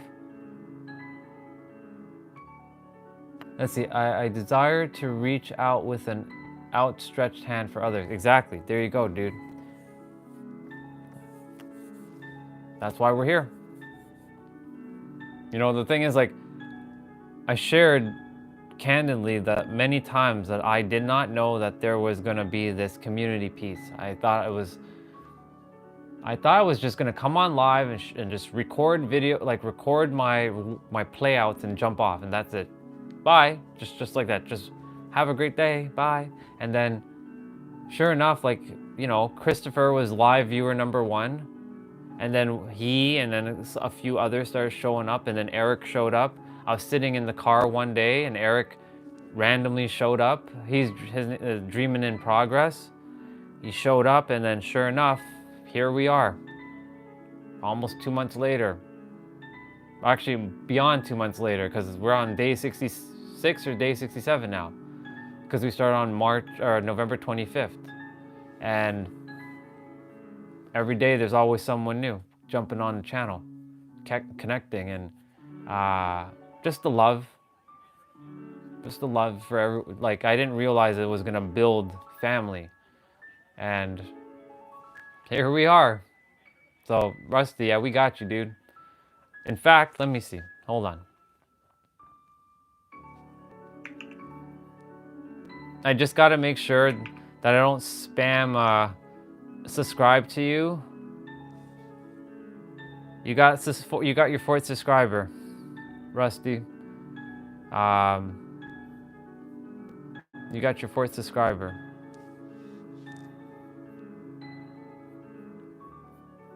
Your 4th subscriber is me, the super website hero. That's my other account. I have 10 accounts. If I spam your thing, YouTube doesn't like it because it's the same IP address. So that's why I'm just only doing 2 for now. But like I'll add the other ones. So you'll have a few more. I just can't do them all at once. So let's just put it that way. Yeah, love and support. That's all it is. You guys love and support me, so the least I can do, it's not even the least, but what I can do in return is do the same thing back. You know what I'm saying? So that you know, for anyone who's requiring like whatever it is, like, what's a good example? If there's like some promotion, like let's say for example, you all are building like a coaching program, or there's something you want to share with each other. The Discord channel is there now, so you guys can start, you gods and goddesses can start building it out, because you have permission to do that, and share things, or share it in the chat. Like, hey, would you guys be kind enough to subscribe to my channel? Cool. And there we go. This is how we support each other, how we grow. If this is what I can do, this is what we're gonna do. Yeah.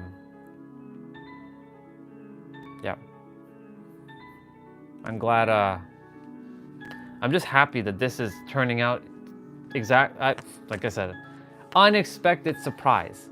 This has been a very unexpected surprise for me to see this as it's growing. And sure enough, it's growing. Yeah. And look, a few new subscribers showed up today. Like now we have almost 630. So if anyone else feels called to connect and subscribe to the channel, we're getting to 1,000 soon enough. It's happening. And it's not just 8,000. We're going beyond 1,000. It's just that the 1,000 reaches that threshold. This is home. I just desire this to be home for everybody, you know? This is home for all of us to be here. Yeah. A community is what makes a channel stand out, brother. And creating a community is what makes it special, yeah. Yeah, and I did. And I definitely have subbed. So you have 2 from me at the moment, Rusty. You're gonna get your 50 in no time. And then you all just repeat the same thing that I'm doing. Just go live and yeah, exactly.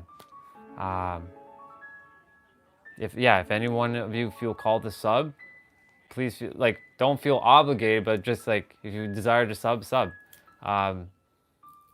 That's how I see it. Cause exactly, Eric, they're on their way. Like those 7 will subscribe. You're almost there. You're almost there. Just and this is why like you starting like building your stuff out, and you're uploading stuff, like this is why like the universe is preparing all of you for something epic. Yes, exactly. Welcome, dude. Welcome, Mr. Tam. Mr. Tam in the house. What up, dude? We just talking about community. Tam, do you have Discord? Or do you know what Discord is? If you have Discord, we have a Discord server. We're starting to build it out a bit. A few of us are already in the Discord server. This is there for when I'm not on the live stream and you all are just like having to share stuff outside the live stream. It's there. I know what it is, but I don't use it much. That's okay. No problem. That's why we have the live stream. Hey, Denise, welcome. Welcome. Welcome to the family. I'll share a little bit of what our channel is about. I can now say it's finally a community. It really is. It's like a community of aligned souls that are here to up level. We drop a lot of great perspective in the chat with each other. Only love, really. You know, there are times where, you know, the universe channels through my vessel a lot and I get into interesting perspectives. Hello, sister. Welcome, Crystal. And we talk about all kinds of things, what's going on. I usually help us move our body every day for like at least 30 minutes to an hour. Well, mainly 30 minutes to 45 minutes. And yeah, we just sometimes we read books, we hang out. Like right now we're just hanging out. We're building, like I said, I didn't realize this was gonna be a community, and you know, our brother Eric, Dream in Progress, said like, you know, what builds a great like channel is a great community. Welcome, Adam. Welcome, welcome, welcome. Appreciate you for being here, dude. Thank you so much. This is great. How does the universe channel through you versus me? Let's say it does look the same. I simply basically surrendered myself completely, and I let go of like, oh, it has to look like this.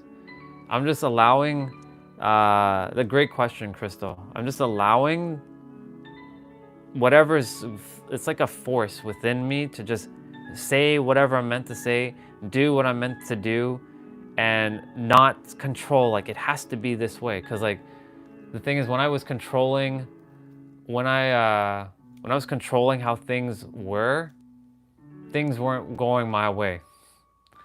Uh, why dream when you can sleep? Great perspective, Jeremy. You can ask Dream himself, Mr. Eric. But yeah, Crystal, it's the same for all of us. It's just a matter of allowing a force beyond yourself. It's like you're not the puppet, just so you know. You're working alongside this greater force, and this greater force just comes funneling whatever energy it is, and you just say and do and operate from a space of like unconditional love and respect for one another. Or like I'm basically in that state. Like, yes, do I agree with all that's shared at times? Well, no, but the thing is, I respect it because you are always going to be right. And so I allow all of it to just unfold and not have control. Now, if there's a moment where some things are happening, I will simply like, I'll call upon that other side of me to take care of business, but that's very rare where that happens. But yeah, the channeling, I don't really want to call it channel. It's just the universe just flooding through me to work through me to reach all of you as a mirror. And the same thing, like there's sometimes you're like, where did all this come from? Like, where did all this, like this information just come flying out of you? It's the same, it's basically the universe just working through you. Like whenever you share like a comment or a message, sometimes it's just even the universe is asking you a question, like asking a question through yourself to better understand. But the force does not really give anyone the same message. It doesn't really give them the same message. It's giving them the message that is what's meant to be heard for whoever is meant to be here, if that makes sense. And the thing is, the true artist is the creator. There is no real true artist. Every human, every creator is basically from creator. So like ancestor, blood, soul, all that comes from creator. So every author is God, every artist is God, every singer is God, everything is God. So we're not really taking away credit from anybody. It's just like, yeah, that person sang that song, but where did they get that inspiration from? The universe, if that makes sense. So like it's a force that's working through them as well. So like everyone's gonna have a different message, but yes, in our human world, we give them credit. Like for example, Taylor Swift, she sings a song, we give her credit for her song. We give the artist like Leonardo da Vinci, we gave him credit for his stuff. We gave Socrates credit for his like mathematical like mind. We gave like Hermes his credit for all the wisdom that he gave the Egyptians and such, and Thoth. So yeah, like we're giving credit, but the thing is, at the end of the day, where is all that coming from? The infinite. So like it's all one. So let's see. For example, I found out today that my great-grandparents were historians. How did they get inspired? Who did they get the inspiration from? It's a great question. They could have just tapped into that force within, and maybe they pull down a certain thing. That they do use different last names. That's okay. The last names don't really make a difference, but okay. They're probably they're tapping in, not probably, they are tapping into that force within, and just like how I'm tapping into the force, where am I getting all this information? This is not book knowledge. This is quite simply like information around, and it's like being out. That's what's happening with myself. Like information is coming in and out. In from the universe, out to all of you. In and out to reach whoever I'm meant to reach. Right. I mean, like we're staying on topic with like where that inspirations come from. Like names, like Kate, like Mary Middleton, for instance, not relation to Kate, or the Middleton family are in fact Mary and Jesus were common names. Right. That's we're kind of deviating a little bit on the topic. What I'm sharing is that everybody has that force, that they have the ability to connect to the source. What's stopping most of us is our mind and getting in the way. That's what I'm getting at. So like, I stopped having fear and like, what are people gonna think, and blocking myself.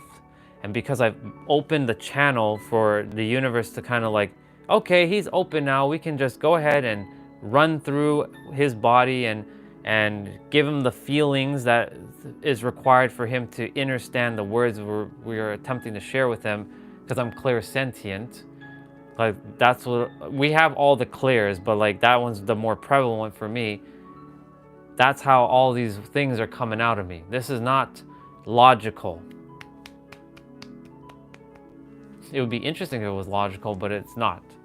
There are times you can tell when I'm speaking from a logic, but a lot of this is not logic. This is just straight up universe talking to you. Yeah, let me see. I think truth is also stopping a lot of people because of what would hurt a lot of families. Yes. We are. Yes. That right there, what you just said, spot on, yes. The truth will definitely cause a lot of upheaval, for sure. And the thing is, sometimes we feel like we shouldn't say anything because that upheaval is going to cause chaos. And because of that chaos, we just either just zip our lips and just keep it to ourselves and not say a word. Kind of like in this household, like, you know, I can share the secrets of the universe to my family. Are they ready to listen to it? Not so much. But today, if we source the materials using source like Google Scholar, you can see where the historians had dates backdated. Yeah. The thing is, like, there's one thing that okay. This is where it's gonna get interesting. Personally, we had a conversation last night. We didn't get too deep in it. One of our brothers, he was talking about how we're really not in 2024. We're in like 5919. Wherever he got that year number from in the construct, he says we're in 5919. I don't believe we're in 2024 either. So dates, for me, mean jack shit. I know we all agreed collectively that we're in 2025 now. Sorry, I meant to say 2025, not 2024. I'm still like stuck in 2024 for whatever reason. Yes, we collectively agreed to like dates from back in the day, from like 1600 or so. But like, there is no damn way that somebody was recording dates from the year 0 to 2025. There's no way.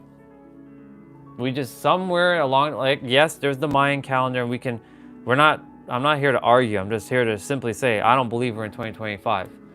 We just collectively chose a year at some point in time, and then now we're just moving forward. Just so that we keep ourselves organized with like, oh, we're collectively in 2025, but in reality, we're not really in 2025. So like, when it comes to like dates, I can give fuck all about dates. Yes, shit has happened in the past, but dates mean shit to me. Personally, for me, shit like history documents mean jack squat. That's just my perspective. I'm living in the now. I could give fuck all about the past. That's how I roll. Like, I give fuck all about like the Declaration of Independence was made on July 4th, 1776. Cool. Right, not all of us were a part of this collective action, and we just unfortunately we just have to either deal with it or not. Like deal with like, okay, so if we're not really in 2025, then what year are we in? And then figure out, oh, okay, and then go through our own little, like I would be like, yeah, we're in 5919 right now. Like one of the brothers, he's saying we're in the construct of 5919, which is interesting. 5919, think about that for a moment. We're in 5919. That's an interesting year. He came, it's not, doesn't sound random to me. Sounds pretty spot on for where he got that year from, but you know, I don't think it's wrong, but I don't think it's right either. It's just another perspective. I'm just saying that personally, we're not in the year 2025. We just, again, somewhere we just chose to like, okay, 2020, we're following from the last maybe 200-300 years and just going forward. Because like in the year 900, I mean, there must have been somebody writing something, but in the year like 0, and then we go before the year 0, then there's whatever year number that is. We're going backwards, like 1 BC, and then 2 BC and 3 BC, and then all the way however far back in BC. You know what I'm saying? Who kept record of all that? Sure, we can say historians did, but who is to say they're correct? For all we know, we can be in the year 9,999 right now. We just, again, collectively chose this as a whole to just agree that we're in 2025. Let's see. What are your thoughts of historic events parallel and people even can be cause for concern? Did I attempt DMT?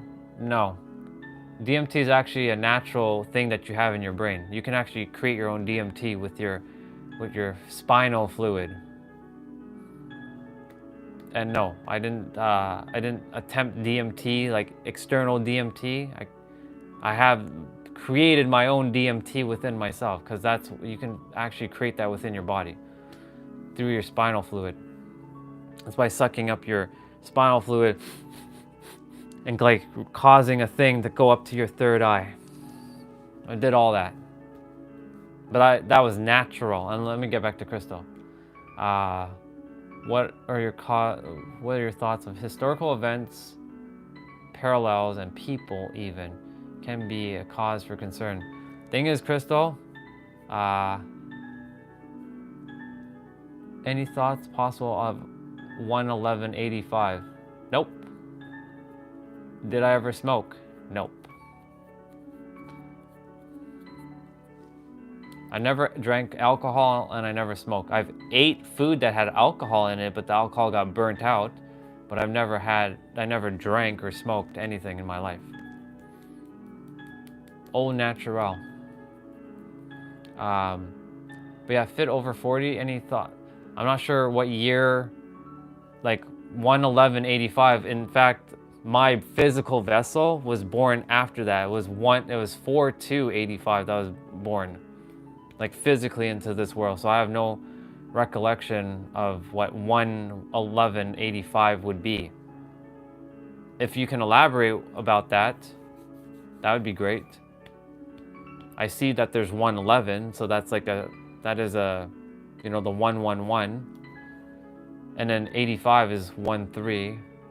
No, okay. 85 wouldn't fit into that. For instance, lady, and a lot of world events occurred at a certain age, timeline and stuff. Nah, I wouldn't like a little weed, because that shit is not necessary for myself. I'm already high on life. I already have love. Why do I require weed, bro? And yeah, do you think events play a role in our age and people we allow in our lives? Absolutely, Crystal. I believe that. The only thing is, if you choose to allow things in, then you allow it in. Because remember, you have the power now that you know. When you become aware that you are the master creator, You simply can choose what you allow and entertain in. Like for me, again, I could give fuck all about history. Like, yes, thing has happened, but I don't focus about that anymore. I don't let the history control what is going on in my current reality. I control within myself, this is my reality now, and I move forward. Numerology. I just started learning on numerology and attempting to understand the birthday 1/11/85. Okay, so I can look that up for you right now. 1/11/85 is probably, let's see, I'll go to token ring right now. Or token rock, sorry, not token ring. Let me see what life path you are, but I'm just gonna give you a perspective right off the bat that whatever number you end up having, you're all the numbers, you're all of it. 11. In your journey, you're gonna find out that eventually you're gonna let go. This is gonna be a tool for you to use in the meantime. Your life path 8, which means you are the powerhouse. The powerhouse, as a life path 8, you're allowed to make an impact on the world through your drive and ambition. You are a person of authority and material wealth. You will often master the art of being successful in careers of your choosing. You work very hard to reach your goals. You will often be considered a workaholic. You can sometimes let hitting your goals and working take precedence on other aspects of your life, like personal relationships with family and friends. And for you, it's saying striving for balance. You will typically have an issue with authority, whether in the form of a boss, police, government official, landlord, ECT, which you can get into trouble. They can also drive you to seek out and become more of a person of authority yourself, so that you don't have to answer to anyone except yourself. When an understanding or understanding of the requirement for the balance between work and personal life is reached, you can become unstoppable. So this for you, fit over 40, you are known as the powerhouse. Now, again, I do remind, since you're still new to this whole numerology stuff, use that as a tool until eventually you don't require the tool. So you are known as the powerhouse. Let's see. I think, wouldn't that be wonderful if we could just say the heck with the facts? We had kids and multiplied the earth. Those same kids were considered at 14, and laws didn't matter. Like, spot on, Crystal. But like, again, like, some things matter for sure. But again, remember, what do you choose to allow in your reality? Do you still choose to follow some rules that are outdated? Do you choose to create? Remember, you're the master creator, Crystal. You have the choice to create whatever you desire. I just don't give two flying F's about history. I don't. I respect it, but I don't let it rule my life. If I let anything outside of me rule my life, then I'm a slave, and you damn well know you ain't no slave. But yeah, I do appreciate everything you shared about the laws in the past, and they do have validity. I'm not saying they don't. They absolutely have validity. My point to say is, like, is it really important to you or not? And is it a driving force in your life to keep, like, I know where you're going with the history stuff. Like, is it important enough? Or does it, like, what is the importance of that in your life? If it's important to you, run with it. If it's not important to you, let it go. And just live from the present moment, because, like, it's done. History, like, the past is past. You have the opportunity right now to shift and change and evolve and grow and transcend in every present moment. Okay, right. So that is your reality, because that is where I believe that's your zone of expertise, right? You're a historian. Correct me if I'm wrong, right? You are an historian, correct? That is what you do as your main thing, if I'm not mistaken. So if that's your thing, that is very important to you. For me specifically, like, that doesn't entertain my reality. So like, yes, go down and use the information, but if it's not creating your desired reality, some of the things may have to be let go of, if that makes sense. But you are a historian, correct? Remind me, what is it that you do exactly in the world? Because I know it's somewhere along that line. I know you were mentioning, because I know you have a lot of history background. This much I remember. But I don't have a specific, like, what does she actually do? Like, what does Crystal actually do? What is the role in the world, or like the field that she's currently in right now? Okay, so share with me what it is that you do, so that I know like why this is important, so I can better understand, like, right, so your ancestors were, okay, but so what are you? What are you right now? What do you do? Because I know you mentioned something like, because I know you bring up a lot of things from the past or like history, and I know this is important to you. So that's why I'm looking to see what is it that you do in the current world, or what is like your zone of expertise. You can call it the Zoe. What is your Zoe? A zone, Zoe equals zone of expertise. That's why I call it the Zoe. What is your Zoe? Or your Zog. Zog doesn't sound good though. Zog is zone of genius. The only reason was because you asked some questions, so I'm gonna be asking questions now. Like, what is it that you do? And remember, you're right, regardless. I'm studying addictions and community support. Okay. So that means you're still, so you're in school right now? Or not in school, and this is like a subset of like what you actually do. If you were to give me one or two words of like to sum up what it is you do, what is it that you do? If not two words, maybe like three. I know you're just studying addiction and community support. Is it to, how do I say this? I see where you're going with the community support. What is the end goal of studying the addiction and the community support is basically where I'm coming from. So that I know exactly, okay, this is what she does. Like, what is the reason behind like the studying of addiction and community support, just to see like how people think, like how you help them overcome addiction, like how they require like support from community. Okay, gotcha. You are a student. Okay, gotcha. Okay, so I guess my next question was, I kind of was asking it was, at the end of the studying of addiction and community support,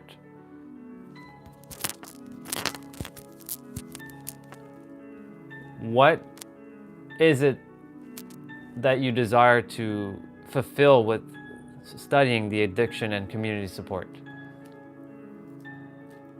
Because I know this is important. That's why I'm asking. So I know. Because remember, agreement number 3, don't make assumptions. Well, for me, I'm not making assumptions. I just seek to know. So I'm wiring in right now. Okay, Crystal, student. Addiction and community support. Over. Addiction and community support. This is great. That's why I'm just curious, like when you ask like the questions, I'm wondering where all that's come from, and I know you talk about the history stuff. So that now I understand why this is very important, because this is what you're currently studying. Maybe to obtain my Doctor of Divinity. Not too sure. I can't control what happens tomorrow. True. That's true. That's true. I believe you're already the Doctor of Divinity. Perspective. May like paper-wise, but I believe you're already the Doctor of Divinity. Not believe, I know you're the Doctor of Divinity. All of us technically are.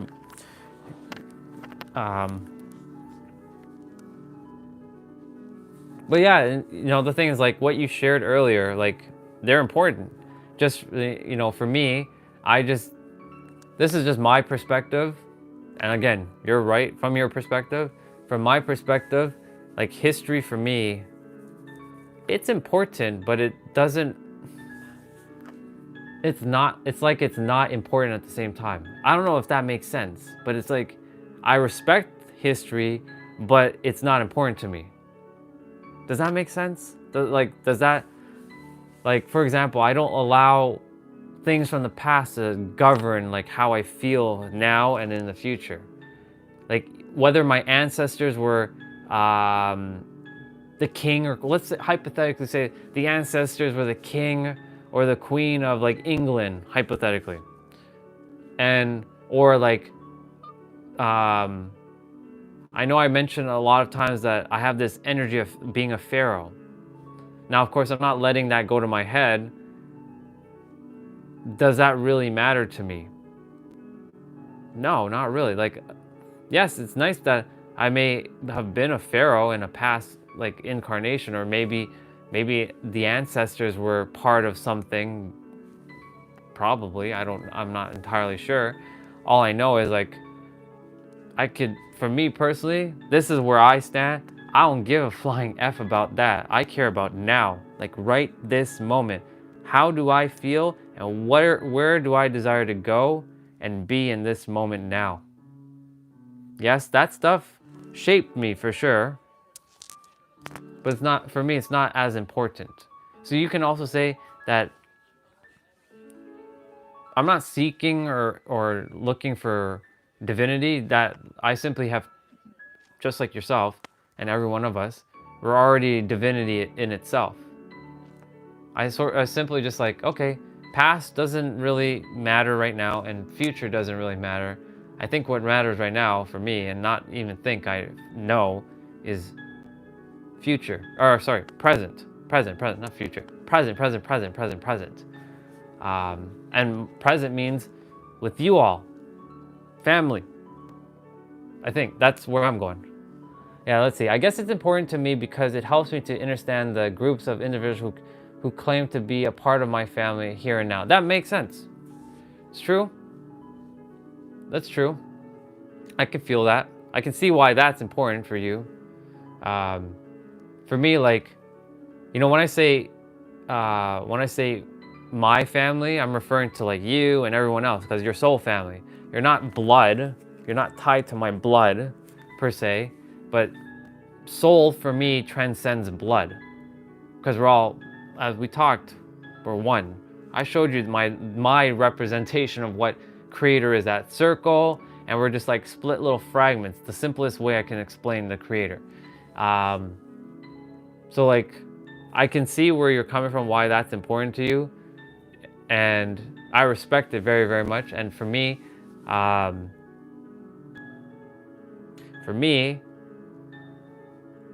you're just family, and wherever you came from, whoever you are, skin color, culture-wise, beliefs, I still love you. For me, it doesn't really matter where you came from, because I know you're a soul at the end of the day. And I know that you and I are like one. Well, not like one, we are one. And yeah, if I knew you grew up you had a very, very,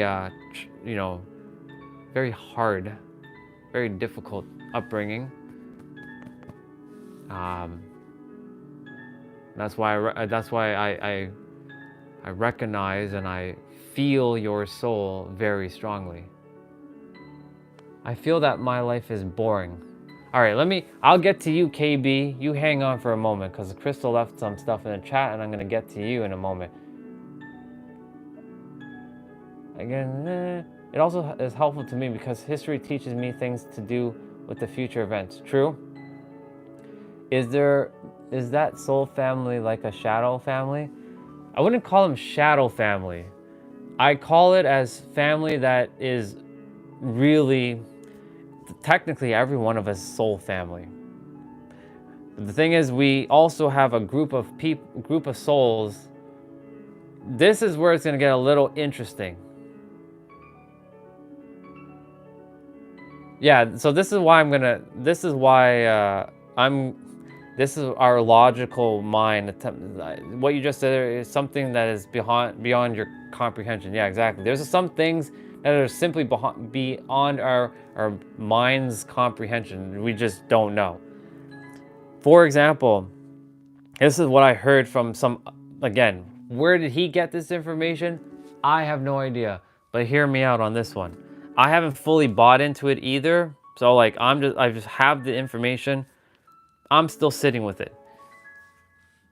And who is this guy? His name is Raymond Aaron. He's an author of a book. And KB, your life is not meaningless. If you have sat and listened to me, knowing that I was a supervillain of hate destroying the world, if I was able to overcome and say my life had no purpose, then you have purpose. Don't you ever say that your life is meaningless, because it's not meaningless.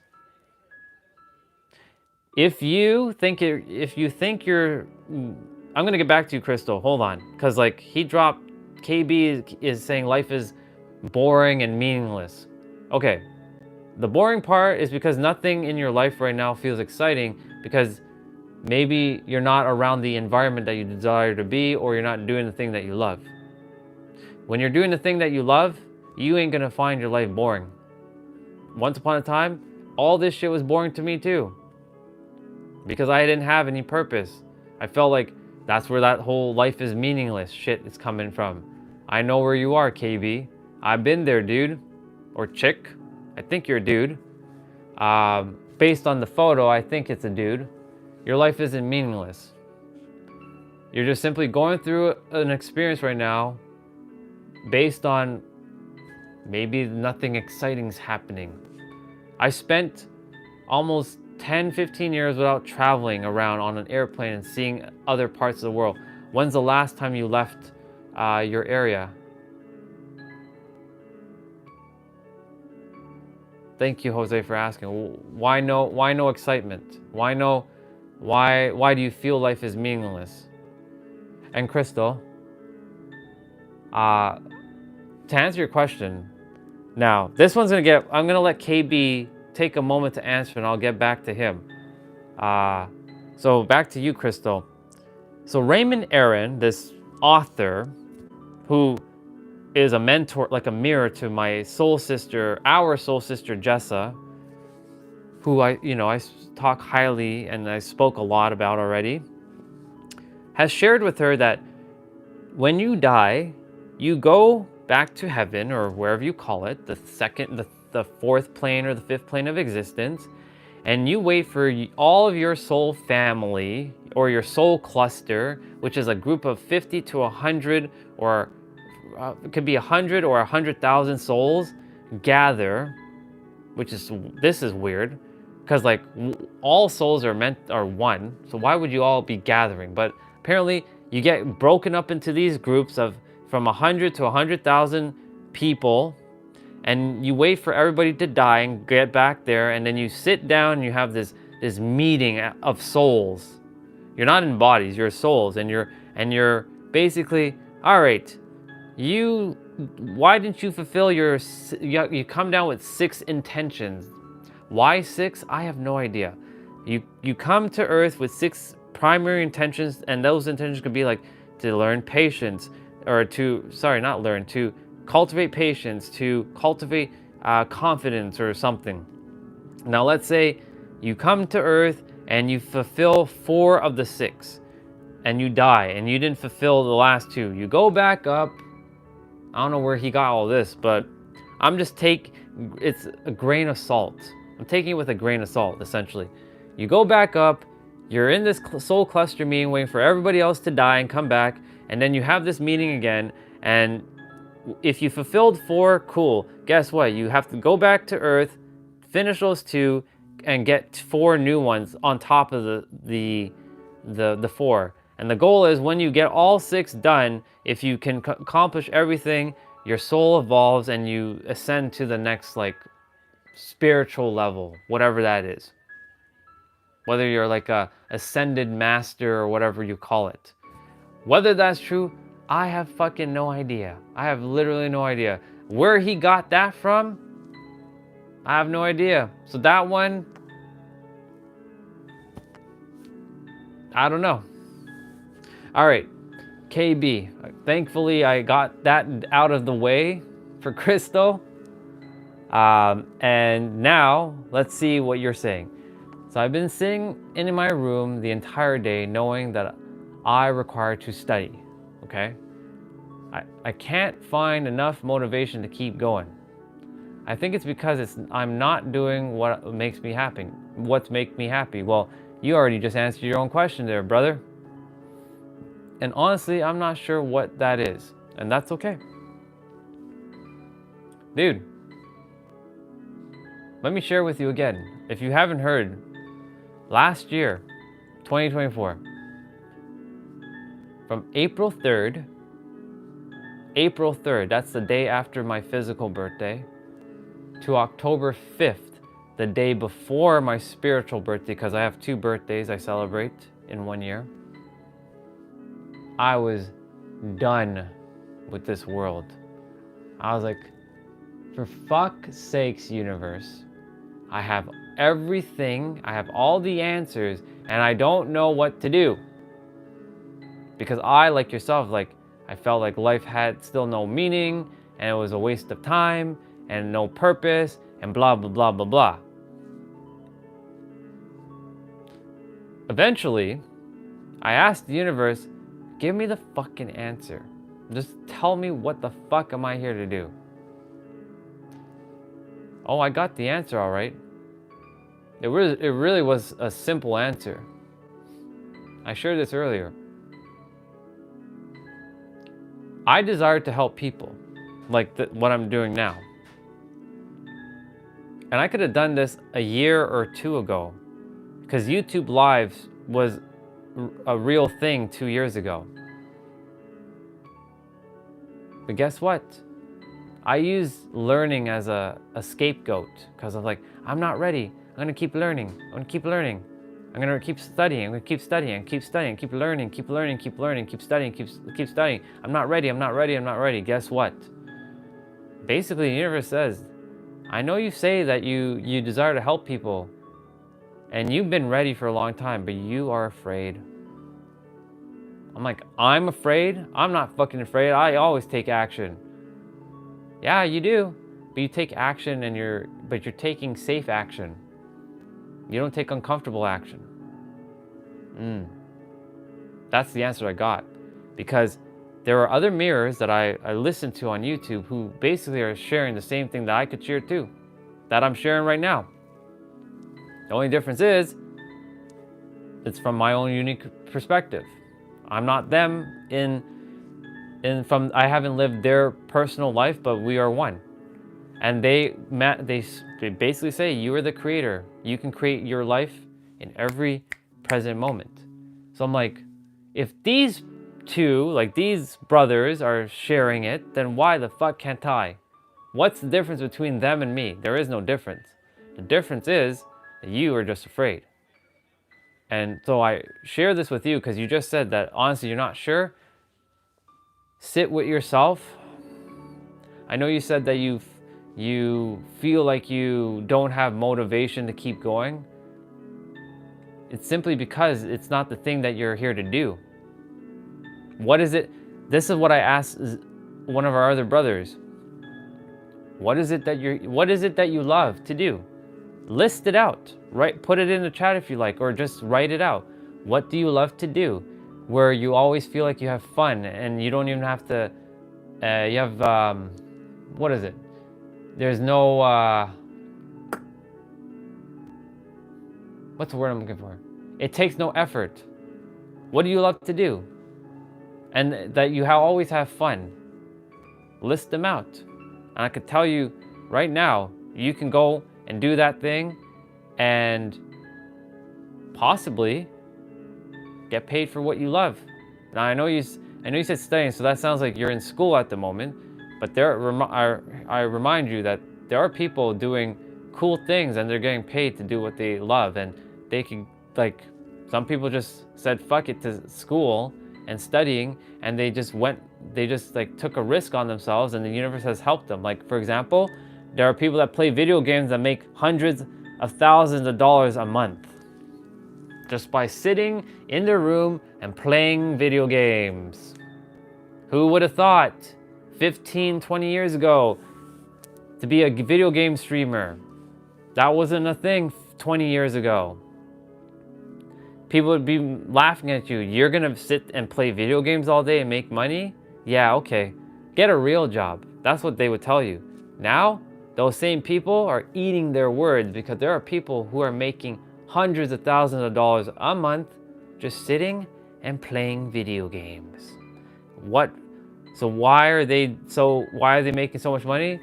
Because they started being their true self. They're like, fuck it, I'm gonna go all in.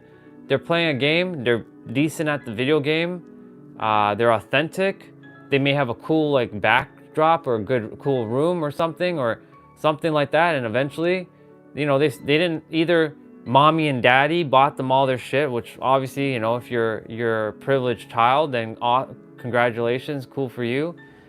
But some people started with like a blank slate, like nothing, and they built it from nothing, and they built something epic.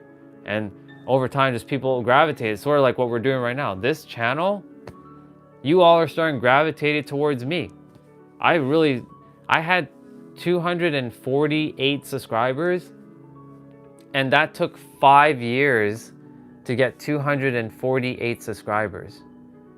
Did you know in the last 2 months, this channel has grown over at least close to almost 400 people? And that's only 2 months. What's the difference? I've been taking action, and I'm not afraid of it anymore.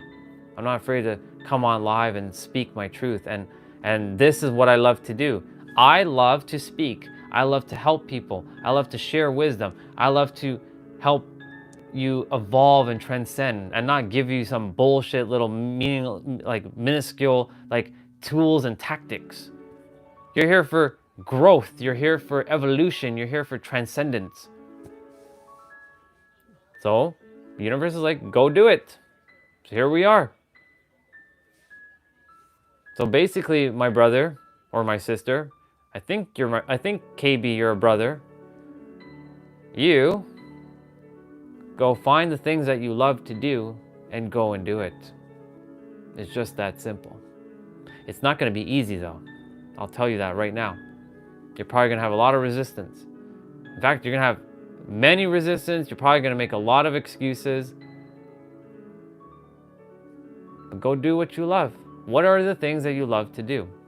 And if you don't know what you love to do, that's where you have to start. You have to go within. And what I mean go within, close your eyes and don't look at a phone. Don't even look at a computer. Just just detox from technology for 1 or 2 days. And just sit with yourself, whether you're bored out of your mind, sit with yourself and ask yourself these questions. What do I desire? Not what I want, what I desire, because wanting comes from a place of lack. You're not lacking shit. You have everything within inside of you. So again, what is it that you desire? Desire means that your soul desires it, and you already have it within. You just don't realize that it's not out. Forget the outside world. What is it that you desire to do? And who is it that you desire to be? And take it from there. And then you'll figure it out. It's not going to come right away. I'll tell you that right now. You're going to probably struggle. You're probably not going to hear the voice. You're probably going to get like, you can't do that. You're not worthy. First of all, the very fact that you were born, you're worthy. Period, the end. Second, the very fact that you were created, you exist and you matter, and you're here to be extraordinary, not mediocre. That right there. Every one of you, whoever's listening right now, this is for all of you. This is the universe speaking now. You were born extraordinary. Stop playing the mediocre game. You came here to do something epic. You may not know what that thing is. Took me fucking forever to now figure out what that thing is. Now I know what it is. Live streaming, being of service.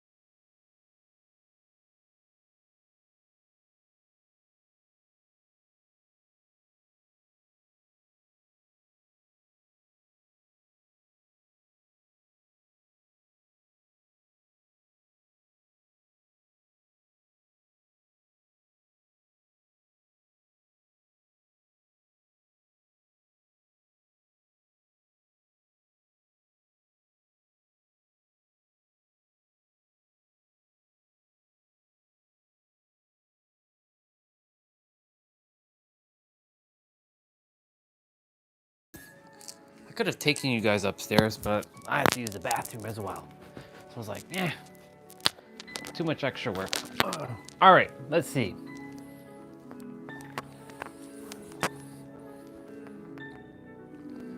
Oh. Let's see what Jose said. If you don't study, you don't progress. You just regress. Do what you love. Find what you love. Go out and seek if you must. But it's within. Your heart knows. And maybe it is some place you can go to find you. That's a damn bar right there, bro. Jose coming in hot. Bro. That's the whole may your heart be your guiding key thing right there. Literally. Why is it so cold? Like the heat is not like coming on and I turned it on. It's not coming on. It's so weird. Well, if I have to put on my, I'm gonna do it. I don't care, dude. I will whip out that princess blanket. Y'all get to see the Disney princess blanket. I will wear that shit. Cause I'm in Antarctica, yeah. I'll whip out that Disney princess blanket that my sister does not use anymore. I will pull it out. Fuck it, I'm gonna pull it out right now because it is cold as shit, dude. Yo, I'm doing it. I don't care. People come and judge me. This right here is going to cause a lot of commotion. You better believe it. Watch. Look at how many people are gonna come on the stream. Like, why do you have a pink? Why do you have a blanket that's pink and with like the princesses? Why not? Why the fuck not? But look, you're gonna watch. You're gonna see. You're gonna see a bunch of interesting frequencies come on, and they're gonna be like, "What in the hell is this?"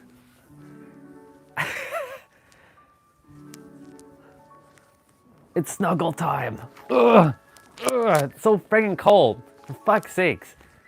This is why I don't like the cold. There you go.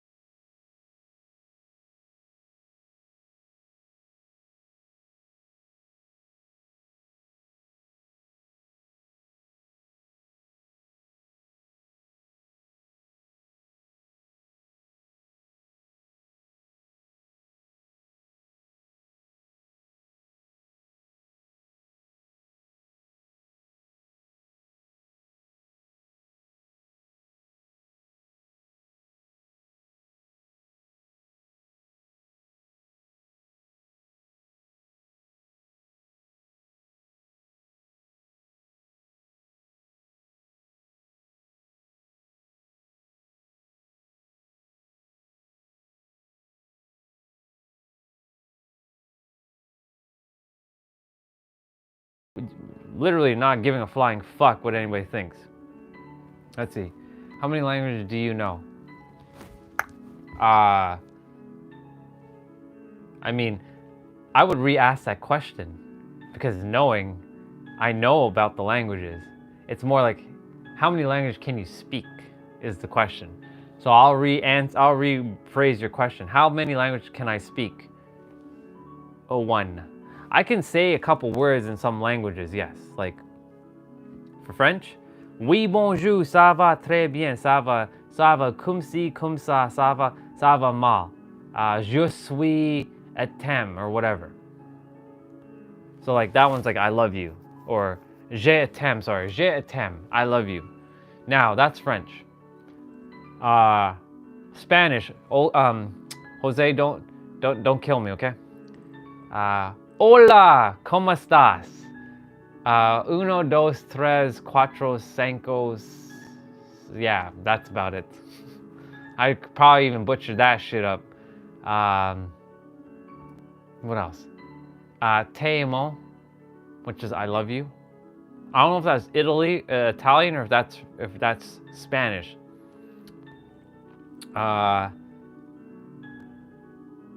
Japanese is konnichiwa. That's it. And bakana, which means, I think, idiot or something like that. Bakana. Or, no, bakana means what? Let's see, what else? Jose says both. Ukrainian, ya tebe kohayu, which means I love you. And then ya tebe, I don't remember the other one. Yes, this is Jessica's blanket. I'm cold and I'm like, the black one is not gonna cover it. This is a bigger blanket, so I'm like, fuck it, I'm wearing this. I don't care. Y'all can judge. I don't give a flying fuck. I'm keeping my blanket. It's nice and toasty now. I'm nice and warm. What else? So yeah, Ukrainian is ya tebe kohayu, which means I love you. I was attempting to remember German, or not German. I attempted to do the Hungarian thing, but I don't remember shit.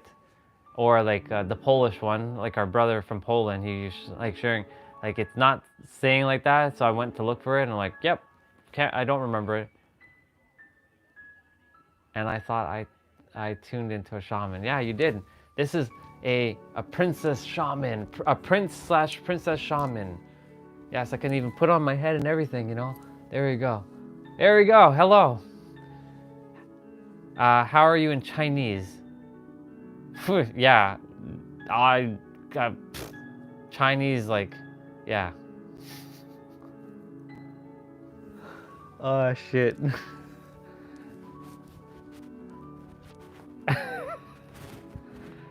Chinese, nah, don't know a damn word in Chinese. Maybe chow mein. That is technically Chinese, chow mein. And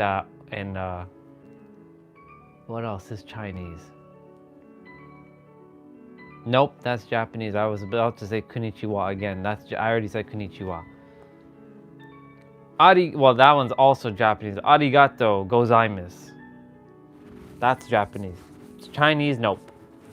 I don't know what ni hai ma is. See, I can't even say it because I don't even know what that is. My soul knows the answer. My mind just simply doesn't know what that is. And because my soul knows and my mind forgot, I don't know what that is until I'm made aware. What does that mean? Is that hello? How are you?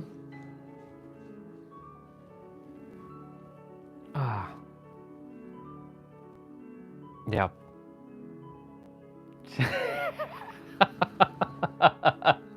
Yeah, I know. Ciao.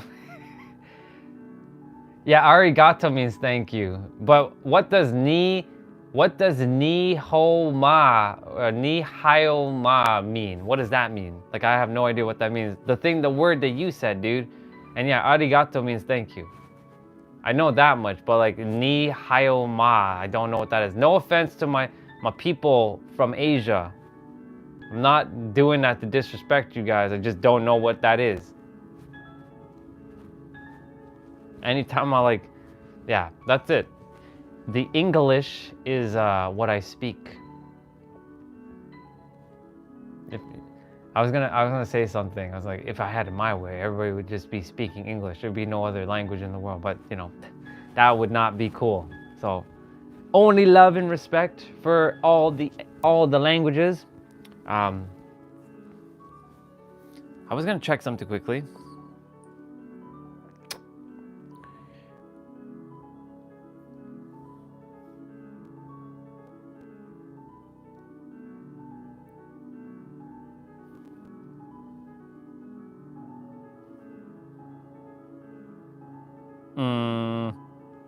What do we got? Let's see. Have it your way then. Stay away from everybody. Wait. Oh, I will. You better believe it. If I had it my way, everybody would just speak English in this world. No, I'm kidding. It means, how are you? Okay. Ni hao ma. I'm probably not even saying that right. Shit. Means how are you? Okay.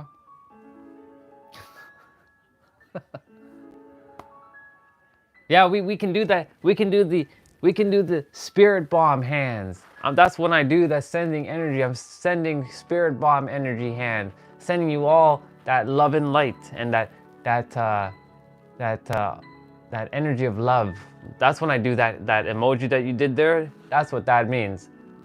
For me, that's what that actually represents. That emoji means I'm spirit bombing all of you with love. And then I send it. Yeah. That's what I do. That's that emoji. Yes. And yes, Jose, it does feel like friggin' Antarctica here. For fuck's sakes, it's like Antarctica. Yeah, Goku style. Goku style. That Goku style. Okay.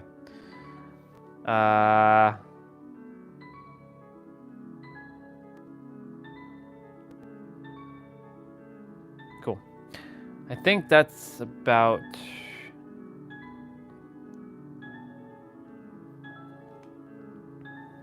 Yeah, my Steve said, "Yo, let's go. Looking forward to catching up with you, bro." That sounded like a rhyme right there. That also sounded like a bar. Do I have that video open? Nope, I don't have it open anymore. Yeah. By the way, we just went up more subscribers, just so you know. I don't actively look at the numbers anymore. I just allow it to just happen. But we're at 631 now. So I appreciate all of you for subscribing, because this is now a community. This is not a channel anymore. This is straight up not a channel anymore. This is now a community. Yeah, they do. It's not even, it's our material though, sis, because it's all of us, right? Because yes, I know I'm kind of on the camera, but like it's all of us. Thank you. I'm proud too. I'm proud of us, because all of us, right? We're creating this thing together. I couldn't do it without any of you. Like, this is what is making the channel grow, you know? By the way, before you came on, I was on Facebook on the computer, and you know how on Facebook it gives you those memories? You know on Facebook it gives you memories. So there was a memory from 3 years ago that I took a screenshot of, and it says, sometimes shit happens so that shift can happen. I don't know if you were there when I said that. Look, Jose's calling me Dre now. What up, Brody? Welcome. What up? Yeah, so basically it says, sometimes, I just posted it in the community, in the Discord. Sometimes shit happens so that shift can happen. That was a bar. That was a fucking bar right there. Sorry, Brody. I know the language. My bad, dude. My bad. Yeah. Sometimes shit can happen so that that shift can happen. It's true. Sometimes we have to go through our darkness for the shift to happen. Yeah, I got that 3 years ago. I was in a Zoom call and that happened. Yeah, I was like, that's a bar right there. I'm like, oh man, that's so good. 3 years later, all right, I'll take it. I'll take it. I'll take it. All right.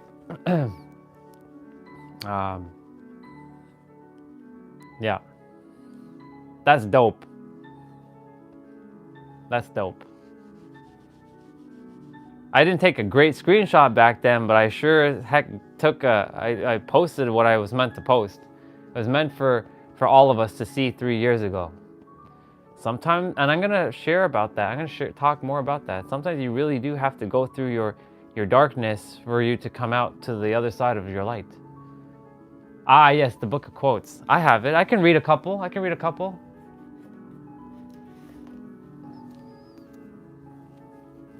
Yeah, I got it. I can read a couple right now. Let's see. No, in no particular order. Ooh, well, we already read that one. I'm attempting to go to where we didn't read yet. The last one was with Tina Fey, Miss Crush. I had a crush on Tina Fey for a while. Don't waste your energy attempting to educate or change opinions. Do the thing and don't care if they like it. This is why I'm doing YouTube. I'm doing the live stream. I don't care. I'm just doing it. Okay, this is where we... Wait. Ah, yeah, this is where we left off. Okay. I don't remember reading. I don't remember reading this one. This one's from Benjamin Franklin.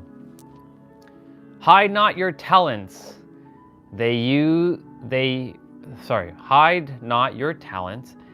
They for what? What the fuck? They for use were made? That makes no sense. They for use were made. That seems incorrect. Like the language seems so wrong. Hold on. No, I'm not reading that. That doesn't make any sense. Like the wording does not either. I'm reading that right. They for use were made. They for use were made. What the fuck is they? It's going to be backwards for you though. They for you was made. I mean, I'm either saying that wrong or the brain's just not. It's like derping right now. They for you is made. It's backwards though. I don't know. It's the second line.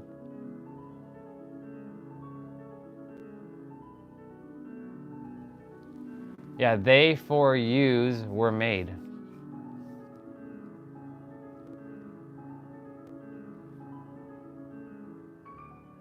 That doesn't sound right though. They for yous were made? Something doesn't sound right with that. They for yous. Yeah, I don't know. I don't know. No, never mind. We're not reading that one. We're not reading that one. That one doesn't make any sense. Okay. Okay, look up, laugh loud, talk big, keep the color in your cheeks and the fire in your eyes. Yeah, it's probably a typo. This one's from William Hazlitt. Look up, laugh loud, talk big, keep the color in your cheek and the fire in your eyes. Okay. Helen Keller, the next one. Optimism is the faith that leads to achievement. Nothing can be done without hope. I don't know about that one. The reason for that is because hope is lackey energy. Hoping, wanting, wishing is lackey energy. Nothing can be done without hope. if you're starting from nothing, you have to have some level of hope. But if you're starting from you already know, then hope is irrelevant because you already know. Okay, that one, okay, whatever. Doesn't feel in alignment. All right, Ralph Waldo Emerson. So this one's good. Self-trust is the first secret to success. Self-trust is the first secret to success. I agree with that one. Gotta have trust in yourself. I like this. This one's from someone named Anonymous. Impossible only means that you haven't found the solution yet. It's true. I agree with that. Impossible only means that you haven't found the solution yet. This next one is called from MK Sunny, SONI. Right. So next one is, no one except you alone can change your life. Yeah, no one except you alone can change your life. Yeah, no one can change your life but you. No one except you alone can change your life. It's true. May Sarton. We have to dare to be ourselves. However frightening or strange they may be proved. We have to dare to be ourselves, however frightening or strange that self may prove to be. Okay. So basically, be your true authentic self. Harriet Beecher Stowe. Stowe? Yeah, Stowe.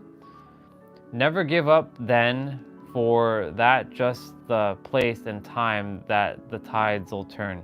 So never give up then. Yeah, never give up then, for that's the place for the time that the tides will turn. Okay. At first the word felt like a typo, but it wasn't a typo.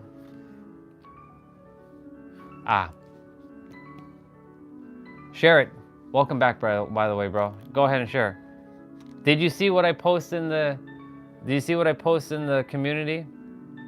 That one was from 3 years ago. I'm gonna just type.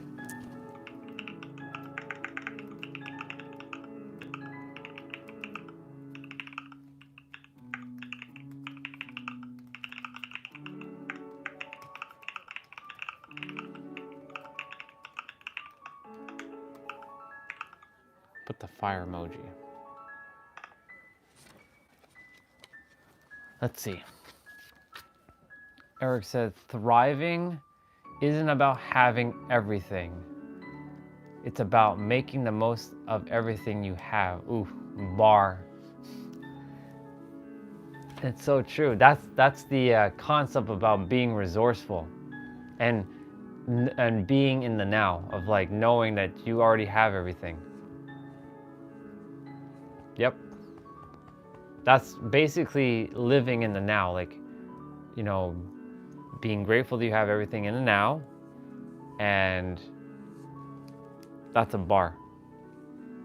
That's a bar right there. Yeah. Thriving isn't about having everything. It's about making the most of everything you have. It's facts, bro. Fucking facts. And okay, tiny problem. So this one says, you can achieve whatever you desire. Now, this one was just slapped on words, so I'll add it a little bit. I'll add Napoleon Hill's version. And you've probably heard this one. Whatever the mind can perceive and conceive, the mind can achieve. Yeah. Whatever the mind can perceive and conceive, the mind can achieve. I believe it's not exactly like that. I think it's whatever the mind can conceive and believe, the mind can achieve. Yeah, that's Napoleon Hill's one. All right, this one's from Bernard Williams. There was never a night or a problem that could defeat sunrise or hope.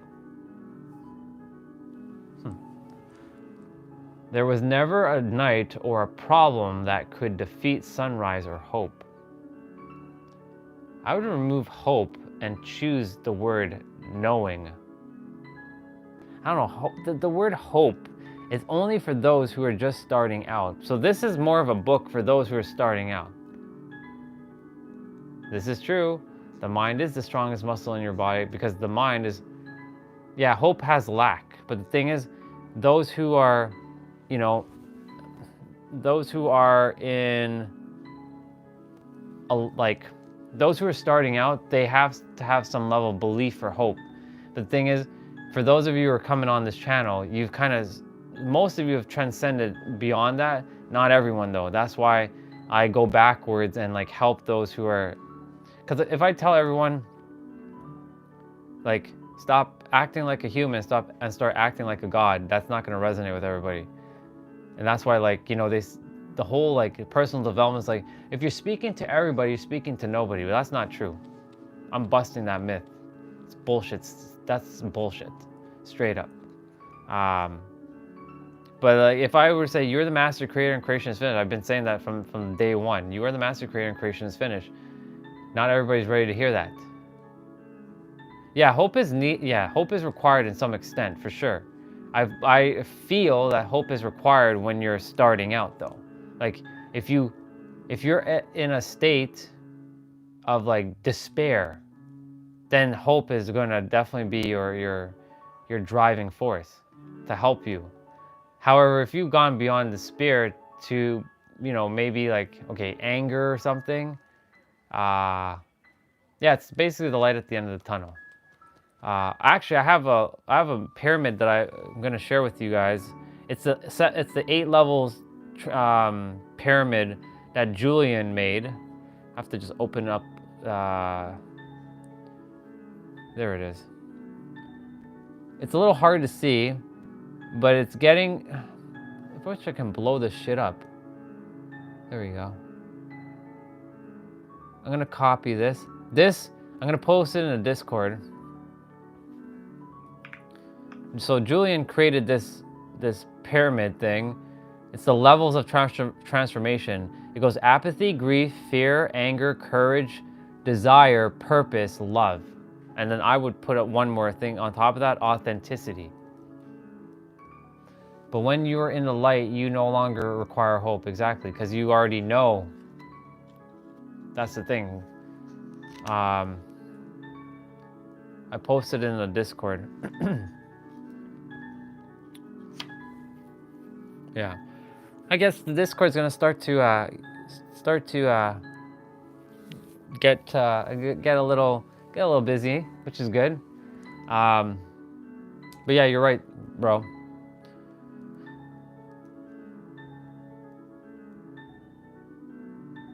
Yeah, it's okay. You're learning. You're not even learning. You're becoming aware. See, even me just catching my words and learning. What the fuck? Not learning. You're just becoming more aware of your words. Yeah. That's why we're doing this together, all of us. So we can evolve our words. Our words, remember, are so much more powerful. Like I shared this example, and now since you're here, I'll show this example again. I'll do it, and you've seen me do it. Eric, I love you. I really love you. Versus, or against, Eric, I really love you. I really love you, dude. It's the difference. Same words, different feeling. Yeah, this right there, this right there, what you just said there, it's about being more conscious throughout your day.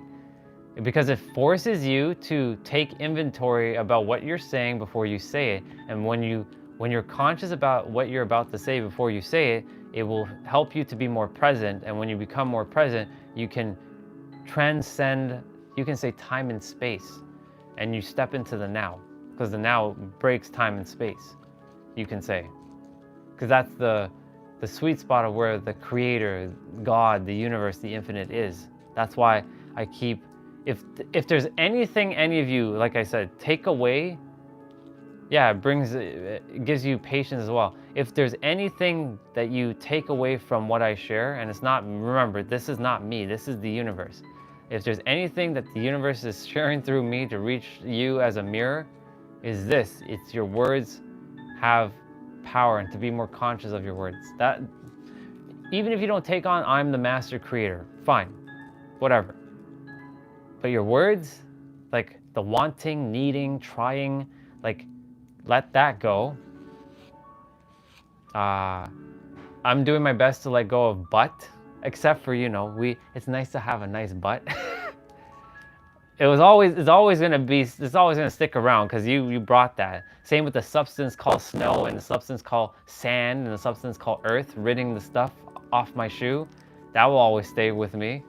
But like, see, I just did but. However, because I'm catching my words, however, because it's forcing me to also get really cognizant of like words like but.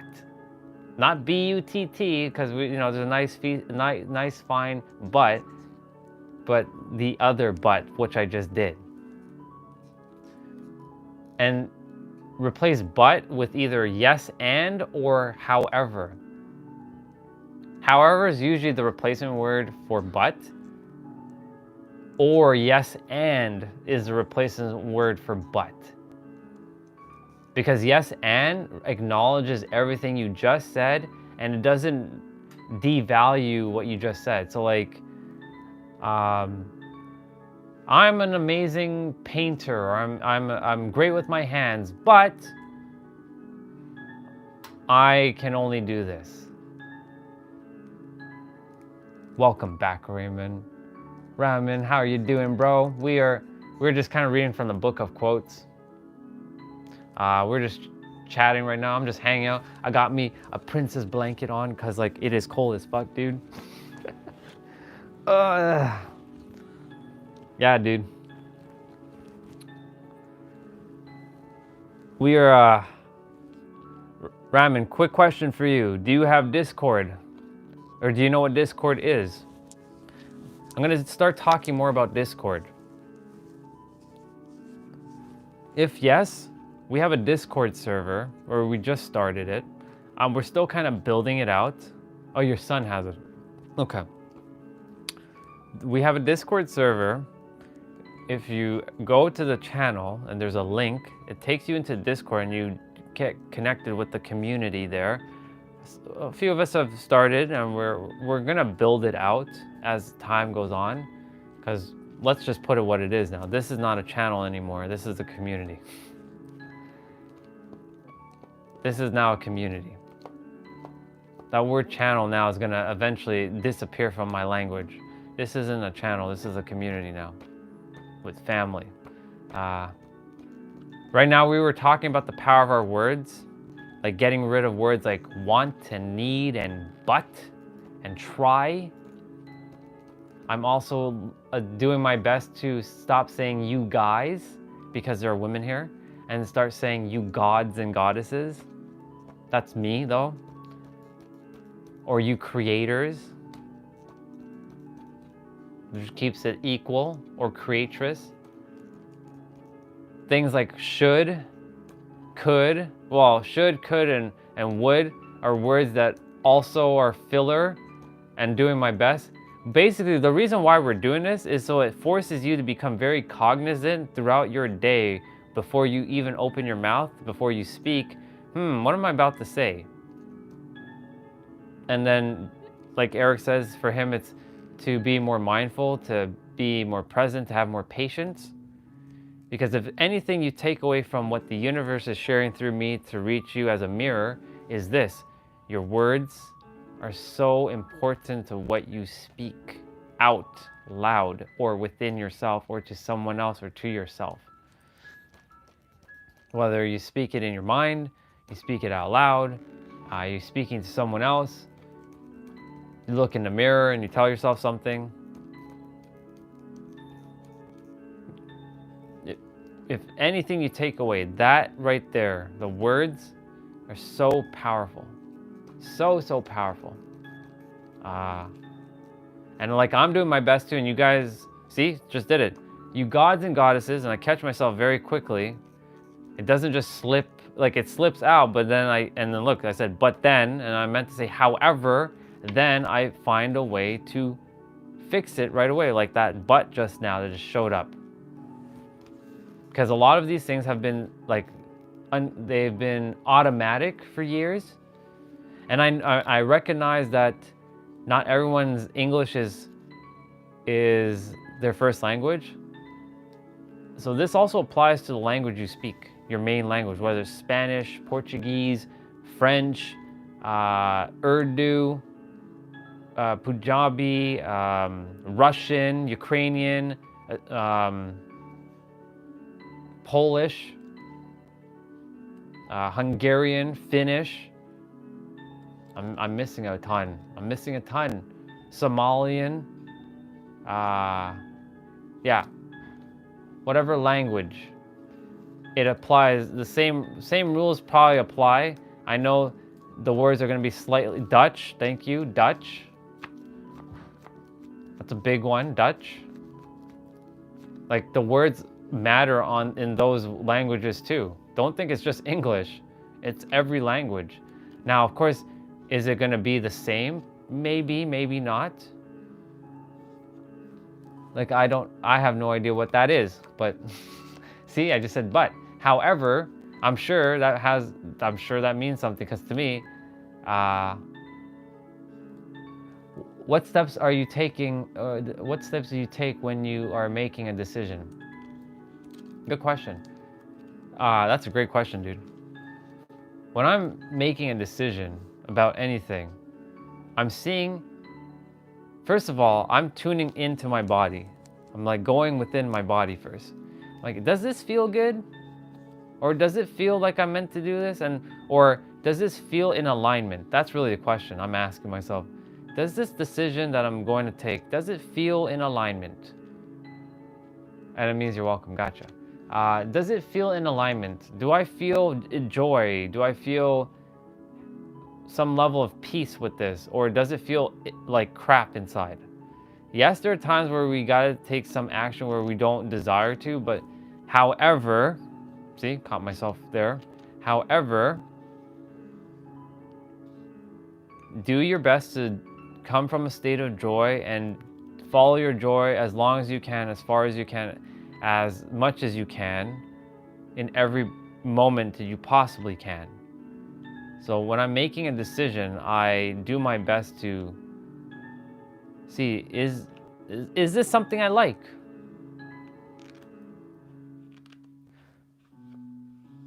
And then let's see, what steps are you taking to get in for the only time you got the decision? Wait a minute. It's like it's a similar question, but there's a little nuance to your question. Let's see. What steps are you taking? Yeah, what steps are you taking to get for the only time you got the only time? Did I answer your question? Because like I answered ramen, so I trust whatever I shared for ramen, that also helped you. Is it Nozan? I don't know if that's how you say your name. I don't like butchering people's names. Is that how you say your name? If yes, cool. If no, my bad. I'm not here to butcher anyone's names. I'll just call you bro.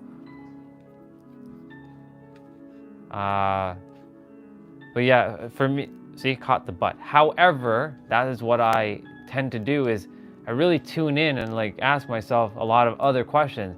Does this feel good to me? Is this for my highest purpose? Maybe it is, maybe it isn't. Like, what is the reason why I'm making this decision? That's another good question.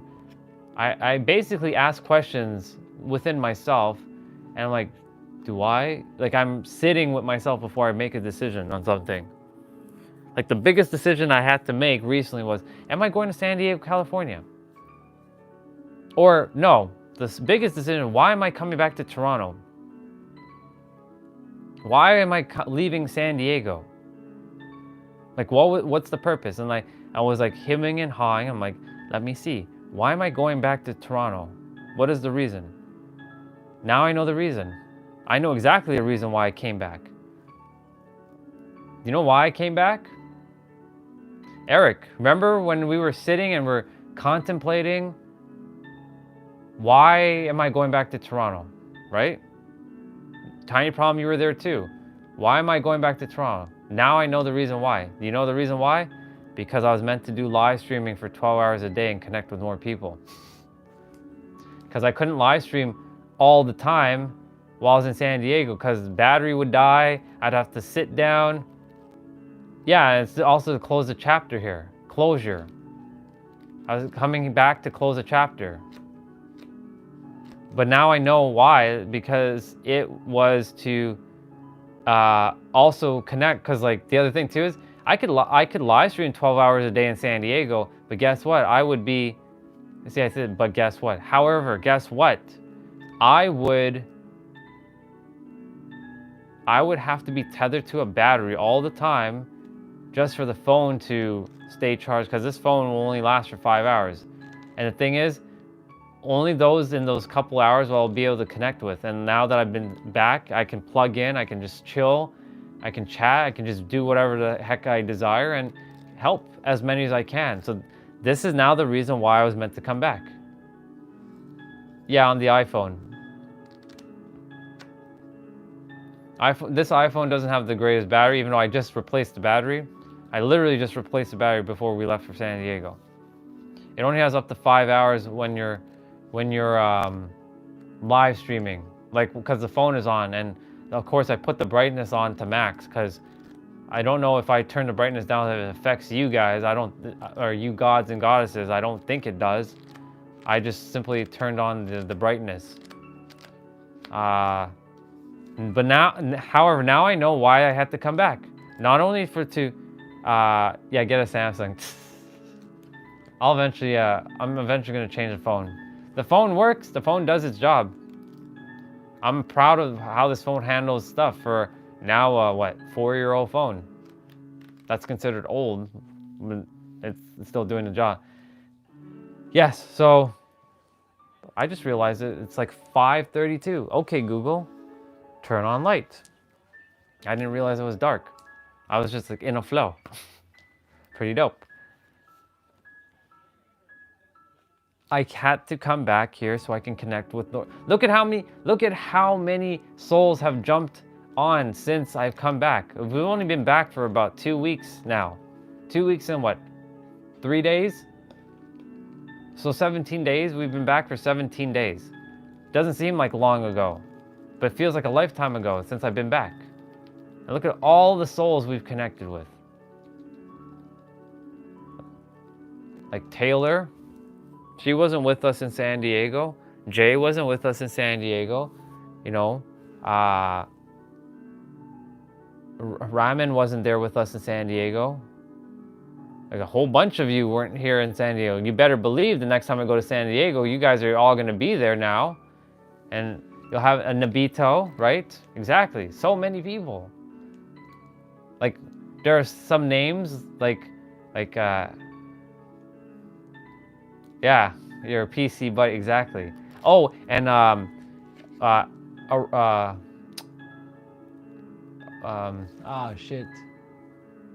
Arian, our other PC dude, Arian, Mr. Spaceman, he wasn't with us either. Sushi wasn't with us here. Zubair wasn't with us. Like a whole bunch of people wasn't with us. Look at how many people are here now. Gods and goddesses. So that's the reason why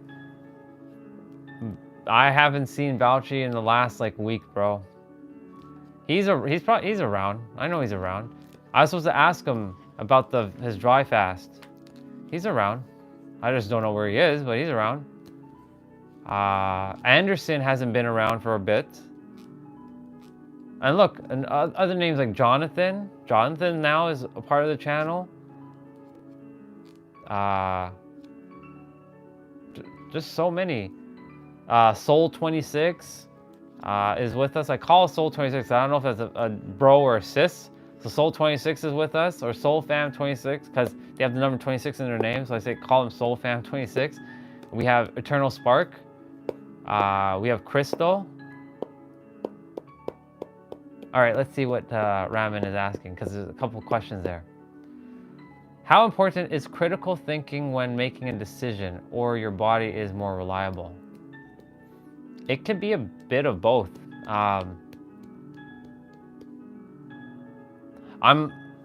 We have logic, left side brain thinking. Being former IT, I've been only logical. It's balance, yeah. I'm gonna say it's balance. It's a bit of both. It can't be one or the other. Yes, for me, for the longest time, I was always logical, and that logic, it got me so far. However, there were things that it just didn't feel right, because I just did not get attuned to my body and feel. Remember, it's your nervous system, not really the body. The nervous system is the answer. You got to tune in with your nervous system. What does your nervous system tell you? It's literally your GPS. It's your internal GPS to tell you, hey, don't go that way. Hey, you can call it intuition if you like. Don't go that way. You're about to get fucked up. Don't go that way. Don't go that way. Go that way. Don't go that way. Go that way. It's your nervous system that's gonna tell you, give you the answer. And straight up, like, if you don't listen to your nervous system, you're eventually gonna feel it somewhere else. Like, there's no wrong decisions, but guess what? Whatever path you take, you better believe that there's gonna be some trials and tribulations in whatever path. One could be easier than the other, for sure. Like, I could have went down still the path of the IT and just become the CCIE Cisco engineer. I could have just went down the Cisco engineer, and I would never have tapped into this version of myself. So I would have went down that path, and I would just have to study for exams and get those certificates as papers, and then work IT, and then just deal with that, and then struggle whatever with, like, I don't feel fulfilled, and I feel miserable, and I'm sitting at a desk and I'm overweight again because I'm not moving my body, and all this other garbage. Maybe I would have went down that path, and I'd have to go down, and I was down that path for a while, and now I'm on this path, and those scary moments are like, ooh, where's the resource going to come from? Where's this? However, like, you got to follow your joy, and the universe will always help you no matter what. It'll just, your life basically, how do I say this? It is both destiny and free will at the same time. It's not one or the other, it's both. This is the issue. Humanity thinks that it has to be one or the other, and it can't be both. That's bullshit. It can be both. It can be both at the same damn time. The problem is, we humans, we think that it's either black or white. It can't be both at the same time. How can it be both? Our mind gets so fucked up because it's like, it can't be this. It just can't be. It can't be. It has to be this. It can't. Why can't it be both? Ask yourself, why can't it be both at the same time? Let me see what you said. You're right. I'm not sure if it's my nervous system. I call it my intuition. Whatever I felt weird about a situation and I don't listen to it, it always backfires. How powerful are we? We are a god. Our intuition is basically the channel to the creator. And it's a matter of having that trust, that not only self-trust, but that knowingness. And that's what I've been building. We went to a trip. I took a trip to San Diego, my home, to feel a bunch of feelings, basically. To experience a bunch of feelings. 'Cause that's what we do. Everything in life you do is based on how you feel. That's a bar. Everything you do in life is based on how you feel. Whether you like it or not, it is based on how you feel. And I took a trip to San Diego to go and feel some feelings so I know what it feels like to do certain things. So now that I have it etched in my system, now I know I can feel those feelings at will, and because I have the experience. However, I had to listen to my intuition to say, ooh, we're gonna go here today. And sure enough, I was meant to go there because I was meant to either meet this person or speak to this person, or it's because it's closer to where I was supposed to go anyways. And sure enough, I listened, and I'm building my intuition. I keep trusting it more and more, that I know that, oh, okay, it's not leading me astray. I never used to trust my intuition because I didn't know what an intuition was, to be honest. I was that dude who lived under a rock and a lot of things were completely invisible to me. There are still things that are completely invisible to me that others are making visible to me. Like you all are mirrors. And so your intuition, so just so you know, I think you heard my story about the $1 million scam. If no, I'll share it quickly. So this is a perspective. I lost $1 million in a crypto scam.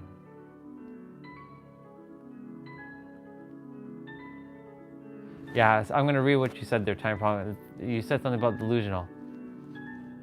I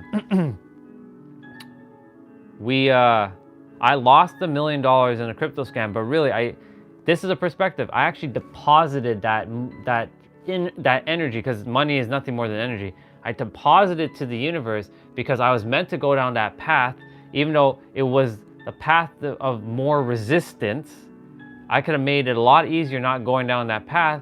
However, that path had to happen simply because the universe was like, you're depositing this resource so that you can get it back in different forms, through relationships, through connections, through the wisdom that other mirrors have to provide and make you aware of, which has happened, and now to walk down this path. And knowing what it feels like to lose a lot, but not even lose, to just deposit. It's just a perspective. And I'm going to read what Eric said, because Eric said a fair bit. So Eric said, I'm going to scroll back up because I know I missed a couple things.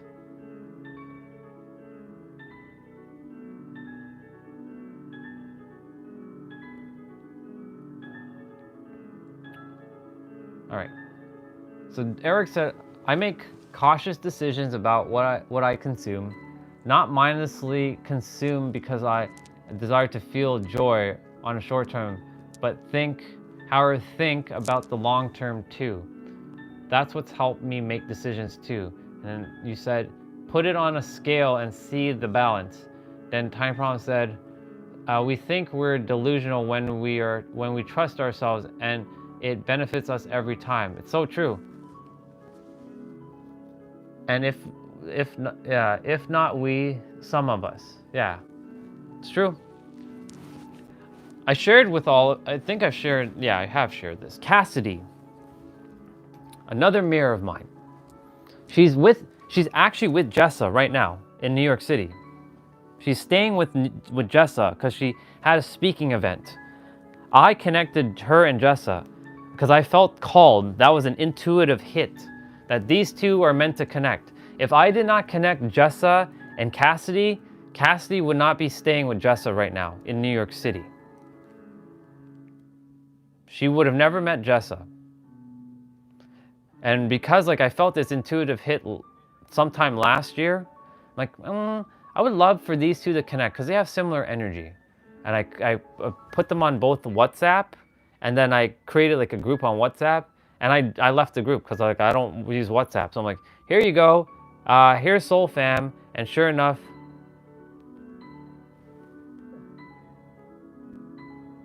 what did you find out about crypto? Share. As I continue to share. And I added them into the WhatsApp group, and sure enough, now they're connected. And Cassidy is staying with Jessa in New York City. Because I'm like, wait a minute, that looks familiar, because I was basically lived with Jessa for 2 months. So I know everything inside out about that place. I spent an exorbitant amount of time there, even though it was 2 months. It was a very long time, and I knew every nook and cranny of Jessa's home. So I'm like, wait a minute, Cassidy's, I know she's in New York, but I didn't realize she was staying with Jessa. And sure enough, Jessa is like, come and stay with me, Cassidy. There's no accidents why that happened. Intuitive hit. To just, yeah, Cassidy and Jessa are meant to connect, so I'm gonna connect them. And they can take it from there. So Ramen, yeah. Making decisions, yeah. Sometimes a little difficult, but however, it's really tuning in to both logic and your intuition, and your heart has the answers. Basically, this is the answer. Follow your heart. Your brain will attempt to derail you and keep you safe. Your heart has the answer. Follow your heart. That's why I say usually at the end of the streams, may your heart be your guiding key. And yes, that came from a video game called Kingdom Hearts 3, but it's so true. However, it's so true. May your heart be your guiding key. Let me see. I would love for you to share what you found out about crypto today. Still waiting for that. All good. Take your time as I share. So Ramen, yeah. My point to say is, it is what Eric said. It is about balance. It was a mirror with my own self from 3 years ago. Elaborate a little bit on that. When you say, I know what you mean by mirror, but just elaborate a little bit more from 3 years ago, if you can.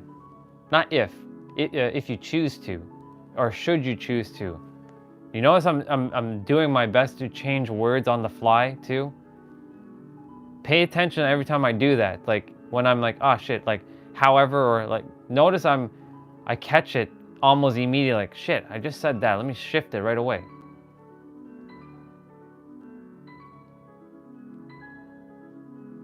Right. Your heart has the answer. The coin I bought mindlessly while being in the wrong vibration turned out to be the scam. It vaporized. Exactly. That's basically it. That's what happened to mine.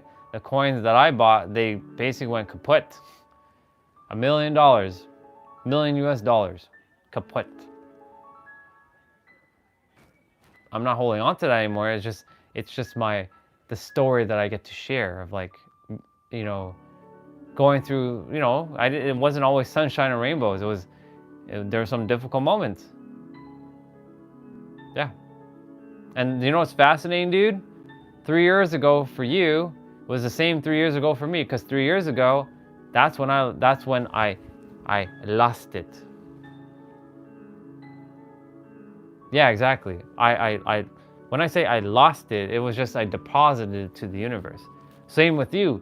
What was vaporized, I like the word that you use, that's vaporized, bro. That's a fucking powerful word, vaporized. I vaporized the coin. Like the coins got vaporized. Yeah. 2021 September is when those coins for me got vaporized. I like that word. Vaporized. Annihilated, eliminated, vaporized, decimated. Those are words that I used to use in my mind. Like, I vaporized all you humans. I decimated all you humans. I annihilated all you humans. That's why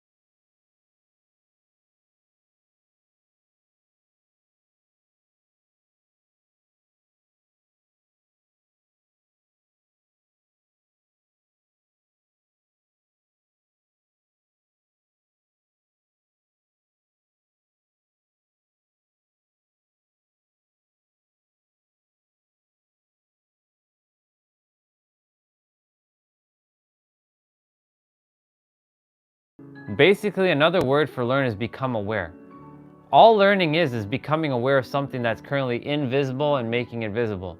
So the universe is basically saying yes, to become aware of this information so you can take the path of least resistance. Welcome back, Michael.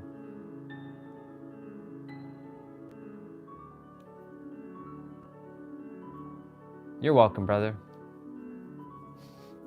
I can hit it again if you like, but currently at the moment, just in a little bit of flow.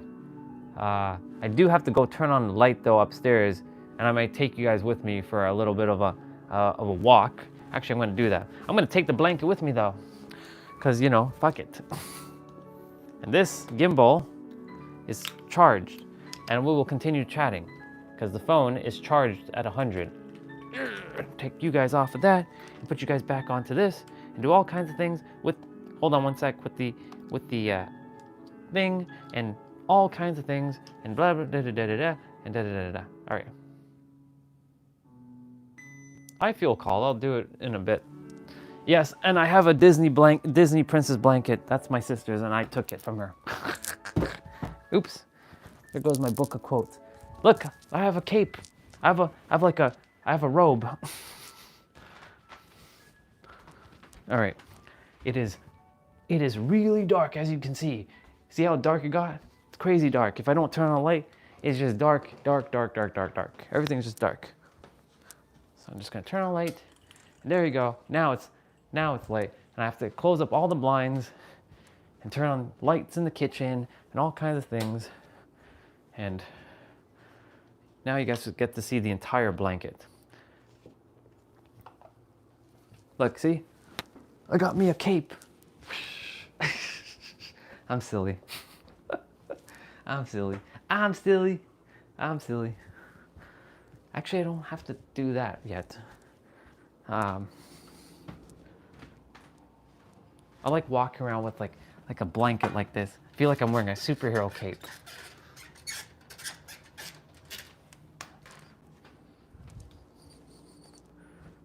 Let's see. Back to ramen for a moment. Yes, honestly, dude, it is meant to make you aware so that you don't walk down the same path of resistance again. What resists persists. So if you keep resisting something, guess what? The universe will keep sending back the same thing over and over until you become aware to, hey, stop doing that. You know what I'm saying? Essentially, the universe, yeah, the superhero of love. Yeah, the universe is essentially going to keep bringing the same thing over and over and over and magnify until you finally become aware and to stop doing the same thing, because that's how it works. When you keep making the same decisions over and over and with something else, like eventually the universe is gonna say, hey, wake the fuck up, come on, stop doing it. Like I've shown you many times. You can use the word learning if you like, or being taught a lesson. So we'll use that for now. We'll use the learning and teaching paradigm. The universe will simply keep sending you the lesson over and over for you to learn. And if you don't learn it, the universe is going to teach you one way or another until you figure it out. That's what becoming aware is for me, is becoming aware and shifting.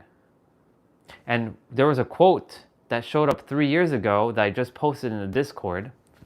And it says, the shit has to happen for the shift to happen. Shit has to happen for the shift to happen. Because if shit doesn't happen, you ain't changing. You're going to stay this is why life has this dance of up and down, up and down, up and down. Yeah, life is going to be going this, up and down and up and down and up and down. Life is not meant to be this, and life is not meant to be this. It's meant to, and the thing is, you actually go through life faster when you've learned we're going to use learn, when you learn your lessons. And the thing is, the universe has an annoying law. If you do not learn your lesson the first time, it will magnify that lesson the second time until you fucking get it. And for me, that was gratitude. I was supposed to learn gratitude throughout 2020. I'm grateful that I got to learn all of this stuff. I'm using the learning word now. I got to learn all this stuff. I am grateful. And the word grateful, like gratitude or grateful, showed up many times, but I didn't know what it felt like to feel grateful. So guess what? Yeah, ride the wave. So guess what? The universe is like, okay, he hasn't learned gratitude yet. He hasn't figured out how it feels to feel grateful. Okay, we're gonna give him a spider bite. So I had a spider bite. It nipped me here, and it nipped me here, and it nipped me here. It bit me 3 friggin' times. What about, I'll get to delayed gratification shortly. Nip me here, nip me in between my pinky and my ring. It nipped me on my index, and it hit me on my thumb. And I had poison or venom going up my arm, and here. Now, I didn't know that. I didn't know I had venom. Basically, the venom was on my arm first because I was asleep. The spider bit me while I was asleep. And the thing is, I went and did a workout or a play out because, I like to move my body every day. So so I didn't know, because I saw my hand swollen, but I thought it was a mosquito bite. And I thought I fell asleep on my hand because, if you sleep on your hand, the blood, it can kind of your hand could swell up. So that's what I thought. And then I woke up, I did the play out. Yeah, I wasn't pissed off at the spider. The spider didn't know any better. However, the spider, I really did piss off the spider though. I must have, because it was on the bed and I didn't know it was on the bed. And I was like, for fuck's sakes. And sure enough, I did the workout, or I call it play out, and I was rushing the venom up my arm and into my heart. Now there's this big ass red line. Yeah, I was consistently safe. There's this big ass red line that head to the heart, and I ripped off my shirt. I'm like, oh my fucking God, what is this red line? And then I ran to the hospital. There was thankfully no COVID line, because this was in 2020, because COVID lines were a thing. There's no COVID lines, and the woman saw my hand. She's like, we got to get you into ER right now, right fucking now. Within 5 minutes, the right doctor, who actually knew exactly what happened, because he looked at my hand. He's like, you got bitten by a yellow sac spider. I'm like, what the fuck is a yellow sac spider? Because he had been bitten by one when he was a child, so he remembered the same experience. So because he had been bitten by that spider, right? He knew what to give me, and he saved me. So that was the universe. That was lesson number basically 2. Hey, know to be grateful, because he said, son, you could have died if you came any later. If you had let this thing spread around your body, it would have spread all over your body and you would die. You would die, straight up. And so, in that moment, I was like, oh my God. But I still didn't know what gratitude was. So guess what? A month later, my uncle, God rest your soul, he's up in heaven, or wherever you call it, the 7th plane of existence, the afterlife. He died with a brain aneurysm. He was 51. He was healthy as fuck. And the universe had me go to his funeral, and that was the first funeral I ever been to in my life. And that was technically the second body I've ever seen dead. The first one was my spiritual awakening, Miss Angel, in the car. He is lifeless. He's dead. I have never seen up close like this dead body. I've seen Miss Angel from the car on the other side, but not like this. And this was to remind me, hey, your uncle just died. You should be grateful. I still wasn't grateful. So guess what? I was forced into the office a couple days later, because I've been doing IT from home for over a year now. And they're like, you have to come in for a meeting. I'm like, I don't desire, can I not just call in? I didn't feel comfortable. I'll read everything you all said. But I had to go in. And this was a couple days later after my uncle died. And this was in early November of 2020. This is even before vaccines existed. And sure enough, somebody must have did a drive-by. I picked it up. I had a mask on, or that mask didn't do shit. I picked it up, and I came home, and I started feeling very weird. And just so you know, the anti-venom and IV that was administered to me 2 months prior was still in my system. So it had weakened my immune system to a point where, okay, now you have COVID. I didn't know I had COVID. And then here's the scary part. Let me tell you this part. This part I haven't really shared much to any of you. I drove that Mazda. I call it Mazda because, you know, it's a Supra, but it's in a Mazda form. I drove that Mazda to the hospital. I parked it not at the hospital. I parked it a little bit out of the hospital because got to pay for parking. I'm like, fuck that. I'm not paying for parking. It's like I'm going to just be there for a couple hours.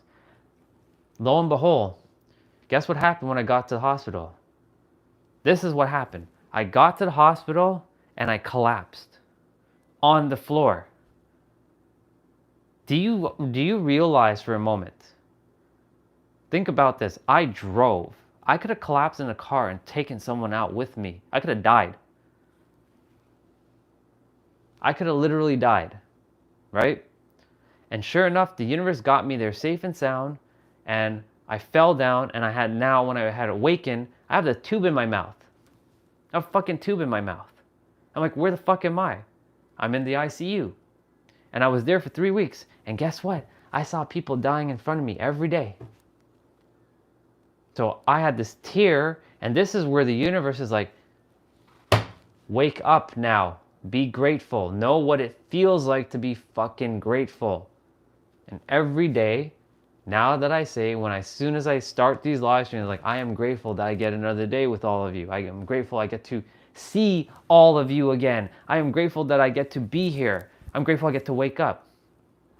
So the universe basically will keep mirroring and mirroring until you finally learn your lesson. And then you can say, move on. And let me read what you all are saying. All right. Delayed gratification. Let's see.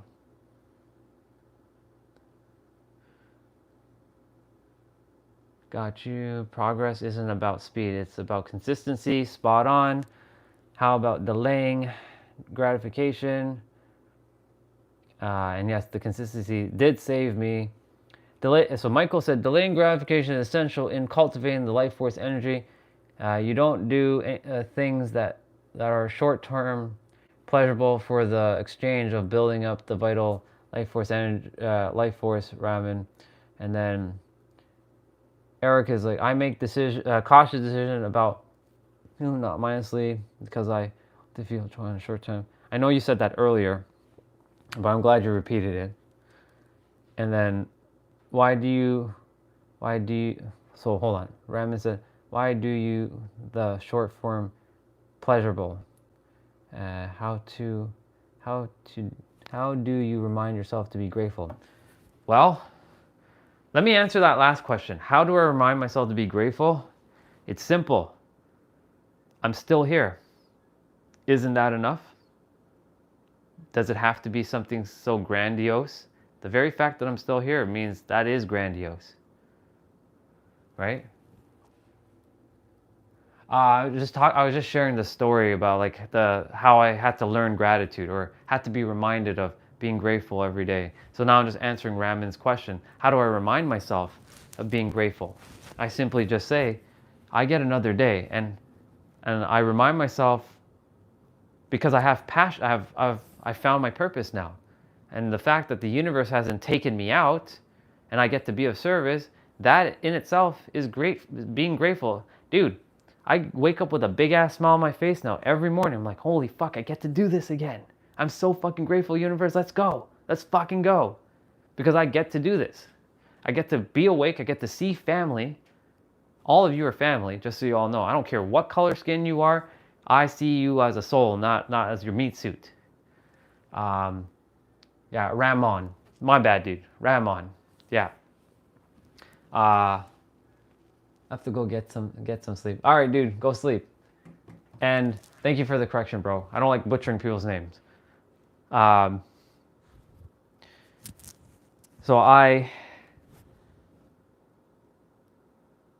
I remind myself every day, Ramon, that I get to do this. I get to be awake. Because here's the thing. If the universe says that your time is up, your time is up. Like, no one of us can escape the inevitable. We all know what's next. The next is death. Straight up. We're all gonna die. You, me, Tiny Problem, Eric, Michael, every one of us, our meat suit, our human body, our flesh and bone is gonna die.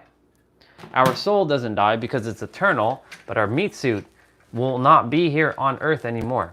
It is done. So, the very fact that the universe has decided that I am still here, that means that I am grateful that the universe hasn't taken me out yet. That means I have still a purpose left. Thing is, your time isn't done. I said all of you. Destiny, Michael, Eric, Ramon, all of you. You're all gonna die. I'm gonna die too. Guess what? You're still here. Be fucking grateful. Learn what gratitude truly is.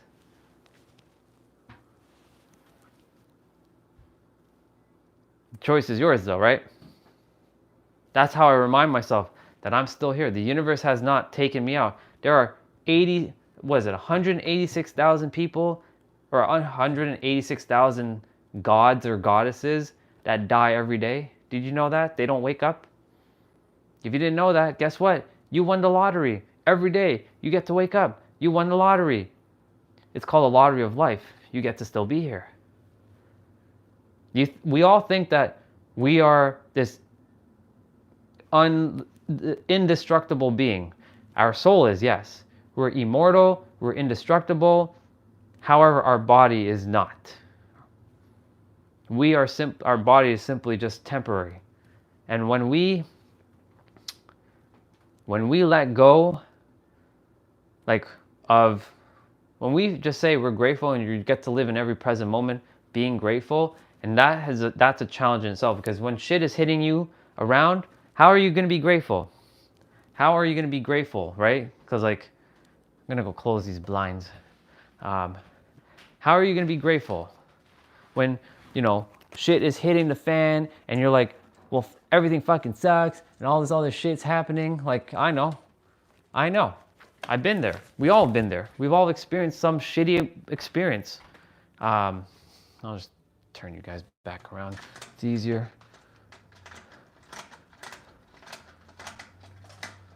I gotta go into the upstairs bathroom quickly to turn on the light. You guys never usually come up this way. I don't usually come up here often, so it's like dark as hell. Gotta turn on a little light in here. I don't usually use this bathroom because my bathroom is downstairs. Yeah. I just had to be mirrored what gratitude was.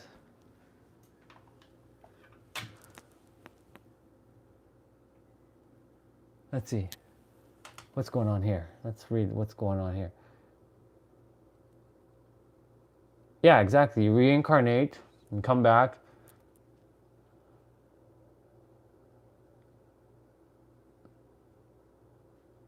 Have you had a spiritual experience? Yeah, dude. You can say that God, creator, I was in a meditation. I had a couple. God, creator of the universe. I was sitting in a meditation with our soul sister Jessa, and my soul was taken out of my body, and I went somewhere. And where that somewhere was unconditional love, bliss, oneness, connected to everything and everyone. And the universe, I was like, I don't desire to come back. Like, can I stay with you? Like, I don't desire to go back in my body. My body wasn't dead. It was just laying in a chair. I was not asleep. I could hear a sister calling for me. She's like, brother, wake up. So what she did, she stayed there and she was just playing music and she was just doing her thing until he got back up. She stayed there for 3 hours on Zoom, just waiting for me to get back up. because she didn't desire to leave. So she's like, okay, I'm just gonna do my thing. I think he's having an experience. She doesn't hear me snoring because I'm not like sleeping. I can hear her. And then the crystal shiny glowy hand put my soul back into my body, and I woke and I opened my eyes like, oh my God, holy shit. And sister's like, welcome back, brother. I'm like, where were you? Did you sleep? I'm like, no. My soul was taken out of my body. I said something like that. And she's like, you were with the creator. She casually said, oh, you were with the creator. I'm like she didn't say, oh, she's like, you're with the creator and you had an experience. She had her own experience.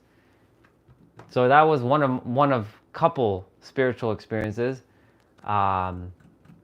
As for what Michael and Tiny Problem are talking about, the reincarnation,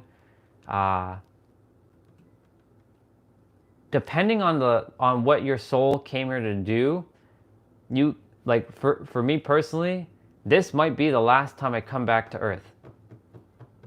Because I said this will be the last time.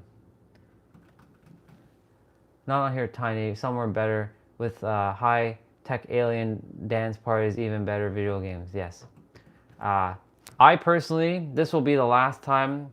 I have no choice. But if I could, this is the last time I desire to be on Earth. Period. The end. Yes, I'll miss Goku. Yes, I'll miss Naruto. However, I'm sure I can create that wherever I am. If I really desire, I can be Naruto and Goku. Now, the reason why I say it is because I feel that this life, this version of me, I have fulfilled all of the lessons that I came here to remember.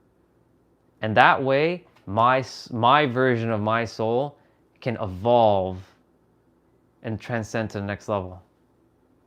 So I don't have to come back. I don't desire to come back. If anything, I desire to ascend and be like an ascended master, like your Krishnas, your Buddhas, your Allahs, your Brahmas, your Jesuses of the world. But I don't choose to come back again. This is it. I'm done after this. I'm done after this. Like, I'm done. Like, after this lifetime, this is why I say, I'm not here to bring another life into this world. I am not. I am simply here to help activate other souls so that you all can go do the thing and help other souls so they can activate themselves and they go do the thing and they can act basically becoming the ripple. That's what I'm here to do, and I can go home and not come back.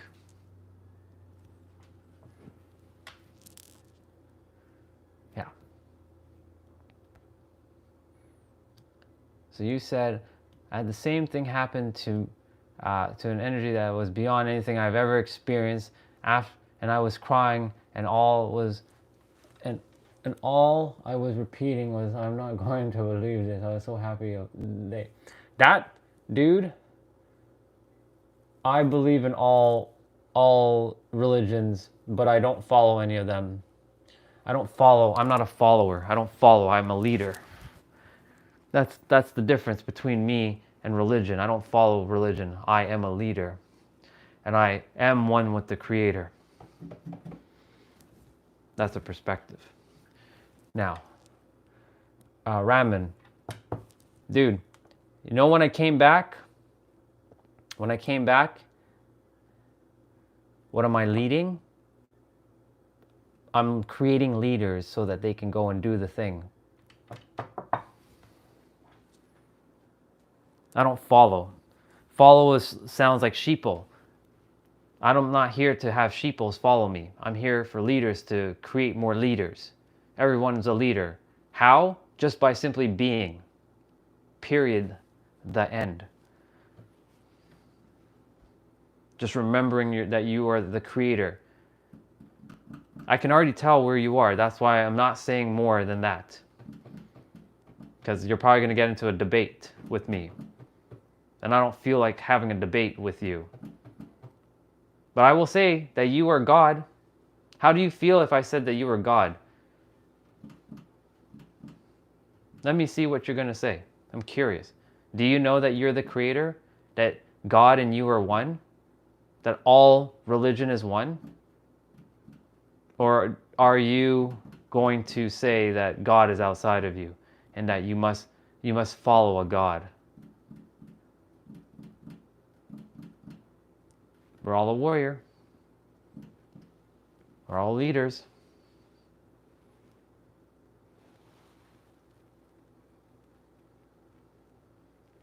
May Thor save us all. Sure.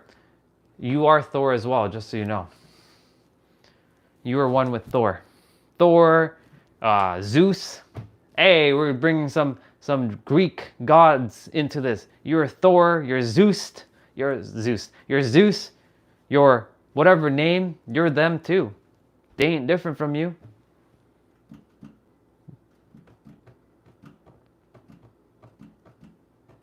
Don't let something outside of you save you. Only you are saving yourself. That's a bar. Make note of that. Ain't nobody saving you but you yourself. Ain't nobody coming back to save you. It's you. You have the power. You are the one. I recognize you as a creator, as a God. Do you recognize yourself as the creator, as God? I know I do. Cool. Odin awaits you in Valhalla. Odin is you, and you are one with Valhalla. I like that you're bringing up Odin. This is awesome. We're getting some Greek stuff in and Valhalla. I love it. Exactly. Raman, I just want to share with you, dude. When I had that experience, it lasted for 3 fucking days. I was in this unconditional, loving, like bliss. I was in ecstasy for 3 days. I was like, holy fuck. If everybody knew how this felt, I just desired to share it with the world. How this feeling that I was feeling, of course, it started to slip away because this started taking back over. But I have a feeling, or I have a remembrance of what it feels like to be in that feeling.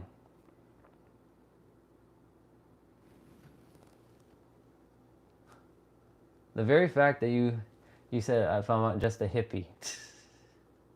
Whether Greek, nor it doesn't give a flying fuck, dude. They're all one and the same. Greek, Nordic, Asian, Chinese, they're all the same thing. So I don't care if they're Nordic or Greek. They're all one. And if I'm a hippie, sure, I'm a fucking hippie. I'm a hippie. Yes, they're completely different, but they're still one of the same. This is the issue. This is why I'm not getting in a debate with you. They can be different in what they are, but they are still one and the same. They come from one oversoul. They're not different. This is the issue.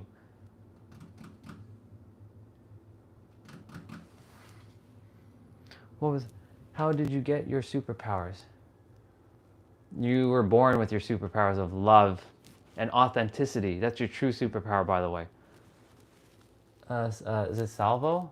Salvo G96? Salvo, you were born with those superpowers of love and authenticity. Those are your true superpowers. It's funny, I have a cape. It looks like I have a cape on, but it's really just a blanket. I was just cold. But we're wearing this cape now. And I have like a chain. This is interesting. So, what is it? Goof Lava, hippie. I respect what you shared. Thank you for the correction. However, they're all one and the same.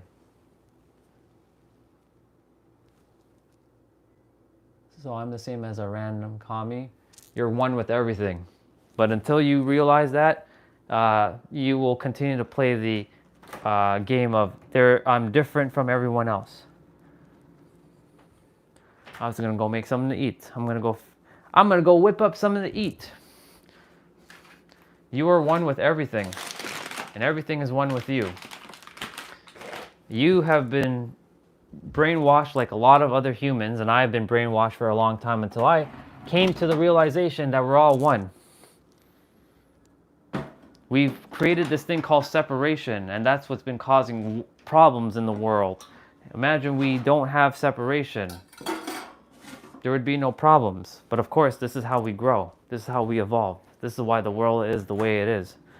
Simply because if we didn't have this, then why would we be here on earth? What would be the purpose? Like I said, I'm not here to debate with you.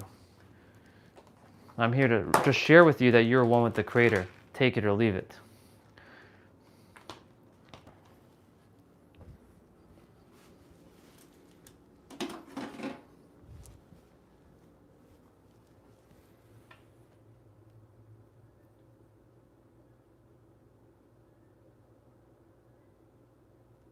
Interesting. If you think I am, then I am. Like I said. You will know when you finally go to the afterlife, you'll eventually have the answers. Or you'll figure it out later on in your journey on earth. I'm not here for those who, you have your own. I respect your beliefs, dude. I really do. But again, if you want to come on this stream and say your things, be my guest. But I won't entertain a lot of your stuff because I already know the answer. I have my own answers. You have your truth, and I have mine. No, it's not a kimono. Kimono is like this. It's a blanket. It's just a simple blanket. I was cold, so I put on my sister's blanket that I took. You didn't insult me. I'm not mad. I'm not mad at all, dude. I'm happy as fuck. I'm just sharing with you that everything is one. That's it. And you're one with all of those deities. Odin, Zeus, who else? Who else did you say? All the gods and goddesses that you think of. That's cool. You can disagree. No problem. You'll know the answer when the time comes. Keep living the human life, dude. Rock on. Keep on rocking. It's okay. We're not here to all agree on things. Keep on rocking on. Keep living the human life. Do whatever feels in alignment with you. Thank you. And may the Creator bless your soul too, dude. Go get it, soldier. You got this. Only love and happiness to you. Only love and happiness. That's it. As long as you're living with love and joy, may your heart be your guiding key.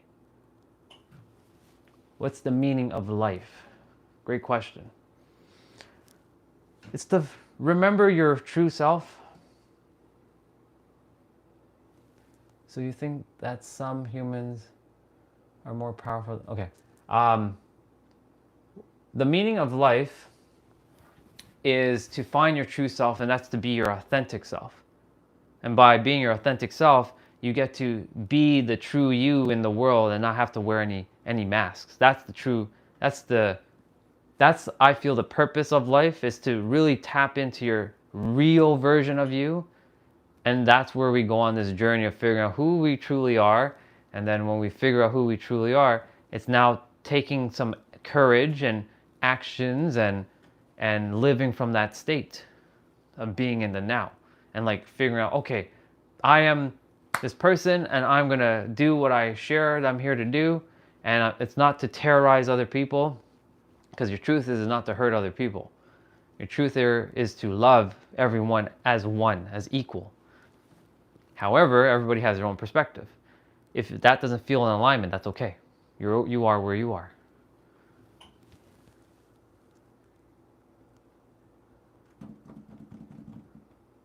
Yeah. Like I said, nobody's wrong. Nobody's wrong. Everybody's right. From their own perspective, this is a bar. Make note of this. You're all right from your own perspective. Whatever you believe, because you went through your own life. Only you know.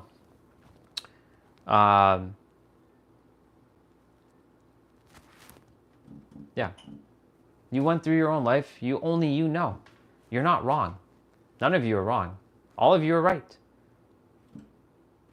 It's when you tell somebody else they're wrong, that's when we have a little bit of an issue.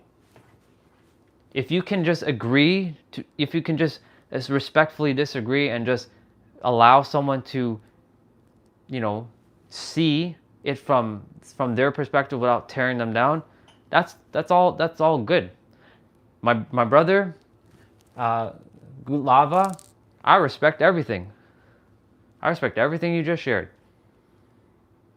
As long as you don't tear down and say that everything is not one, we're good. I feel everything's one. Respect it. I respect what you share. That's when we come to common alignment, when we just allow each other to respect each other's opinions. That's it. That goes for all of you. When we respect each other's opinions and not tear each other down, yes, we can have a conversation, not a debate, a conversation. Having emotional intelligence, conversation. That's when we shift and change the world. But a lot of humans like to be right. They have to be right. They have to be right. I could give fuck all about being right. I don't care about being right. I just desire for all of you to go fucking live your life in happiness and love and go and do the fucking thing you came here to do. Plain and simple, the end. I don't give two flying fucks about any other gods and all this other shit. Go and fucking live your life. And live it fully, deeply, and authentically as you. And go and do the thing that you came here to do. That is it. Period. The fucking end. I don't care about gods and all this other shit. Fuck that. I'm not here to tear anybody down. I'm not here to tear anybody down. I've done that all my life. The supervillain hate will come out. I don't desire him to come out. He'll go on a rampage. Again.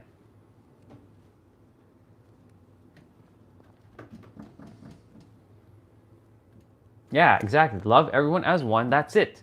Plain and simple. It's just that fucking simple. It really is.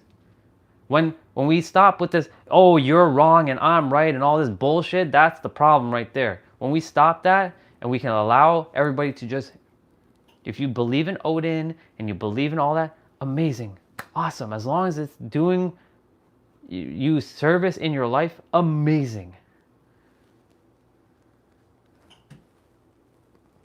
You're just simply using cursing, not. Sometimes you have to use words to drive home a point, T-Bray. Sometimes you just have to use words like that to drive home a point. Because if I speak, love and light and namaste, it's not going to penetrate your heart and soul. There's a reason. There's intentionality behind my words. There's a reason why you just had to jump on and say that, T-Bray. But you're right. From your perspective, you are also right. See, I'm not here to fight with any of you because I could give two fuck all about fighting with anyone. I'm just here to share a perspective. That's it. And my pizza is done. What is Justin saying?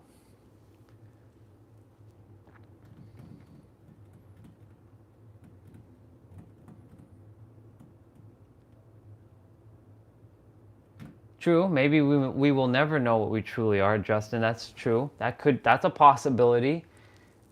We are ever evolving and endless, and progressing. Absolutely. If I hit a peak or plateau and say, well, I mean, that's a perspective. See, Justin, you kind of shot yourself in the foot with that one, because now I'm gonna tear you down for that one. Because you are. Unless there's something that goes beyond the creator is infinite. One can argue that could be a limit. But how is infinite a limit?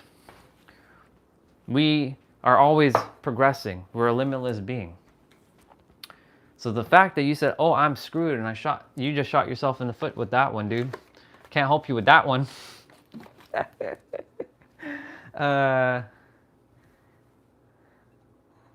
Exactly.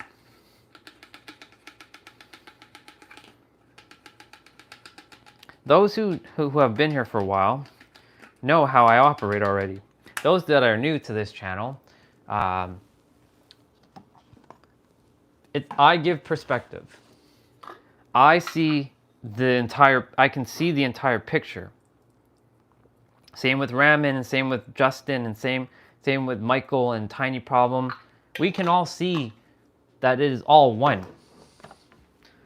If you desire to separate us and go back to like it's you versus you or all this other nonsense, be my guest. That is a perspective. It's your choice. Live it. As long as you're happy, that's all that matters in the end of the day. What kind of pizza am I eating? There's pepperoni and there's onion. Like, I don't know why they always order onion pizza, but whatever. I just eat it. Let's see. Yes, Gudov, that's true. Gut Lava, they are definitely always been in war. But we now have simply a choice to break that war if we choose to break that war and transcend. I choose to end the wars.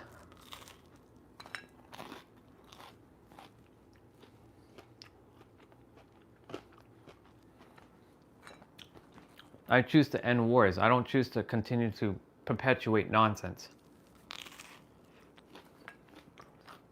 You ain't gonna run into someone like me every day. But guess what? Every one of us is technically one and the same. We just have different viewpoints. And nobody's wrong. Remember, you're right from your own perspective. You're right from your own perspective, bro.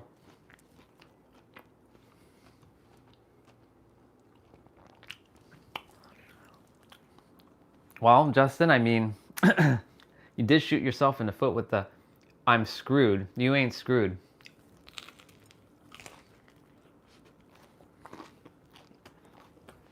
This is called making a joke, dude.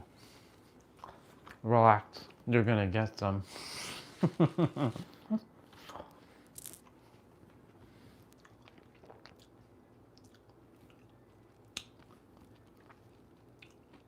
Well, here's the thing, dude.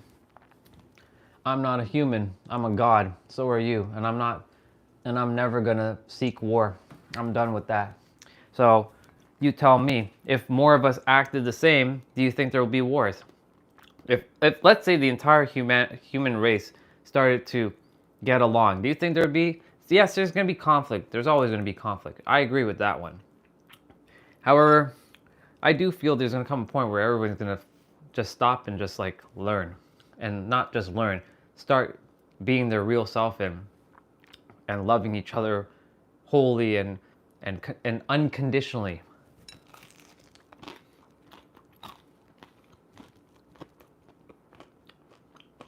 Dude, you don't have to defend your point. I agree with everything you're saying. You don't have to defend yourself. You're right from your own perspective. All of you are right from your own perspective. I'm just simply sharing that we're all one. Period. The end. When you live from that state, you let go of a lot of crap in your life. You really do. I'm not here for separation. I'm not here for any of that shit.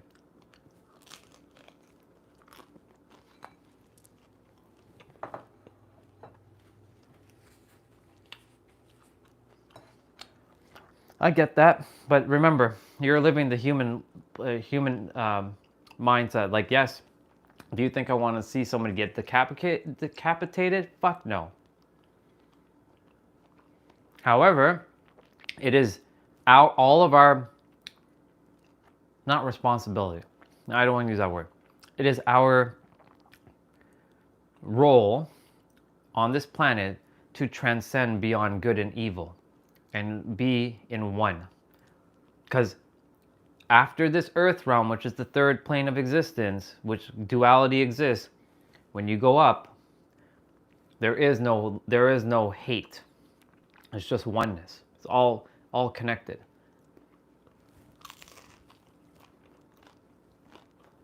So if you can't love someone, that means you hold on to hate somewhere.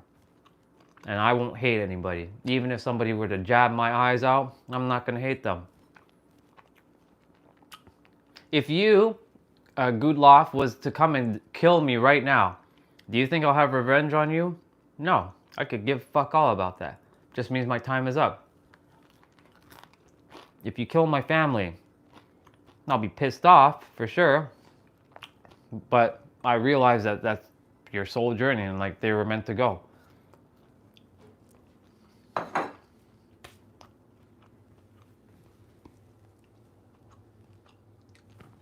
Welcome. Welcome there. Appreciate you.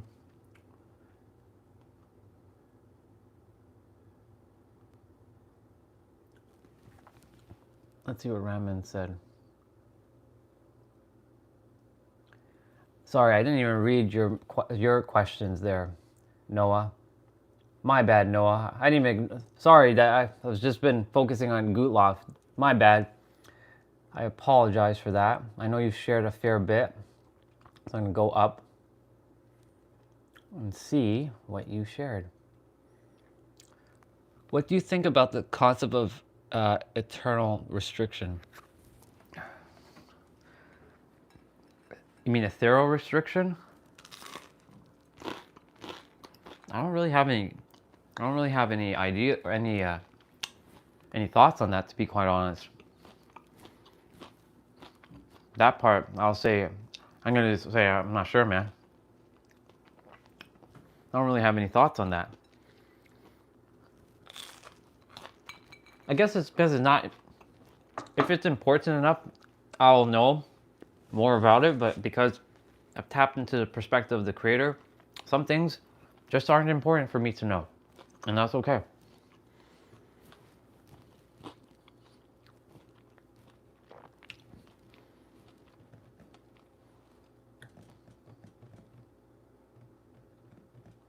I'm aware you're raised differently, so was I. I once upon a time was a supervillain of hate. I desired to crush all of you at one point. You're lucky I didn't take action, because you all would have been dead. But I didn't, because I changed. I choose to go down the path of love, and I know others have the same perspective, and more of us are starting to. The tipping scales are happening. The forces of love are starting to tip the scales from the forces of hate. It's gonna take millennia for our planet to get into alignment. It's not gonna happen in our lifetime. When I die, the earth is not gonna be all in love and light. There's gonna be a lot of people still fighting and killing each other. That's gonna happen. I was raised very differently as well too. If you knew who I was 20 years ago, different story. Let's just say your ass would have been dead. Plain and simple. But that's neither here nor there. I don't have an ethnicity. I consider myself one with everything. If I'm gonna get technical, my family are from Guyana, South America, which is West Indian or Caribbean, but I don't consider myself anything. I'm just a soul. I'm just here on the planet to do one thing, to activate souls, so you guys can go do and live your life with peace and happiness in your heart, so you can go help others that are waiting for you. That's it.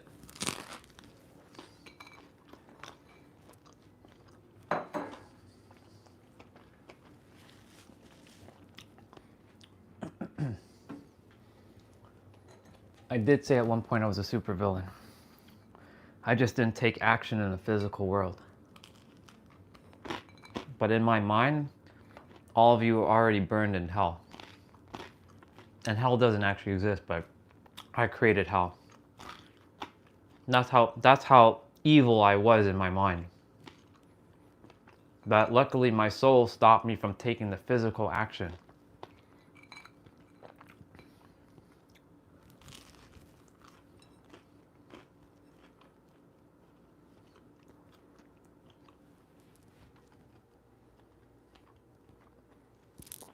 I'm aware of that. It is hard. I'm not saying it's easy. Dude, trust me. I know it's not easy. Especially if you grew up in a place that has a lot of war, of course, absolutely. I get it.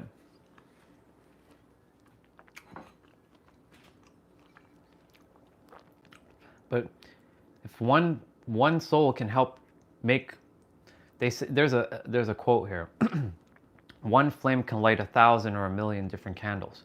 So imagine one flame was able to help 1,000,000 flames find their light. And those flames helped other flames. This is how we create change.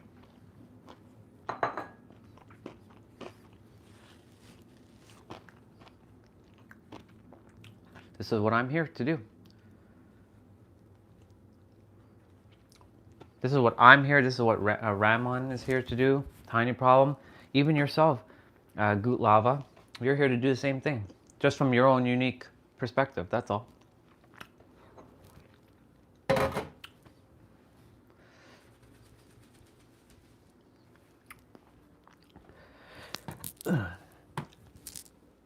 That was a little spicy. I put chili flakes on the... It's burning my mouth. It's okay. Water or milk? I'm gonna drink water. It's gonna probably make that worse, but it's all good.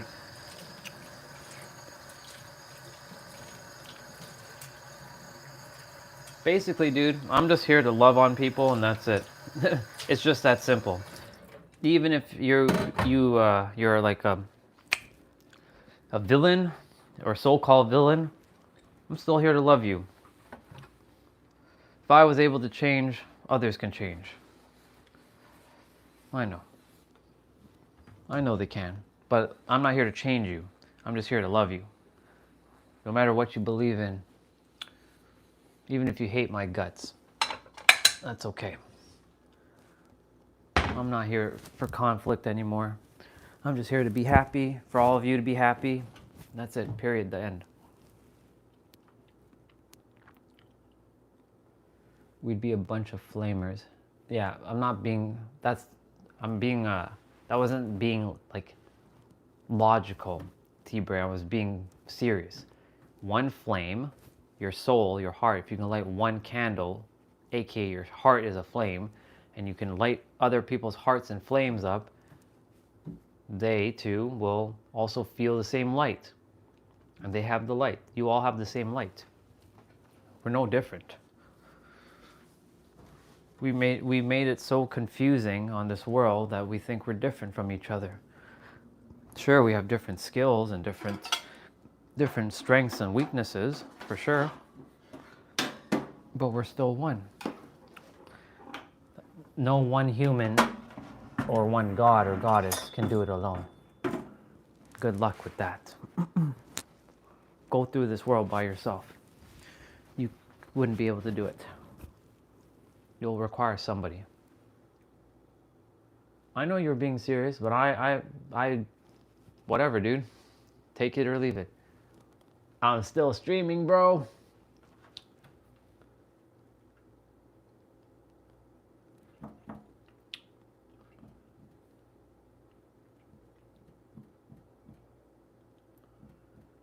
Yep.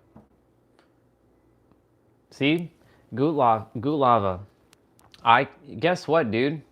I could have been born where you were born, and you could have been born where I would have been born. And guess what? Our roles could have been reversed. I could have been even worse. I could have gone down a very darker road. I'm grateful for my experience, even though it was hell as well.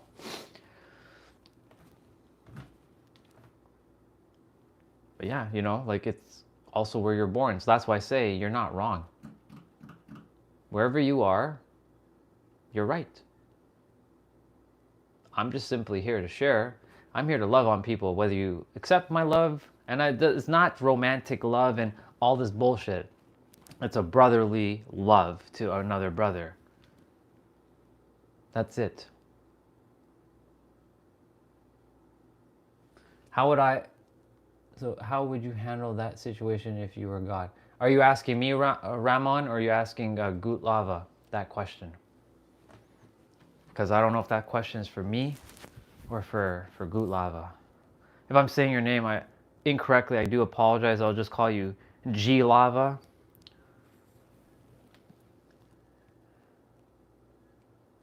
Ah, it was the first time you seen me dining. Interesting. I thought you seen me eat before.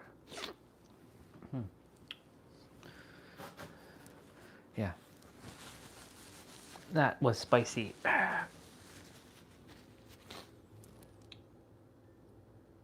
No, I know it's not your real name. I have to call you something. What am I gonna call you? Nothing? That's why I'm like, either it's G Lava or Good Lava. Because there's an F in there, and that DF makes it like difficult. So that F is like throwing me off. So it's either Good Lava or just G Lava. I'll just call you G Lava because that sounds cooler. G Lava. G Lava. There, I'm gonna call you G Lava. Bro, I'm just here to love on people. That's it. I hated people for 20 years. I'm done with that. I'm done with that shit. Good flavor. That works too. Good flavor. We can call you Good Flavor. Or Hot Lava. Basically, I'm just here to support other people, support other gods and goddesses on the planet. That you have a choice now. You can shift, you can change from within. If you can accept that, of course. So that you can go live the best life you possibly came here to do. And yes, you went through hell, dude. I acknowledge all the pain and suffering you had to suffer through. There's a reason why you found this community. It's not even a channel anymore. It's a fucking community where we're here to help each other out. We may not have the same viewpoints and be in alignment with that, but it doesn't mean that I can't respect you. I love you, dude. I love all of you, regardless of who you are. Whether you even hate my guts or you desire to troll me, go for it. I've done a lot of like letting go of stuff. Cause I tapped into the creator perspective. Cause like I'm one with everything.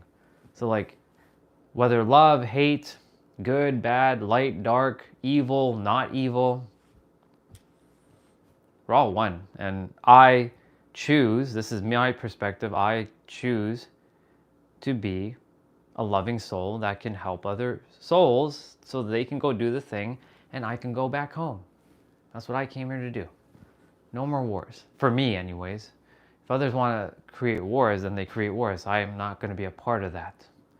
That is everyone else's prerogative, not mine.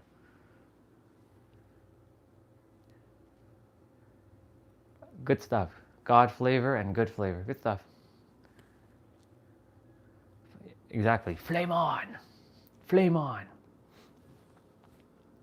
You see what I'm saying? Like, the thing is, I respect you, T-Bray, and I'm going to call you G-Lava for all that you shared. And also, I know I kind of skipped over, of course, Raman for sharing your perspective, and Michael, and Noah. I know you asked a question, and I didn't really have a response for that because it simply hasn't entered my mind to think about any of that stuff. Yeah, neuroplasticity. Your brain is plastic. Yeah. My thing is like, I just desire that everyone just live their life in peace and happiness. That's it. I know what it feels like to be in both spectrums of hate and like despair. I've been there too long. I've been there way too long.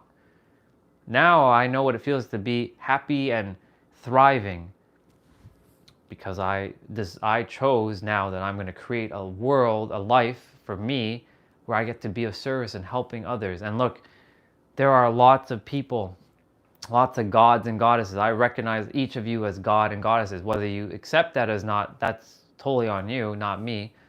You can take it or leave it, but you are all god and goddesses. You're all sentient, you're all one. And the thing is, like, I get to communicate with everyone around the world. This is not just a North American thing. There's everyone around the world on this channel now, and there's different ages. We got We got kids from like 7 years old, 7-year-old on the channel, all the way up to like maybe 60 or 70 years old. We got age range for days.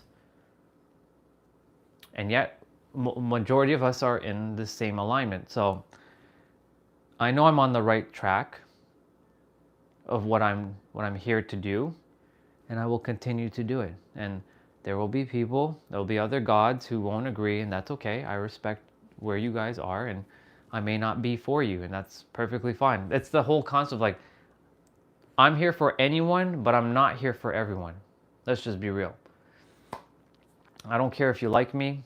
I really don't give a flying fuck if you like me. But I'm just here to be of service to help you in any way I can. And if you do, awesome. Even if you hate my guts, I still love you. Plain and simple. That's how I choose to live.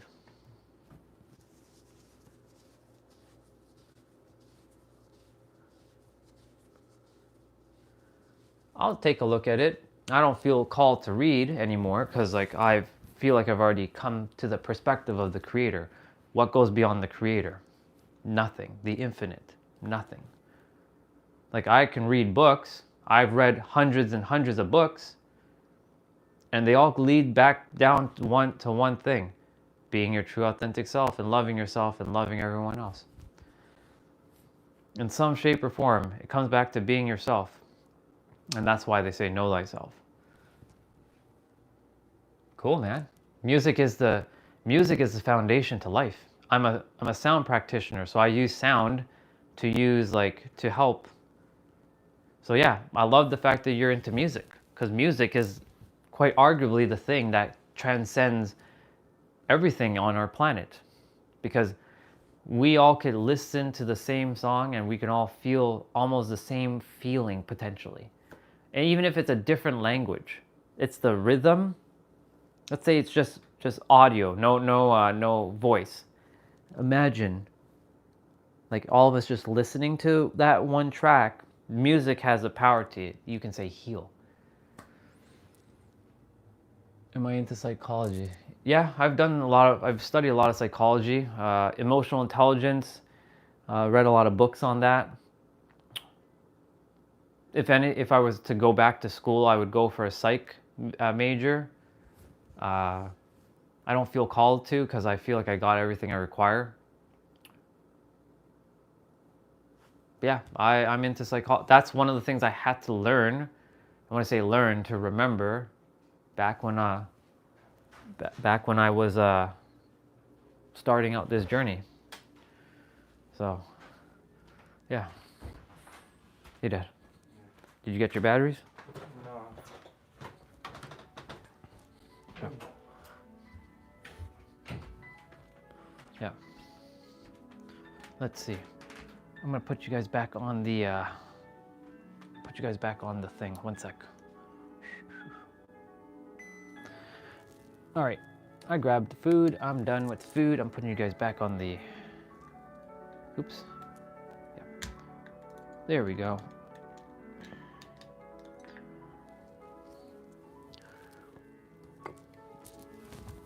I gotta close the blind.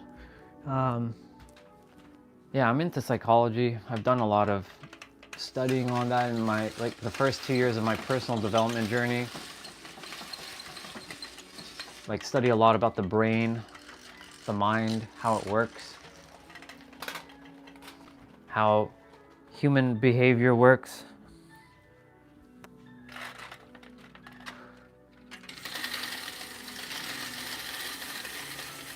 Cognitive behavior therapy, CBT, a lot of that stuff. Spent a lot of time, because that was one of the more foundational things I had to figure out about, how do I become just a better human? Ugh. If you became famous, how do you think you would handle it? Are you referring, so Ramon, when you asked that, are you referring that to me or are you asking someone else? Because I'm just making sure, because I don't know if those questions are for me specifically. If that question is for me, it's simple. I'm gonna stay as humble as I can, but also playing full out balance. Not getting overhead. Like, think of the channel's grown a lot, and I'm allowing myself to feel the, I'm proud that we've grown, but at the same time, I'm not letting it get to my head. Faith, Jay was looking for you. Welcome. What happened with the girl today? We'll answer your question after, Faith. What happened with the girl today? You better have told that girl that you liked her.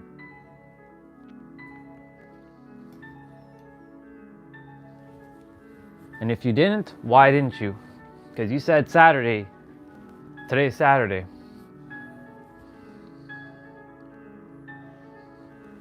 So for ramen, I would handle it well by being in balance, because I've done a lot of work where I won't let fame get to me or success.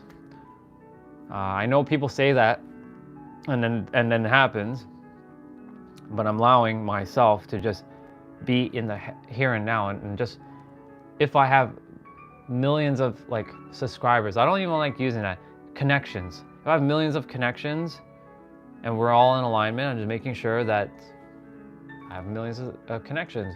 It's no different than having the one connection. Any thoughts about feud? I've always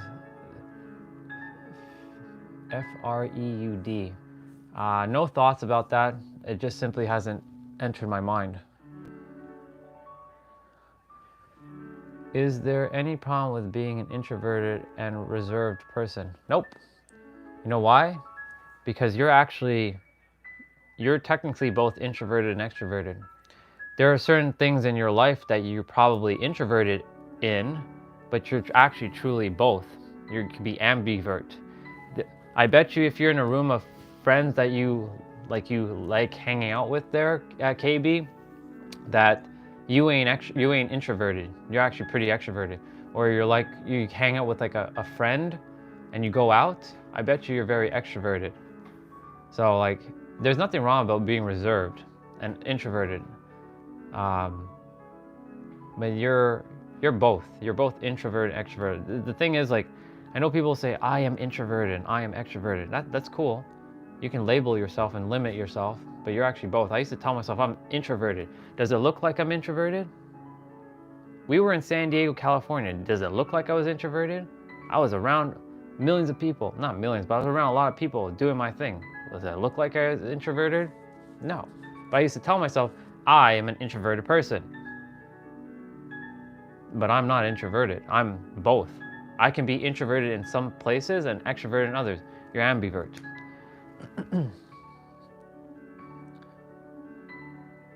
Yeah, and there's nothing bad, dude. There's nothing bad about being reserved and introverted, but you are technically both.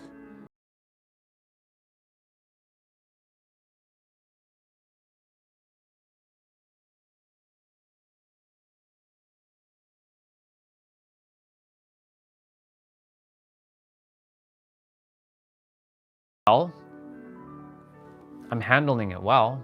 Technically, I was never expecting this channel to grow. Let me just be real with you all for a moment. I was not expecting this channel to grow. I was just doing these lives not for you all. I was doing it for me.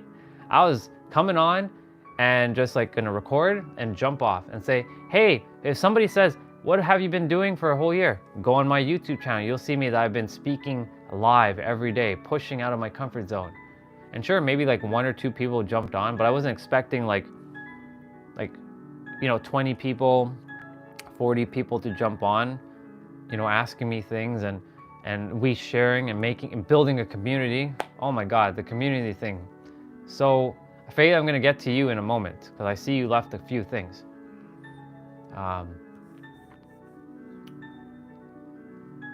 So like, I'm not allowing this to cause me like, oh my God, we have like 600 and some odd subscribers.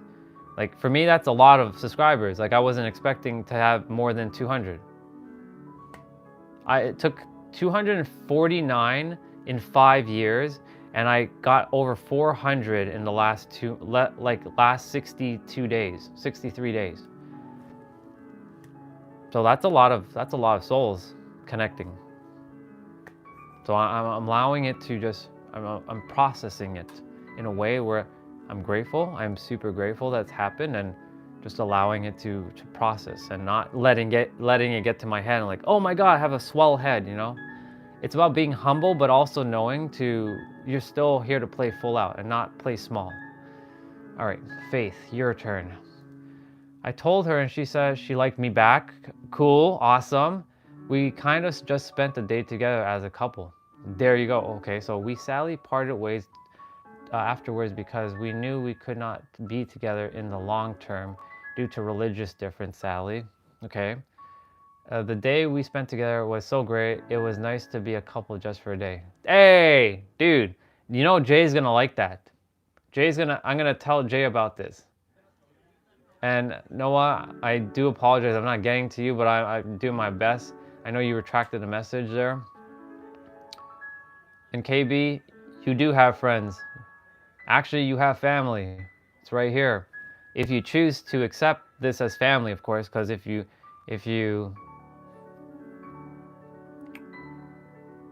what was I gonna say? It just completely slipped. You have family, dude. You have friends. You can call us friends if you like. You can use the friend word. I'm your friend. I'm more a brother than a friend, though. That's from your perspective, of course. But it's up to you. At the end of the day, this is a place for you to be if you choose to. Exactly. Ramen, same thing. That goes for all of you. All right. So Noah, what do you think about Carl Gustav Jung and his archetypes? So Noah, thank you for asking that question. I really appreciate the archetypes, but guess what? Just like the zodiacs, you can be any of those archetypes. You can actually tap into each of them if you choose. It's like putting on the like a superhero outfit, like a cape. Oh, I can be the warrior. I can be the magician. It's just knowing that you can do that. When you know that you can do that, yeah, I really respect it a lot. My bad, people. I'm watching WWE Royal Rumble. It just came on live. Yeah. Basically, yes. What was I gonna say? Oh shit! I just realized the stream is almost at time, so I do have to jump off soon. But still, I'm gonna do my best quickly to answer everyone's questions. Share it in the chat. I will take a look at it. Is it odd if I can ask how I can love myself? Not at all, Night Slash. It's just simply like just loving yourself fully. So how do you love yourself? First, you gotta take, this is how I started loving myself. I simply just, how do I say this? I desired change within myself. I hated myself for so long, and I really desired to be a better human. And that drive inside of me became the driving force for me to find that fuel to love myself. And yes, I did a lot of fake it till you make it. So like, I love myself. I told myself in the mirror, I love me, I love me, I love me. But in reality, I still hated me. And over time, I eventually found a way to start loving myself.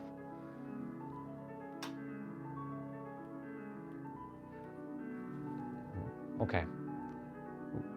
So every one of you that's in the stream right now, I am gonna restart the stream. I will restart the stream because the stream is at 710 minutes, and after 715 minutes, the stream doesn't record anything. So I will have to end the stream shortly, but I'm gonna start it back so that you guys can jump back on and ask questions. I'm gonna do my best to scroll through as fast as I can. I wasn't expecting, I thought the night part was gonna be calm, but I guess not. So yeah. If only if I were Mexican, okay. I've been crushing on a girl, crushing on someone for years, and she doesn't notice me. So when you're being loved, so when you're not being love, God, what else do you do? I'm just being me, man, at the end of the day. Like T-Bray, I'm just being me at the end of the day. And health doctor, I know she hasn't noticed you. The thing is, like, love you. The thing is, like, don't be seeking outside. Like, I know you like her a lot, but focus on you. Because girls can feel like when someone likes them and you're putting kind of too much like energy into it. Women actually don't care. They'll actually like you more if you don't put energy towards them. But yeah, thank you. No, I appreciate it. I'm gonna start back the live stream. Normally, I was gonna watch Royal Rumble. Plain and simple. I was gonna watch straight up. It's showing right now. I'm not lying to y'all. I'm like literally watching the Royal Rumble. But unfortunately, like, yeah, you know, I desire to stay on and chat with you all, and the live stream, you know, I just realized that they started this like ages ago. Yeah, I'm gonna jump back on and we're gonna chat. Yeah, WWE is still a thing. Like, this is one of those things where I just kind of like, it's just mindless entertainment at this point. Do you have any true friends? Don't you think that it's getting difficult to strike up new relations with people due to their own interests? No, dude. Every day I get to hang out with all of you. This is awesome. I get to be with all of you. So yeah, I know I'm kind of like a little distracted because I'm seeing what the hell is going on here. I'm gonna restart the stream. I said I was gonna take the night off and watch Royal Rumble, but I feel like I'm gonna jump back on for a bit, and let's do this thing again. Still ask the questions. I'll be right back. Yeah. So if you guys hang on for a bit, I'll be back. If you're subscribed, awesome. If not, I'll see you guys again at some point. To Goot Lava, thank you for, you know, this awesome evening. I appreciate you, dude. Honestly, I really do. And I really appreciate what you shared. All of you. You know, Michael, appreciate you. Faith, I know you shared what you shared. Ramon, thank you, dude.